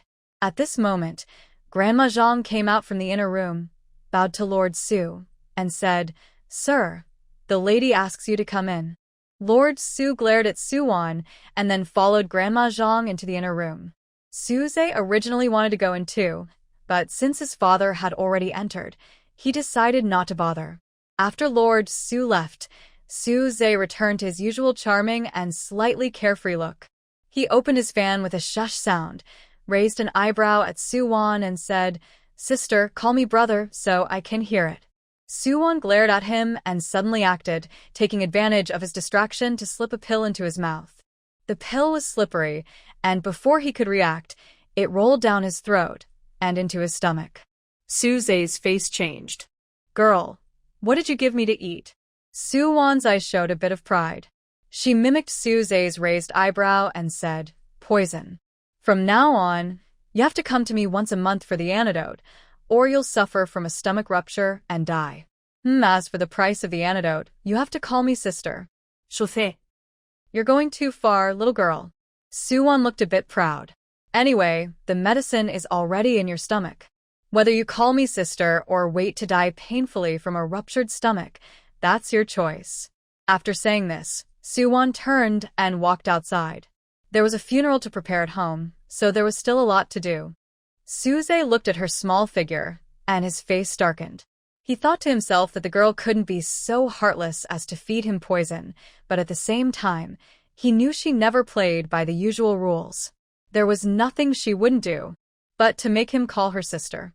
He tried every way to bring her over as his sister. Now that it was confirmed she really was his sister, he hadn't even had a chance to enjoy being the older brother before he ended up as the younger brother. Wah wah wah. Suze felt like crying. He was just a little brother. But Suze was easygoing and quickly calmed his emotions. Seeing that the door to Lord Su and Madame Ye's room was still closed, he took out his fan, followed Su-won quietly, and strolled along. No longer called Su-won little girl, he occasionally brought that face capable of mesmerizing and making someone lose their soul from various angles in front of Su-won. Wan, did you really give your brother poison? Wan, did you poison your brother because you want to see him every month? You don't have to go to such trouble. If you miss your brother, just say so. Even if he's far away, he'll come back to see you. All the poison you gave your brother was sweet. Would you like to give him another one? Suze was so noisy, like 500 ducks quacking. Su-won was annoyed and couldn't take it anymore. She took a deep breath, looked at him with her beautiful deer-like eyes filled with warning, and said fiercely, Suze, if you say one more word, I will give you another dose of poison, one that will stop your heart. Suze tightly pressed his thin lips, like rose petals, and dared not make more noise. But he kept following Su-won like a lost soul, moving from here to there, then back again. Finally, Su-won couldn't bear it anymore. When Suze wasn't paying attention, she suddenly turned around and struck him on the neck with her hand. Next to them, Su-chong quickly caught Suze as he slumped down limp. Finally, the area around Su-won was quiet. She let out a sigh of relief and said, take him to the inner room to rest for a while. At this moment, inside Su-won and Gu-yuan's room, Grandma Zhang went to the carriage and handed a large pillow to Lord Su. Lord Su helped Lady Yi up and let her lean on him. This was the first time in 5 years that the couple met. Usually, Lord Su would visit his wife, but she would avoid seeing him. Grandma Zhang wisely stepped back to give them privacy. Shoo, it's been so many years. Please don't be angry with me anymore, okay? Lord Su finally lowered his proud demeanor as the Marquis of Dingbei in front of Lady Yi, speaking with some helplessness and coaxing. Since Lady Yi decided to see him, she no longer planned to avoid him. She looked at him and said, I found my daughter. Lord Su was stunned. He truly didn't expect Lady Yi to find that child. He avoided the topic and said, Shoo, I came this time to ask you to go back and help Yue prepare for her wedding. The Empress has already requested the Emperor to grant a decree. With Yang's triumphant return, she will be made Countess, and the calendar will be chosen for her wedding with the third prince, with the Ministry of Rights overseeing the ceremony. Although Yue is not our biological daughter, for the past 10 years, you have always treated her as your own daughter. During your years in Jiangnan, Yue has been traveling back and forth every year, spending half her time in the capital and half with you. You could say she's been filial. Are you really willing to abandon her and ignore her? Mrs. Yi felt her chest tighten at his words and clutched her heart. Su Qiyue is the daughter she raised for over 10 years. Of course, she wouldn't abandon her. But Su Qiyue and Su-won are not just to be kept one or the other. Su Bingrong is stubborn and refuses to consider any solutions. He insists she abandon her own daughter. She had nothing more to say to Su Bingrong. Her heart felt as if it was being squeezed again, making it hard to breathe. She took deep breaths. Lord Su's face turned pale with fear, and he hurried to call for help. Mrs. Yi took 10 quick-acting heart pills from her pocket and swallowed them, then stopped Lord Su. Stop. I am not going to die yet. Yue is my daughter, and Wan is too. If you refuse to acknowledge her or give her an identity, then we will divorce. I will take her back to the Yi family, and they will give her an identity. Lord Su looked stubborn, but sighed helplessly. Shoo, she is your daughter and my biological daughter. Of course, I love her. But right now, giving her an identity might affect Yue's marriage prospects. After Yue marries the third prince, we can reveal everything and proudly bring her back. Do you think that's possible? After Lord Su left Mrs. Ye's resting room, his gaze stayed on the busy little figure of Su-won in the yard. After a while, he told his personal guard, He Xin, go get a bowl of water and ask that girl for a drop of blood. He had already asked Mrs. Yi and Suze earlier. Neither had done a blood test to confirm kinship. The girl had simply pulled a hair from Suze's head and claimed to have checked their bloodlines, convincing Mrs. Yi and Suze. He didn't believe it. Who wouldn't want to acknowledge the daughter of the noble family? A single hair couldn't prove anything. The girl might be lying. He Xin quickly brought a bowl of water. He first handed it to Lord Su, who then pierced his finger with a knife tip, dropping a drop of blood into the bowl. Respectfully, He Xin explained the situation to Su-won. Su-won looked at the blood in the bowl with a blank expression and said, no acknowledgement, no recognition. He Xin wondered if Su-won might really be pretending, as Lord Ho thought, out of guilt, and would refuse the blood test to confirm their relationship. But he didn't expect Su-won to refuse so decisively and without any sign of guilt. He wanted to persuade her again, but Lord Ho, already holding himself proudly, walked over arrogantly and said, didn't you tell Suze that you are related to him by blood? Why are you now afraid to do the blood test? If you want to pretend to be my family's daughter, you should consider whether you are qualified. Su-won looked at Lord Ho with a blank stare, not wanting to pay him any attention. At this moment, Grandma Zhang helped Lady Yi out of the house. Lady Yi looked at Lord Ho with disappointment and said, if the Lord wants to verify Wanwan's identity, he can just have the elders in the house check the appearance of Mrs. Tang and Su Yongyuan. Why must he agree in front of us, and then secretly make things difficult for the child? Grandma Zhang, go check, and then come back to tell the Lord, Lady Yi ordered. Then she looked at He Zheng and said, I remember that commander, he was among the guards protecting me back then. He should have seen them before. Please, Commander He, also go with Grandma Zhang to check. Yes. Commander He and Grandma Zhang went to look at the family's unsealed coffin. Lord Ho never expected that his attempt to secretly do a blood test with Su-won would be caught by Lady Yi. Feeling a bit embarrassed, he touched his nose and awkwardly approached Lady Yi. Lady Yi showed no respect for him and walked past him directly towards Su-won. She reached out to hold Su-won's hand. Su-won rarely had close contact with others. She instinctively wanted to dodge, but thinking of Lady Yi's health, she finally held back and let Lady Yi take her hand. Lady Yi looked at her kindly and said, Wan, don't worry. From now on, Mother will never let you suffer anymore. While Lady Yi was speaking, He Zheng and Grandma Zhang had already checked the coffin. Although Mrs. Tang and Su Yongyuan looked much older than they did back then, their faces were still recognizable. Both confirmed to Lord Ho that Mrs. Tang and Su Yongyuan were indeed the couple who had given birth in the abandoned temple with Lady Yi all those years ago. Even if Lord Ho didn't believe Grandma Zhang, he had to believe He Zheng, who was his trusted aide. He looked at Lady Yi and Su-won over there, and also went over, saying, Madam, don't worry. Since their identities are confirmed, once we return to the capital, I will host a banquet to announce Wanwan's true identity to all the guests. Although Yi Shi had a disagreement with Lord Su before, now that Lord Su has happily announced Su-won's identity and officially recognized her, she won't say anything more. She gently held Su-won's hand and patted it, saying, Wanwan, don't worry. When we get to the capital, I will give you the best of everything. A Yuan is studying hard for exams, right? When he takes the imperial exams, whether he follows the route of the Dingbei Marquis or the Yi family, he will surely succeed. Su-won remained calm and composed. She told Suze the true result of the paternity test because, as a doctor, she would not lie about such things. Moreover, she didn't see the need to lie because she was not truly Su-won.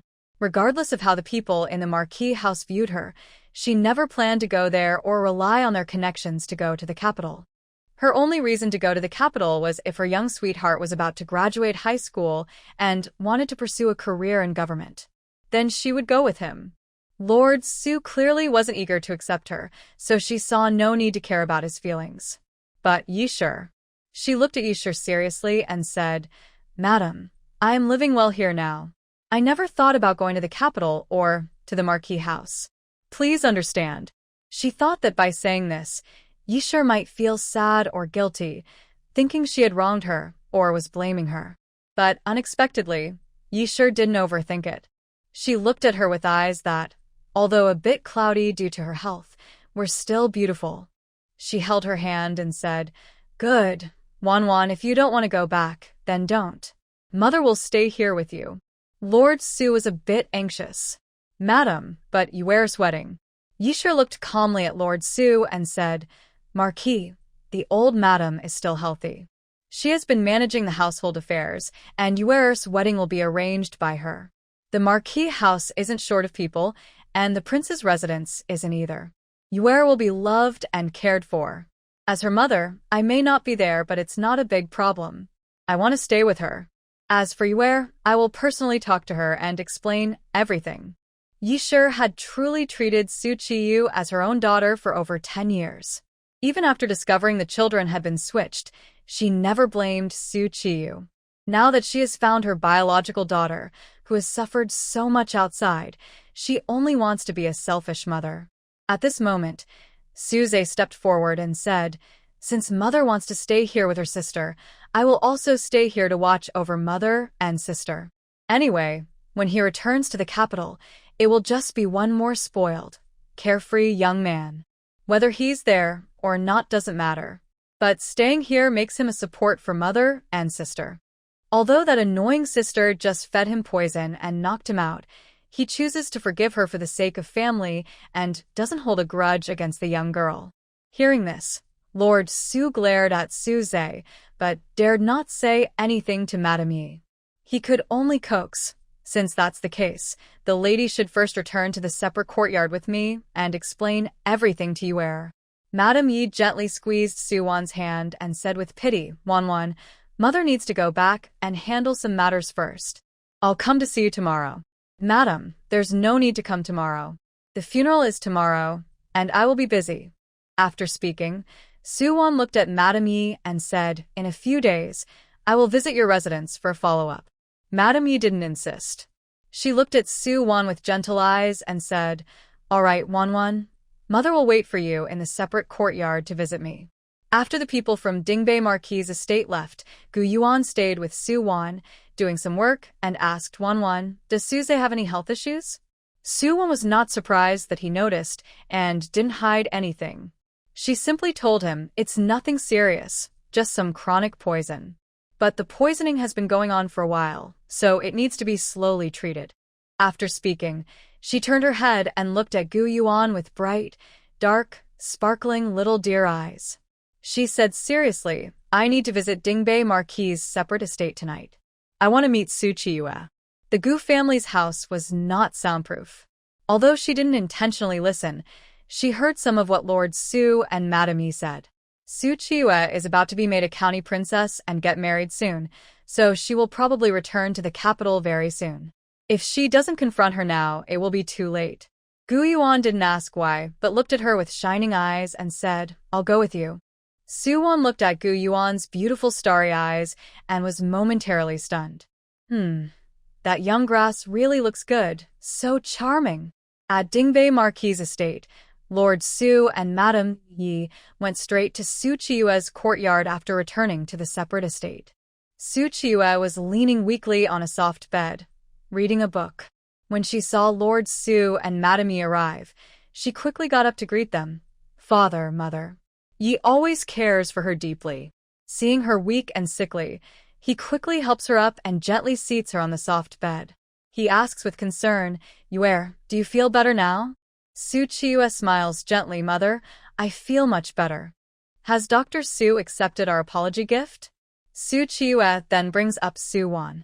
Ye's eyes flicker, and she pats her hand as she says, "Yuer, I need to tell you something." Su Qiyue looks at Yi, and then at Lord Su. Seeing their serious faces, her heart skips a beat. Could it be that they have truly discovered that Suwan is their biological daughter? Indeed, Yi continues, actually, you are not my and Lord Su's biological child." She explains that many years ago, she and her husband, a struggling exam candidate, were trapped in an abandoned temple. She was about to give birth at the same time as the exam candidate's wife. They believed it was a special fate, since they were hiding from the rain in the same temple, both surnamed Su, and their births coincided. So, they asked an experienced nurse in the household to help deliver Tang's baby. When the tiny newborn was born, there was no cradle, so they gave Tang the spare cradle prepared by the household. But, unexpectedly, as He finishes speaking, Su Qiyue's face turns pale. She looks tearfully at Lord Su and Yi, then kowtows 3 times loudly. After raising her head, tears stream down her face as she finally chokes out, "Father, Mother, I thank you for raising me. My biological parents made a big mistake long ago, causing my sister to suffer for many years. I don't ask for your forgiveness, only that you not drive me away. I am willing to work hard to repay your kindness." She continues, "I won't compete with my sister for anything, neither the county lord's title nor the marriage alliance with the third prince. I give all that to my sister." He feels heartache seeing her like this. Lord Su quickly helps her up. "Yuan, the mistakes were made by Su Yongyuan and his wife, and have nothing to do with you. Tonight, we tell you this not to make you give up anything. In the Marquis residence, how things were before and how they are now remain the same. The county lord's title and the marriage alliance with the third prince are yours, and no one can take them away. Even if that poor peasant girl, who married a poor scholar, were given the county lord's title and the marriage alliance, could she handle it? In the end, she might only act rudely and cause trouble for the household, bringing more problems." However, Lord Su did not say this aloud. He knew very well that if he dared to criticize Su Wan even slightly, Lady Yi would immediately turn against her. Fortunately, that girl didn't plan to return to the capital or the Marquis's residence. It wouldn't be worth offending the lady who had just been appeased for her sake. Lady Yi listened to Lord Su's words, feeling a bit displeased, but out of consideration for Su Qiyue's feelings, she said nothing. Instead, she replied, "Your sister already has a family of her own and won't want the marriage alliance with a third prince. As for the county princess's title, your sister isn't interested in that either. She doesn't want to go back to the Marquis's residence. Mother plans to stay here and keep her company. After you return, listen to your grandmother and stay in the bridal chamber until it's time to marry." When Su Qiyue heard this, her eyes flickered.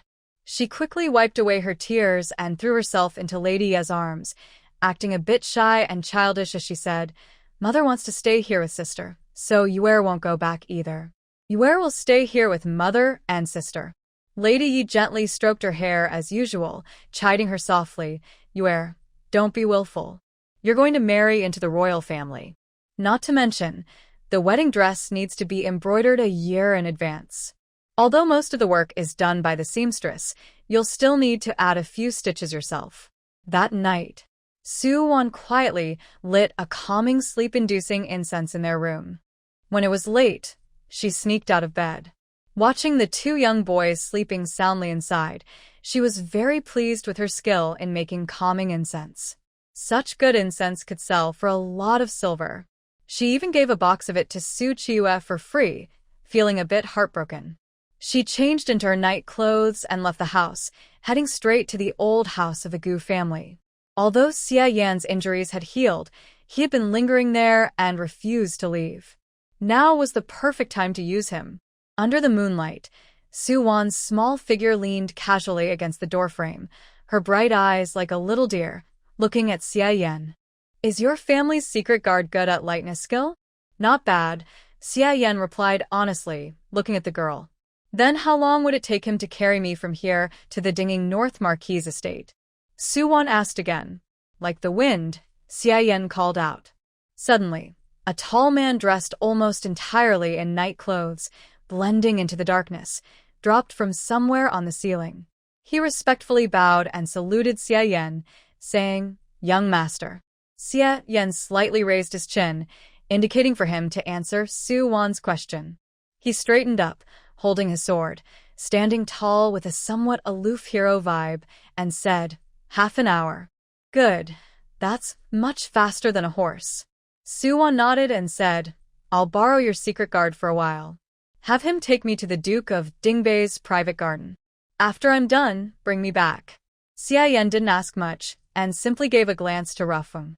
Before Su Wan could react, she was already caught under Rufeng's arm. Rufeng carried her, using light skills to move swiftly through the air. Originally, Su Wan planned to chat and flirt with this expert on the way to build good rapport. But once she was up in the sky, she realized that the wind blowing on her face was as sharp as a knife.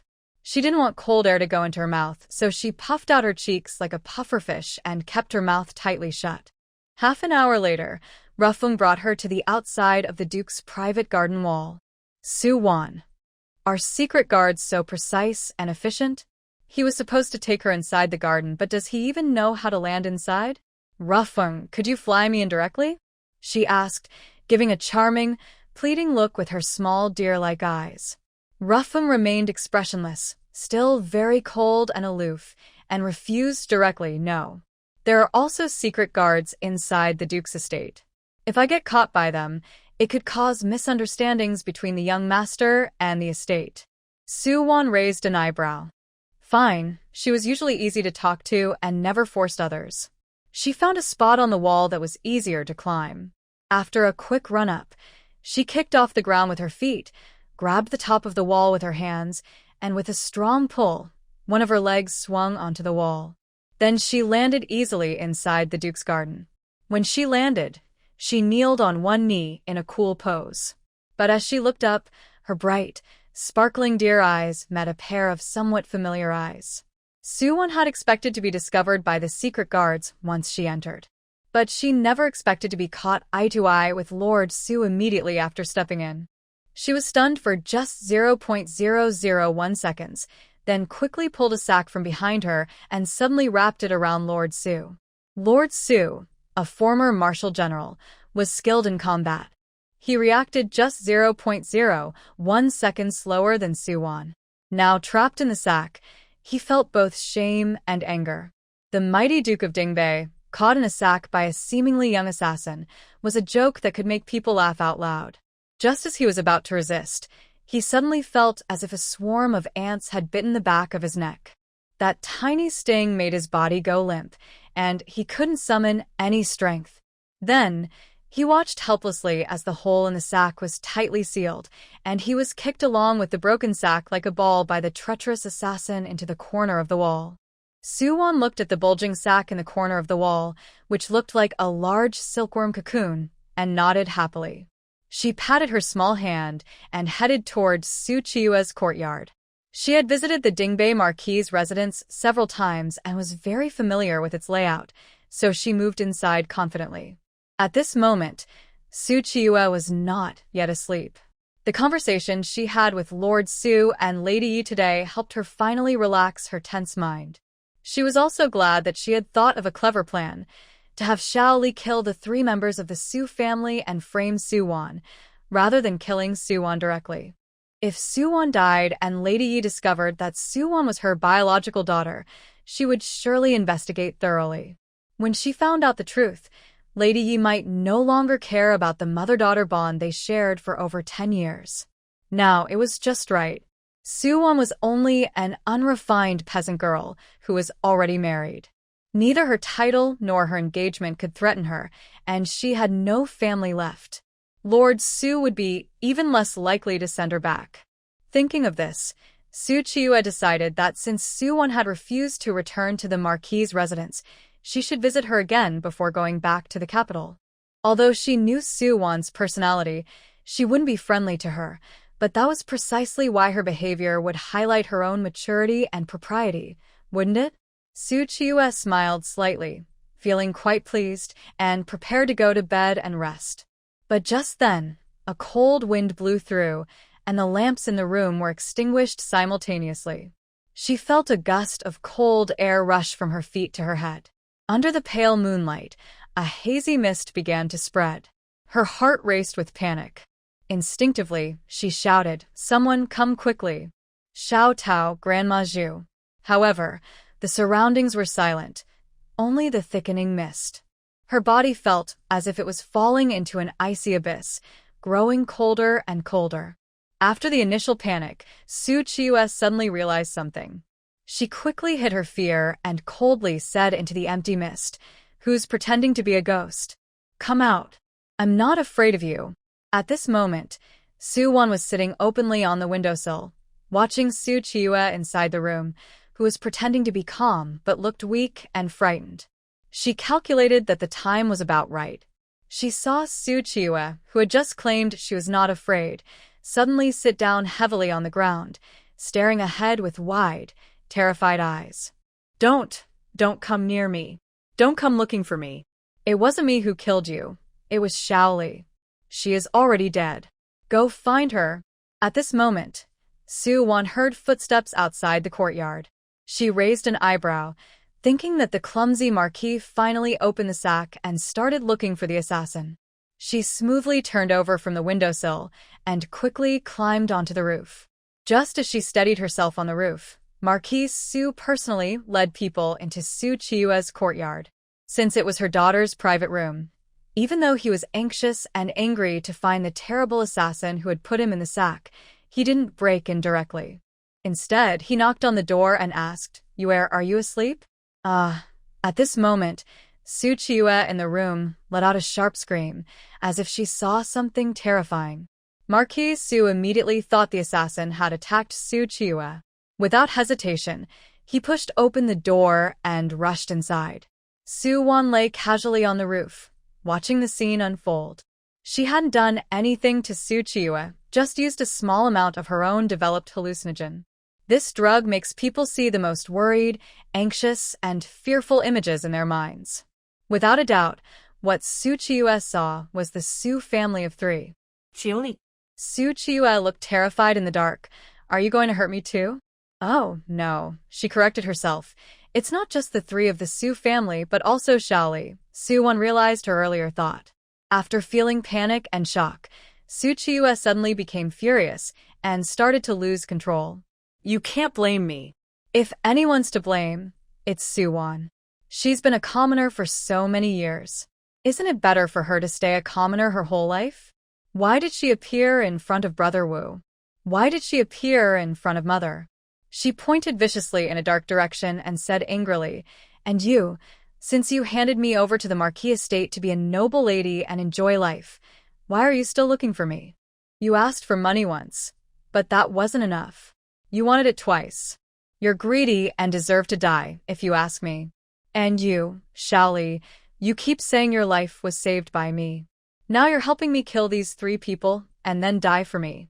Isn't that a fitting end?" Under the cold, white moonlight, Su-won could clearly see Marquis Su's expression changing from shock to disappointment and then to anger. She was watching the play very carefully. Before coming, she didn't plan to let Lord Su see the show. Today, she just wanted to confirm if her and Gu Yuan's ideas were correct and to see if the person behind the scenes was Qiyue. Who would have thought she was so lucky that as soon as she sneaked in, she made eye contact with Lord Su. Lord Su was clearly shocked that his usually obedient and sensible daughter could have such a side. He froze in place, forgetting to move. However, Su-ze, who was behind Lord Su, reacted first. He was furious and rushed out, slapping Qiyue hard across the face. Qiyue was almost knocked over and fell heavily to the ground. At the same time, the servants in the mansion dared not make a sound. They nervously lit a lamp with a fire stick. The intense pain and the blinding light woke Qiyue from her illusion. Su-ze was never a gentle young man, and he didn't have a rule against hitting women. Moreover, this was someone who dared to scheme against his sister. He was so angry just now that his slap was quite forceful. Qiyue fell to the ground, feeling as if her whole body was broken. She also tasted a metallic, sweet blood in her mouth, probably from bleeding. Her half of her face was swollen, and she looked pitifully at Lord Su and Su-ze, tears streaming down her cheeks. Father, fifth brother. She barely managed to speak before Su-ze looked at her coldly and said, "You're not my sister. Don't call me brother. It makes me sick." Rude. Lord Su snapped back to his senses and scolded Su-ze angrily. Who gave you permission to treat your sister like that? Su-ze looked at Lord Su without any hesitation and said coldly, "I only have one sister, and her name is Su-won." Lord Shubler that fiercely. Get out. Su Zhe turned and left. Seeing Su Zhe's figure disappear, Qiyue clenched her lips tightly, tears flowing more fiercely. Lord Su signaled to Xiao Tao and Grandma Zhu, "Help the young lady up. Take good care of her face and apply the best medicine. No scars allowed." "Yes, Lord," Grandma Zhu replied respectfully. After giving the order, Lord Su turned to leave. Qiyue knelt suddenly with a loud thud, calling out to Lord Su, "Father, I was wrong. Please punish me, Father." Lord Su turned his head and looked deeply at Qiyue. After a moment he spoke, "You're right. Since they threatened you, it's only right that you deal with them. Rest well, and when you return to the capital, visit the Empress Dowager in the palace." After speaking, Lord Su left. Qiyue touched her swollen face and carefully thought about Lord Su's words just now. On the roof, Su-won also touched her small chin. Actually, Lord Su was quite kind to Qiyue. Since Qiyue was going to marry into the royal family, she needed some skills to survive. Otherwise, she might not live long. To Lord Su, what Qiyue did was understandable and not wrong. While Su-won was pondering, she suddenly felt a presence beside her. She instinctively wanted to act, but Su Zhe had already moved like the wind, pinning her under his arm and flying down from the roof. Su-won. Although she thought flying with light skills was convenient, being carried passively was very different from actively flying herself. Su Zhe didn't notice Su-won's little feelings. He looked at her seriously with his charming eyes and asked, "Girl, you knew all along that the mastermind was Qiyue, right?" Since she was recognized, there was no need to hide it. She reached out and pulled down the black cloth covering her face, saying, "Yes, I knew from the start. Do you want revenge?" Shuthe looked steadily at Yuan. "I'll help you." "Help me do what? Help me kill her? Or help me report her?" Su-won looked at Su Zhe with a playful expression. Su Zhe's lips moved, but before he could speak, Su-won raised her small hand and patted his shoulder. "Your father clearly doesn't want her around. If she gets hurt in your hands, your father will skin you alive."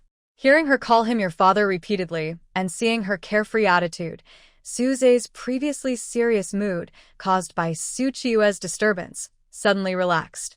He habitually tapped his folding fan and said, "You're quite clever. You saw through all of that?"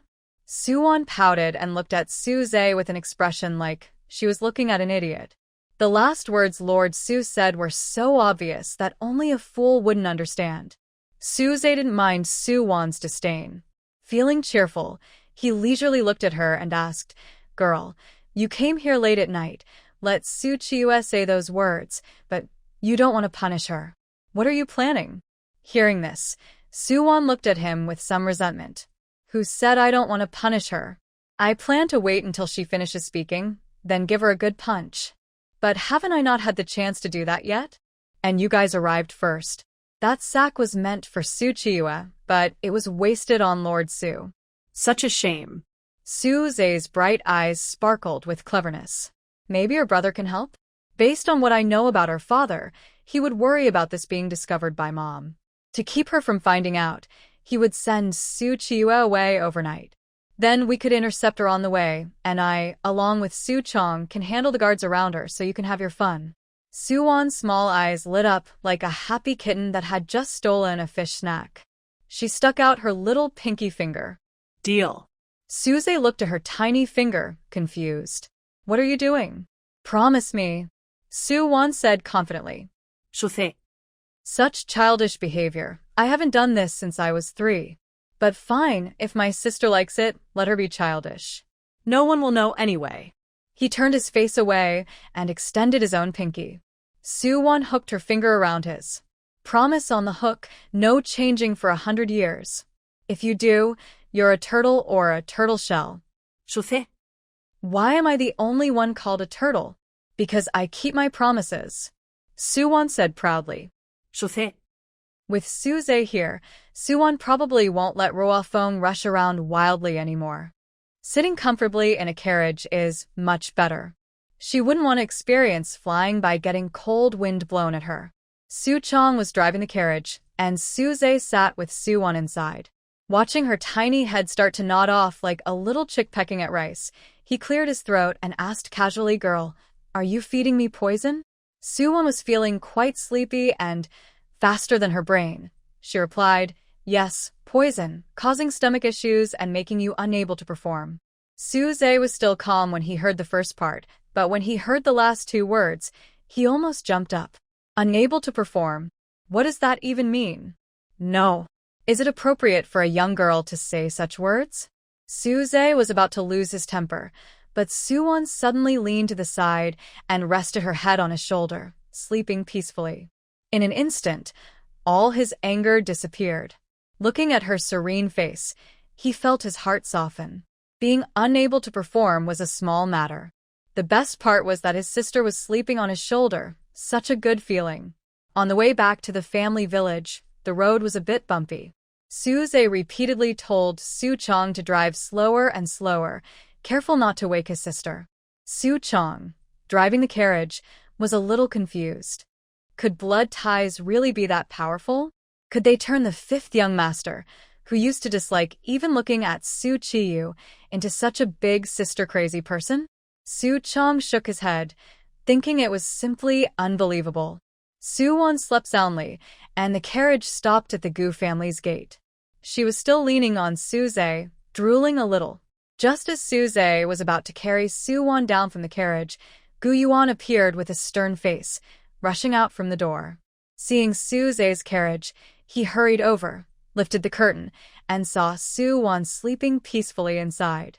Seeing her obedient and sweet when she was asleep, Yuan didn't know whether to be angry at her for using calming incense and sneaking away while he was asleep. Suze originally wanted to carry Suwon himself, but when he saw Yuan coming, he didn't argue. Even if he didn't like this brat, he was now his brother-in-law. That was a fact he couldn't deny. After Yuan picked up Suwon, she obediently leaned her head into his arms. Yuan was a normal man and would have normal reactions. His Adam's apple moved involuntarily, and his ears turned slightly red. Suze was also a normal man. He clearly understood what Yuan was feeling. In an instant, Suze disliked Yuan even more. He wished he could Suwon back from Yuan's arms. He also hated that he hadn't realized 2 months earlier that Su Qiyue wasn't his real sister, and that he hadn't found his sister sooner. If he had, his sister wouldn't have been sold to this brat. But if his sister hadn't married this brat, who else could she have married? Tots drifted uncontrollably. He imagined all the young men from the capital's noble families, crossing them out one by one in his mind. He thought they were even worse than this brat. At this moment, Yuan had already thanked him and was at the door. Suze snapped back to reality and quickly called out harshly, "If you dare to upset my sister, I'll kill you." Yuan. Did everyone see him as such a beast? Wan was still young, just like a little bean sprout. How could he possibly do anything to her? He glared at Suze. He originally wanted to tell Suze that the medicine Suwon gave him was not poison, but an antidote to help him detoxify. But now, he didn't want to say anything anymore. Tonight, to accompany Suwon to the Marquis estate, Yuan deliberately avoided his older brothers who were helping to guard the Su family's 3 members. Unexpectedly, the girls secretly used calming incense.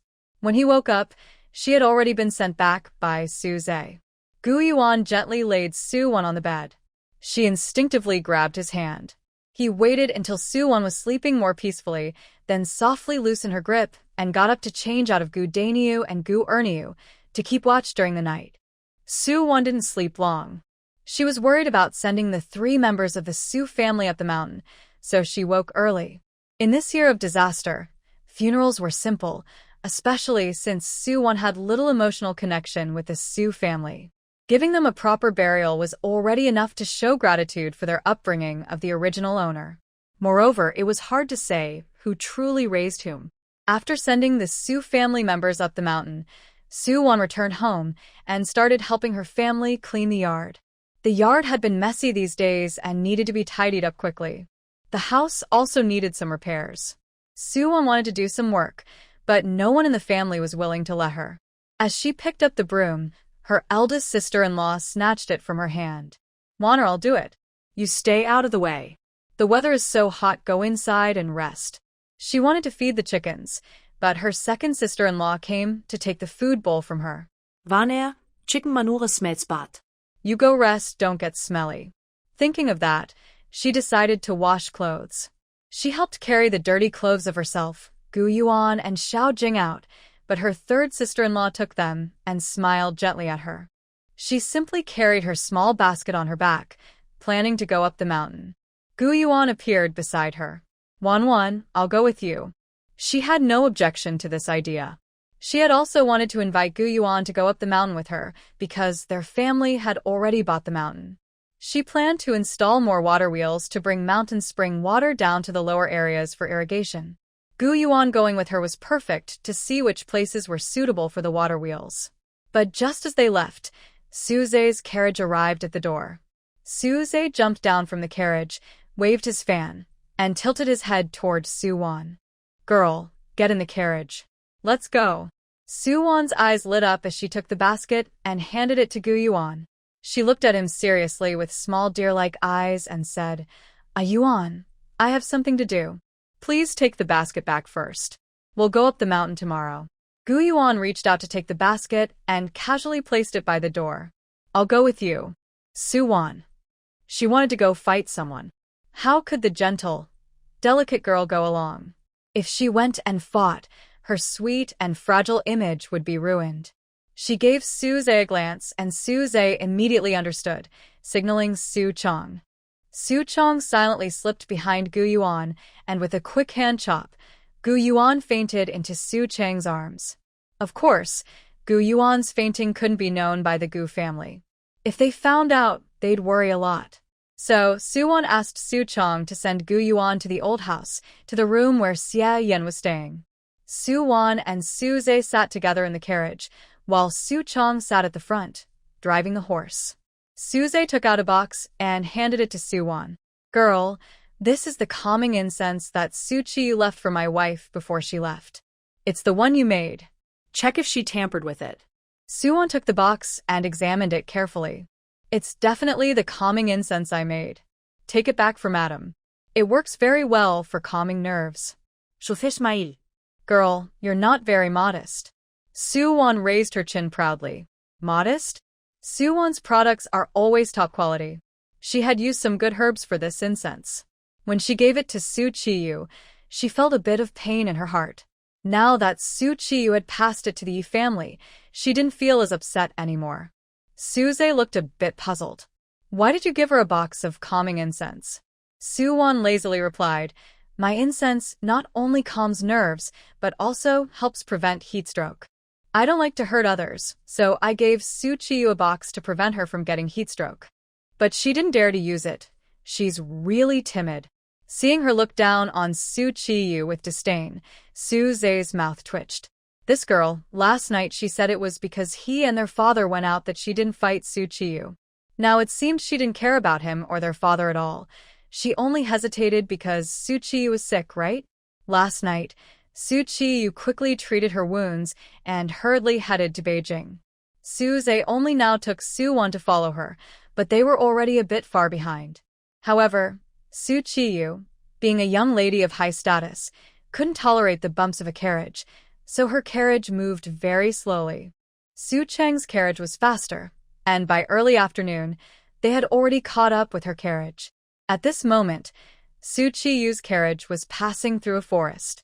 The trees weren't very dense, but there were many bushes. Su Chong drove the carriage behind a thick bush and hid there. Su Chong and Suze changed into night clothes and stayed outside the carriage, waiting for Suwan to change hers. Suwan glanced at the two of them and said, no need to make it complicated. Then she pointed to a large tree beside the forest road, saying, take me to that tree. Hearing her words, Suze looked confused for a moment, then crouched down in front of her. Little girl, come up. Suwan looked at him and said calmly, stay here and don't move. Don't use your inner strength, or your poison might act up faster. Then she looked at Su Chong. Please help me up. Okay. Su Chong nodded and, unlike Suze, didn't try to carry her on his back. Instead, He grabbed her small shoulders with one hand and lifted her up, then swiftly climbed onto the tree branch. Suwon sat on a branch, quietly took out a silver needle, and prepared to act when she saw Su Qiyue's carriage approaching. Suddenly, a group of people in black clothes rushed out from the forest on the other side of the road, heading straight for Su Qiyue's carriage. Lord Su had arranged 20 guards and 2 secret guards for Su Qiyue, but the attackers only had 8. The guards immediately drew their swords and charged forward, while the secret guards also made their move. Although they outnumbered the attackers, their martial skills were at the same level as Su Qiyue's secret guards. The ordinary guards were no match. Su Qiyue sat inside the carriage, her face pale with fear. Little Peach trembled beside her. At this moment, Grandma Zhu remained calm. She kicked Little Peach and said, "Useless girl, get up quickly and help the young lady out." Little Peach finally reacted, quickly standing up and helping Su Qiyue down from the carriage, one on each side. As they stepped down, a huge sword energy suddenly split the carriage apart. At that moment, the black-clad people shouted to the side, "Boss, no one here." Hearing this, Su Zhe and Su Chong, who had been about to help, stopped in their tracks. The leader in black turned to look at the carriage and the 3 fleeing servants, then heard distant hoofbeats. Without hesitation, he shouted, "Retreat!" 8 black-clad men, except for the 2 seriously injured, swiftly disappeared into the woods with light steps. By this time, Suwon had already slipped down from the tree. She stood beside Su Chong, quickly poking him and saying, "Hurry, go catch the remaining black-clad person, so he doesn't swallow poison." She then narrowed her eyes and looked toward the direction where Su Qiyue, Zhu Mama, and Xiao Tao had fled. She quickly followed, and just as she was about to catch up, 2 silver needles shot out from her hand, causing Zhu Mama and Xiao Tao to fall immediately. Before Su Qiyue could scream, a cloth bag suddenly fell from above, covering her tightly. Then she was beaten and kicked, pain spreading through her body. She didn't know where to block, and in the end, could only curl up and protect her face. Having had her fun, Suwon walked over and collected the silver needles from Zhu Mama and Xiao Tao's necks. When she returned to the woods to meet up with Su Zhe and Su Chong, the sound of hooves was already close. Their position had a good view, and they could clearly see that the pursuers were none other than Lord Su. As for whether Lord Su was coming to take Su Qiyue back to the estate or to send her to the capital, Suwon was not interested. She turned to look at the black-clad person in Su Chang's hands. Su Chong respectfully lowered his head and said, "Miss, the poison in his mouth has been removed." He then opened his hand to reveal a small poison pouch. Suwon's eyes lit up. Carefully, she wrapped the pouch with a handkerchief and stored it away. Then she looked at the badly injured black-clad person lying on the ground. "Hey, what's your name?" Who sent you? "It seems you're not here to kill Su Qiyue, but to find someone. Who are you looking for?" She asked several questions, but the black-clad man didn't answer a word, only giving her a defiant look. Suwon was not angry at all. She gently pinched various parts of the black-clad person's body, then found a purse and a jade pendant from his waist. She tore them off, intending to put them away. Just then, Su Zhe reached out his hand. "Show me the jade pendant." Suwon stored the purse and handed over the jade pendant. Then, she knelt in front of the man in black and said, "Your breastbone is broken, and your hands and legs are shattered. Besides that, you probably have internal injuries. Right now, within the boundaries of Rini County, only I can save you. Do you want to live? If you want to live, answer my questions honestly." The man in black's eyes lit up, but in the next moment, he bit his tongue with all his strength and took his own life. Suwon wanted to hold his chin to stop him, but didn't have time. Su Zhe returned the jade pendant to Suwon and said, "He is a trained assassin. Neither threats nor bribes work on him." Suwon looked up with big, deer-like eyes and stared at Su Zhe. "An assassin?"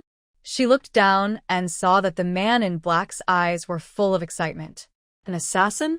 She had actually seen the legendary assassin. Maybe this is like an ancient special agent?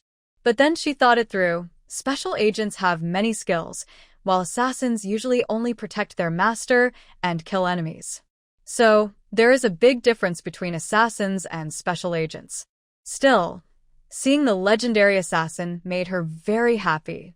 Suze watched her shake her head and bounce around, and he couldn't understand where her excitement was coming from. On the way back, because she had beaten Qiyue badly, she felt refreshed. When they reached the carriage, she even twisted her shoulders and stretched her muscles. That posture wasn't exactly ladylike, but it was completely unrelated to being a lady. Suze looked at her with a look of disgust and couldn't help asking, "Does your family's talented scholar know you're like this?" Yuan, hearing this, narrowed her dangerous little deer eyes at Suze. "Are you trying to force me to kill to cover things up?" Shufe. This girl. He cleared his throat and said, "Back to the main point. The jade pendant you found on that person belongs to the Royal Assassin Corps. So, those people are sent by the royal family?" Suwon asked in shock. Shufe nodded. Suwon thought for a moment.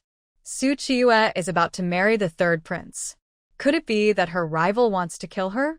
But after thinking, she quickly dismissed the idea and said, "No, those people saw Qiyue, but they didn't try to kill her. They tore open the carriage, as if they were looking for someone." Suze wanted to follow her train of thought and analyze the current situation of the royal family and the capital. "I saw a young girl resting her hands behind her head, crossing her legs, looking relaxed and carefree. She said, 'Who cares what they want to do? It has nothing to do with us common folks working in the fields.'" Shufe. He had to swallow his words again to avoid ruining her good mood. In the woods, Lord Su was sitting tall on his horse, frowning as he looked at the mess on the ground. Soon, the guards found Zhu Mama, Xiao Tao, and Qiyue, who was wrapped in a sack. Zhu Mama and Xiao Tao supported Qiyue, who looked badly beaten. Zhu Mama kneeled before Lord Su and cried, "My lord, please help the young lady. Some thief came out of nowhere and beat her up so badly." This time, Qiyue didn't cry or complain. She just silently shed tears. Inside the sack, she protected her face to avoid injury, but the side of her face that Suze had slapped last night was swollen and bruised. It looked ugly, but also pitiful, like a delicate flower in rain. At this moment, He Xin searched the dead soldier's body and stood aside, waiting. Lord Su looked at Qiyue and said, "Help the young lady onto the carriage to rest." Zhu Mama saw Lord Su's expression and didn't cry out anymore. She quietly supported Qiyue to the carriage. He Xin then stepped forward and handed a jade pendant to Lord Su. "Lord, we found this on the dead soldier." Lord Su examined the jade pendant and frowned. A royal assassin. He was in Jiangnan on a secret mission to bring back victorious soldiers, but in fact, he was following the emperor's secret order to find the seventh prince. Last time, the seventh prince was caught while secretly leaving the palace with the emperor. Based on clues, he was taken to Jiangnan, and the soldiers sent to find him had discovered the thief who kidnapped the prince in Renyi County, but the prince himself was missing. Now, the other guards had been sent away to look for clues, leaving only Lord Su and He Xin on the main road. He Xin looked at Lord Su's face and said, "You're following the emperor's secret order to find the seventh prince in Jiangnan. If you let the young lady return to the capital first, others might think you're hiding something, that she's traveling with the prince, which is why she was attacked. Only the emperor and the empress dowager can use palace assassins. The seventh prince is just a young child, and the empress dowager, not the empress dowager. The jade pendant is fake." Lord Su put away the jade pendant and said, "We haven't even found the seventh prince's whereabouts, and these people have already taken action. That's a bit too hasty." He turned and got into the carriage. Inside the carriage, Qiyue was silently crying. When she saw Lord Su get on, she quickly wiped her tears with a handkerchief and looked at him eagerly, calling out, "Father." Since she was a daughter raised with care from a young age, Lord Su softened his expression upon seeing her like this. He showed a kind smile and asked, "Did you get hurt anywhere?" Qiyue shook her head and said obediently, "The nanny already checked me. It's just some surface scratches. They'll heal soon. It's nothing serious." The force used when Su-won hit her was clever. She felt pain walking, but it didn't hurt her bones or muscles. So, although she was covered in bruises, it wasn't very serious. Lord Su nodded, paused for a moment, then looked at Su Qiyue with deep eyes and said earnestly, "Yue, once you enter the palace, it's as deep as the sea. This is a path you chose yourself. After returning to the capital this time, your grandmother will prepare a marriage for you. Once you marry into the palace, you'll have to walk your own path." Originally, Lord Su wanted to tell Su Qiyue that being a prince's wife wasn't easy. Standing higher meant more danger. The dangers in the deep palace were far greater than today's scene. But to Su Qiyue, it sounded like because she wasn't biologically his daughter, the Lord's family had already done their duty by arranging her marriage to the third prince. They wouldn't protect her anymore. She clenched her hands tightly on her lap and twisted her handkerchief. It didn't matter if the Lord's family didn't protect her. Once she married the third prince, no one would dare expose her true identity. She didn't believe that when she made a request, they wouldn't comply. Su Qiyue lowered her eyes, not daring to show her true feelings, and simply replied obediently, "Daughter understands." As she grew older, she knew there were boundaries between men and women. Even as a father, Lord Su couldn't say too much. Now that it was clear she wasn't his biological daughter, there was an even greater distance. Naturally, Lord Su wouldn't say much. After getting out of the carriage, Lord Su personally escorted Su Qiyue to the town ahead and found the best doctor to treat her. He then gave her his own carriage, assigned her guards again, and added 2 secret guards. He also instructed Madame Zhu and Little Tao to take good care of Su Qiyue before turning back and leaving. When Su Zhe's carriage returned to the Gu family village, it was already dusk. The carriage stopped directly at the door of the Gu family's old courtyard. Su-won got out, turned her back to Su Zhe, and waved her little hand at him. Su Zhe watched her carefree little figure, a smile unconsciously forming on his lips. "Little girl." Su-won happily entered the old courtyard, planning to meet up with the young tender grass and then go home. But as soon as she stepped into the courtyard, she bumped into a solid embrace, and a familiar fresh scent of soap nuts filled her nose. Su-won's beautiful little eyes darted around, and she immediately hid her proud little look. When she looked up again, her face was replaced with a gentle, kind smile. Her bright little eyes looked at Yuan, full of innocence, and she said sweetly, "Husband, you're awake?" That sweet word husband seemed to wrap Yuan's heart in a gentle net. He felt that the slight lift in her tone was like a feather brushing his heart, making it soft and trembling. For a moment, he forgot that he was supposed to find the little girl to scold her. But in just a moment, he forced himself to suppress his soft feelings. He stretched out an arm and leaned on the old, worn door of the house, looking at Su-won with a serious, stern expression. His voice was a bit gritted with frustration. "Yuan, We agreed last night to go to the Marquis Estate's side garden together. You secretly gave me calming incense. And today, you even had someone knock me out. You still remember I'm your husband."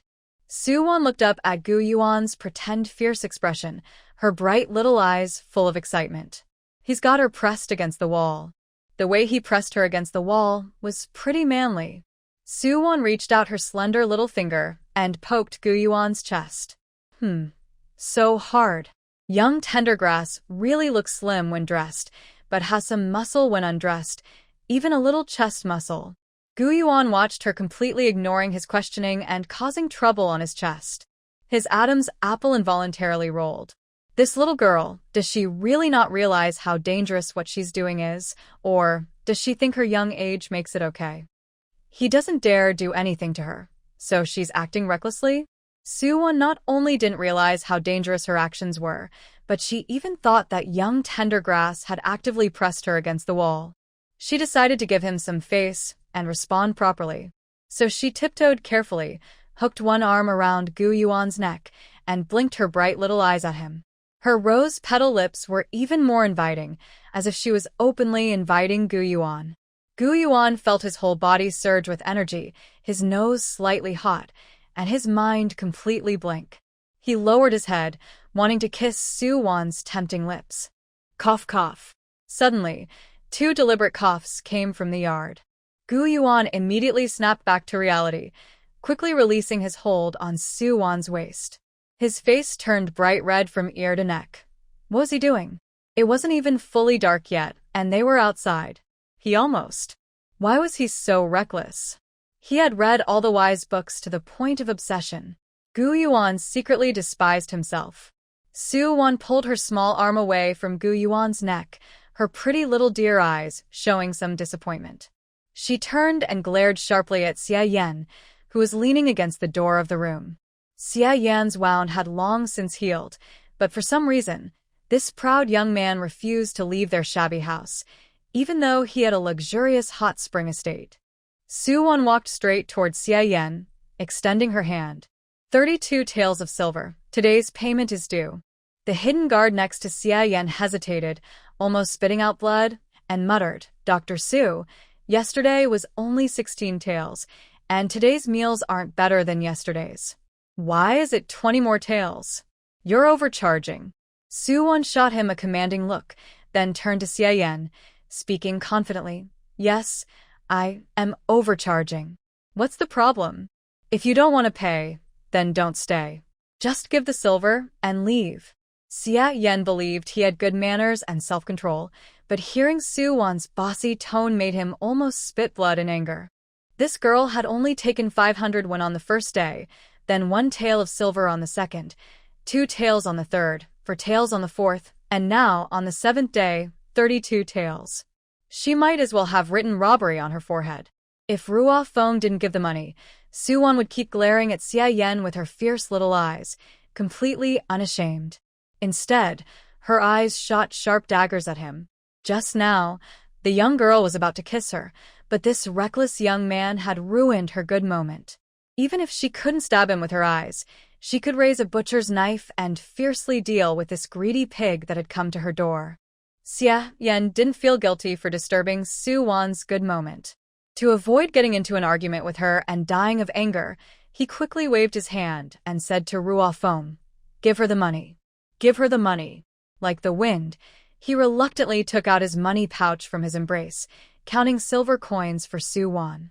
When he reached 32 coins, he hurriedly put the pouch away. Wan stretched out her small hand to collect the coins, while openly glancing at the wind's money pouch, estimating how much money was left inside and calculating how long she could keep harvesting this crop. When the wind put away the pouch, Wan calmly looked away, took the silver she received today, and turned to leave. Behind her, Yan said, Girl, tomorrow noon we'll have beggar's chicken. Wan looked back at Yan. 64 taels tomorrow, plus 10 taels for beggar's chicken, total 74 taels. Rounding to a whole number, I'll charge you 80 taels. Yan's eyelids twitched. Like the wind, he hurriedly tried to put his money back into his pocket, but almost jumped in surprise. He finally couldn't hold back and said, Why don't you go rob instead? Wan slightly frowned, seeming to seriously consider the possibility of robbing. After careful thought, she said earnestly to the wind, Robbery is illegal.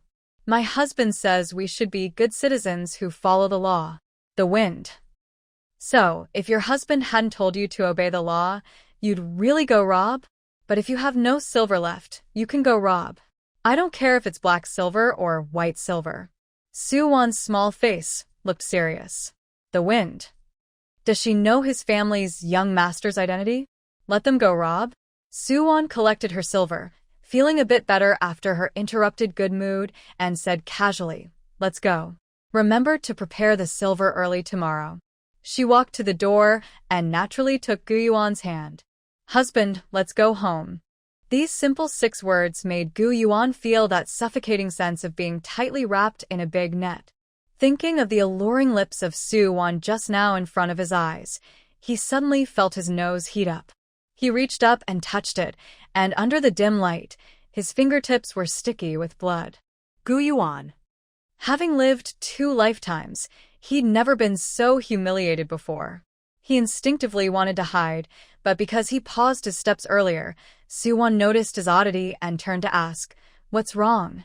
At that moment, she saw blood dripping from beneath Yuan's nose. there was a patch of bitterweed growing in the nearby cornfield. She quickly plucked some leaves, crushed them in her palm, and then, standing on tiptoe, stuffed some into his nostrils and applied some to the back of his head. Yuan had already been discovered by Yuan, so he no longer cared about whether it was embarrassing or not.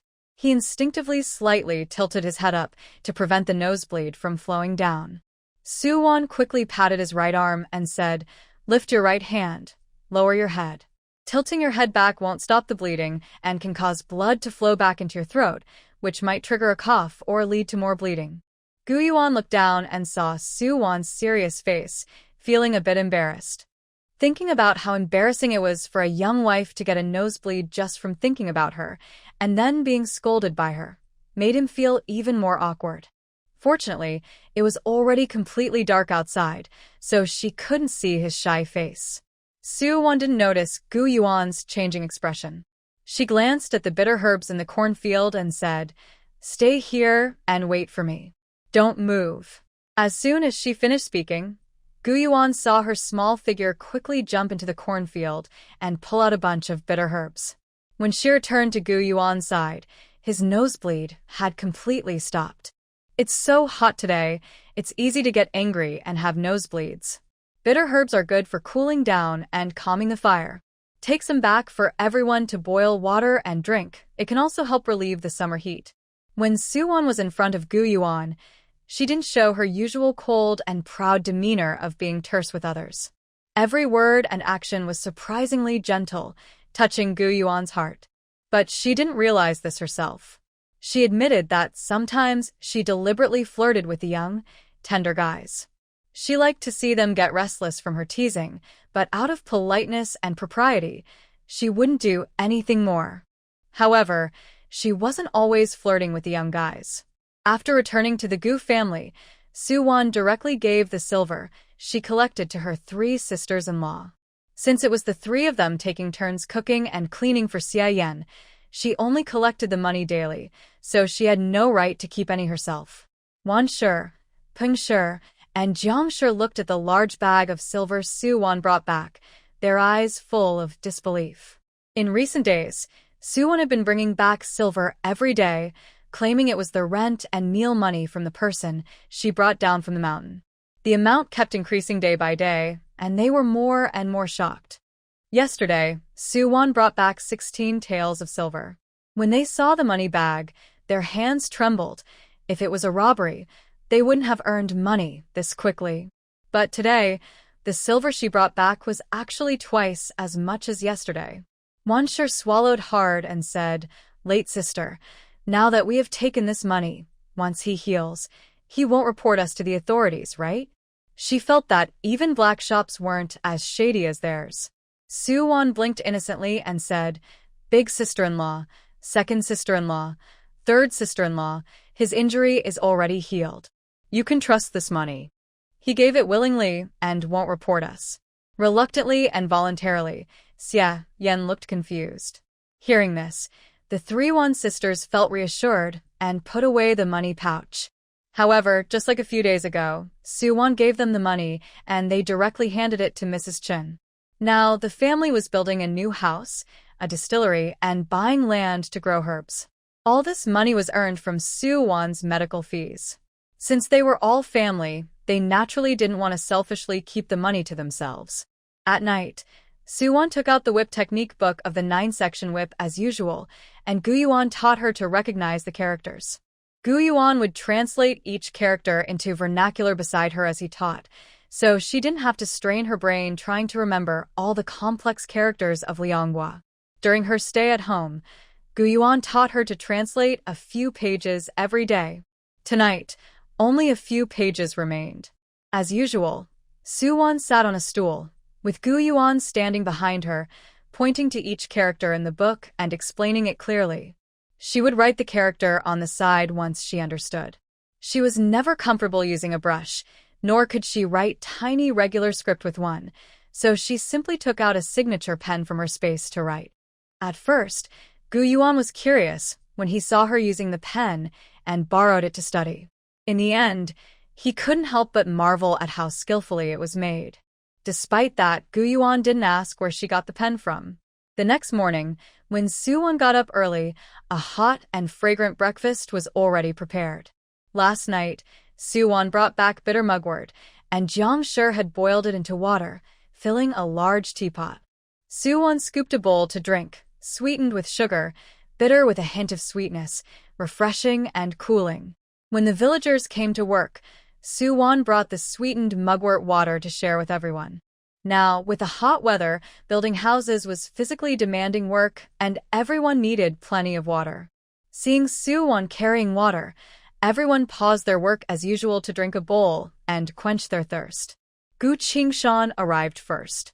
When he scooped water from the tea jar, he noticed the color was strange, bright green, and there was a strong, bitter smell. He didn't dare to drink it and asked Suwon, niece-in-law, "What's wrong with this water today? The color looks so off." Suwon smiled and explained, "Uncle Qingshan, today this water is made from bitter mugwort. It can help clear heat and reduce summer heat." A group of older men working nearby couldn't help but show their dislike when they heard this. Mugwort is very bitter. Cattle and sheep don't like to eat it either.